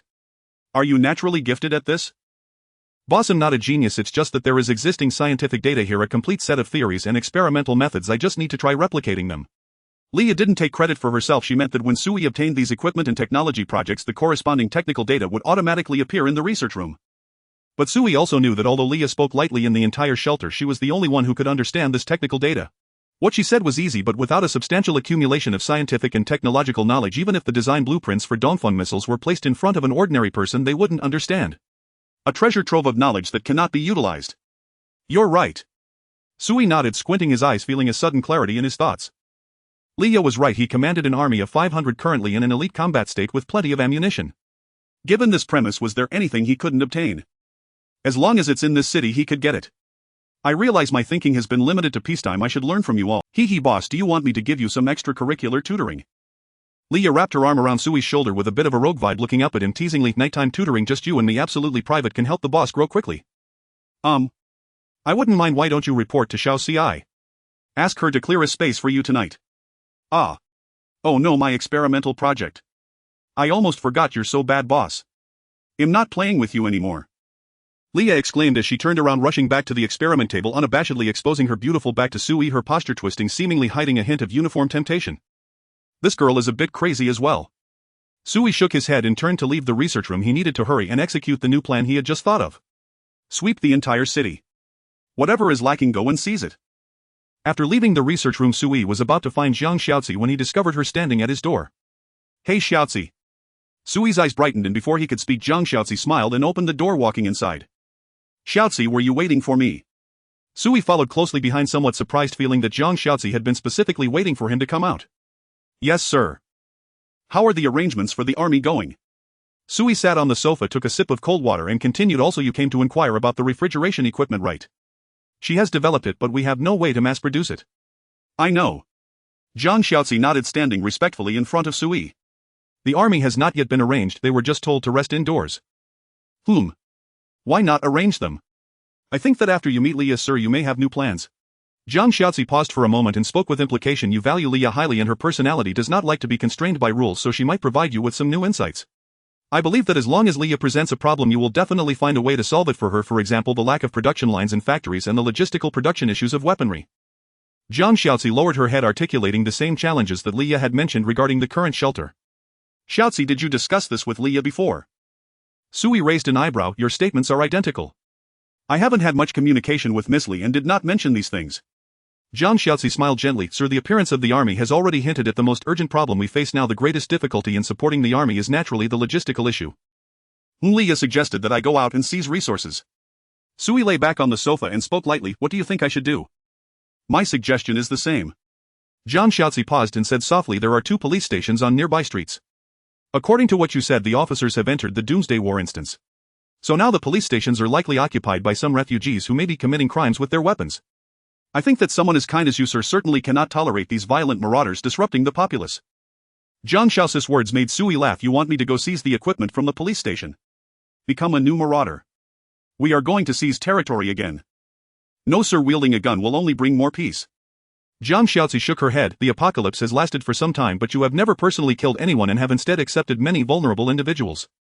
In times of national crisis there should be heroes stepping forward. Xiaozi believes that you are the hero needed in this era.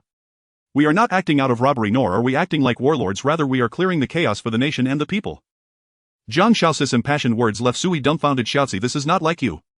Although it feels a bit inappropriate to say this, the impression you give me has always been that of someone quite ruthless. Really? Jiang Xiaozi tilted her head and suddenly smiled. Perhaps it's because you have trained me well, sir. I also believe that righteousness should be in our hands and we should not act with the mindset of warlords. We must prioritize survival and ensure that more people live on. Wow. Sui thought to himself, a casual remark from me just transformed this woman's attitude from that of a party-state agent to a vanguard warrior of communism. I have nothing to say, you are absolutely right. Sui stroked his chin. Alright, let's do it this way. Let's seize the existing weaponry in the city. Although we may not have heavy weapons, at least we can make up for some of the ammunition consumption. Yes sir. Jiang Xiaozi nodded and turned to leave. She had been waiting for Sui to say this, as the main operational adjustments of the army needed Sui's approval. Even though Sui completely trusted Jiang Xiaozi, she paid attention to these details at all times and would not easily mobilize the army to do anything without permission. By the way, sir. Jiang Xiaozi stood at the door, suddenly turning to ask, shall we let Lin Yu take the lead? I can stay at home to accompany you. Xiaozi, are you afraid to lead the army into battle? Sui suddenly laughed and Jiang Xiaozi shook her head. I just think that Lin Yu's involvement can better take care of your reputation, sir. If Jiang Xiaozi were to come alone, this army might truly become a ruthless warlord force. But if Lin Yu leads, they are more likely to be seen as a miraculous strong army, almost like a myth among the populace. Good. Sui nodded in agreement. He was browsing the Points Mall interface when he suddenly discovered that vehicles could actually be purchased here. Wait, Xiaozi, I need to buy some things to equip the army. Sui hurriedly called out to Jiang Xiaozi. Vehicles are indeed a good thing. In a world where all vehicles have come to a standstill and everyone is walking on two legs, having a few more vehicles would provide a significant advantage. Sui currently had 15151 survival points left, and the vehicle prices in the Points Mall varied greatly. The few models he was interested in were quite expensive.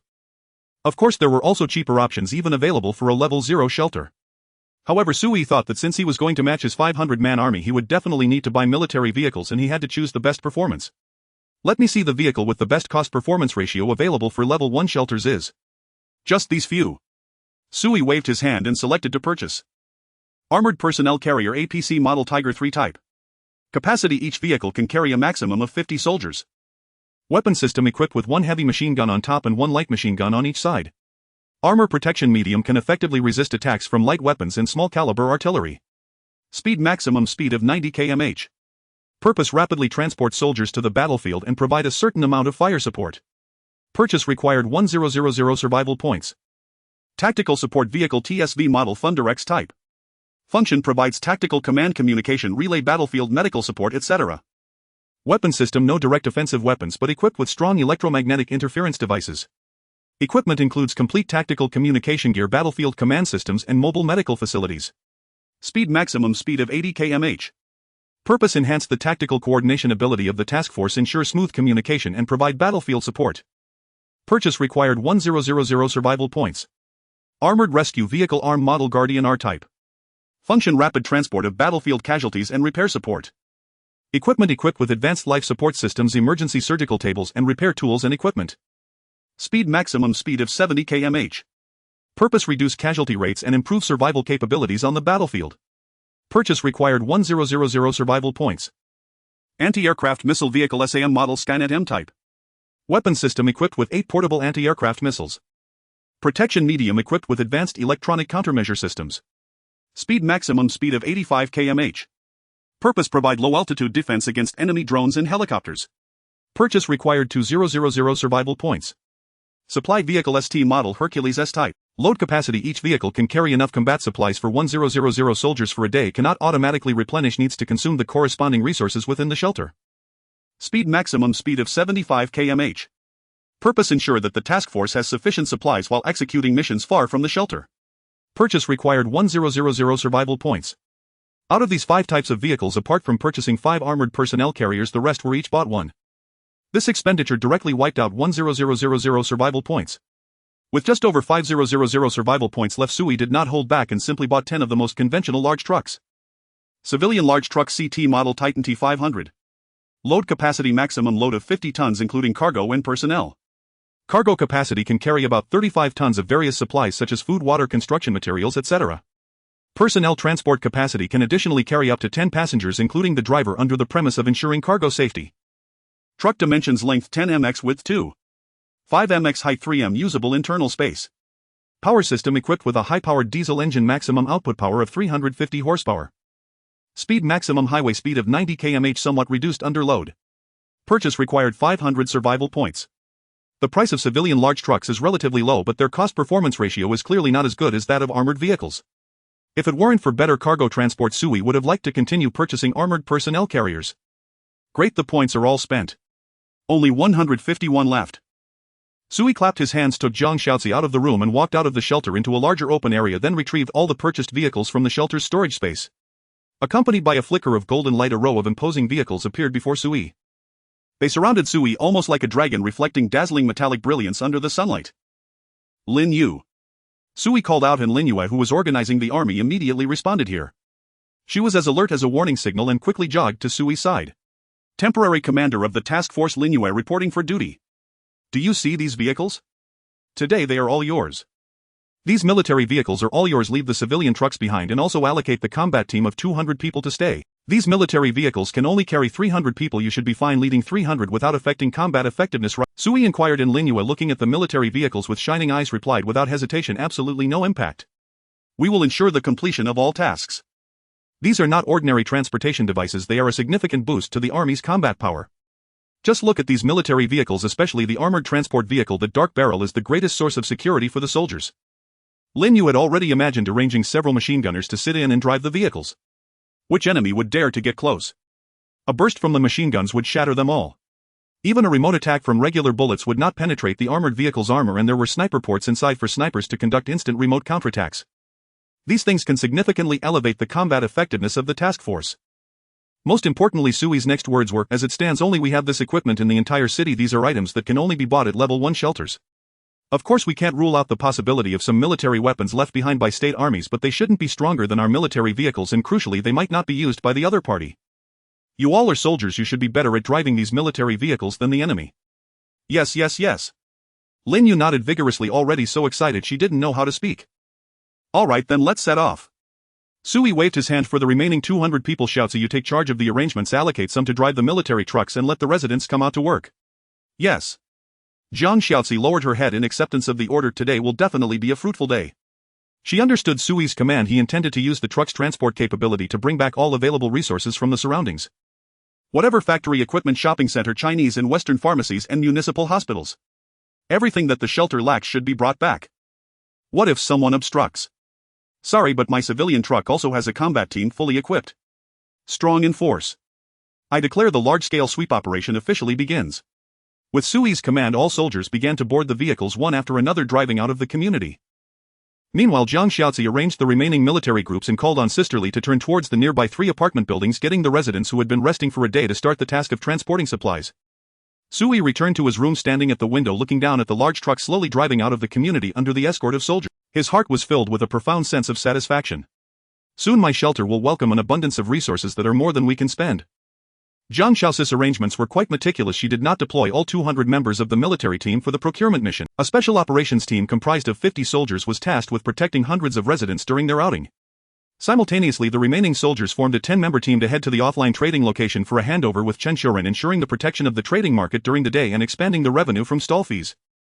Furthermore, 40 soldiers split into 2 teams to begin operations in nearby locations for new supplies, trade, and survivor rescue, enhancing the intelligence gathering capability of the shelter, increasing influence, and growing the population. The remaining 100 soldiers stayed within the community. This not only ensures close protection for the shelter and Sui's safety, but also allows for continuous renovation and repair of the entire community's defenses during this time at home. Indeed, Jiang Xiaozi was about to start fortifying the entire community. Previously there was a shortage of manpower, but now with professional soldiers available, Jiang Xiaozi naturally aimed to create various military facilities envisioned in the original safety plan. Traps, bunkers, lookout points, trenches. Anything military grade would be implemented. Additionally, underground shelters, nuclear supply reserves, and more precise military early warning systems. Not a single one would be left out. Better to be excessive than insufficient. Jiang Xiaozi's goal was simple: to make Sui's bedroom the core of a wide-ranging security network, continuously expanding outward, steadily increasing the security factor. Sui's bedroom was the highest level of security, followed by the building where Sui resided and the surrounding walls, then several nearby buildings as sniper and ambush points gradually radiating throughout the entire community. Layer upon layer, even above, Jiang Xiaozi had arranged rudimentary aerial defense measures. She needed to ensure that Sui was protected to the utmost degree. Not only should their own people not see Sui casually, but even a large-scale enemy assault would find it impossible to reach him. Another tedious afternoon. What should I do? Sui looked up at the crimson sun and couldn't help but ponder, how about I pull a fast one on Li Yajin? Tease her? Forget it, I'd rather not have her misunderstand. She seems like she might take it seriously. Then how about a game of civilization? Sui sat at his computer desk playing a single-player game to kill time easily, passing several evenings. However, Sui felt it was inappropriate to do so. My shelter is growing larger, I can't slack off too much. The stronger the development momentum, the more cautious I should be. Moreover, playing computer games can't match my skills. I can observe remotely, far surpassing just giving orders. Sui simply lay back on the bed, got comfortable, and connected to Lin Yu's perspective. To ensure his stamina was not excessively drained, he specifically took out some stamina-boosting items from his storage space. These were small gadgets inherited from other shelters, not very valuable but perfect for replenishing Sui's skill consumption. Connecting perspective target Lin Yu. Sui's vision plunged into darkness. When his sight returned, he had entered Lin Yu's perspective. At this moment Lin Yu was sitting inside an armored personnel carrier surrounded by fully armed soldiers who sat serious and silent, exhibiting a solemn awareness of their combat mission. Meanwhile Lin Yu was looking down at a city map while in her hand was an electronic information map that she was diligently updating and adjusting with the latest data, exceptionally comprehensive. Sui could tell that this electronic map seemed to be from the command vehicle. The military vehicles were purchased at a very reasonable price, stocked with various military supplies. Commander. Lin Yu suddenly reacted, murmuring softly. Her sensitivity far exceeded that of the other soldiers, allowing her to sense Sui connecting to her perspective. I'm just watching you carry on with your work. Sui's voice whispered in Lin Yu's ear and a slight smile appeared on her lips as she continued to focus intently on the map information. We're approaching the target location. All units remain alert and reduce vehicle speed. Lin Yu suddenly picked up the radio and began issuing combat orders. Command vehicle, move back. All snipers dismount. Take position in suitable sniper locations and the communications officer will provide accurate combat data. Demolition experts prepare and combat teams disembark sequentially to encircle from the front and back. Armored vehicles 1, 2 and 3 will continue forward in formation approaching the target location. After Lin Yu finished speaking, she looked at the soldiers beside her. All personnel, check your gear and prepare for combat. Clatter. Inside the vehicle all soldiers quickly bowed their heads to check their weapons and equipment, then opened their weapon safety mechanisms, standing up and bending to position themselves at the vehicle doors. When the vehicle came to a halt, the door swung open. Lin Yu commanded disembark. All soldiers poured out in an orderly fashion, automatically forming a standard combat formation, keeping an eye on their surroundings, then swiftly finding cover and entering a state of readiness. After Lin Yu disembarked, Sui watched as soldiers from the surrounding transport vehicles continued to exit. They automatically grouped into teams of 3, dispersing into the city's obstacles. Lin Yu returned to the command vehicle, directing the 3 armored vehicles to approach a police station in the center of the street via the remote surveillance screens. This was a larger police station where heads could be seen moving. The originally open glass door was already shattered and a pile of glass shards was covered with debris, forming a rudimentary defensive structure. Boss, it looks like military vehicles outside. In the police station's lobby, a young man with yellow hair put down his binoculars, speaking in surprise to a bald man beside him. Inside the police station there were more than 10 men, all wearing bulletproof vests and holding various police firearms. However, the hair of these men was all sorts of colors. Their bulletproof vests were worn haphazardly and their postures were awkward, not quite matching the solemn atmosphere of the building. Military vehicles. The bald man frowned. He had initially thought the commotion outside was caused by survivors coming to trade for equipment, but it seemed the situation was not as optimistic as he had imagined. He grabbed the military binoculars around his neck, climbed to the 3rd floor and peered out. To his shock, he saw 3 armored vehicles neatly lined up at the entrance, their dark machine gun barrels protruding and constantly swaying, seemingly on the lookout for enemy traces. Around the armored vehicles there were also scattered figures of fully armed soldiers. Most of their bodies were concealed behind cover, making it impossible to discern how many there were, with soldiers' silhouettes visible everywhere in the vicinity. Damn, this is regular army. The bald man was instantly taken aback. He wasn't foolish, and this display outside was clearly that of a legitimate military force. This wasn't a bunch of wannabe thugs or rivals flaunting police gear. The way these people moved, their expressions and their equipment configuration screamed proper military personnel. Could it be that the army has entered the city to carry out a rescue operation? But didn't that mysterious entity say something about an apocalypse war? That damn thing even had me vote. I went ahead and voted for F. Is all of this just an illusion? The bald man felt somewhat bewildered, glancing down at his handgun, then back up to the military vehicles outside, rubbing his eyes and looking closely again. The military vehicles were still there. Smack. He slapped his hand down and the nearby subordinate yelped, holding his thigh. Boss, why did you hit me? Does it hurt? Yes, boss. Am I not dreaming? The bald man stared at the military vehicles outside, muttering, what the hell is going on? Weren't the military supposed to be gone? How come they are back? Before the bald man could make sense of the situation, a clear, loud and orderly announcement boomed from the military vehicles outside. Listen up, everyone inside. We have surrounded this area. All individuals drop your weapons and exit with your hands on your heads. Do not resist unnecessarily. Stubborn resistance will only lead to brutal consequences. This is your second warning. Immediately put down your weapons and surrender unconditionally. We promise leniency for anyone who voluntarily surrenders and cooperates with the investigation. If you persist in resisting, we will have no choice but to take strong measures and you will bear all consequences. The clear announcement echoed throughout the street and all the thugs in the police station heard it loud and clear. Beside the bald man, a subordinate clutching his thigh in pain trembled as he asked, Boss, what should we do? Should we fight? Fight? With what? The bald man glared at the subordinate, wishing he could slap him. Are you an idiot? Fighting the army. You think you're number one in the world? How many lives do you have to dare to throw away like that? So boss, what should we do? What should we do? Surrender. The bald man decisively stated, put down your weapons, surrender on the spot and strive for leniency. Don't harbor any illusions, I'd rather serve time than take a bullet. It was clear the bald man misunderstood the situation. He thought the forces outside were regular army troops, unaware that they were the forces recruited by Sui. The bald man had ambitions and aspirations, but like all Chinese citizens he deeply understood the terrifying combat power of his own army. Resistance. Don't joke around, that would lead to a brutal death. Ah. The young brother was still a bit confused. He glanced at the handgun in his hand and the bulletproof vest on him, then looked out at the large military vehicle outside. He swallowed hard and impulsively asked, Boss, didn't you say your talent is exceptional and you're not afraid of anyone? Why don't we just take out the people outside? Damn. I'll take you out first. The bald man was furious, slapping the young brother, leaving him dizzy and feeling wronged.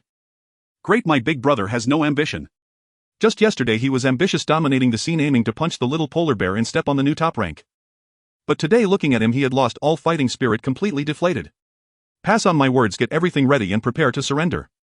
The bald man took a deep breath, his eyes shining with intelligence. This is a chaotic world, we have people and guns. This isn't surrender, those who recognize the times are wise. We are here to accept the edict of peace. After the bald man's words, the entire police station was thrown into chaos.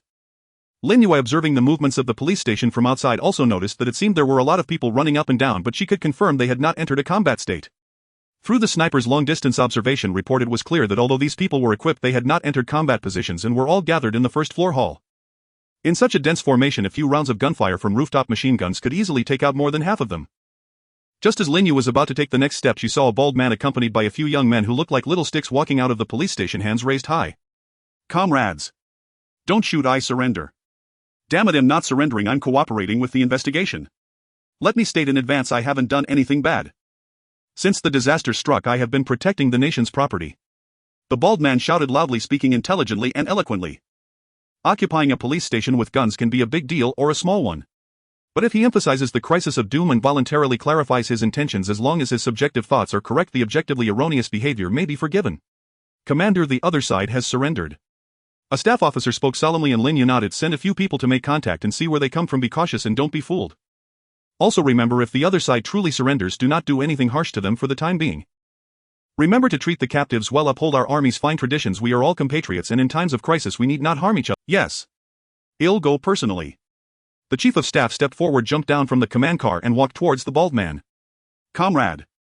Seeing someone who clearly looked like an officer emerge from the military vehicle, the bald man's expression became even more respectful. He unconsciously tightened his whole body, hands raised high, not daring to lower them, fearing to mislead others with his actions. After all, there were quite a few gun muzzles around here. As he stepped out, he realized that nearly every position along the street had a gun pointed at him. He even had a dense array of little red dots on him. No need to ask, this was definitely a warning from a sniper. What is your name?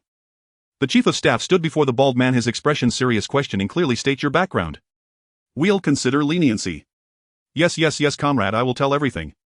The bald man was very cooperative, even voluntarily squatting down with his hands on his head, the action looking quite fluid. Comrade, I know our rules, honesty brings leniency. My name is Wang Daniu, I came from Huizhou to work, bringing along several nephews from the village to do construction work. Not long ago the world went into chaos and there was some weird voice saying the apocalypse was coming, then the weather became scorching hot. I'm not really into anything, just read some novels. I thought with the apocalypse coming the army hasn't shown up. Oh. You guys should know this, the voice said. The army was captured. So I thought for self-preservation I quickly brought my nephews to the nearest police station. Really, I just wanted to ensure my safety. I had no other bad intentions. I swear. Wang Dania raised his hand, his face solemn, passionately stating, but after getting here I thought this is not right. In the face of the apocalypse the country is in peril and every individual has a responsibility. What if the equipment in this police station falls into the hands of criminals? What about the safety of the people in the city? What about the safety of the survivors? I thought this won't do. I must protect the nation's property to prevent these weapons from falling into the hands of criminals. I want to do everything I can to protect all the survivors in the city and buy enough time for rescue forces to arrive. So I have been holding down the police station just waiting for you to come. See, heaven has finally heard my prayers and please, day and night you have finally arrived. The bald man became more and more agitated as he spoke, almost crying. I truly feel that the dawn has arrived for Huaxia. The rain has stopped. The good days for the people have returned. The nearby nephews listened dumbfounded, feeling that their uncle was too good at acting. With those subtle expressions and movements he was simply vivid. Why not become an actor instead of a foreman? Truly a waste of talent. The chief of staff was also rendered speechless by this speech. This guy really knows how to talk. With just a few words he cleared his actions. You look like a habitual offender. The Chief of Staff's sharp gaze swept over Wang Danio. Have you broken the law before and served time? The Chief of Staff's eyes seemed to see through people's hearts. Wang Danio quickly lowered his head. He was honest enough to admit, I was young and didn't know better. I hurt someone in a fight and didn't have money for compensation, so I served 2 years in prison. But rest assured, comrade. The government has completely reformed me. I have already turned over a new leaf and am a new person. Comrade, I am actually devoted to my country. I am passionate about the people. I know I need to be a person who is useful to society. The bald man spoke with righteous fervor, making it impossible to pick flaws.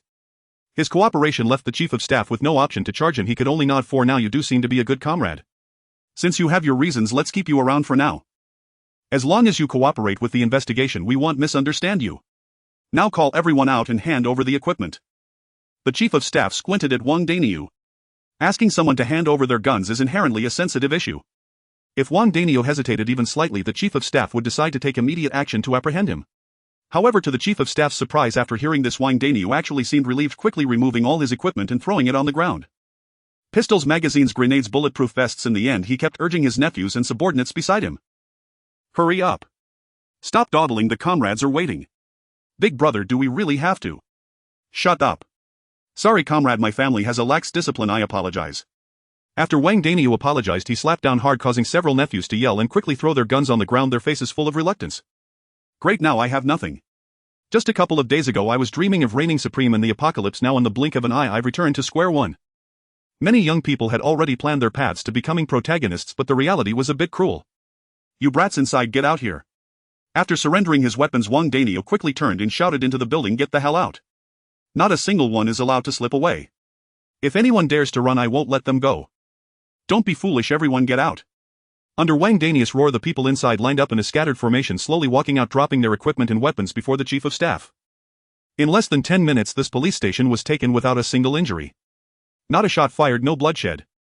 Sui, who had been observing silently, was stunned, muttering, amazing, the plan by Xiao Ci really works well. Sui began to feel tempted. Although what he was doing seemed a bit wrong in this era where military defense was lacking, why couldn't he step up? What Wang Danio had just said, although merely a way to excuse himself, resonated deeply with Sui. It was clear that in this chaotic world, why couldn't he become a national hero? Does the apocalypse mean we should turn against each other? Does it mean we must deceive and harm each other? Does it mean we have to run for our lives? Does it mean humanity is doomed? Why should that be the case? Just because novels depict it that way, must we as people of Huaxia follow suit? Sui didn't think so. He suddenly felt that truly taking on the responsibilities of the soldiers seemed quite good. This noble cause was incredibly useful, simply aligning with the people's will. It's bound to succeed. Although the responsibilities to be shouldered were heavy, Sui was not afraid.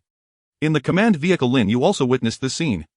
The cooperation from the other side surprised her, but she quickly reacted and ordered the combat team to enter the police station in sequence, starting the formal takeover. Move out. Maintain formation. Snipers, stay alert.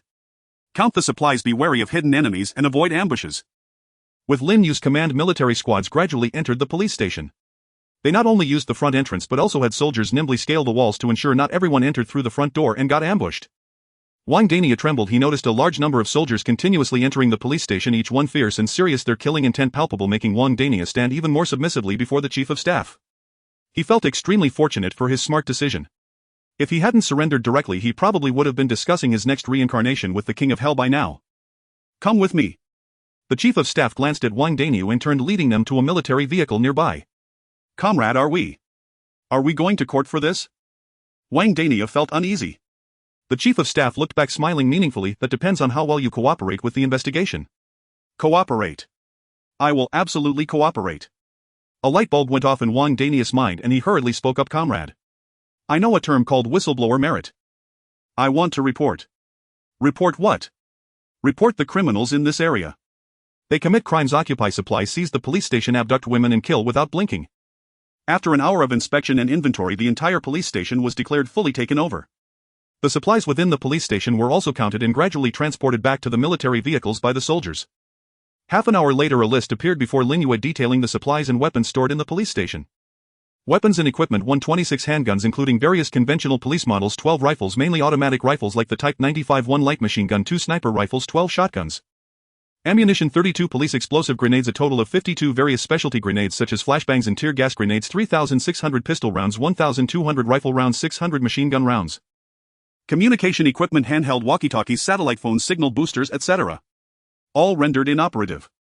Medical supplies, a total of 335 items including first aid kits, tourniquets, disinfectants, antibiotics, painkillers and other miscellaneous items. Food and water, compressed biscuits, canned food, bottled water, etc. Sufficient to meet the survival needs of 40 people for 2 weeks. Fuel and lighting equipment, gasoline, diesel, etc. Enough to fill 30 cars, and the police station had 45 intact. Various police vehicles unable to start. Lighting equipment includes generators, batteries and electrical devices, but only the flashlight is functional. Miscellaneous including tents, sleeping bags, portable stoves, ropes, toolkits, multifunctional knives, a total of 526 items. The densely packed list of supplies made Lin Yu feel extremely pleased. The gains this time were quite substantial. Many of the supplies were transported by Wang Daniu and his group from other places, but now they all belonged to Sui. Among the 85 captives, over 40 were members of Wang Daniu's own construction team comprising his younger relatives and young villagers, while the remaining over 40 were local survivors who relied on Wang Daniu during the apocalypse. Interestingly, all 85 individuals were young men, the oldest being no more than 45 years old, with most appearing to be in their 20s and 30s, the prime of their lives.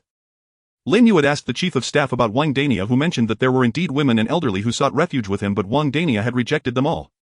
According to his nephew, who loved reading novels, it was not worth bringing such burdensome individuals into the apocalypse, so Wang Daniu only accepted obedient men. Any man who appeared clever and shrewd was not accepted by Wang Daniu.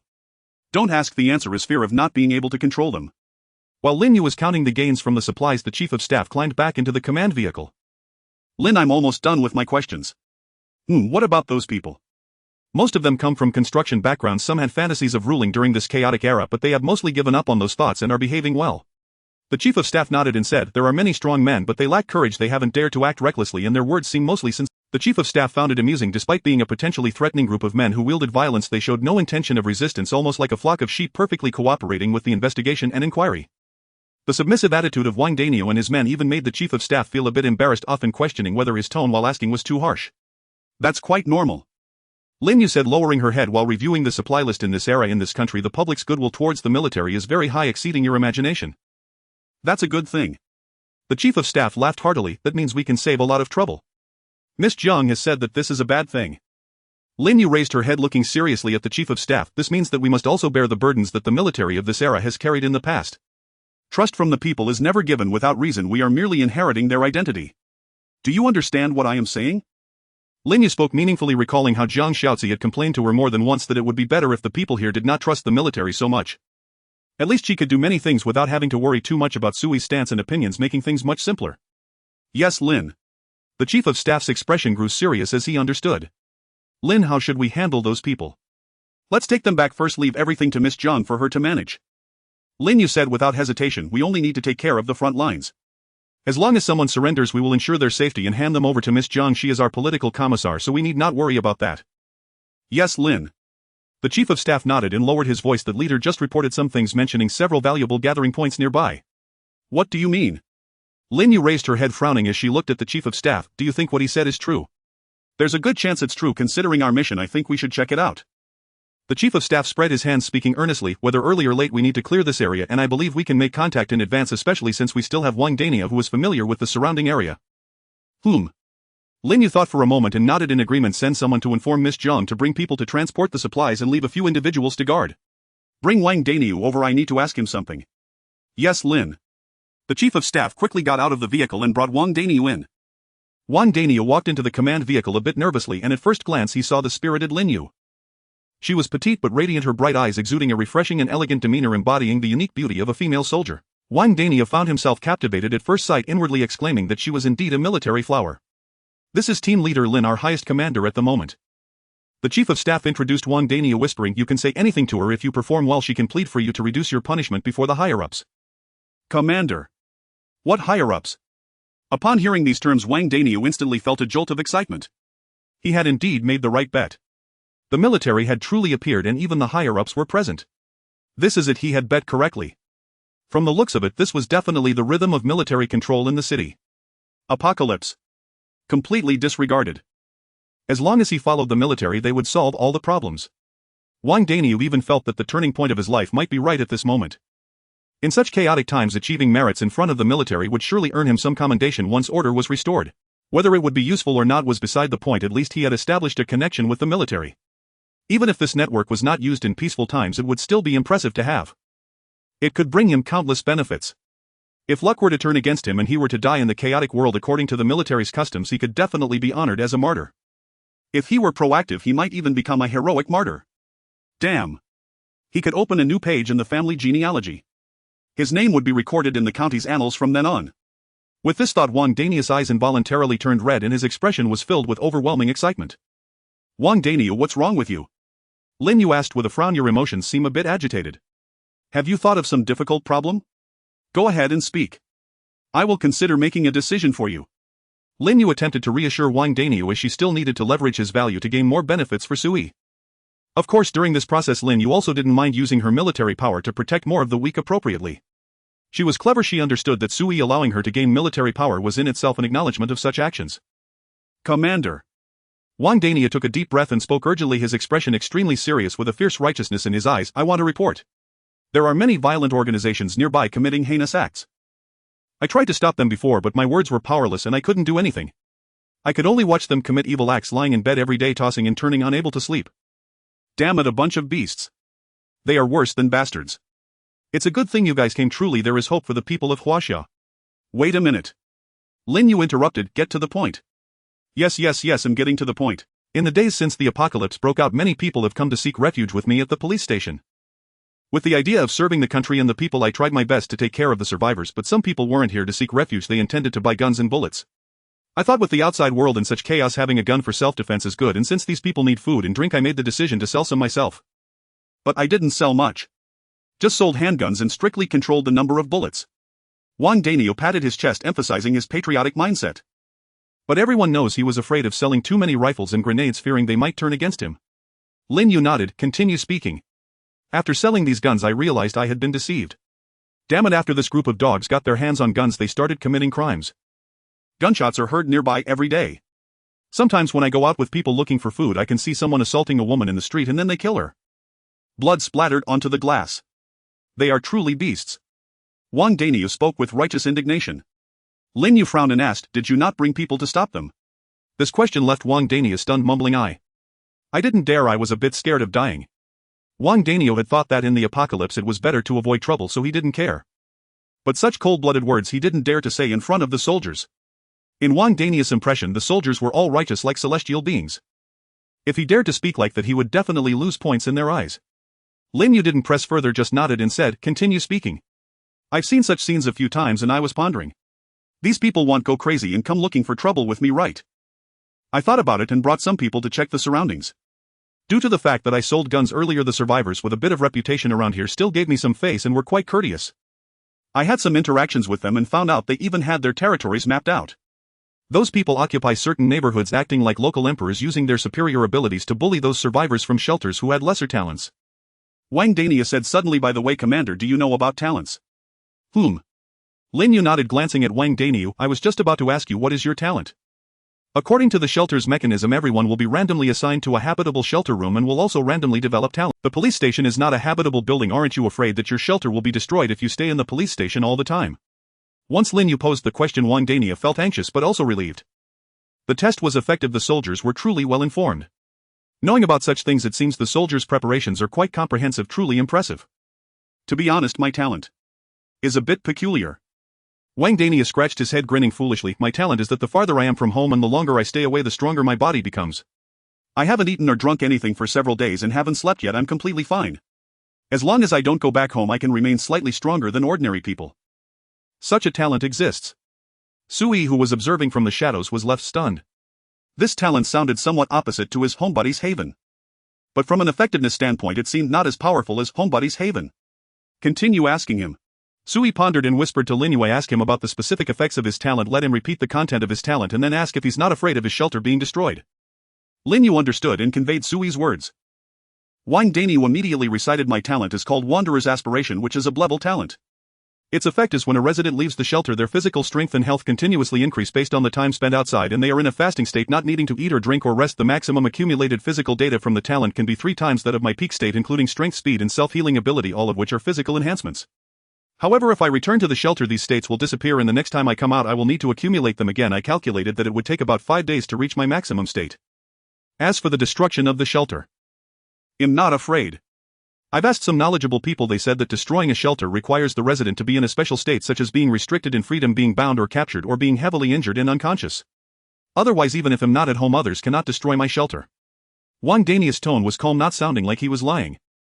Considering the feelings of the Huaxia people towards the soldiers, if this guy could lie in such an environment, it would indicate that his psychological quality far exceeds that of ordinary people. But even so, Sui still held a vigilant mindset and did not completely trust Wang Dania's words. So are you a Superman? Lin Yu raised an eyebrow, murmuring 3 times the physical quality. Sounds very strong. I'm not a Superman. I'm just a bit stronger than ordinary people. Wang Dania scratched his head, looking quite honest. No matter how much talent I have, can I go against cannons and planes? Our country has aircraft carriers and nuclear bombs. Those things are definitely more impressive than any talent. I'm not saying I want to be the enemy of the army, I'm just complimenting. Wang Dania laughed awkwardly, but his words were sincere. The official stance of Huaxia is to love peace, but it is not false to say that martial virtue is abundant. If one doesn't possess the strength to directly blow up the earth, then in front of the Huaxia army, no matter how impressive someone is, they can only obediently lie down. Rebellion. Do you really think you're a Superman? But even if a Superman came, they would be crushed. All of this is based on Wang Dania's belief that Lin Yu was backed by the Huaxia army. Even if his talent was not weak, he wouldn't dare to act recklessly. Lin Yu examined Wang Dania from head to toe, remaining silent. Her gaze made Wang Dania a bit uneasy, and he mumbled, "Comrade, did I do something wrong? Speak to me, don't just stare at me, I'm scared." No need to be afraid. Lin Yu shook her head and suddenly asked, "Are you interested in joining the army?" Oh, Lin Yu has taken a liking to talents. Sui smiled, not expecting Lin Yu to take the initiative to recruit a strong survivor for him. Join the army. Wang Dania was taken aback, incredulously pointing at his nose. Me? Someone like me can also join the army. I have a criminal record. I know, but in special times we need special personnel. Lin Yu nodded calmly, stating, "You have remarkable combat power. I also heard what you said when you surrendered earlier. Since you have the desire to serve the country and the people, why not step forward to demonstrate your value?" Lin Yu originally intended to use some prodding tactics, but unexpectedly Wang Dania didn't hesitate at all and immediately nodded. "I must join the army. As long as the country needs it, I will risk my life without hesitation. Not just dying here, no. I must die in battle. I want to sacrifice for my country. Truly sacrifice." Wang Dania spoke passionately, filled with enthusiasm, and Lin Yu smiled. "It won't be that serious, you probably won't die." "No. If I could die, I would seriously consider it. If I don't die, it might not matter. But if I do die, damn. What a huge gain." Of course, this premise is that the soldiers can definitely handle the apocalypse. Wang Dania believed this wholeheartedly. It was absolutely not a problem. So if he dies, it would surely hold great value for his family. Even if his entire family perished in the chaos, he could at least leave a mark in history. In the future, children's textbooks would definitely have a prominent section written about the great achievements of Wang Dania. Since you are willing, then start as a soldier and begin from the basics. Lin Yu paused for a moment, looking meaningfully at Wang Dania. "You are the first soldier I have recruited. I hope you won't let me down." "Commander. I will definitely perform well." Wang Dania immediately stood tall, loudly asking, "Commander, when do we set off?" "Set off for what?" "To eliminate the evildoers and protect the people." Wang Dania pointed to the street not far away and exclaimed, "I know where those people are hiding in their military configurations. I am willing to take the lead. I will do the most dangerous things. My comrades I will protect. My people I will defend. Damn." Sui swore directly at home, staring in disbelief. This guy just an hour ago was still a violent criminal, and in the next second he transformed into a regular soldier. His change in identity also came with a rapid transformation in demeanor. He looked righteous and imposing. Who would believe he had just been in prison? Who could watch this and not admire such a passionate young man? Especially with the slogans he shouted, Sui felt his blood boil, wanting to rush to the front lines to take down some evildoers. Lin Yu glanced at the chief of staff and nodded in agreement. "There is still time today, let's go have a look." Wang Dania was right. We cannot stand idly by regarding the lives and safety of the people. Lin Yu understood the weight and meaning of these words even more and was even more willing to contribute to this cause. The chief of staff nodded. "Yes, I will arrange it right away." With that, the chief of staff was about to get out of the car. Wang Dania hurriedly shouted, "Big brother, take me with you. I will really take the lead. I'm really fierce. I'm really fierce." Lin Yu nodded. "Bring him along, the commander wants to see." "Yes." The chief of staff did not ask too many questions, just nodded in agreement. Wang Dania. "Here. Follow me, put on military uniforms, grab weapons and take bullets." "Yes." To be fair, Wang Daniu in uniform, rifle in hand, standing there with solemn gravity, truly cut the figure of a soldier. His former subordinates, however, found the sight somewhat disconcerting. Why is Uncle wearing a military uniform? Has he enlisted? What does this mean for us? Disaster. Disaster. Our leader promised surrender, but instead of being granted amnesty, he's become an ordinary soldier. So what now? Our elder brother has become a government soldier, while we remain outlaws. Damn it. That means we're doomed. Dozens of men murmured anxiously, their hearts gripped by fear and uncertainty about the future. Moments later, the chief of staff approached, accompanied by Wang Daniu. He turned to Wang Daniu. These are all the men you mentioned. You said you could identify promising candidates, go ahead and select them yourself. Remember, our army upholds the principle of quality over quantity, never lower standards to fill ranks. Even those admitted must first undergo rigorous evaluation. The chief of staff issued his instructions sternly. Wang Daniu snapped to attention and barked, "Yes, sir." Then he pivoted sharply and scanned his former men before calling out several names: Wang Shaoshan, Wang Wang Qinfen. Step forward, all of you. From their surnames alone, it was clear Wang Daniu had chosen only close kin from his own clan. Uncle, what's going on? His nephews emerged bewildered, while fellow villagers watched in baffled silence, exchanging uneasy glances. What do you mean, what's going on? Do you think I'd send you straight into the line of fire? Wang Daniu fixed them with a sharp glance and spoke gravely. I've been formally recruited as a soldier under command and assigned to relief and anti-apocalyptic operations. You've always been obedient and your innate talents align closely with combat disciplines. Therefore, I've recommended you, all of you, to enlist alongside me. Enlist. They exchanged stunned looks, eyes alight with sudden, unmistakable excitement. In peacetime, military service meant little more than hardship, with scant opportunity for distinction.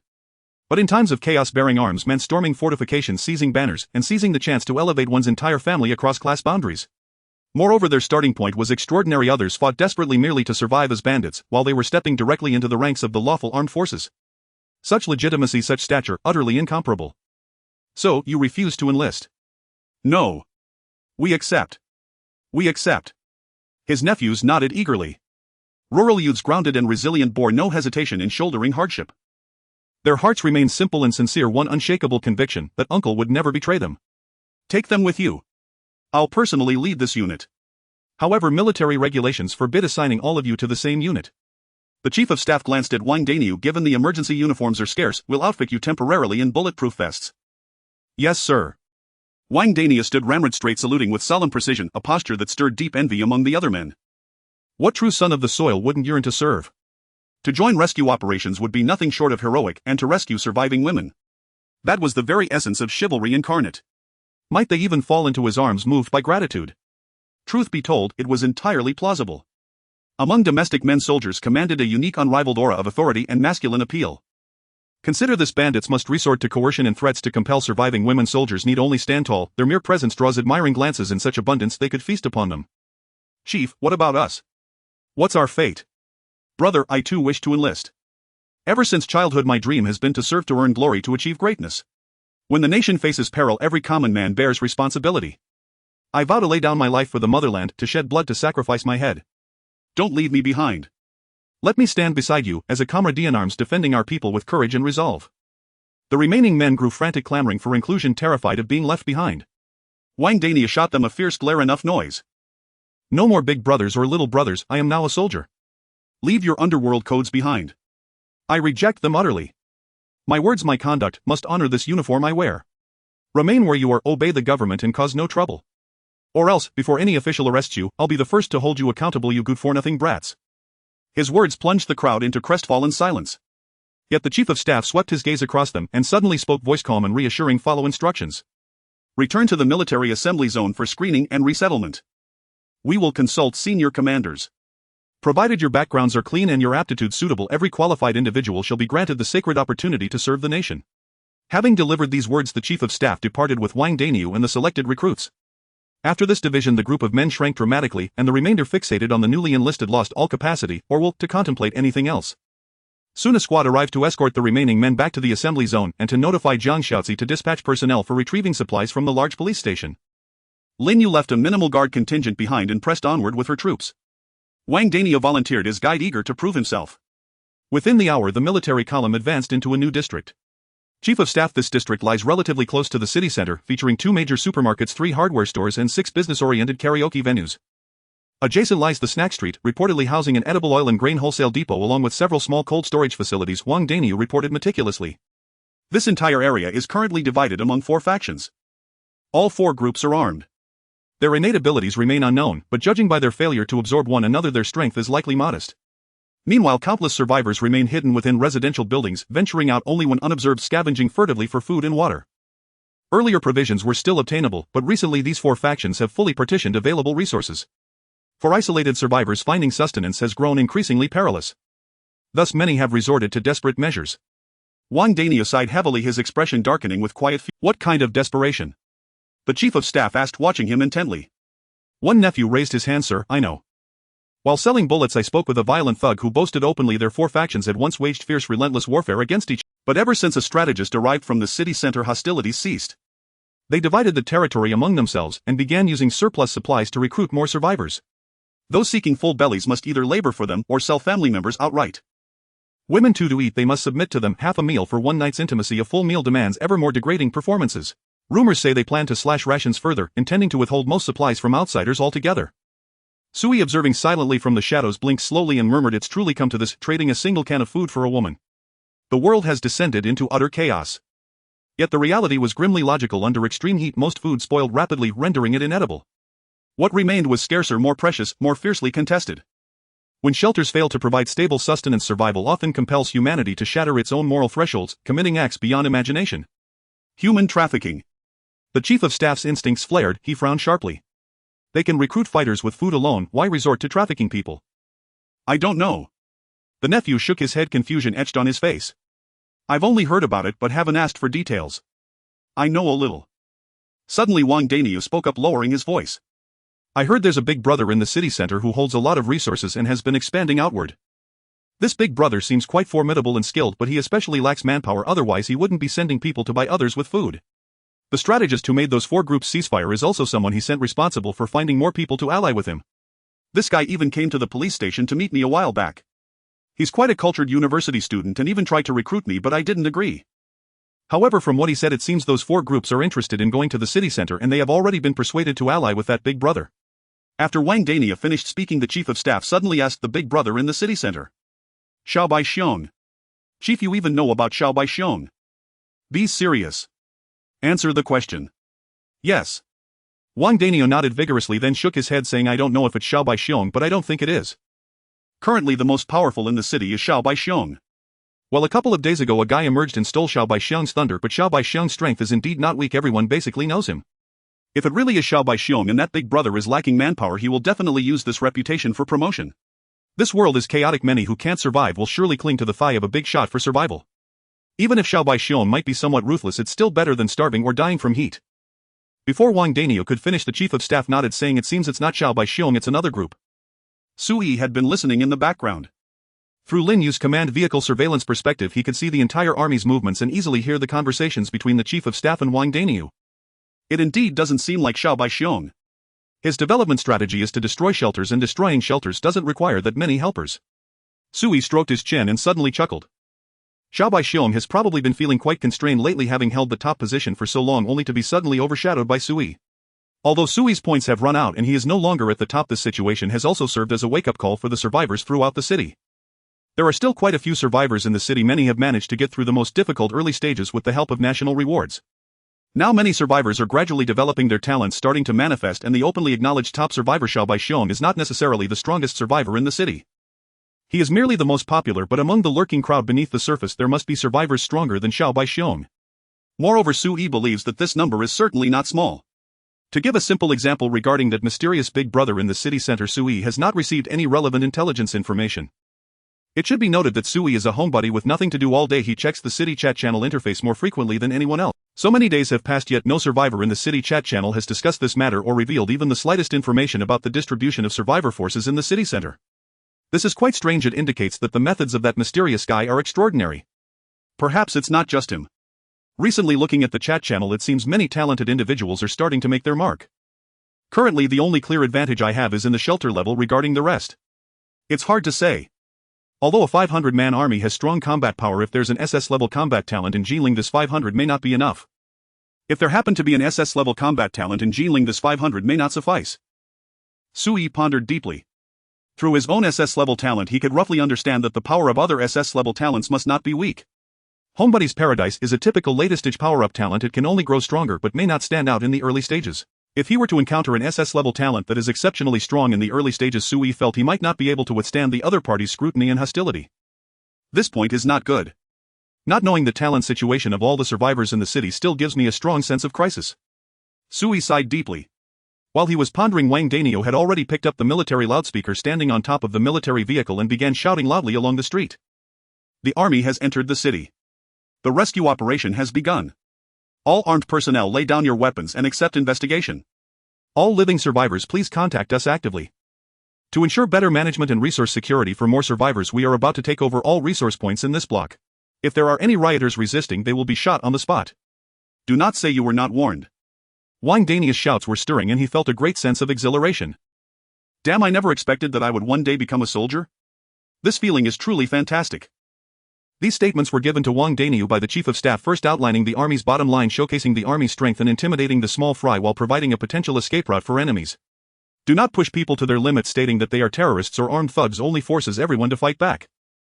First, give a title to the armed personnel. Do not overly emphasize the army's hostility, instead focus on emphasizing the nature of the army's rescue and resource collection. This way it can effectively reduce the hostility and wariness of most influential individuals. In special times, special measures are required. The Chief of Staff stood at the machine gun port of the military vehicle, scanning the surrounding buildings with binoculars. He occasionally spotted windows opening with shadows moving inside, as if someone was peeking and observing the military vehicles driving through the street. Due to the numerous abandoned cars and debris on the road, the army's progress was not fast. Soldiers cleared obstacles while also allowing enough time for the survivors in this block to think and observe. Chief, why don't we sneak attack? Coming out so openly makes us a target. What if someone fires at us? We wouldn't even know where the enemy is. After Wang Dania finished speaking, he anxiously inquired of the Chief of Staff. The Chief of Staff glanced at him calmly. Aren't you 3 times physically qualified? And you have 3 times the healing ability. Afraid of pistol bullets? Not particularly afraid, but it would still hurt. Wang Dania scratched his head. I'm just worried about our warriors getting hurt. No need to worry about getting hurt. Whoever fires a gun will be seen. The Chief of Staff paused and then said, our snipers have been deployed along the route and are monitoring, capable of timely counterattacks and locating the enemy's position. Additionally, every soldier is wearing bulletproof vests and there are armored vehicles providing cover. Most importantly, this is the commander's decision. The Chief of Staff looked toward the command vehicle and said solemnly, Team Lin said that we are the righteous army and our actions must be bright and upright. If we are timid in our rescue and resource collection, what kind of army would that be? If the survivors who see us doing this can't trust us, those hidden thugs will find us easy to bully. We must act boldly and generously to deter the small fry. The Chief of Staff's words made Wang Danio very convinced. Yes, I lack awareness. What is our identity? How can we do such shady things? Wang Danio just felt that soldiers should conduct their affairs openly and honorably. He still did not know that this was actually Lin Yu's strategy. She fully utilized the profound impression that the Chinese people have of their military, implementing the local army's style of doing things. The more open and aboveboard, the more it instills fear in potential thugs. After all, a fully armed army walking boldly down the street raises suspicion. Even if there are talents powerful enough to deal with this army, would they dare to act? Can you be sure that these fewer than 300 soldiers represent the total military strength and not just a vanguard team? Think of the terrifying number of the Chinese army. 300 is probably just a vanguard team leading the charge into the city. If these 300 are wiped out, what if thousands or even tens of thousands follow up? What kind of game is that? Even the most powerful talent at this stage cannot contend with an army of this scale. Modern people are not foolish, especially in the face of the visible might of a regular army. Everyone would have doubts. It's worth noting that Lin Yu's process has proven effective. Half an hour has passed and not a single black gun has appeared. Instead, many survivors have been gradually emerging from the residential buildings, excitedly running towards the army. Is that the People's Liberation Army? The People's Soldiers. Mother, the soldiers have arrived. Let's hurry downstairs. Brother in uniform. Comrade. Quick, I'm a refugee. I'm a refugee. Wah, we're saved. They really are soldiers. Damn it, those beasts killed my wife. One by one, survivors emerged from hiding in the apartment blocks, bearing the blistering sun rushing from all directions toward the military vehicles. Stop the vehicle, take on survivors. Lin Yu's cool command crackled over the radio. The truck slowed as prepared staff officers and soldiers stepped forward, offering the scant food and water they had. Some soldiers carried chilled water adjusted by Leah, though its cooling power had waned, it was still icy and refreshing. Lin Yue, you are so generous. Sui watched with a wry smile and did not intervene. The supplies at the gathering point were fairly ample, and with Sui's considerable talent and means, shortages were not a concern. Naturally, he tacitly allowed Lin Yu to distribute resources to the survivors. He had intended for Lin Yu to lead troops that had been part of his design. Her temperament was indeed kind, and without such virtue how could she execute Zhang Xiao's plan of identity succession and win people's trust? If she could not earn trust, there could be no talk of expanding Zhang Xiao's influence and manpower, nor of constructing the layered vast protective network around Sui. The survivors devoured the food the soldiers offered while tearfully recounting the suffering they had endured. Thank you, thank you. You finally came. We've waited so long. I knew it. I knew it, in catastrophe like this you would appear. You truly came, you must come. I've finally waited. I knew I could not give up no matter how long you would come. Cries kept rising from the crowd. In half an hour more than 100 survivors had gathered around the trucks, and as others saw everyone safe, more ran down from their buildings. Amid the weeping soldiers and staff comforted them gently. Lin Yu had earlier reminded the entire force to treat civilians with kindness and do everything possible to care for survivors encountered along the way. Yet some survivors, not looking hungry, refused food and pressed questions. Are we now under military control? What are the rules from here on? Is the main force in the city? Is this really the end of the world? What is wrong with the sun? Do you know anything about shelters or the like? What does the state say? The whole city is without power, there is no news. Are we the only country like this? Is it an alien invasion? Does the army have enough men? I want to enlist, I want to fight those sons of bitches. Strangely observing the soldiers fully armed, these people showed not a shred of fear. They clung like children to their parents, pressing close. Such is the charm of authority. If the survivors had seen armed marauders, they would have fled as far as they could, fearing disaster. But when they saw uniformed troops and the army's convoy, once identity was confirmed, fear vanished from each of them. Because this is a force that would never harm the people, a force that defends the people. In the law of the state, it is the people's army, one might even say everyone's own army. Would anyone fear their own army? The answer is no. Still, the sudden influx left the soldiers a little flustered, struggling to cope. Faced with many sensitive questions, the soldiers could only offer a uniform reply: this concerns classified matters and cannot be disclosed for now, but we will do our utmost to ensure everyone's safety. The soldiers were patient, though attending to the growing number of survivors kept them busy. Their hearts felt full. To be trusted unconditionally by ordinary people is perhaps the highest compliment for a soldier, a medal greater than any decoration. Whenever the crowd neared the military vehicles, a surge of security washed over them that words could not capture. Each person swept away some inner gloom and felt steadier. One sharp-eyed man even spotted Wang Danyo in uniform and blurted out in surprise and just, "Holy hell. I know that bastard, didn't he seize the police station? He's here too. He must have been arrested." Normally no one would dare speak to Wang Danyo like that. But what place was this now? What scene was this? Before the army, in the face of heaven and earth, the people are greatest. I am the people, and thus I dare to speak. Damn. Wang Danyo blared and shot back loudly, "Look at my uniform, I'm a soldier now. Arrested. This is a special time I enlisted. I serve the country. Oh, you can enlist too." Laughter rippled through the crowd. "Well, even the bandit leader has been pardoned. Behave yourselves, or there will be consequences later. You might end up in prison." "Can you not talk?"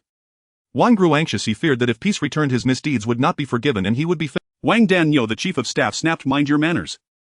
Mind your identity." "Yes." Wang scratched his head and rolled his eyes at the crowd. "I'll behave well and accept the people's supervision. Who fears whom?" "I certainly won't end up in prison." Laughter erupted and the air filled with joy, driving away the haze and bewilderment of the heat. The ever-growing number of survivors did in truth slow the army's advance. But Lin Yu did not order the trucks to resume. Instead, many soldiers disembarked and yielded the transport space to the elderly children. The surviving men behaved with surprising self-discipline, cooperating, tending to the weak among them and standing beside the soldiers. They did not know formations or how to keep watch, but at least they understood not to cause trouble. "We cannot help much, but we will not be a burden, right?" Of course, some survivors, confident in their own talents, approached the chief of staff, volunteering to enlist and contribute what they could. Everyone's thinking was simple: if each person gave a little, they could settle this damned apocalypse sooner and return to better days. Wang Danyo occasionally recognized certain strong or locally well-known survivors in the crowd and felt surprised. "It's strange, those big brothers recruited you and you resisted, even fought them. How come now everyone is so eager, itching to throw their lives into the fight?" "Being a soldier is hard work. If you expect comforts, you might end up sleeping on the street." Wang's teasing was soon met with sharp rebuttals. "Is that anything? Giving my life to the country is no shame. What is it compared to handing it to those desperados?" "My life has value. I won't sell it to just anyone. Enlisting is loyalty to the nation. You bumpkin, do you understand the meaning of duty to family and country? I'm glad to do it.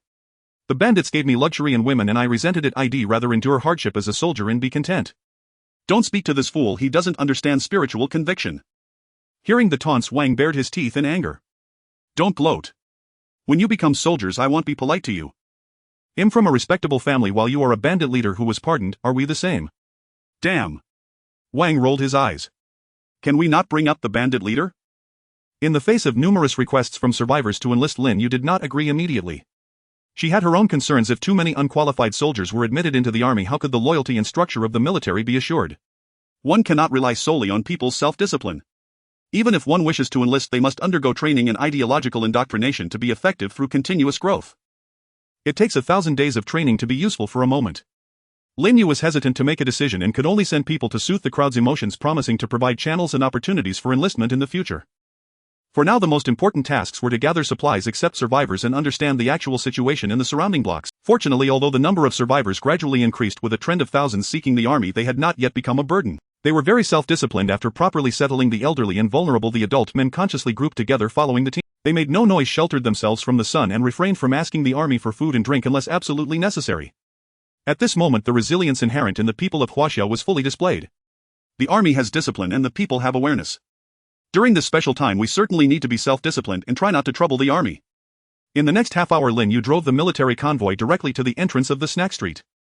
According to Wang Dania's intelligence, the food and drinking water in the two large supermarkets in the current block had basically been cleared out, leaving only inedible daily necessities and appliances.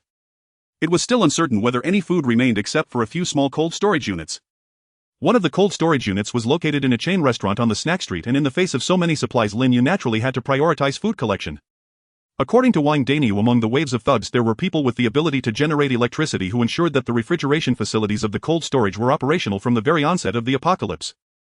This was not a secret, it was widely circulated among the survivors in the surrounding blocks.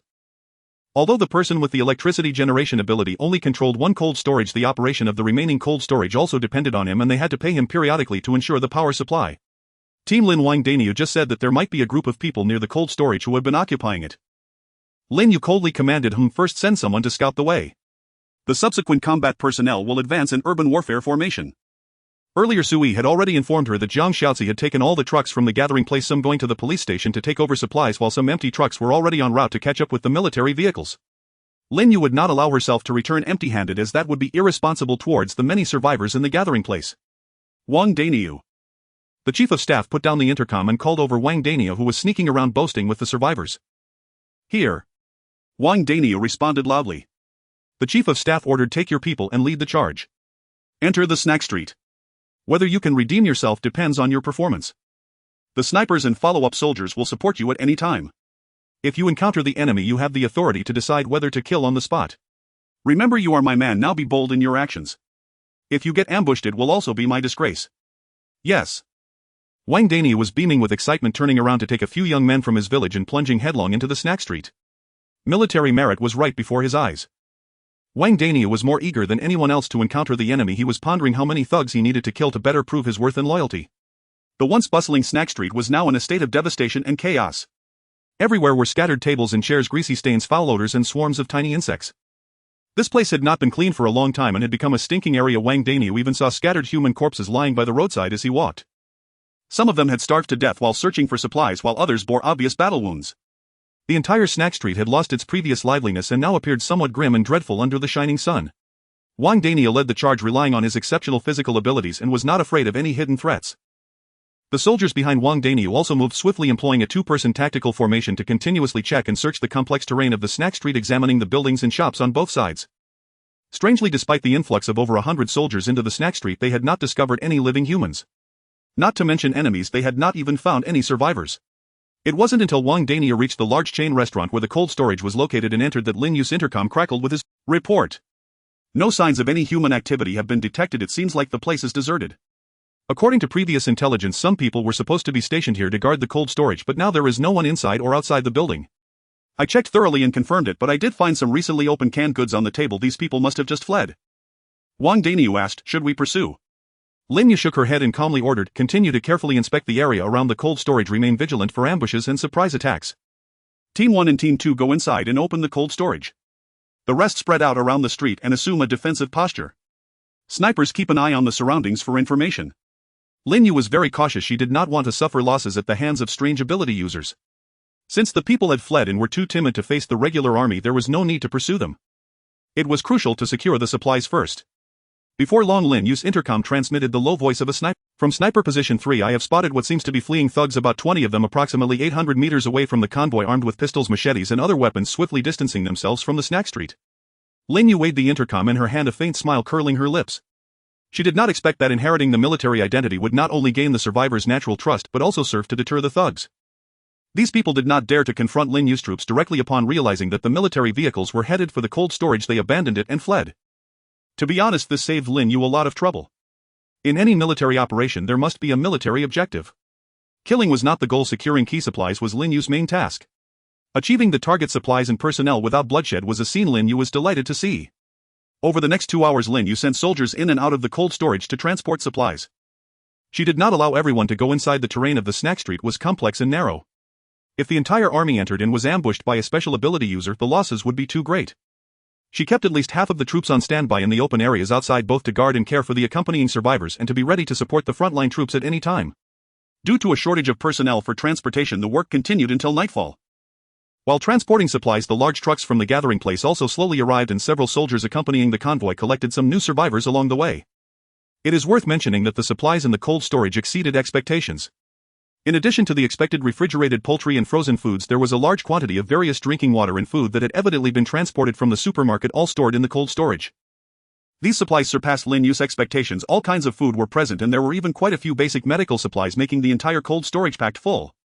A rough estimate indicated that if rationed, it could meet the living needs of over 100 people for a week. They ran away, which turned out to be a benefit for us. The chief of staff looked at the soldiers continuously transporting supplies, a satisfied smile on his face. Conquering the enemy's troops without a fight is tantamount to obtaining a large amount of supplies for free. Wang Daniu, you did well this time. I will record your merit. Yes. Wang Daniu was overjoyed and quickly called his nephews to join the supply transport team. By the time the supply transport was completed, it was already 10 p.m. Lin Yu checked the time and decided to continue gathering supplies from the surrounding areas. The army had night vision combat equipment, but the thugs probably did not. Night operations actually offered a significant advantage to the army. As for the survivors collected along the way, Lin Yu instructed them to board the large trucks and return to the gathering place under the escort of a few soldiers. When the survivors returned to the community with the trucks, Sister Lee and others had already set up several registration desks, blowing electric fans, and had a standing air conditioner nearby waiting in the night. As one truck after another slowly drove into the community, more and more survivors got off the vehicles, and at first glance they saw fellow survivors coming from all directions. Without saying a word, these people immediately boarded the vehicles to start transporting supplies. Among the crowd were men and women, young and old, most with rosy complexions and tidy clothing, chatting and laughing as they transported various items together, then arranging them in categories for storage under the coordinator's guidance. Non-heat-resistant items should be placed in the building with electricity first. Don't mix them up. Items that can be stored for a long time go here. Hey. Don't place them randomly, you there. Put it down, no stealing. Little rascal, whose child is this? Why is he so greedy? Didn't he eat enough for dinner? I'm sorry. Son, come here. Don't make trouble. The crowd was noisy, and the entrance of the entire community was brightly lit and bustling. The lively scene gave the newly arrived survivors a fleeting illusion of returning to peacetime. Since the outbreak of the apocalypse, they had never seen so many survivors gathered together. Even seeing a group of humans from their windows during normal times was usually associated with thugs, not regular people. Comrade, A young man politely inquired a staff member nearby. We are new here. How does the government plan to arrange us? Government. The staff member glanced at the supply list in hand and casually looked up. I just joined not long ago. This doesn't seem to be a government rescue station. I suspect it's a temporary military zone managed by soldiers. This way, everyone. Come here to register. Collect your identification tags. Those without tags are not allowed to move within the community. Each person receives one identification tag. Please keep it safe. Losing it and getting a replacement will be quite troublesome, so don't be careless. The newly arrived survivors, upon hearing the call, immediately gathered around and quickly formed a line under the guidance of the young women, stretching all the way to where Sister Lee and other community workers were. Do not whisper while in line. Maintain order. If you have questions, ask the staff in front directly. Loud talking is prohibited. It disturbs the rest of the survivors as they have tasks during the day. We must have decorum. Be polite. The entire process was not complicated, essentially following the management system of peacetime with some additional rules introduced by Jiang Xiaozi. The atmosphere was familiar to everyone, even the new survivors could quickly integrate into it. How should I put it? It felt like coming home. Just cooperate and obey and everything will be fine. No need to think about anything or worry, just do what you're told and you will be provided with food, drink and safety. Yes.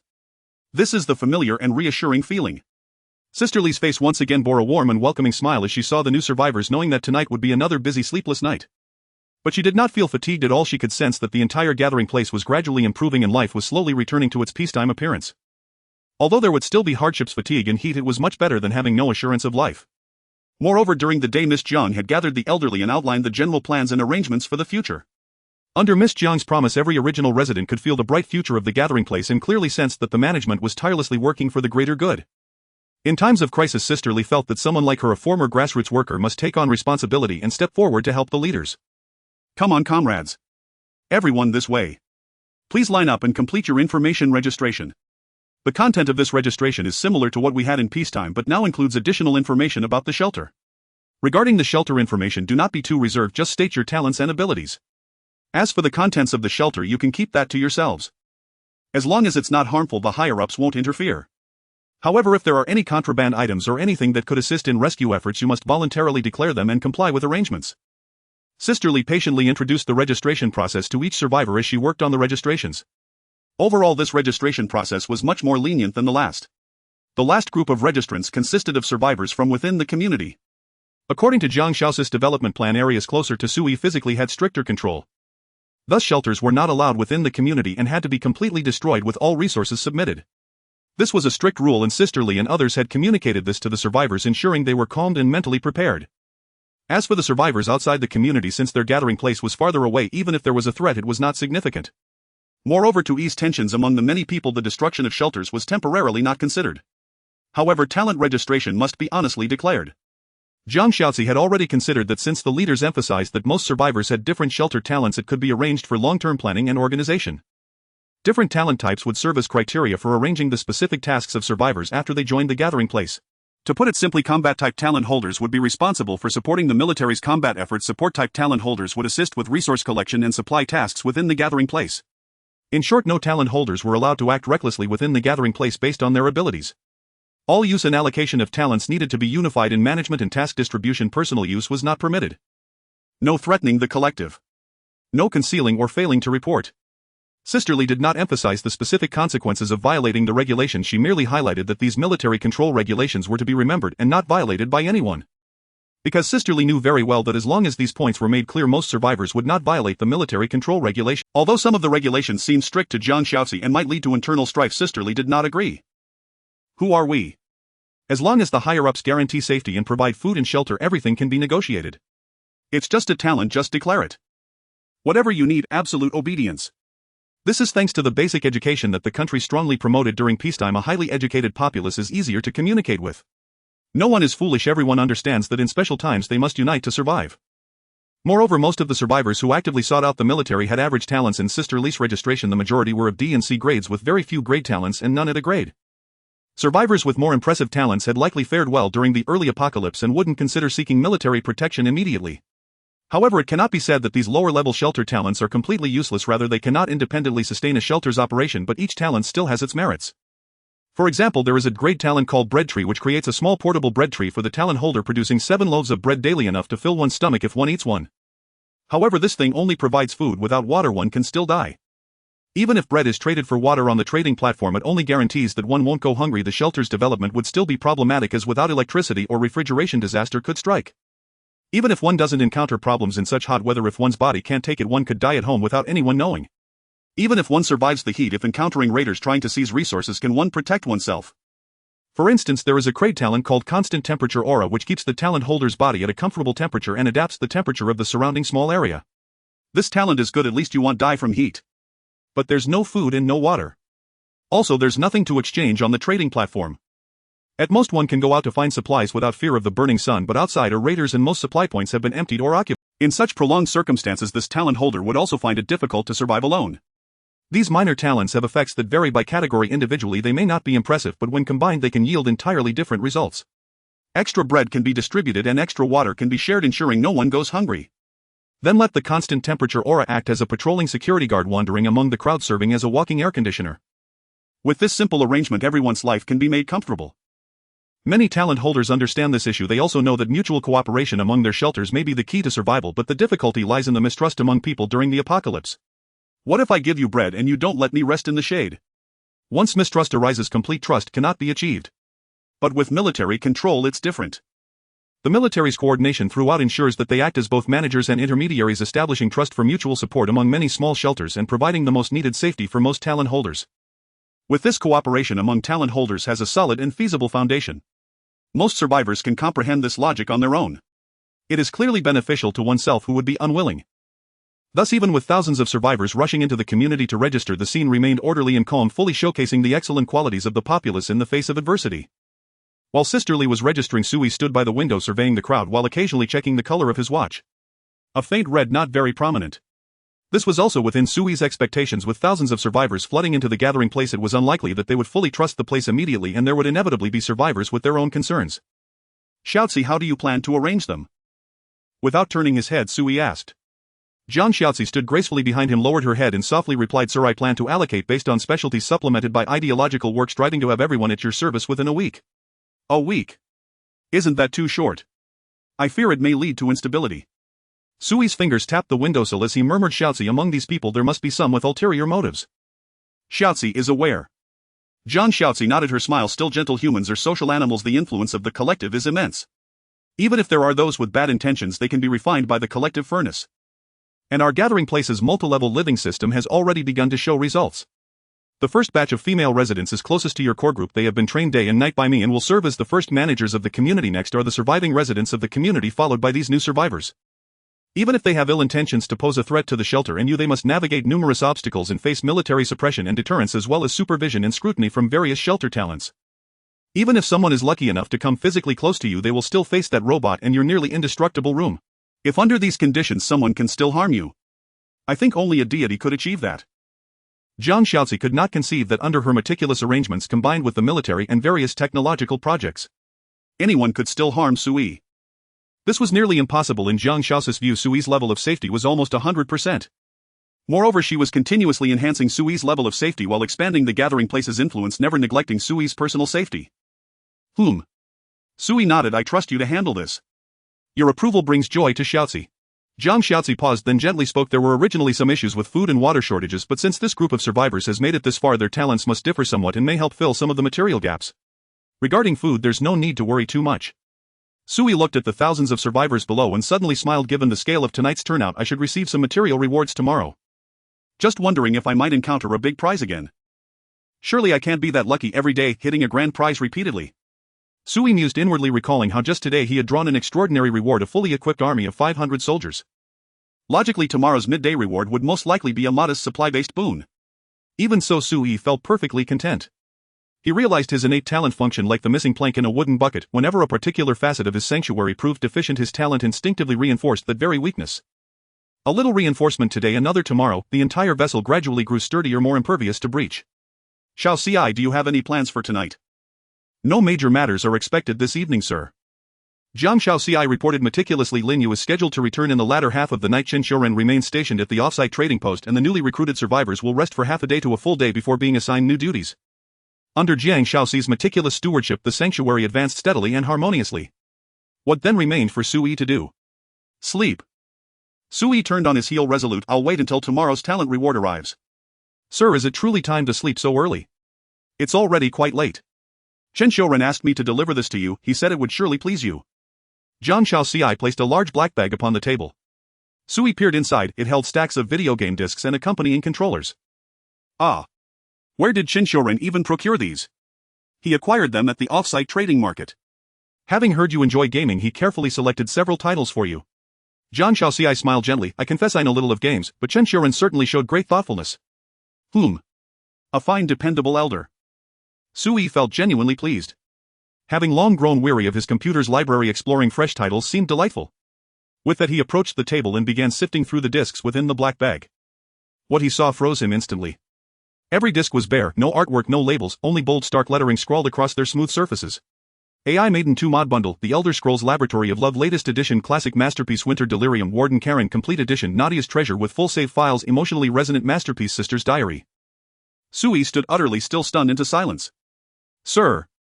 Jiang Xiaozi sensed something amiss and softly inquired, is anything wrong? Curious, she glanced at the discs in his hands. Judging solely by their titles, nothing appeared inherently inappropriate. Sir, do these games pose a problem? She asked. Chen Xiuren swore emphatically that once you played them you'd weep with emotion. Weep? Sui stared blankly. Are you certain those tears will flow from my eyes, not elsewhere? Speechless, he could only think that Madman truly has no sense of propriety. Who offers such tribute to a leader? Who bribes an administrator with this? Indeed, they're all profoundly moving titles. Sui nodded quietly, and quietly stowed the discs away. Xiao Ci, shouldn't you attend to your duties? Yes sir, if you wish to rest I shall remain nearby as your attendant. No rush, I'm not sleeping yet. Please carry on with your work. Sui spoke gravely. Our sanctuary has only just found its rhythm, its growth depends entirely on you. Xiao Ci the capable bear greater burdens, you've earned my deepest respect. For you sir I feel no fatigue. Jiang Xiao Ci, sharp-minded and perceptive, offered a radiant smile before gliding out, leaving Sui in serene private stillness. Chen Xiuren. Sui drew a slow steadying breath and bent to assemble the gaming hardware. You've truly made me rethink everything about you. The night passed without incident. At dawn Chen Xiuren returned with his team dusty and weary from outside the sanctuary. He had left part of his contingent behind to maintain order at the daytime off-site market while bringing back novel acquisitions for the sanctuary. Scarcely stepping into the residential complex, Chen Xiuren rushed toward the main building, calling out, Miss Jiang. Has the boss risen yet? I've brought fresh delights, absolutely thrilling. He'll love them. The boss. Jiang Xiaoci had just finished assigning today's tasks to the women. Standing in the lobby, she gestured upward. He appears not to have slept all night, most likely still awake upstairs. I'll escort you. Didn't sleep at all last night. Chen Xiuren's eyes gleamed, a sly grin tugged at his lips. He must have had an excellent time. This can't continue, his constitution won't withstand it. We need tonic prescriptions urgently. Chen Xiuren, what exactly are you muttering? Chen Xiuren adopted an air of solemn professionalism. As a physician I take profound interest in pharmaceutical reserves, they safeguard every life within our sanctuary. Chen Xiuren adopted an air of solemn professionalism. As a physician I take profound interest in pharmaceutical reserves, they safeguard every life within our sanctuary. Indeed. Jiang Xiaoci nodded. Our current inventory remains sufficient. Should you require specialized medications I'll instruct Lin Yu to prioritize their acquisition. Excellent. I'll draft a prescription for you shortly. Chen Xiuren laughed heartily. It's specifically for the boss, top-tier formulations. Absolute priority. Oh. Jiang Xiaoci arched a delicate brow and nodded. I'll treat it with utmost seriousness. Anything concerning Sui commanded her unwavering attention. As they discussed sanctuary affairs they ascended to the 6th floor. Chen Xiuren briskly bypassed the sentinel robot and knocked loudly, then pushed the door open without waiting. Boss, I'm back.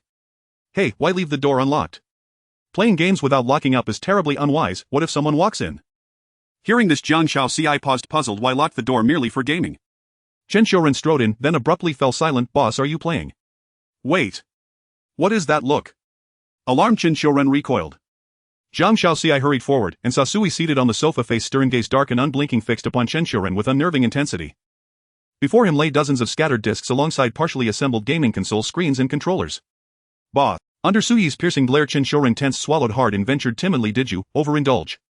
Become overwhelmed. Overwhelmed. You idiot. Sui exploded, snatching up a controller and hurling it, only for Chen Xiuren to dodge nimbly. Look at what you brought me. Sui jabbed a finger at the discs. Calabash Brothers. Transformers. Neza Legend. The Avengers. Snow White and the Seven Dwarfs. Seriously. Do I strike you as someone deprived of childhood? Have I not seen these films and cartoons? Ha! Chen Xiuren gaped, then lunged forward, shoving a disc into the console. Impossible. I inspected everyone before purchasing. How could this be? He is him, the boy who stands beside us, little Neza. A bright childlike voice burst from the speakers. On screen appeared a cartoon boy in disheveled robes, silken ribbons fluttering from his arms, fiery wheels beneath his feet, eyes blazing with youthful vigor. Chen Xiuren's vision dimmed. He collapsed onto the floor, whispering in disbelief, Boss, I've been swindled. I've lost everything. I traded 7 bags of instant noodles for these. Jiang Xiaoci couldn't suppress a soft chuckle, though unfamiliar with the title she grasped their nature well enough.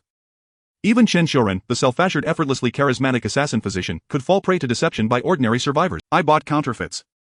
Chen Xiuren nearly wailed. I meant to honor you, yet delivered dross and... He shook his head in despair. In this world even these are faked. Why hoard fakes when real ones bring joy?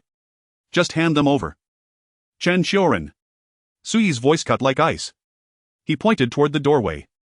Report for overtime, now. Ah. Chen Xiuren slumped, brushed dust from his trousers and rose obediently. Boss, I'll get to work. No weekend rest today, I'm on duty. This time he raised no protest, no complaints about unfair scheduling. He turned and exited swiftly, terrified of lingering a second longer. Sir. Once Chen Xiuren departed, Jiang Shaoxi knelt gently beside Sui, placing her small hand tenderly upon his arm. Did you watch animated films all night? Hardly. I'm not that bored. Sui rolled his eyes. I was merely putting on a show to discipline that old rascal. Last night I monitored the citywide chat channel analyzing who among the ranked elites might be the mysterious figure in the downtown district. If you harbor concerns, I'll dispatch Lin Yu's team to infiltrate downtown for reconnaissance. Jiang Shaoxi proposed. Sui shook his head. Unnecessary. Though our forces grow, demands upon them multiply. Since the downtown faction hasn't engaged us, let things remain as they are, for now. The longer this stalemate endures, the more advantageous it becomes for me. Understood. Jiang Shaoxi nodded warmly, rising. Sir, I'll prepare breakfast for you. Shaoxi, you've worked tirelessly. It is my privilege and my duty to serve you in all things. Amid a tranquil morning, Sui rested briefly to restore his energy until noon arrived, heralding the daily talent reward. As anticipated, today's reward would almost certainly be supply-based, providing ample provisions to sustain the 1,000-plus survivors who had joined the sanctuary the previous night. And indeed the reward manifested as a supply-type boon, yet Sui hadn't foreseen that he'd strike another grand prize. Congratulations, you have triggered an advanced talent reward, acquired Class A evolving talent, Guarantor of Vassals. HSS, another grand prize. 2 consecutive windfalls. I must be blessed with absurd luck. Sui drew a sharp breath, his face alight with delight. I never imagined the talent reward would grant me yet another innate ability. This name sounds like it pertains to logistical support or resource security. Sui immediately opened the shelter data interface to inspect his newly acquired talent. One glance was all it took. Sui froze in place, utterly stunned. Vassal's Assurance, and a rank evolving talent with limitless growth potential. Affect the talent allows its user to form binding covenants with any resident within the shelter. Upon covenant formation, the bound individual becomes a vassal pledged to the talent's wielder. Consent must be fully voluntary, no coercion or resistance is permitted. Once sealed, the talent holder gains partial sovereign authority over the vassal's shelter, enabling activation of 5 distinct covenant clauses: Covenant of Safety, Covenant of Talents, Covenant of Location, Covenant of Supplies, and Covenant of Mutual Non-Harm. Once ratified, no covenant may be rescinded. Covenant of Safety: the vassal's shelter and the talent holder's shelter become mutually fortified. Should either shelter face imminent destruction, both parties must simultaneously be rendered incapable of resistance, otherwise the shelter cannot be destroyed. Covenant of Talents: the vassal's shelter talents are fully disclosed to the talent holder, who may allocate their output and schedule their usage, but execution remains the vassal's sole responsibility. The vassal may not defy the talent holder's directives regarding talent deployment unless such directives pose an imminent threat to the vassal's own survival. Covenant of Location: the vassal's precise location is continuously and fully visible to the talent holder. The talent holder may elect whether or not to reciprocate by revealing their own coordinates. Covenant of Supplies: all supply inventories within the vassal's shelter are fully transparent to the talent holder, who may reallocate up to half of those resources. The talent holder may likewise choose whether to disclose their own shelter's inventory. Covenant of Mutual Non-Harm: neither party may inflict any form of harm upon the other, be it against personnel, shelters, or residents, unless explicit consent is granted. This prohibition extends universally across all domains of interaction. Next evolution requirement: successfully bind 1,000 vassals. Current count 0 vassals bound. What an overwhelmingly powerful talent. Sui gasped again, eyes wide with awe. Granted, it isn't strictly a resource management ability, but it's astonishingly formidable. With this talent at my command, I need no longer fear betrayal or sabotage from survivors. Moreover, my own shelter's security has been elevated to unprecedented heights. Sui particularly cherished the Covenant of Safety. For each vassal, the covenant operates on a one-to-one basis, but for Sui himself, every additional vassal exponentially fortifies his shelter's invulnerability. Should Sui bind 1,000 vassals per the Covenant of Safety, his shelter could only be destroyed if all 1,000 vassals, and Sui himself, were simultaneously incapacitated beyond resistance. Is that even possible? It is virtually inconceivable. Merely hiding away a handful of loyalists would render his shelter impregnable even under direct assault. Most crucially, this talent eliminates the need for Sui to demolish residents' shelters altogether. Earlier, Sui had discussed this very idea with Jiang Shaoxi. He felt it wasteful to destroy every shelter in the residential complex, and believed integrating them into a unified system would vastly amplify collective strength. Jiang Shaoxi, however, had firmly opposed the notion, citing concerns over Sui's personal safety and future risks, deeming him overly compassionate. Now such reservations were obsolete. The more shelters I bind, the greater the number of shelters I can cultivate and expand. Granted, some shelters possess modest talents or limited developmental potential, but when dozens, even hundreds, obey my command in HSS. Unrivaled. Utterly unstoppable. Even a cursory mental calculation told Sui this talent's true potential far surpassed its nominal or rank classification. If assessed rigorously, its latent capacity surely warranted an SS-Rank designation. I struck gold beyond measure, he murmured, then rose without hesitation and summoned Jiang Shaoxi. Master, breakfast isn't ready yet, are you already hungry? I'll prepare it immediately, no time for meals. Far more urgent matters demand attention. Sui called Zhang Xiaozi forward and summarized the talent's essence. Her beautiful eyes instantly sparkled with revelation. Such a profound stratagem exists. Truly, Master is the heaven-ordained sovereign, blessed with auspicious omens beyond mortal reckoning. Instantly grasping the talent's pivotal significance, Zhang Xiaozi abandoned her duties as attendant and hurried downstairs to begin preparations. Within hours she had drafted a comprehensive implementation plan and cancelled all scheduled morning excursions for shelter residents. During lunchtime she gathered all current inhabitants in the open plaza of the residential complex and formally announced the new settlement regulations, including key provisions of the covenant system. To safeguard the survival and security of all survivors, the Commander-in-Chief has resolved to harness the full power of the shelter mechanism, unifying our collective strength toward restoring peace nationwide. All individuals possessing shelters must enter into covenant bonds, thereby pledging allegiance to the Commander-in-Chief's shelter. In doing so we preserve each person's sanctuary while amplifying our combined might 1,000-fold. As for shelters collectively owned, their status as private property shall be legally recognized, yet unified management and coordinated deployment remain mandatory. This measure will eradicate any possibility of individuals exploiting the shelter mechanism to commit acts endangering their fellow citizens. Through Li Jie and others, Zhang Xiaozi meticulously elucidated the covenant's advantages and trade-offs, emphasizing above all that this initiative served the collective safety. Her lengthy address distilled down to one core principle: the Commander-in-Chief acknowledged and respected everyone's shelters, neither demanding their surrender nor threatening their destruction. Yet the shelter mechanism itself harbored inherent uncertainties. Should treacherous intentions arise, should someone exploit their shelter's growth to undermine the collective, the resulting harm would fall squarely upon the community and lives would hang in the balance. Thus the Commander-in-Chief decreed centralized stewardship of all shelters, coordinating supplies, talents and strategic development under unified command. So long as residents adhere to the Shelter Residency Code, no one would be compelled to relinquish ownership, each retaining full rights and proprietary claims over their own sanctuary. Moreover, to advance the collective's prospects, the Commander-in-Chief would strategically allocate resources, prioritizing shelters with exceptional talents or high developmental promise to maximize our shared chances of survival. This settlement does not compel acceptance. Those unwilling to abide by these terms may depart freely, unfettered and unbound.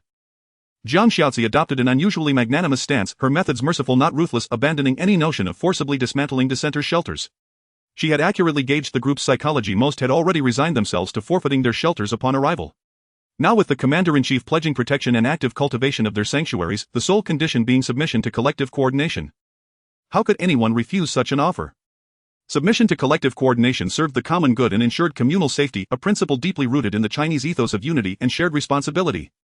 Zhang Xiaozi's proposal met no resistance whatsoever. It was embraced effortlessly by the newly arrived survivors. We follow Miss Zhang's lead without question.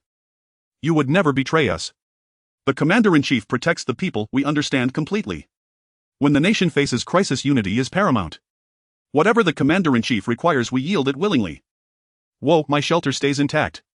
And you'll even help me develop it. No further persuasion needed, I pledge my full unwavering support. I'm a web novelist.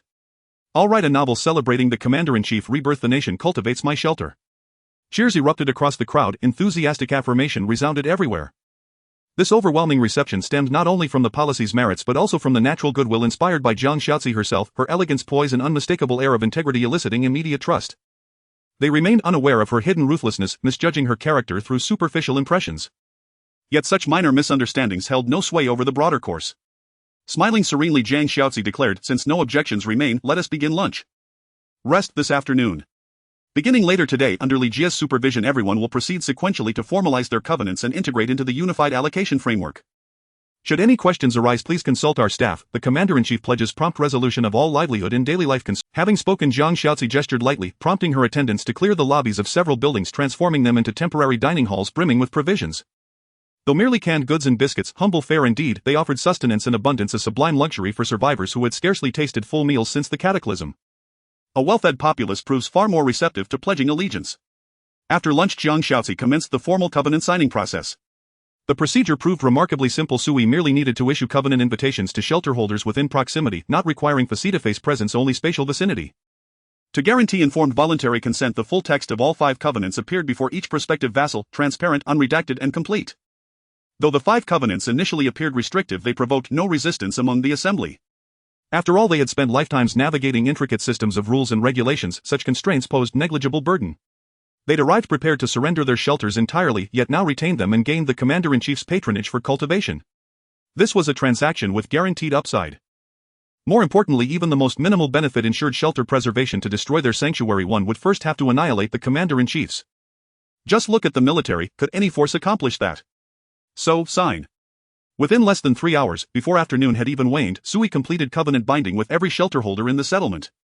Not a single survivor remained unbound. Congratulations! You now command 1256 vassals. Talent evolution criteria fulfilled, initiating ascension. Vassal's assurance rank evolved successfully into Vassal's SSS-Rank. Level up instantly. NSUE sat on the sofa so elated he nearly bounced off it. And he had acquired his talent at noon, and by afternoon he had already ascended. Ni's rank talent had surged to S-Rank. This grand prize was utterly exhilarating. And let me see what changes this upgrade has brought. Sui eagerly opened the talent interface and skimmed its contents. Most details of the vassal talent remained unchanged except for one new addition: a covenant. The original 5 covenants had now expanded into 6N. Satiety covenant: after the talent holder consumes food or drink each day, the vassal immediately receives half the quantity ingested. And this covenant applies exclusively to ordinary food and water devoid of special effects. If the vassal does not consume the portion within the same day, it vanishes at midnight. Damn, this is divine! NSUE's eyes widened in stunned delight. At first glance the covenant appeared to offer no direct benefit to the talent holder, but for the vassal its advantages were immense. Whatever the talent holder ate, the vassal received half the portion, effortlessly generating abundant resources from nothing. Applied across an entire faction, this covenant would serve as a tremendous strategic asset, drastically alleviating the burden of sustaining population growth. Let's test it tonight, and no, let's have afternoon tea now. And eager to experiment, Sui immediately summoned Jiang Shaozi, explained the covenant, and instructed her to prepare an exquisite afternoon tea. In moments a chilled orange sorbet cocktail appeared before him. The oranges were greenhouse grown. The sorbet was crafted using a freezer. The liquor was a delicate infusion of mutai prepared personally by Jiang Shaozi to invigorate blood circulation and enhance vigor. Without hesitation, Sui dug in. One spoonful unleashed bursts of sun-yellow citrus in his mouth, the cool honeyed sweetness flooding his senses instantly while the velvety sorbet melted like winter snowflakes upon his tongue. After just one bite his eyes instinctively narrowed in bliss as though every cell in his body sang with joy. And Shaozi, this is extraordinary, would you like a taste? No need, sir. And Jiang Shaozi smiled gently and shook her head. Your satisfaction is all that matters, and to her Sui's delight alone made every effort worthwhile. You truly are omnipotent. I feel as though there's nothing you cannot do. Shaozi, is there anything in this world beyond your capability? Of course there is, sir. For instance, I know little of Lia's scientific research. And Jiang Shaozi spoke softly. Nor do I understand Shenxiuren's toxicology. I can only administer basic poisons, not formulate them. Yet still, I must say you're astonishingly brilliant. An ordinary woman simply pale beside you. NSUE sighed in admiration, savoring the citrus sorbet as a faint fragrant aroma of liquor filled his nostrils. Though Sui seldom drank, the subtle alcohol in the sorbet was neither overwhelming nor unwelcome, delicate, refined, uniquely evocative. Not a single serving vanished in mere mouthfuls. Once he finished, Sui glanced toward Jiang Shaozi, who was already wiping his lips. Before he could speak, she understood. And sir, I'll arrange it immediately. NSUE watched her depart. And moments later astonished cries began rising from the building below. Holy hell, I just got a shelter alert. I've been granted a complimentary afternoon tea, and whoa, this flavor. This texture. Damn, it even contains liquor. I'm absolutely euphoric. And wait, am I really in the apocalypse? This tastes like someone hacked reality. How is such a delicacy possible here? I get it now, Miss Jiang just announced it over the building intercom. It's the chief's talent, he eats and we receive half. Damn. Chief, please smoke a cigarette. I beg you, my child will kowtow. He hasn't smelled tobacco in ages. And is this how the chief's talent is meant to be used? You have zero ambition. I swear on my life, I'm begging the chief and Miss Jiang to marry right here right now, and bro, you're bold. But your cravings clearly differ from everyone else's. Enough joking, Miss Jiang clarified earlier, only ordinary food and water qualify. Everything else is prohibited. Eat your sorbet gratefully, it's already a rare luxury.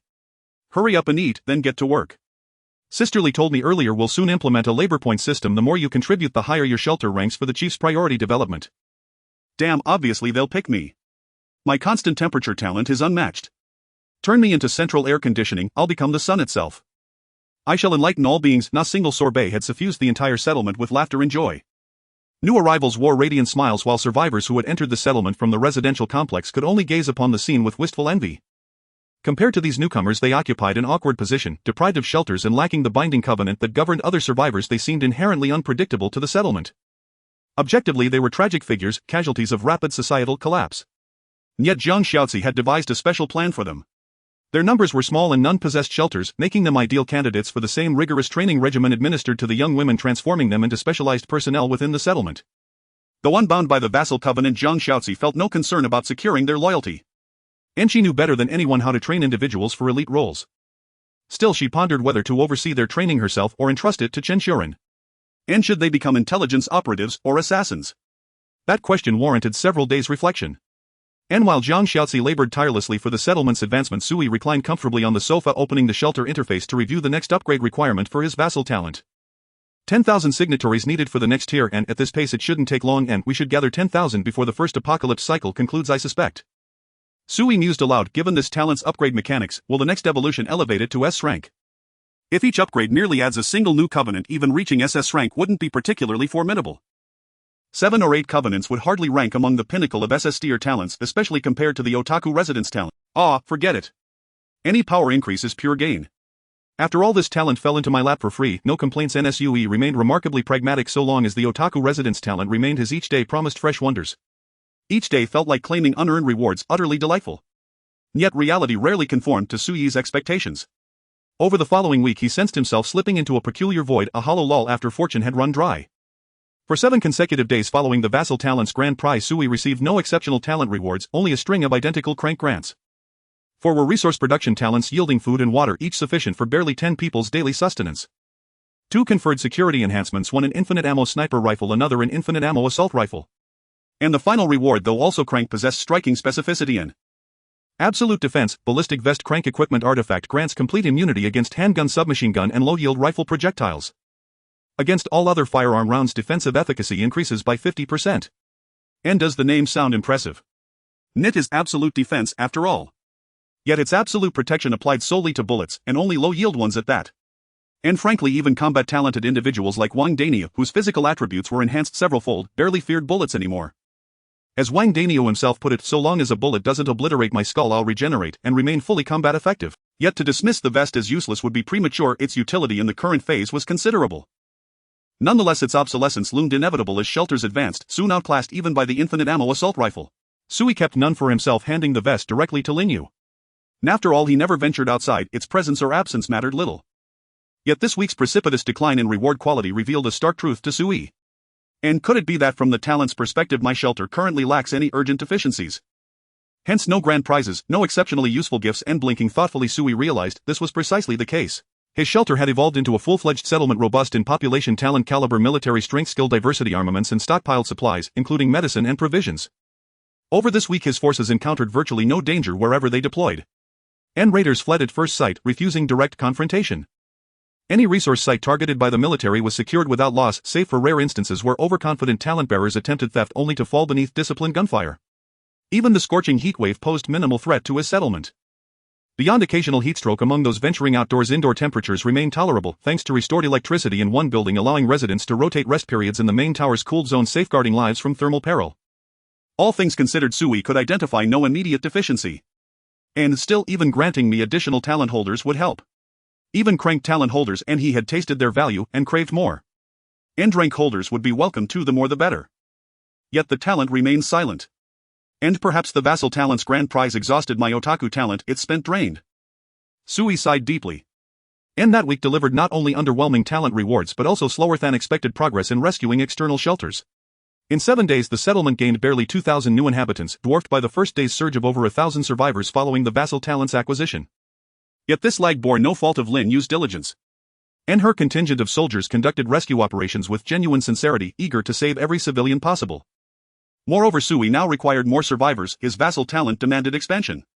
And but fate proved uncooperative. Survivors from surrounding districts had seemingly vanished without trace. Even Lin Yu's door-to-door searches yielded nothing, some shelters lay utterly destroyed, homes reduced to rubble, occupants gone. Zhang Xiaozi analyzed available intelligence and concluded this was the work of the enigmatic Big Brother from downtown. That figure desperately sought manpower, likely having already gathered survivors from farther districts. And talents failing me, and someone stealing my people. Sui slumped onto the sofa, massaging his temples in weary resignation. Zhang Xiaozi sat opposite him, placing a chilled sorbet before him as usual, her voice gently yet firm. Sir, I respectfully recommend dispatching a small team led by Lin Yu to investigate downtown. Only by knowing both self and adversary can one prevail in every battle. We must grasp conditions beyond our borders to formulate precise policies. I believe Lu Rue's squad is ideal, they excel in reconnaissance and precision sniping, perfectly suited for this mission. And no, not yet. Sui waved his hand, drew a slow breath, took a sip of sorbet, and then suddenly said, Xiaozi, and yes, and today is the final day. Sui lifted his gaze, his expression turning grave. Tomorrow, the second apocalypse begins. At this crucial moment Sui did not want to undertake any unnecessary actions, nor would he allow personnel to stray far from the shelter. The second round of the apocalypse. Zhang Xiaozi lowered his head in thought, then looked up and asked, "Sir, do you know the specifics of the second round?" Only with intelligence can we stay ahead. I do not know. Sui shook his head, his expression grave. I only know the timing of the cycle. If I am not mistaken, it will be around noon tomorrow. The second round will appear before my talent activates. No one knows what the second round will entail, but I might be slightly better positioned than others. At the very least I will have one more emergency chance with my talent. Sui took a deep breath, glanced at the red sun outside and instructed Zhang Xiaozi, cancel all activities tonight. Have everyone return. Tonight and tomorrow morning everyone at the gathering must remain on site and prepare as fully as possible. Whether the second round is a zombie crisis, an extreme freeze, meteor strikes, or a rampant virus, we must make the corresponding preparations. Sui paused, then said in a low voice, "Whether these measures prove useful or not, at least we will have done something." Sir, I understand. Zhang Xiaozi nodded and hurried out of the room. It was not only Sui who recognized this. Most survivors who kept track of time realized the month was nearly over and that the first round of the apocalypse would soon end. Many who had survived had only just barely adapted to the intense heat, and another apocalypse was rapidly approaching. Teachers from local universities collectively analyzed the situation and warned that if the second round were the opposite of extreme heat and intense cold, it would inflict severe harm on human bodies.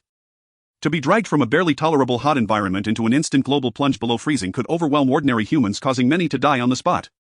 Of course, discussions extended far beyond that single scenario. Human imagination conjured many possible apocalypses, each posing grave threats to survival. The more people in the gathering debated, the heavier their spirits became. Sui heard these conversations through the shelter's monitoring system and felt weighed down as well. Under that outside pressure, humanity could do nothing but endure and quietly await the arrival of the next crisis. Time flowed on. When night fell, everyone in the gathering began under Zhang Xiaozi's coordination to carry out tense preparations. In truth, Zhang Xiaozi had begun preparations a week earlier, but the gathering's limited production capacity meant many countermeasures could not be readied in time. Even now there was little that could be done. Most people stared through the night sleepless until dawn. Sui did the same.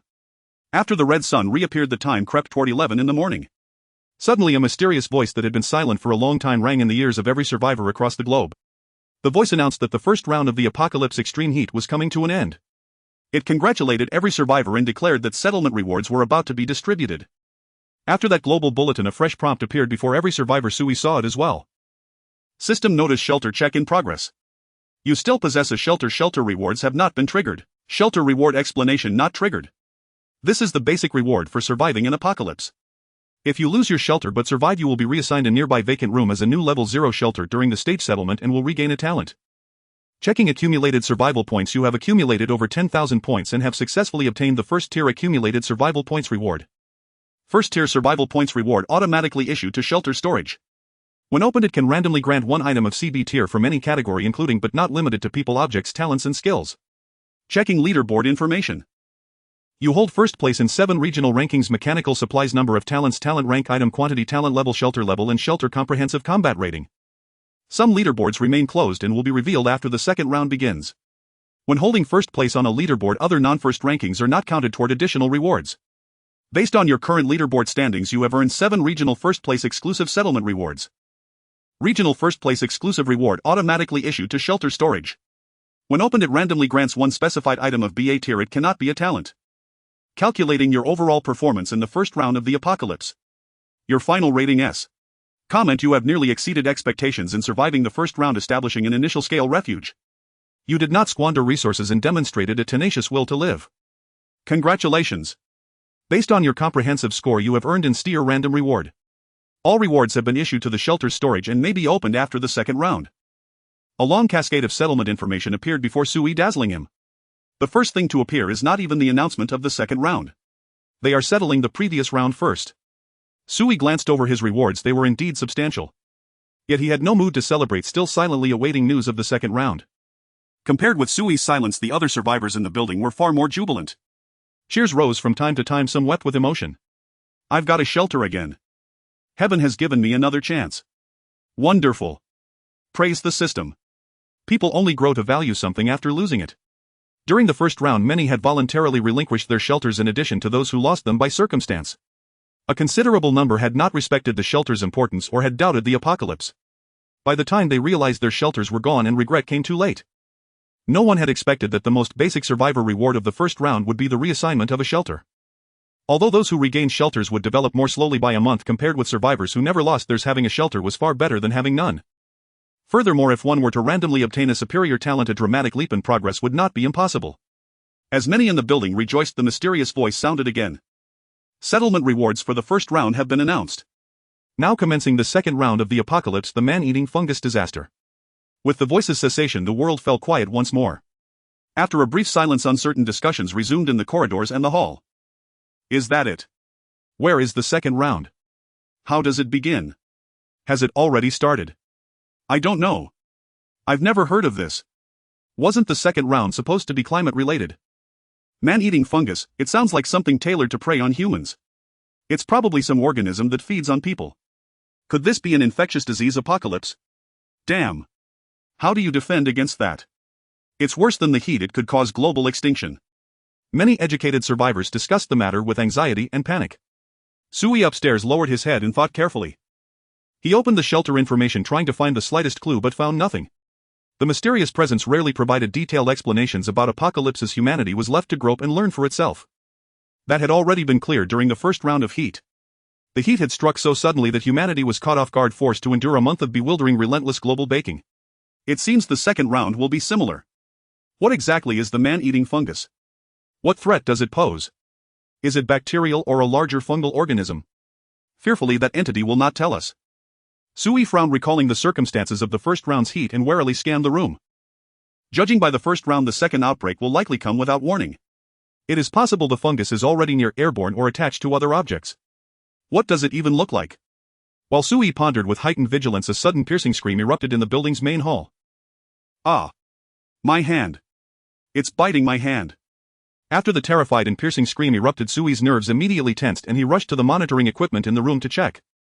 In the surveillance footage, Sui could clearly see the crowd in the hall in chaos. Everyone was gathered around a man whose right hand was broken and bleeding, writhing in agony on the ground while his severed hand was stuck to the wall. What the hell is that thing? Wang Danio cursed loudly in the crowd, pointing at the wall while the crowd fearfully avoided it as if there was something terrifying on the wall. Sui adjusted the surveillance camera and zoomed in, discovering that it was a layer of strange, slippery, dark green substance clinging to the wall. It was silently spreading, visibly expanding, and by the time people noticed, it had unknowingly covered an entire wall. Its appearance resembled ordinary lichen, yet also resembled some kind of fungal mat exuding an ominous aura. The man's severed hand was firmly adhered to the wall. To be precise, it was tightly grasped by the green fungal mat, which had countless tiny wriggling tendrils extending from within, frantically enveloping the severed hand, ravenously devouring it. In less than half a minute, the hand of an adult man was completely consumed by the fungal mat. What terrified everyone even more was that with the consumption of the man's hand, these green fungal mats seemed to have absorbed more nutrients and began to grow wildly. They started to spread outward from the wall at a visibly rapid pace towards the floor, towards the ceiling. They were continuously creeping closer to the crowd. Like a pack of ferocious beasts that had found their prey. Danger was rapidly approaching. This is a carnivorous fungus, something that eats people. It's not an infectious disease, it's a plant crisis. Fire! Quick fire! Terrified screams erupted from the crowd. Everyone was in a panic. Only a few calm individuals were loudly reminding the surrounding soldiers to fire quickly. The soldiers did not fire immediately. Instead, they quickly stepped forward to protect the crowd behind them. Subsequently, Lin Yu decisively ordered test attack. Stop them from approaching the crowd. Bang! Bang! The single-shot pistol bullets were fired first. The hot bullets whirled through the air, hitting the wall with a puff sound. Sui observed carefully through the high-definition camera. The bullets successfully penetrated the fungal mat within the wall, splattering green liquid, but from the surface it did not seem to cause any effective damage to the mat. Instead, it angered the fungal mat, which continually extended its tiny tendrils, desperately trying to detach from its body, reaching towards the soldiers who had fired. Puff! Wang Dania, wielding a military knife, decisively chopped down the tiny tendrils. Once they detached from the fungal mat, they fell to the ground, still writhing with vitality. The crowd hastily avoided them, their eyes filled with fear and tension as they stared at the tendrils on the ground. In no time, they transformed into a puddle of green liquid, which quickly evaporated into a wisp of green mist under the high-temperature climate. The bullet attack had little effect, but these things seemed to naturally perish once detached from their body. Zhang Xiaozi analyzed while looking at Lin Yu. Lin Yu's expression was serious as he sternly ordered Team 1 fix bayonets. Cut them down. Yes. 10 soldiers stepped forward holding military knives, fearlessly approaching the fungal mat, striking from a relatively safe distance. They successfully severed parts of the fungal mat from the wall, causing them to fall to the ground, which indeed turned into green liquid and evaporated on the spot. However, the damaged parts of the wall's fungal mat quickly regrew at a visible rate, just like a lizard can rapidly heal its injuries. Its recovery ability is very strong, and it also poses a significant threat to humans, making it quite troublesome. Jiang Shaozi furrowed his brows slightly and murmured, but if it's only like this it doesn't seem too difficult to control. We need to try more methods to find the most effective way to restrain these fungi. At that moment the building's main door was opened and several soldiers rushed in from outside reporting in a low voice. Report. Outside many green unidentified vine-like plants have appeared which also seem to be fungal mats. We don't recognize them but they seem very aggressive, extending tiny tendrils to attack living beings. Lin Yu looked at the soldiers and asked in a deep voice, how many are there outside? A lot. A communication soldier took out a drone monitoring device he carried with him and displayed it in front of Lin Yu. She and the soldiers beside her saw the fungal mats spreading outside the building on the communication screen. A large number of fungal mats had already covered most of the roads in the community, and the green fungal mats were also appearing in the green plant areas of the community. Even the outside of every building in the community was covered and spreading with fungal mats. Even the distant streets could not escape in the aerial view of the drone. Wherever it looked there was nothing but a vast expanse of green. The entire city seemed to have fallen in an instant. These strange plants appeared out of nowhere and covered more than half of the city in a very short time, continuously expanding into the city's more hidden corners. Whether it was the streets, buildings, sewers, city pipelines, etc. All had the presence of these cursed things. What everyone saw was a dense mass of green, all wet and viscous fungal mats constantly writhing and spreading. This is too much. Jiang Shaozi's expression changed slightly and she immediately realized the seriousness of the situation. With the frenzied aggressiveness and terrifying self-healing ability of the fungal mats as well as their rapid spread, this was indeed a terrifying threat comparable to the first wave of high-temperature apocalypse. Continue experimenting with methods to restrain the carnivorous fungus. Jiang Shaozi ordered Lin Yu. I will find the commander. His safety is the most important. Yes.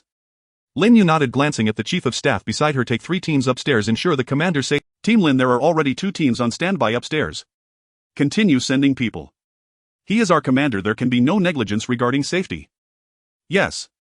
The chief of staff saluted on the spot and quickly began to mobilize personnel to go upstairs. Beside him Wang Danio volunteered, chief of staff. I will go as well. I'm not afraid of these cursed things. I'll clean them up.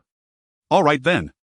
The chief of staff glanced at Lin Yu and seeing that she had no objections he reluctantly nodded in agreement. You will come with me, responsible for clearing all the carnivorous fungi on the floor where the commander is. Yes. Wang Danio was overjoyed. He was not at all worried due to his strong physical abilities. Compared to the current danger, he was more eager to get closer to the mysterious commander. The closer he got to the leader, the closer he was to the core of power. If he could gain the commander's favor, he would surely soar to great heights. What? You ask why I'm not worried about the current danger and don't think the commander will fall in the second wave of crisis. What a joke. Even I, Wang Danio, am not afraid of these fungal mats. Would the mysterious commander be afraid? Would he fall here? Don't joke around. Rather than worrying about that, I should think about how to perform well in front of the Master. Jiang Shaozi dashed up to the 6th floor without pause, her heart pounding with mounting anxiety.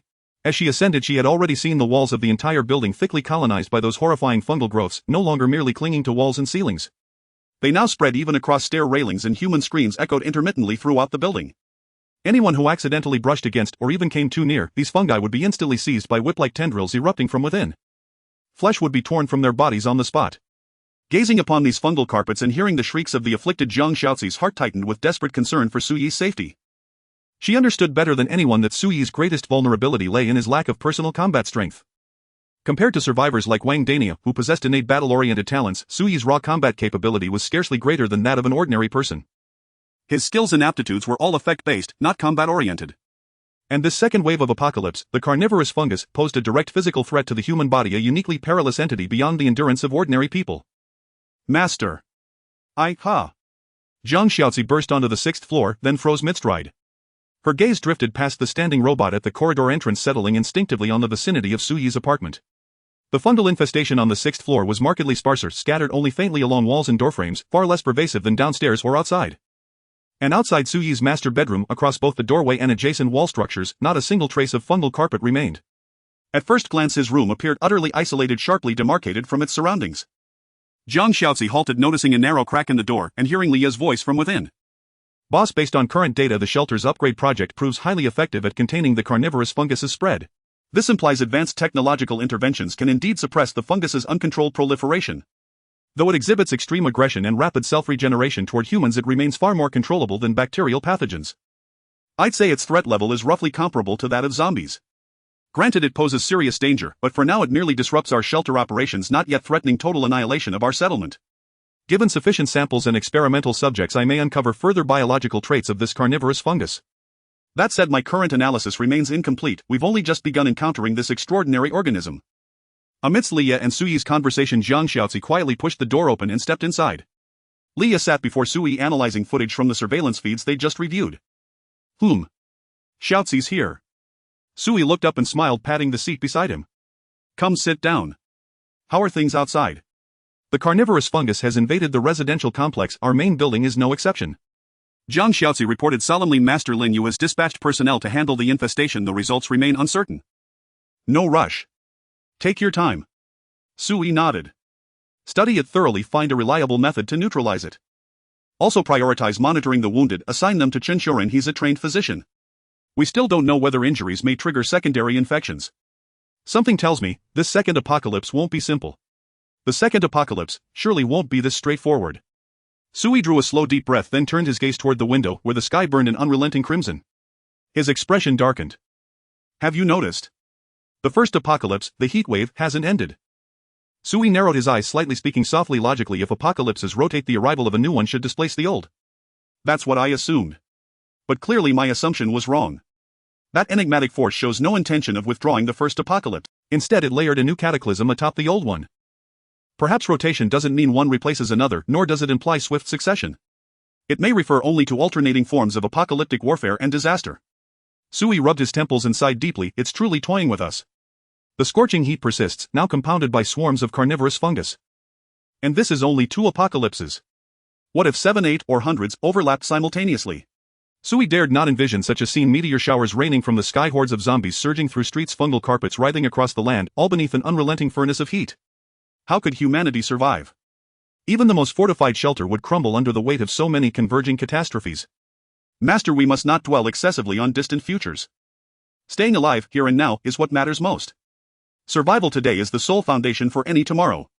She spoke to comfort Suyi and underscore the immediacy of the fungal crisis. Take Leah with you.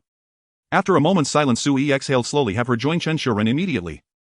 In bioresearch, especially fungal biology, there are only hope right now. Also retrieve the pre-apocalypse profiles you compiled for survivors and identify all individuals with relevant expertise. One objective only: rapidly decode the carnivorous fungus's biology and devise methods to contain or eliminate it. If eradication proves impossible, then at minimum ensure our shelter's absolute security using available means. Suyi's expression was grave.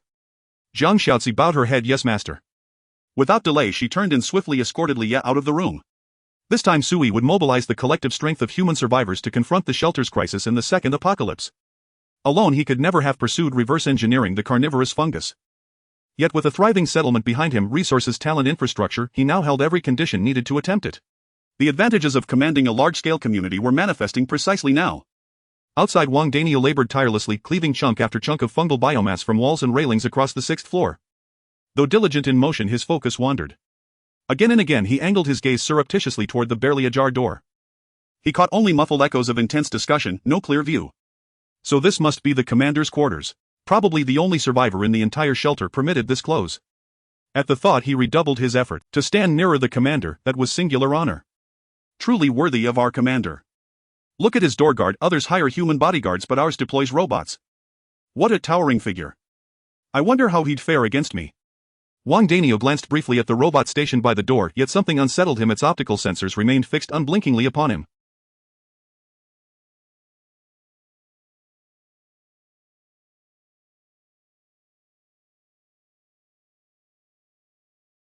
But Wang Danio, broad-shouldered and fearless, felt no tremor, only mild disdain. Just intimidation. Does it really think it could shoot me dead? The commander's right inside. Everyone says he's brilliant, righteous, and compassionate as a bodhisattva. As his soldier, if this thing dares fire on me tomorrow, it'll be stripped for scrap by the commander himself. As Wang Danio ruminated, the door suddenly swung open behind him. Zhang Xiaozi hurried out with Leah descending the stairs, while Wang Danio seized the fleeting opening to glimpse the interior. Within a chamber suffused with sleek futuristic aesthetics, he saw a young man seated on a sofa, deep in quiet contemplation. So he's the commander. Truly youthful. Wang Danio murmured in awe. Over the past week, Zhang Xiaozi had preemptively clarified, subtly but firmly, to all residents that their settlement bore no official state affiliation, nor did its armed personnel constitute formal military units. Yet since Lin Yu's actions mirrored those of elite troops, most simply accepted the explanation without much reaction. For that instant Wang Danio saw only the young man's profile, but Sui, sensing scrutiny from beyond the threshold, turned, and their eyes met. Wang Danio instantly flashed a servile smile, hoisted his military knife, and bowed deeply. Sui rose and stepped out to greet him. You're Wang Danio. Sui appraised him carefully. This was his first true encounter with a survivor whose innate aptitude stood in stark contrast to his own. Wang Danio stiffened startled, then snapped to attention reporting commander. This is Wang Danio. No need for such formality, or that title. Sui shook his head. Xiaozi has explained it, I'm no government official, just another survivor. I simply choose to help others. If I'm the commander's soldier then I must call him commander. Wang Danio didn't blink. Protecting the commander is protecting the collective. The commander is wise and benevolent, his rescue missions are public service. I admire him deeply. Very well. Sui smiled faintly. What are you doing right now? Reporting commander, I'm clearing the carnivorous fungus. Wang Danio pointed his blade at the wall. The chief of staff assigned me, ensuring absolute security around the commander's residence. I swear none of these things will harm the commander. I'll cut them all down, completely. Like this. As he spoke he slashed a protruding tendril from the wall, sending it thudding to the floor. Good work. Keep at it. Sui nodded, just as sudden commotion erupted below. A fresh wave of chaos surged upward, punctuated by a woman's piercing scream. Ah. Stay back. Don't come near me. Look at the wounded man, he's changed. Shit, he's turning into a zombie. Kill him. Shoot him down now. Sui reacted instantly, rushing back inside to check surveillance feeds. Wang Danio gripped his long blade tightly and took position at the stairwell entrance, blocking the passage. Someone's turning into a zombie. Come on, let me cut you down. All glory goes to me. Wang Danio steeled his resolve. This was his chance, before the commander, to prove himself. Back in the room Sui immediately pulled up live surveillance footage. There, among the crowd, he saw the previously tended amputee patient. From the stump of his severed arm dense clusters of carnivorous fungus erupted, fine writhing tendrils bursting forth beneath his skin. In the span of mere blinks a living breathing man transformed into a grotesque humanoid fungal mass. His humanity vanished, replaced by a seething viridian fungal carapace. Every orifice, even pores, spewed frenzied lashing tendrils reaching wildly toward nearby survivors. It's the carnivorous fungus. Sui's eyes widened, his breath quickening. Damn it, this thing is far more dangerous than anticipated. The second apocalypse's lethality dwarfs the first. Fire! Jiang Xiaozi ordered Lin Yu as she rushed downstairs. The soldiers hesitated no longer, swiftly surrounding the monster and opening fire while some warriors dispersed the crowd to prevent accidental injuries from stray bullets. As Jiang Xiaozi had anticipated, the effectiveness of the shooting was not satisfactory. The bullets from the handguns could barely restrain the monster's movements, but they could not effectively harm it. It displayed no fear of the bullets. In the enclosed space, Jiang Xiaozi was also reluctant to recklessly use more powerful rifle ammunition. The flamethrowers are here. At that moment the chief of staff suddenly appeared with a few soldiers all carrying flamethrowers preparing to roast the monster. Amidst the raging flames the tentacles of the monster burned and fell to the ground, yet its main body remained unharmed, even devoid of charred. The monster's main body still radiated vitality. The flames had no effect on it. It resists high temperatures. Should it really be classified as a plant? Jiang Xiaozi furrowed her brows as the crowd hid behind her, whispering amongst themselves. That guy is really unfortunate. I heard he had accumulated several hundred work points and was quite diligent, but today he turned into a monster. This second wave of the apocalypse is really bizarre. These plants should not be from Earth, right? Hiss. This scene is intense. The flames are raging. The temperature is too high. I feel like I'm going to faint from heat. If you're scared of the heat, step back a bit. What are you all doing here? Don't you fear for your lives? Quick kids, come over here. Don't get too close to that monster. What are you scared of? Lin is still over there. The soldiers are fine. What is there to fear? In a survival environment like this, these residents would definitely not dare to gather and observe the monster. But in Sui's gathering place it was a different story. With soldiers standing in front, everyone was eager to stay and watch the show. After all, none of them had seen a monster up close and returned unscathed. With the flame attack proving ineffective, Jiang Xiaozi was also hesitant to conduct new weakness experiments directly in the gathering area. She looked at Lin Yu as signaling with her eyes. Lin Yu nodded and immediately ordered several soldiers to step forward using specially made ropes, nets and blast shields brought from the police station to completely wrap and restrain the monster. Afterward, several adult male soldiers exerted all their strength to barely drag the monster away from the building and stuff it into an abandoned vehicle for detainment. It fears neither high temperatures nor conventional weapons nor handgun bullets. Jiang Xiaozi sighed deeply as she watched the soldiers with guns and flamethrowers encircling the abandoned vehicle. This monster is truly troublesome. Even she felt helpless. Survivors who had been living alone in the city would find it even more difficult and dangerous to encounter such a monster. Leah, do you have any ideas? Jiang Xiaozi looked at Leah beside her, who had been observing the monster silently. Nothing comes to mind for now. Leah shook her head. Perhaps using certain drugs could be effective, but I need to research parts of the carnivorous fungus and its derived tissue. Moreover, I am not very knowledgeable in the medical field. I might need to rely more on Mr. Chun. With that said, Leah turned to Chen Xiuren. Jiang Xiaozi asked in a deep voice, Mr. Chen, what do you think?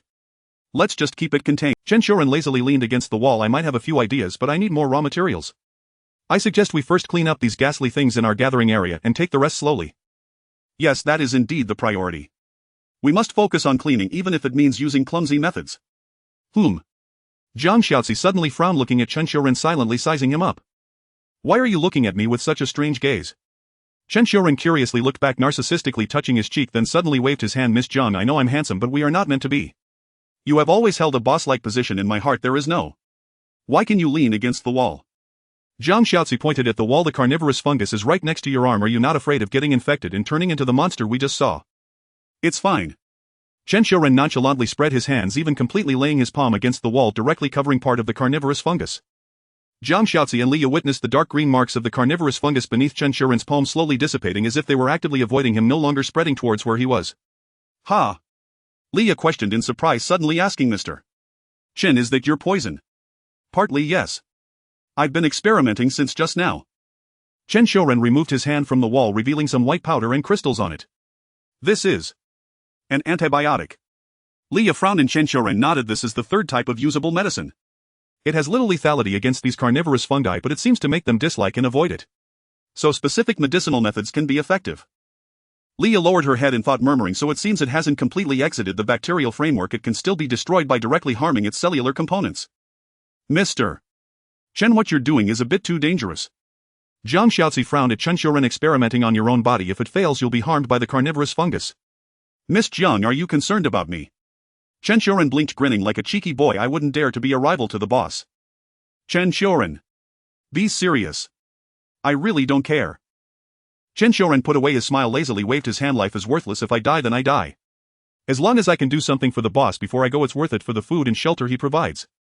Don't do such dangerous experiments in the future. You are important to Mr. Chen.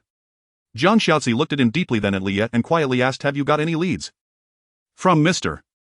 Chen's experimental results, this should currently be the only effective method. We have to suppress it. Leah replied, but right now most human technologies cannot be used, especially medical methods. If we want to mass suppress the carnivorous fungi, we must first gain the ability to produce large quantities of medicine independently. Before that, we can only focus on collecting remaining specific medicines from medical institutions while conducting new experiments to partially suppress it. Jiang Xiaozi nodded. I will take care of these matters. You focus on the experiments. A team of soldiers will be assigned to you. As for that monster, Jiang Xiaozi glanced at the tightly wrapped carnivorous fungus monster in the abandoned vehicle and said solemnly, it will be left to you. Don't worry. Chen Xiaoran lazily raised his hand to shield his eyes from the sun. I will definitely take good care of it. While the three of them researched the carnivorous fungus monster, Sui remained quietly in the room, not stepping out. As the second wave of the apocalypse began, and with a lack of understanding about the carnivorous fungi, this heavily modified room was the safest place. Let's see, it's about time to receive my talent rewards. Sui sat on the sofa, continuously glancing at his watch. Given my current situation, the reward should be related to the carnivorous fungi. Moreover, it has already been 7 days. Even if this time there isn't a big prize, at least give me something truly urgently needed. Even if it's just a dedicated plant scientist, that wouldn't be a loss. Sui took a deep breath, his gaze fixed on the timer of the watch. Minutes later, new information prompts appeared before. Congratulations. You have triggered a talent reward and obtained an A-level talent unit, Jiaosiki. Ha! An A-level talent. This is a big prize. It's not a reward focused on the carnivorous fungi. Could it be that the talent effect has gone awry? Sui was surprised but also puzzled. Given the current situation, it seemed he should have received methods to counter the carnivorous fungi or ways to disperse them, as that was his most urgent need. Why was he given a talent instead? The golden light before Sui spread, forming the alluring figure of a woman. Soon a woman in a white lab coat appeared before him. She looked to be in her late 20s or early 30s, with a tall stature and elegant demeanor. Her rounded chin was slightly raised, exuding an indescribable confidence and calmness. Her features were exquisitely delicate, her face beautiful, but there was a hint of aloofness in her brows, and her long black hair was simply tied back with a few strands gently falling beside her ears. A scientist. Sui assessed the woman from top to bottom, and she did the same to him. I am a doctor. The woman spoke coldly, carrying an air of superiority.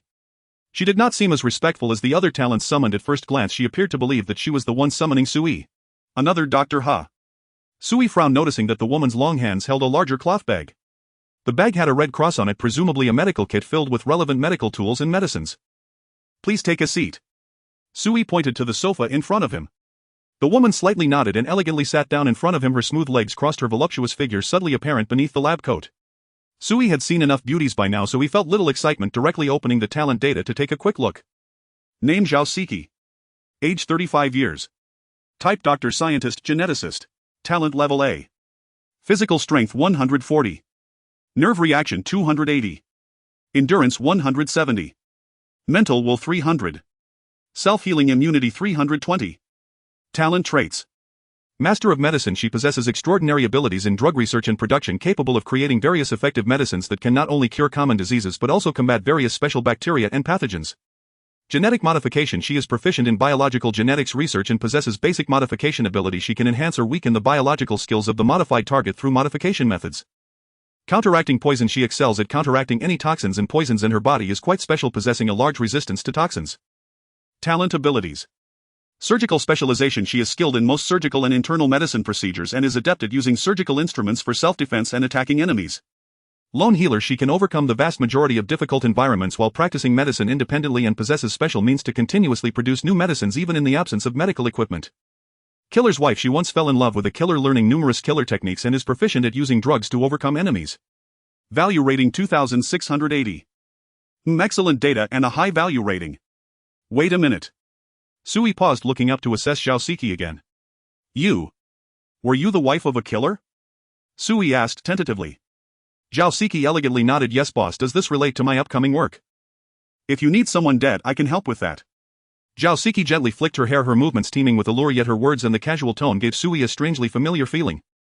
This. Sui hesitated, then after a slight pause asked, is your ex-husband's surname Chen? Whom? Zhao Siki suddenly furrowed her brows, her demeanor turning icy. Boss, do you know that man? If I'm not mistaken, your ex-husband is named Chen Xiuren. Sui looked at Zhao Siki, suddenly falling silent. He noticed that a sharp scalpel had appeared in her hand, slowly spinning between her fingers. Boss, if the person you want to kill is him, I can guarantee there are 1,001 ways for him to die. Zhao Siki narrowed her eyes slightly, her rosy lips curling upwards. She was smiling, yet there was a dangerously ominous air about her. 1,001.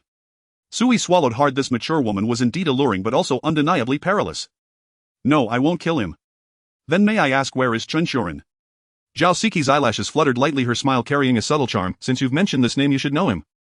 Or can you find him? Just as Sui was pondering how to speak, whether to exonerate Chen Xiuren or say something nice, suddenly, outside Chen Qiren's signature loud voice echoed. Boss. I won't be going to the trading market today. I need to go with the team to look for medical supplies and, by the way, gather some raw materials for making medicine. So do you have any games you want to play? I can help you while I'm out. Chen Xiuren pushed the door open while speaking, but his words abruptly halted. The smile that was once flattering on his face froze instantly, as if he had been petrified, standing completely still. The next second, Chen Xiuren decisively turned around. I remember now. I need to double-check my gear before heading out. Chen Xiuren. Zhao Siki slowly uttered these chilling words, and the simple three-character name rendered Chen Xiuren unable to move at the door. The atmosphere in the air turned somewhat silent. Sui glanced at Zhao Siki, then at Chen Xiuren, reminding him, she's calling you. Chen Xiuren slowly turned around, a forced smile on his face. Boss, who is this? My new colleague. You don't know her? Sui asked in confusion, and Chen Xiuren shook his head seriously. Boss, you know me. I have never been interested in women and never fool around with unfamiliar women. Not interested in women. Then that means you're interested in men. Sui subtly shifted his position, moving a bit further away from Chen Xiuren. Hearing Chen Qiren's words, Zhao Siki couldn't help but let out a cold laugh. So I am just a stranger woman. Oh. Isn't this Dr. Zhao? Chen Xiuren suddenly looked shocked, as if he had just recognized Zhao Siki's appearance, his face displaying unabashed surprise. How did you end up here? Oh my, look at my eyes. TSK. A rare guest, an old friend. Zhao Siki coldly replied, so I am just a friend. Chen Xiuren smiled awkwardly, then. Is she a girlfriend? I wouldn't dare to claim that. Zhao Siki toyed with the scalpel in her hand, speaking softly. Mr. Chen is charming and suave. A person like me, a mere willow, cannot capture your eye. How could I be qualified to be your girlfriend? Cold sweat broke out on Chen Qiren's forehead then. Is she an ex-girlfriend? Zhao Siki remained silent, her beautiful eyes narrowing slightly, the atmosphere around her suddenly turning filled with danger. All right. Sui, sensing that the atmosphere was becoming increasingly tense, quickly interjected. He looked at Zhao Siki. Chen Xiuren is my person. If you have any grievances with him, you can discuss it with me and I will take charge. But do not ruin the harmony here. Am I being clear enough? Sui's tone was serious. Zhao Siki glanced at him, the coldness on her face melting away as she offered a polite smile. As you wish, my boss. I won't ruin the harmony with him. Zhao Siki turned her gaze back to Chen Xiuren, her phoenix eyes narrowing slightly, the corners of her mouth curling into a charming smile. After all, we are old friends. I still want to slowly catch up with him to reminisce properly. It was evident that this woman harbored a lot of resentment. Sui had no idea what Shinshouren had done to Jiaosiki, but judging by their demeanor it seemed they were not in a mood to pour out their hearts. For a woman like Jiaosiki, Sui had no solution. He decided to let Jiang Xiaozi handle it. Miss Zhao, since you've just arrived here you must not be familiar with this place. Sui pondered for a moment and opened the communication channel on the monitoring terminal. Xiaozi, please come upstairs. Yes, sir. Jiang Xiaozi's gentle voice came through the terminal, always responding promptly to Sui's needs. Jiang Xiaozi, my assistant and the main administrator of our gathering place. Sui sat back down in front of Jiaosiki and spoke solemnly. Wait a moment, Xiaozi will come up. She will take care of you, including assigning rooms, food and work. If you need anything you can talk to her, and it's fine to bring it up with me too. As for you, Chen Shouren. Sui glanced at Chen Shouren, waved his hand and scolded, what are you still doing here? Hurry up and get to work. What are you doing upstairs researching flesh-eating bacteria? As men, Chen Shouren understood that Sui was helping him, urging him to leave this troublesome place. Okay, boss. Chen Shouren nodded quickly, but his feet showed no signs of movement. Why aren't you leaving yet? Sui frowned, feeling puzzled. Could it be that this guy was unable to move because he sought his old flame? Did he want to chat with her for a while? Boss. Chen Shouren forced a smile that looked worse than crying. My legs are numb. I can't move. Numb. Sui frowned. You're a grown man and you can't stand for a while without your legs going numb. Boss, it's my old friend who put something in my drink. Chen Shouren glanced timidly at Jiaosiki, his little eyes filled with grievance. Sui was taken aback by this. He turned to Jiaosiki, feeling somewhat speechless. These two were indeed a pair. They enjoyed drugging others silently. Are you complaining that I shouldn't have done this? Jiaosiki raised an eyebrow, casting a glance at Chen Shouren, who immediately shook his head, not daring to say another word. Given that the boss still needs you, let's put today's matter aside for now. Jiaosiki waved her hand, saying indifferently, get lost. Without Jiaosiki showing any signs of providing an antidote, Sui saw Chen Shouren rush out of the room as if fleeing, not daring to look back. Sui was a bit curious. What kind of method is this? If it's a paralyzing drug, it should take some time to recover, right? His legs are better so quickly. Boss, it's a neurotoxin and it's a new drug that I developed myself. Jiaosiki smiled while flipping her hair, explaining moreover that man's resistance to toxins is quite good, so he recovered quickly. I see. Sui nodded. He glanced at Jiaosiki and suddenly asked, so you must have special methods for countering pathogens and bacteria. Recently the gathering place is under threat from certain special bacteria called flesh-eating bacteria which are not from Earth. Sui began to explain the situation of the second round of the apocalypse to Jiaosiki, who listened attentively. After he finished speaking, she pondered and said, since Chen Kairen's poison is effective, it indicates that this type of bacteria is still within the realm of medical solutions. If the boss trusts me, I can try a bit. Just as Jiaosiki finished speaking, footsteps suddenly approached from outside. The two looked up to see Jiang Xiaozi coming in. Miss Zhao, feel free to try, I will absolutely support you. Sui nodded. Since he had recruited Jiaosiki through the talent reward, it likely indicated that she had her unique methods for countering flesh-eating bacteria. After Sui spoke, he turned to Jiang Xiaozi and introduced Xiaozi. This is Miss Jiaosiki, the second doctor at our gathering place, whose medical skills surpass those of Chen Shouren. He emphasized the word surpass particularly strongly. Jiaosiki showed a satisfied smile while Jiang Xiaozi looked at Jiaosiki with a hint of understanding. Don't worry, sir. I will guide Miss Zhao well and strive to help her integrate into our group as soon as possible. Jiang Xiaozi smiled at Jiaosiki. Miss Zhao, please follow me. Jiaosiki nodded curiously, observing Jiang Xiaozi as they left the room together. After the two women exited, Sui rested his chin on his hand, murmuring, this has become interesting. Two killer doctors. From the current situation, it seems that they won't turn against each other. Jiaosiki still holds a decent level of loyalty towards me. But what exactly did Chen Shouren do to her? It's as if she wants to kill him 1,000 times. Sui was curious, but clearly now was not the time to investigate this matter. Researching methods to counter flesh-eating bacteria would take time, and for now Sui could only wait. In the meantime, he didn't forget to explore other options. I still have the rewards from the last round to tally up. Perhaps I can acquire some new methods to survive the second round of the apocalypse. Sui murmured alone in his room as he opened the storage space of the shelter. The data panel of the shelter has an independent storage space, but the items that can be stored are quite limited, most of which can only hold unused rewards and counts. Sui carefully tallied up. In the settlement of the first round of the apocalypse, he had received a CD grade all-category random draw opportunity. This was a reward accumulated after survival points exceeded 10,000 and was merely the first tier of the scoring rewards. That little white bear's points might not be less than mine. He might have also received rewards from this tier. Sui silently calculated in his heart that aside from the points rewards, he also had the settlement rewards for being first in 7 rank. Each region's top rank can receive a BA grade designated category reward, and Sui had a total of 7. It's fortunate that I didn't name the shelter, so no one knows I've taken so many top ranks. But unfortunately, this thing is a bit of a trap. The designated rewards cannot be talent related. Sui's gaze fell on his last reward, which was from the final evaluation of the first round, allowing him to receive an grade random reward. Well then, next up. Sui took a deep breath, adjusting his mood. The time for the draw has come. With so many chances for the lottery, surely I can win an impressive reward. A total of 8 lottery opportunities from low to high. Sui never imagined he still had any possibility to become stronger. Even if he was just a lucky god on welfare, these rewards were enough to significantly enhance his abilities. Use 1 CB level random all category lottery. As Sui spoke in a low voice, a small golden game machine appeared before him, its 3 symbols spinning rapidly. The so-called all category means all types of items, skills, talents and personnel that have appeared within the mechanism's scope. As long as Sui's luck is good enough, he could obtain rewards from any category. Based on the current apocalyptic game mechanics, Sui personally believes that the most useful category is talents, while the most valuable category is talents. As the patterns of the lottery machine gradually came to a stop, 3 different golden icons appeared before Sui. Congratulations! You have obtained a Clevel auxiliary item, Phantom Camouflage Spray.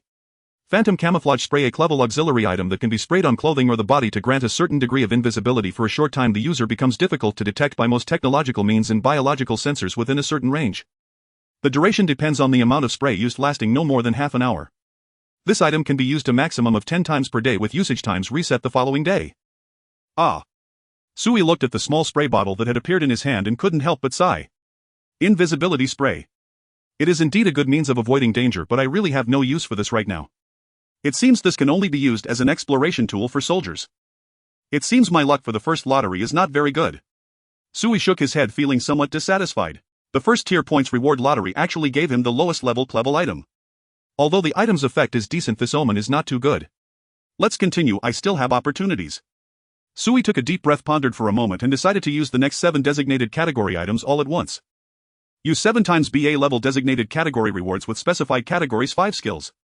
2 pieces of weapon equipment.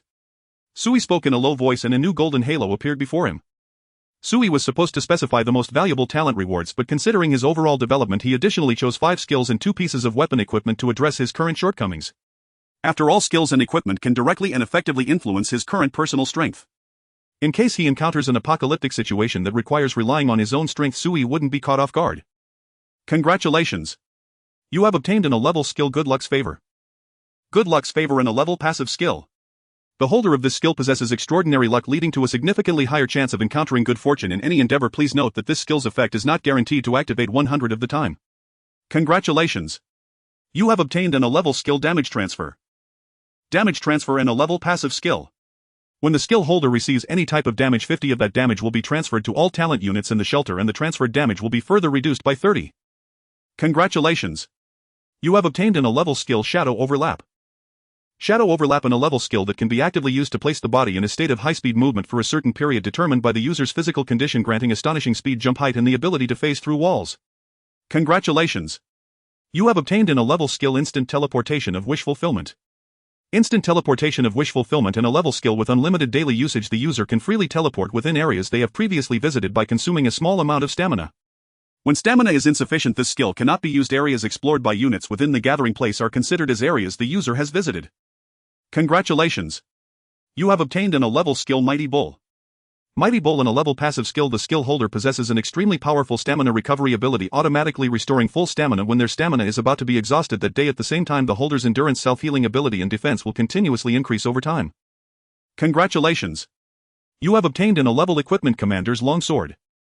Commander's Longsword, an 11 weapon. It is styled after an ancient longsword and possesses a passive attack effect of sharpness, able to cut through most materials swiftly. When equipped, it provides a range effect of 30 damage reduction, can stack with other effects, 30 speed enhancement, including neural response, attack speed and movement, 30 self-healing enhancement, 30 natural resistance enhancement, and ensures never betraying. Congratulations! You have obtained an 11 equipment, Peace Charm.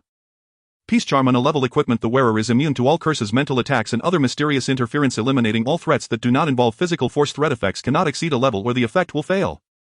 Hiss. Sui looked at the information prompt before him and couldn't help but gasp. My luck has improved. The first skill is a passive effect of good fortune and I directly obtain 7 level rewards. Isn't this equivalent to a 10-fold draw, getting 10 gold? Sui was overjoyed as he watched part of the golden light seep into his body while another part slowly transformed into the shapes of 2 pieces of equipment before him. Without saying anything more, Sui directly grabbed the longsword and hung it at his waist, putting on the charm. These 7 rewards perfectly compensated for Sui's current shortcomings and specifically enhanced his existing strength. Not to mention, this longsword's effects are simply abnormal. Although it cannot affect the residents, it can make all of Sui's talent units and military units much stronger.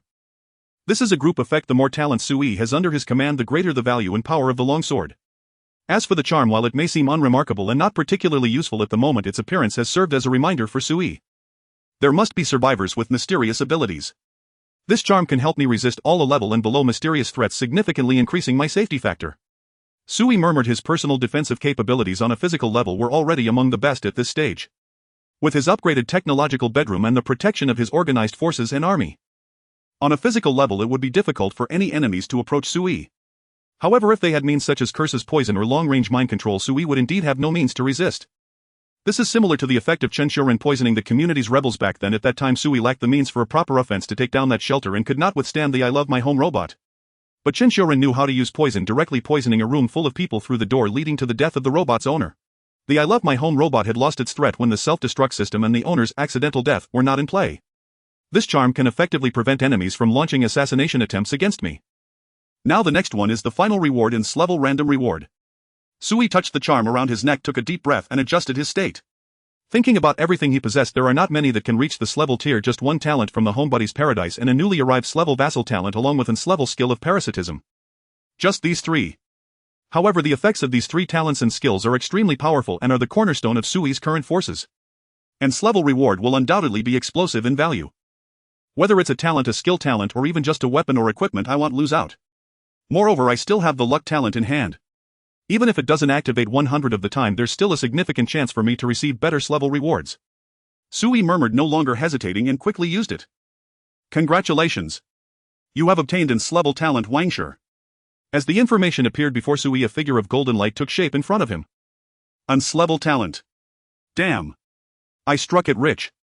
Sui was overjoyed. The most talented individuals he currently possessed were only a level, and this was his first S-level talent. Sui understood perfectly well how useful talents could be. He couldn't wait and immediately checked the data information of this S-level talent.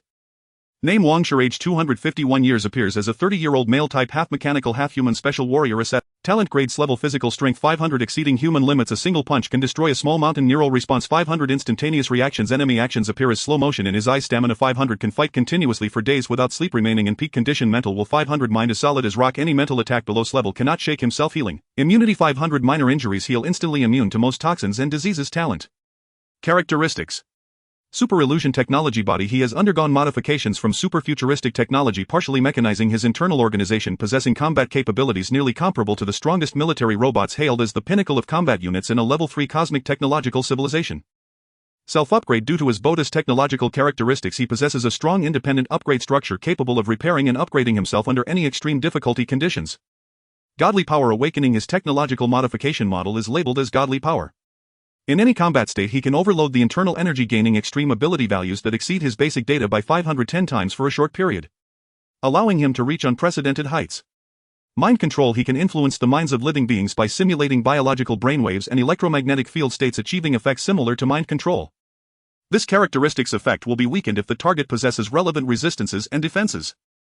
Talent skills. Godly speed domain. He creates a special magnetic field area around himself within which Wangshi will possess great abilities to control the magnetic field, evaluated as nearly divine in combat performance. Third level armed technology module. Wangshi possesses all pinnacle technological weapon modules at the level of third level cosmic civilization, capable of rapid charging and sustained combat. However, as a single unit, he lacks the ability to independently destroy a planet. Copying and separation. When Wangshi is injured, parts of his body can quickly duplicate a copy of Wangshi under the influence of technological molecules possessing some of the combat abilities of the original. The theoretical quantity of this duplication is unlimited and has not yet been practically achieved. Freeform. Wangshi can freely change his body state according to special combat conditions, allowing him to be in ordinary combat state, transparent combat state, immune to physical strikes, or functional combat state, activating more auxiliary technology modules. Hiss. So powerful. Truly too powerful. No wonder he is the man closest to God. But with such strong data, why is it only rated S? Sui felt shocked. In the mechanics of the apocalyptic game, how could a being of Wangshi's caliber be only S rank? Does a higher rating exist? Are there even more powerful human units? How monstrous would that be? Sui dared not think further, as humanity on Earth had not yet reached a level 1 cosmic technological civilization, making it impossible to even imagine the terrifying scale and means of a more advanced and grand civilization. As Sui finished checking Wangshi's data, a humanoid golden light slowly dissipated before him, revealing a 2-meter-tall strong man. From his physique, Wangshi was a typical Asian face, a burly figure, tall and upright, standing before Sui like a seasoned pine tree weathered by storms. Sir, hello. Before Sui could speak, Wang Shi's serious gaze fell upon him as he introduced himself. My name is Wang Shi, the squad leader of the first team of the White Emperor Legion from the 17th world of the Earth Coalliance in the solar system, reporting to you. Wang Shi's square face was filled with resolute expression, his tone steady and crisp, exuding a military demeanor. What surprised Sui the most was that he automatically stated his background, something previous talents had never done. Your identity. Sounds a bit complex. Sui was momentarily at a loss for words, and as he pondered, Wang Shi seemed to sense his hesitation and took the initiative to speak. Sir, I am aware of everything that has happened here and my mission for being here. Wang Shi had a head of thick black short hair neatly arranged, and as he spoke a sharpness and decisiveness radiated from his eyes. This place is in the early stage of Earth's judgment apocalypse, which is a branch line of cosmic landmark dimensions. In a sense for you, sir, I am a person from the future, specifically a future person from different Earth dimensions. At the same time, I am also a soldier possessing the bloodline of the descendants of your people and nation. Due to the answer mechanism of the judgment process, the moment I arrived here I already understood most of what is happening. However, the information I possess is not significantly more than yours. What you know, I basically know. What you do not know, I also do not know. Wang Shi's eyes were deep and bright as he solemnly explained his background to Sui. Due to the technological level of the judgment process being too advanced, I currently cannot determine whether I am a copy from the same dimension or the original. I lean towards the former because if my memories have not been tampered with, my original body should have been engaged in the 1253rd military exercise of the solar system at Jupiter not long ago.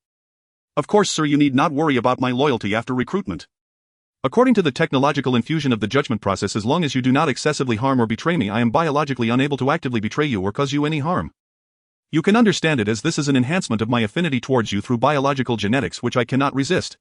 Furthermore, based on the constitutional regulations of the solar system's Yanhuang Alliance, when soldiers encounter ordinary humans and fellow humans in need of rescue at any location, they must provide unconditional military support to protect the lives and personal property of their compatriots. Based on the Constitution, you are a rescued subject and I will be unconditionally loyal to you. Wang Shi revealed a faint smile, a rather formulaic grin akin to a robot, as he seemed to want to comfort the still bewildered Sui. Sir, do you have anything else you do not understand? I think I understand everything. Sui blinked. Wang Shi had said a lot, but it was all concise and useful information. Sui was no fool, he basically understood what Wang Shi was saying. To summarize, talent units might be copies of humanity from different eras and timelines on Earth and indeed possess a high degree of loyalty and natural fondness towards their recruiters. After being recruited, they grasped the basic information here and clearly understood what they needed to do. However, Sui still felt a bit bewildered, to be precise, somewhat lost. Wang Shi had explained too much, which instead left Sui in more confusion. Squad leader Wang. Can I call you that? Absolutely. Based on your introduced identity, you should be similar to the People's Liberation Army of my era. Sui cautiously inquired, unsure if Wang Shi could grasp the concept of soldiers considering they were in different timelines. In Wang Shi's time, soldiers might not have been called by that name. Yes, Wang Shi nodded decisively. That is the orthodox predecessor of the army I belong to. It is the most basic form of our military. In Wang Shi's time, soldiers might not have been called by that name. Yes, Wang Shi nodded decisively. That is the orthodox predecessor of the army I Thus, theoretically speaking, sir, you can view me this way. Part of my code of conduct will align with what you understand about contemporary Yanhuang soldiers. Wang Shi's words made Sui nod in realization. So the soldiers were your predecessors. That makes sense.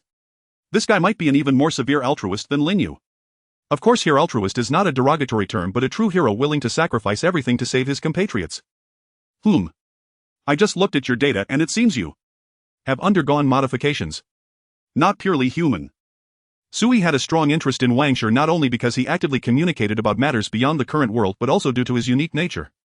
Half human, half machine, still a practitioner, still a special soldier. This guy's identity is clearly not simple. I can understand your misunderstanding towards me, sir. Wang Shi stood straight before Sui, wearing a uniform that resembled military camouflage but was slightly different, made of material that was not ordinary cloth, and at his waist hung a small military knife. In your era, the concept and ideas of mechanical modification may have just been proposed. In my era, Earth technology has already entered the mature phase of level 3 civilization. Although there are legal regulations against private modifications, I belong to the scope of national modifications. Wang Shi explained his legitimacy while emphasizing, sir, from both a legal and biological standpoint, I am human, not a purely robotic entity. No, I didn't mean to demean you. I was merely curious. In a way similar to ancient people being curious about modern individuals. Sui waved his hand, coughed softly, and lowered his voice. Why did you modify yourself? Was it to become stronger? Yes. Wang Shi nodded. In my era, the solar system has been at war with extraterrestrial civilizations for 300 years. To better defend the solar system, we must possess a more comprehensive technological force, including stronger individual soldiers. Ordinary human bodies cannot adapt to the complex and ever-changing cosmic battlefield. Wang Shi paused, then spoke lightly. I am backed by the people, I have no choice. Sui felt a sudden respect. It turned out that no matter how many eras passed, there would always be a group of people who remained true to their original intentions. This is the inheritance of faith uncorrupted by the passage of time. It is precisely because of this that humanity continues to struggle through the vast expanse of time without ever fading or being eliminated. Sir, I actually need to remind you.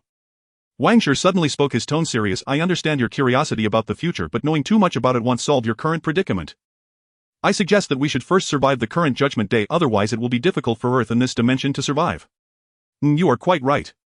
Sui nodded but couldn't help asking one last question. What is Judgment Day? I don't know, I've just heard of it. Wang Shi shook his head. In the transmission of information from higher civilizations, we learned of the existence of the Judgment Day, which is a test randomly imposed by a higher existence on different civilizations. Its purposes, its behind-the-scenes players, its identities, its methods, and its technological level remain unknown. We only know that it is dangerous, yet it is also filled with opportunities. If I had to describe it, I personally feel that it is more like a higher being toying with lower beings. It offers rewards but is also accompanied by destruction. Wang Shi paused for a moment, then suddenly smiled faintly. It's like humanity observing ants, and we are merely the ants. Alright, if even you don't know, then as an ancient person I am even more eager to understand. Sui spread his hands, taking a deep breath to adjust his state. Wang Shi was right, overthinking was futile. Let's first handle the current situation, otherwise if I perish before the end of Judgment Day, then what future is there to think about? So Captain Wang, I am currently in the second round of Judgment Day. Are you familiar with carnivorous fungi? This thing has caused some trouble for my gathering place.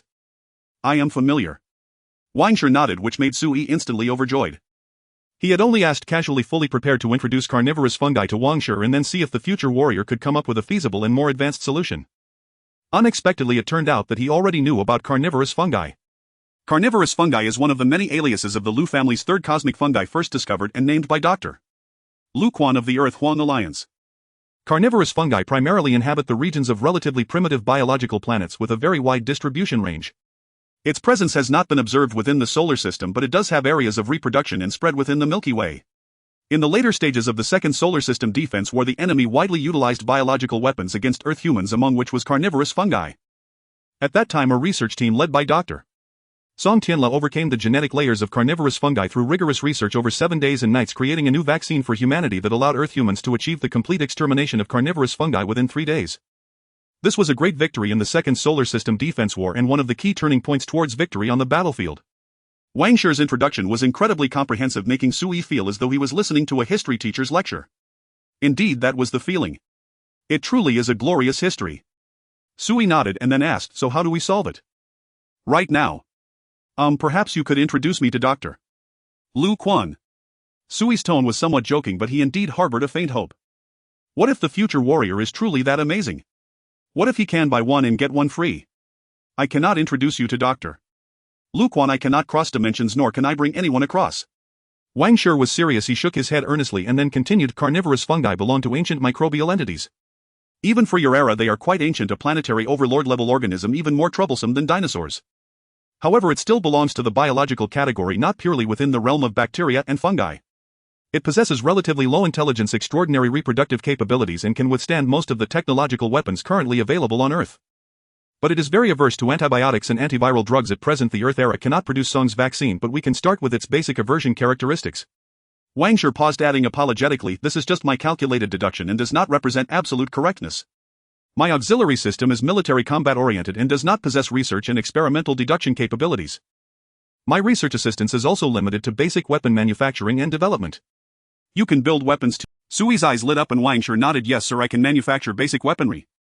As long as the equipment is sufficient, I can independently create within the current weapon range on Earth. Damn. What a powerful future warrior. Truly the strongest individual soldier. It seems that carnivorous fungi can only rely on those two foes for research. Sui sighed slightly, not overly worried. Since there are ways to resolve and counter it, it wouldn't lead to a point of helplessness. Sir, I can handle the carnivorous fungi within the gathering place. Wang Shi reminded, my combat system has a clearing module specifically for biological warfare. Although I cannot completely eradicate all carnivorous fungi, I can ensure absolute safety within a certain area. I mean, carnivorous fungi will definitely not appear within the area you specify. That's great. But Sui's eyes widened, is one person enough for you? I should arrange a few people for you. No need. Wang Shi shook his head, I can act alone, it will be more efficient. Wang Shi's words did not imply disdain for modern warriors as a burden. He was merely stating the truth based on the military tasks that might come. Captain Wang, you really are so versatile. Sui exclaimed, waving his hand. Then what are we waiting for? Let's get to work. Right now clear out the carnivorous fungi and protect the gathering place. Sui paused for a moment and added, there are many ordinary people in the gathering place, all are members of the Huang people and my faith is the same as yours. Do you understand? Based on Wang Shi's earlier interpretation, Sui already understood that talented individuals are not absolutely incapable of betrayal. If Sui were two brutal talents like Lin Yu and Wang Shi would likely part ways with him. Of course Sui is not that kind of person, he is simply an ordinary Huaxia man from Earth. He loves staying home playing, is cautious intelligent but also loves his country and possesses a kind nature. However, he still needs to emphasize this point to Wang Shi, after all this talented individual is too important. An S-class future warrior, almost omnipotent. As long as Wang Shi is by his side, Sui feels a significant increase in his sense of security. Yes sir. Wang Shi nodded solemnly, not saying much. After accepting the task he turned and left the room. His back was broad and his footsteps were steady and powerful, each step seeming to crush the obstacles ahead, giving great courage and comfort to those around. How lucky I am. Sui looked at Wang Shi's back, suddenly realizing, wait. With such explosive luck will my lifespan be affected? Today feels a bit too fortunate, so much that it makes one uneasy. Sui scratched his head, got up from the sofa and walked to the monitoring terminal. He saw Wang Shi walking down the stairs, directly passing through the crowd gathered in the hall, stepping out of the door guarded by the warriors and heading straight to the building. Wang Shi stood outside the building wall, glanced at the surveillance camera above, then silently extended his palm against the wall. The carnivorous fungi he touched with his palm seemed to have encountered a natural enemy, rapidly retreating like living creatures in a frenzy, fearing to get too close. In the next second, a nearly transparent halo emitted from Wang Shi's arm and began to expand. This halo was not a certain color but rather a distortion of the air, as if flames were scorching it, continuously expanding like ripples from a nuclear explosion.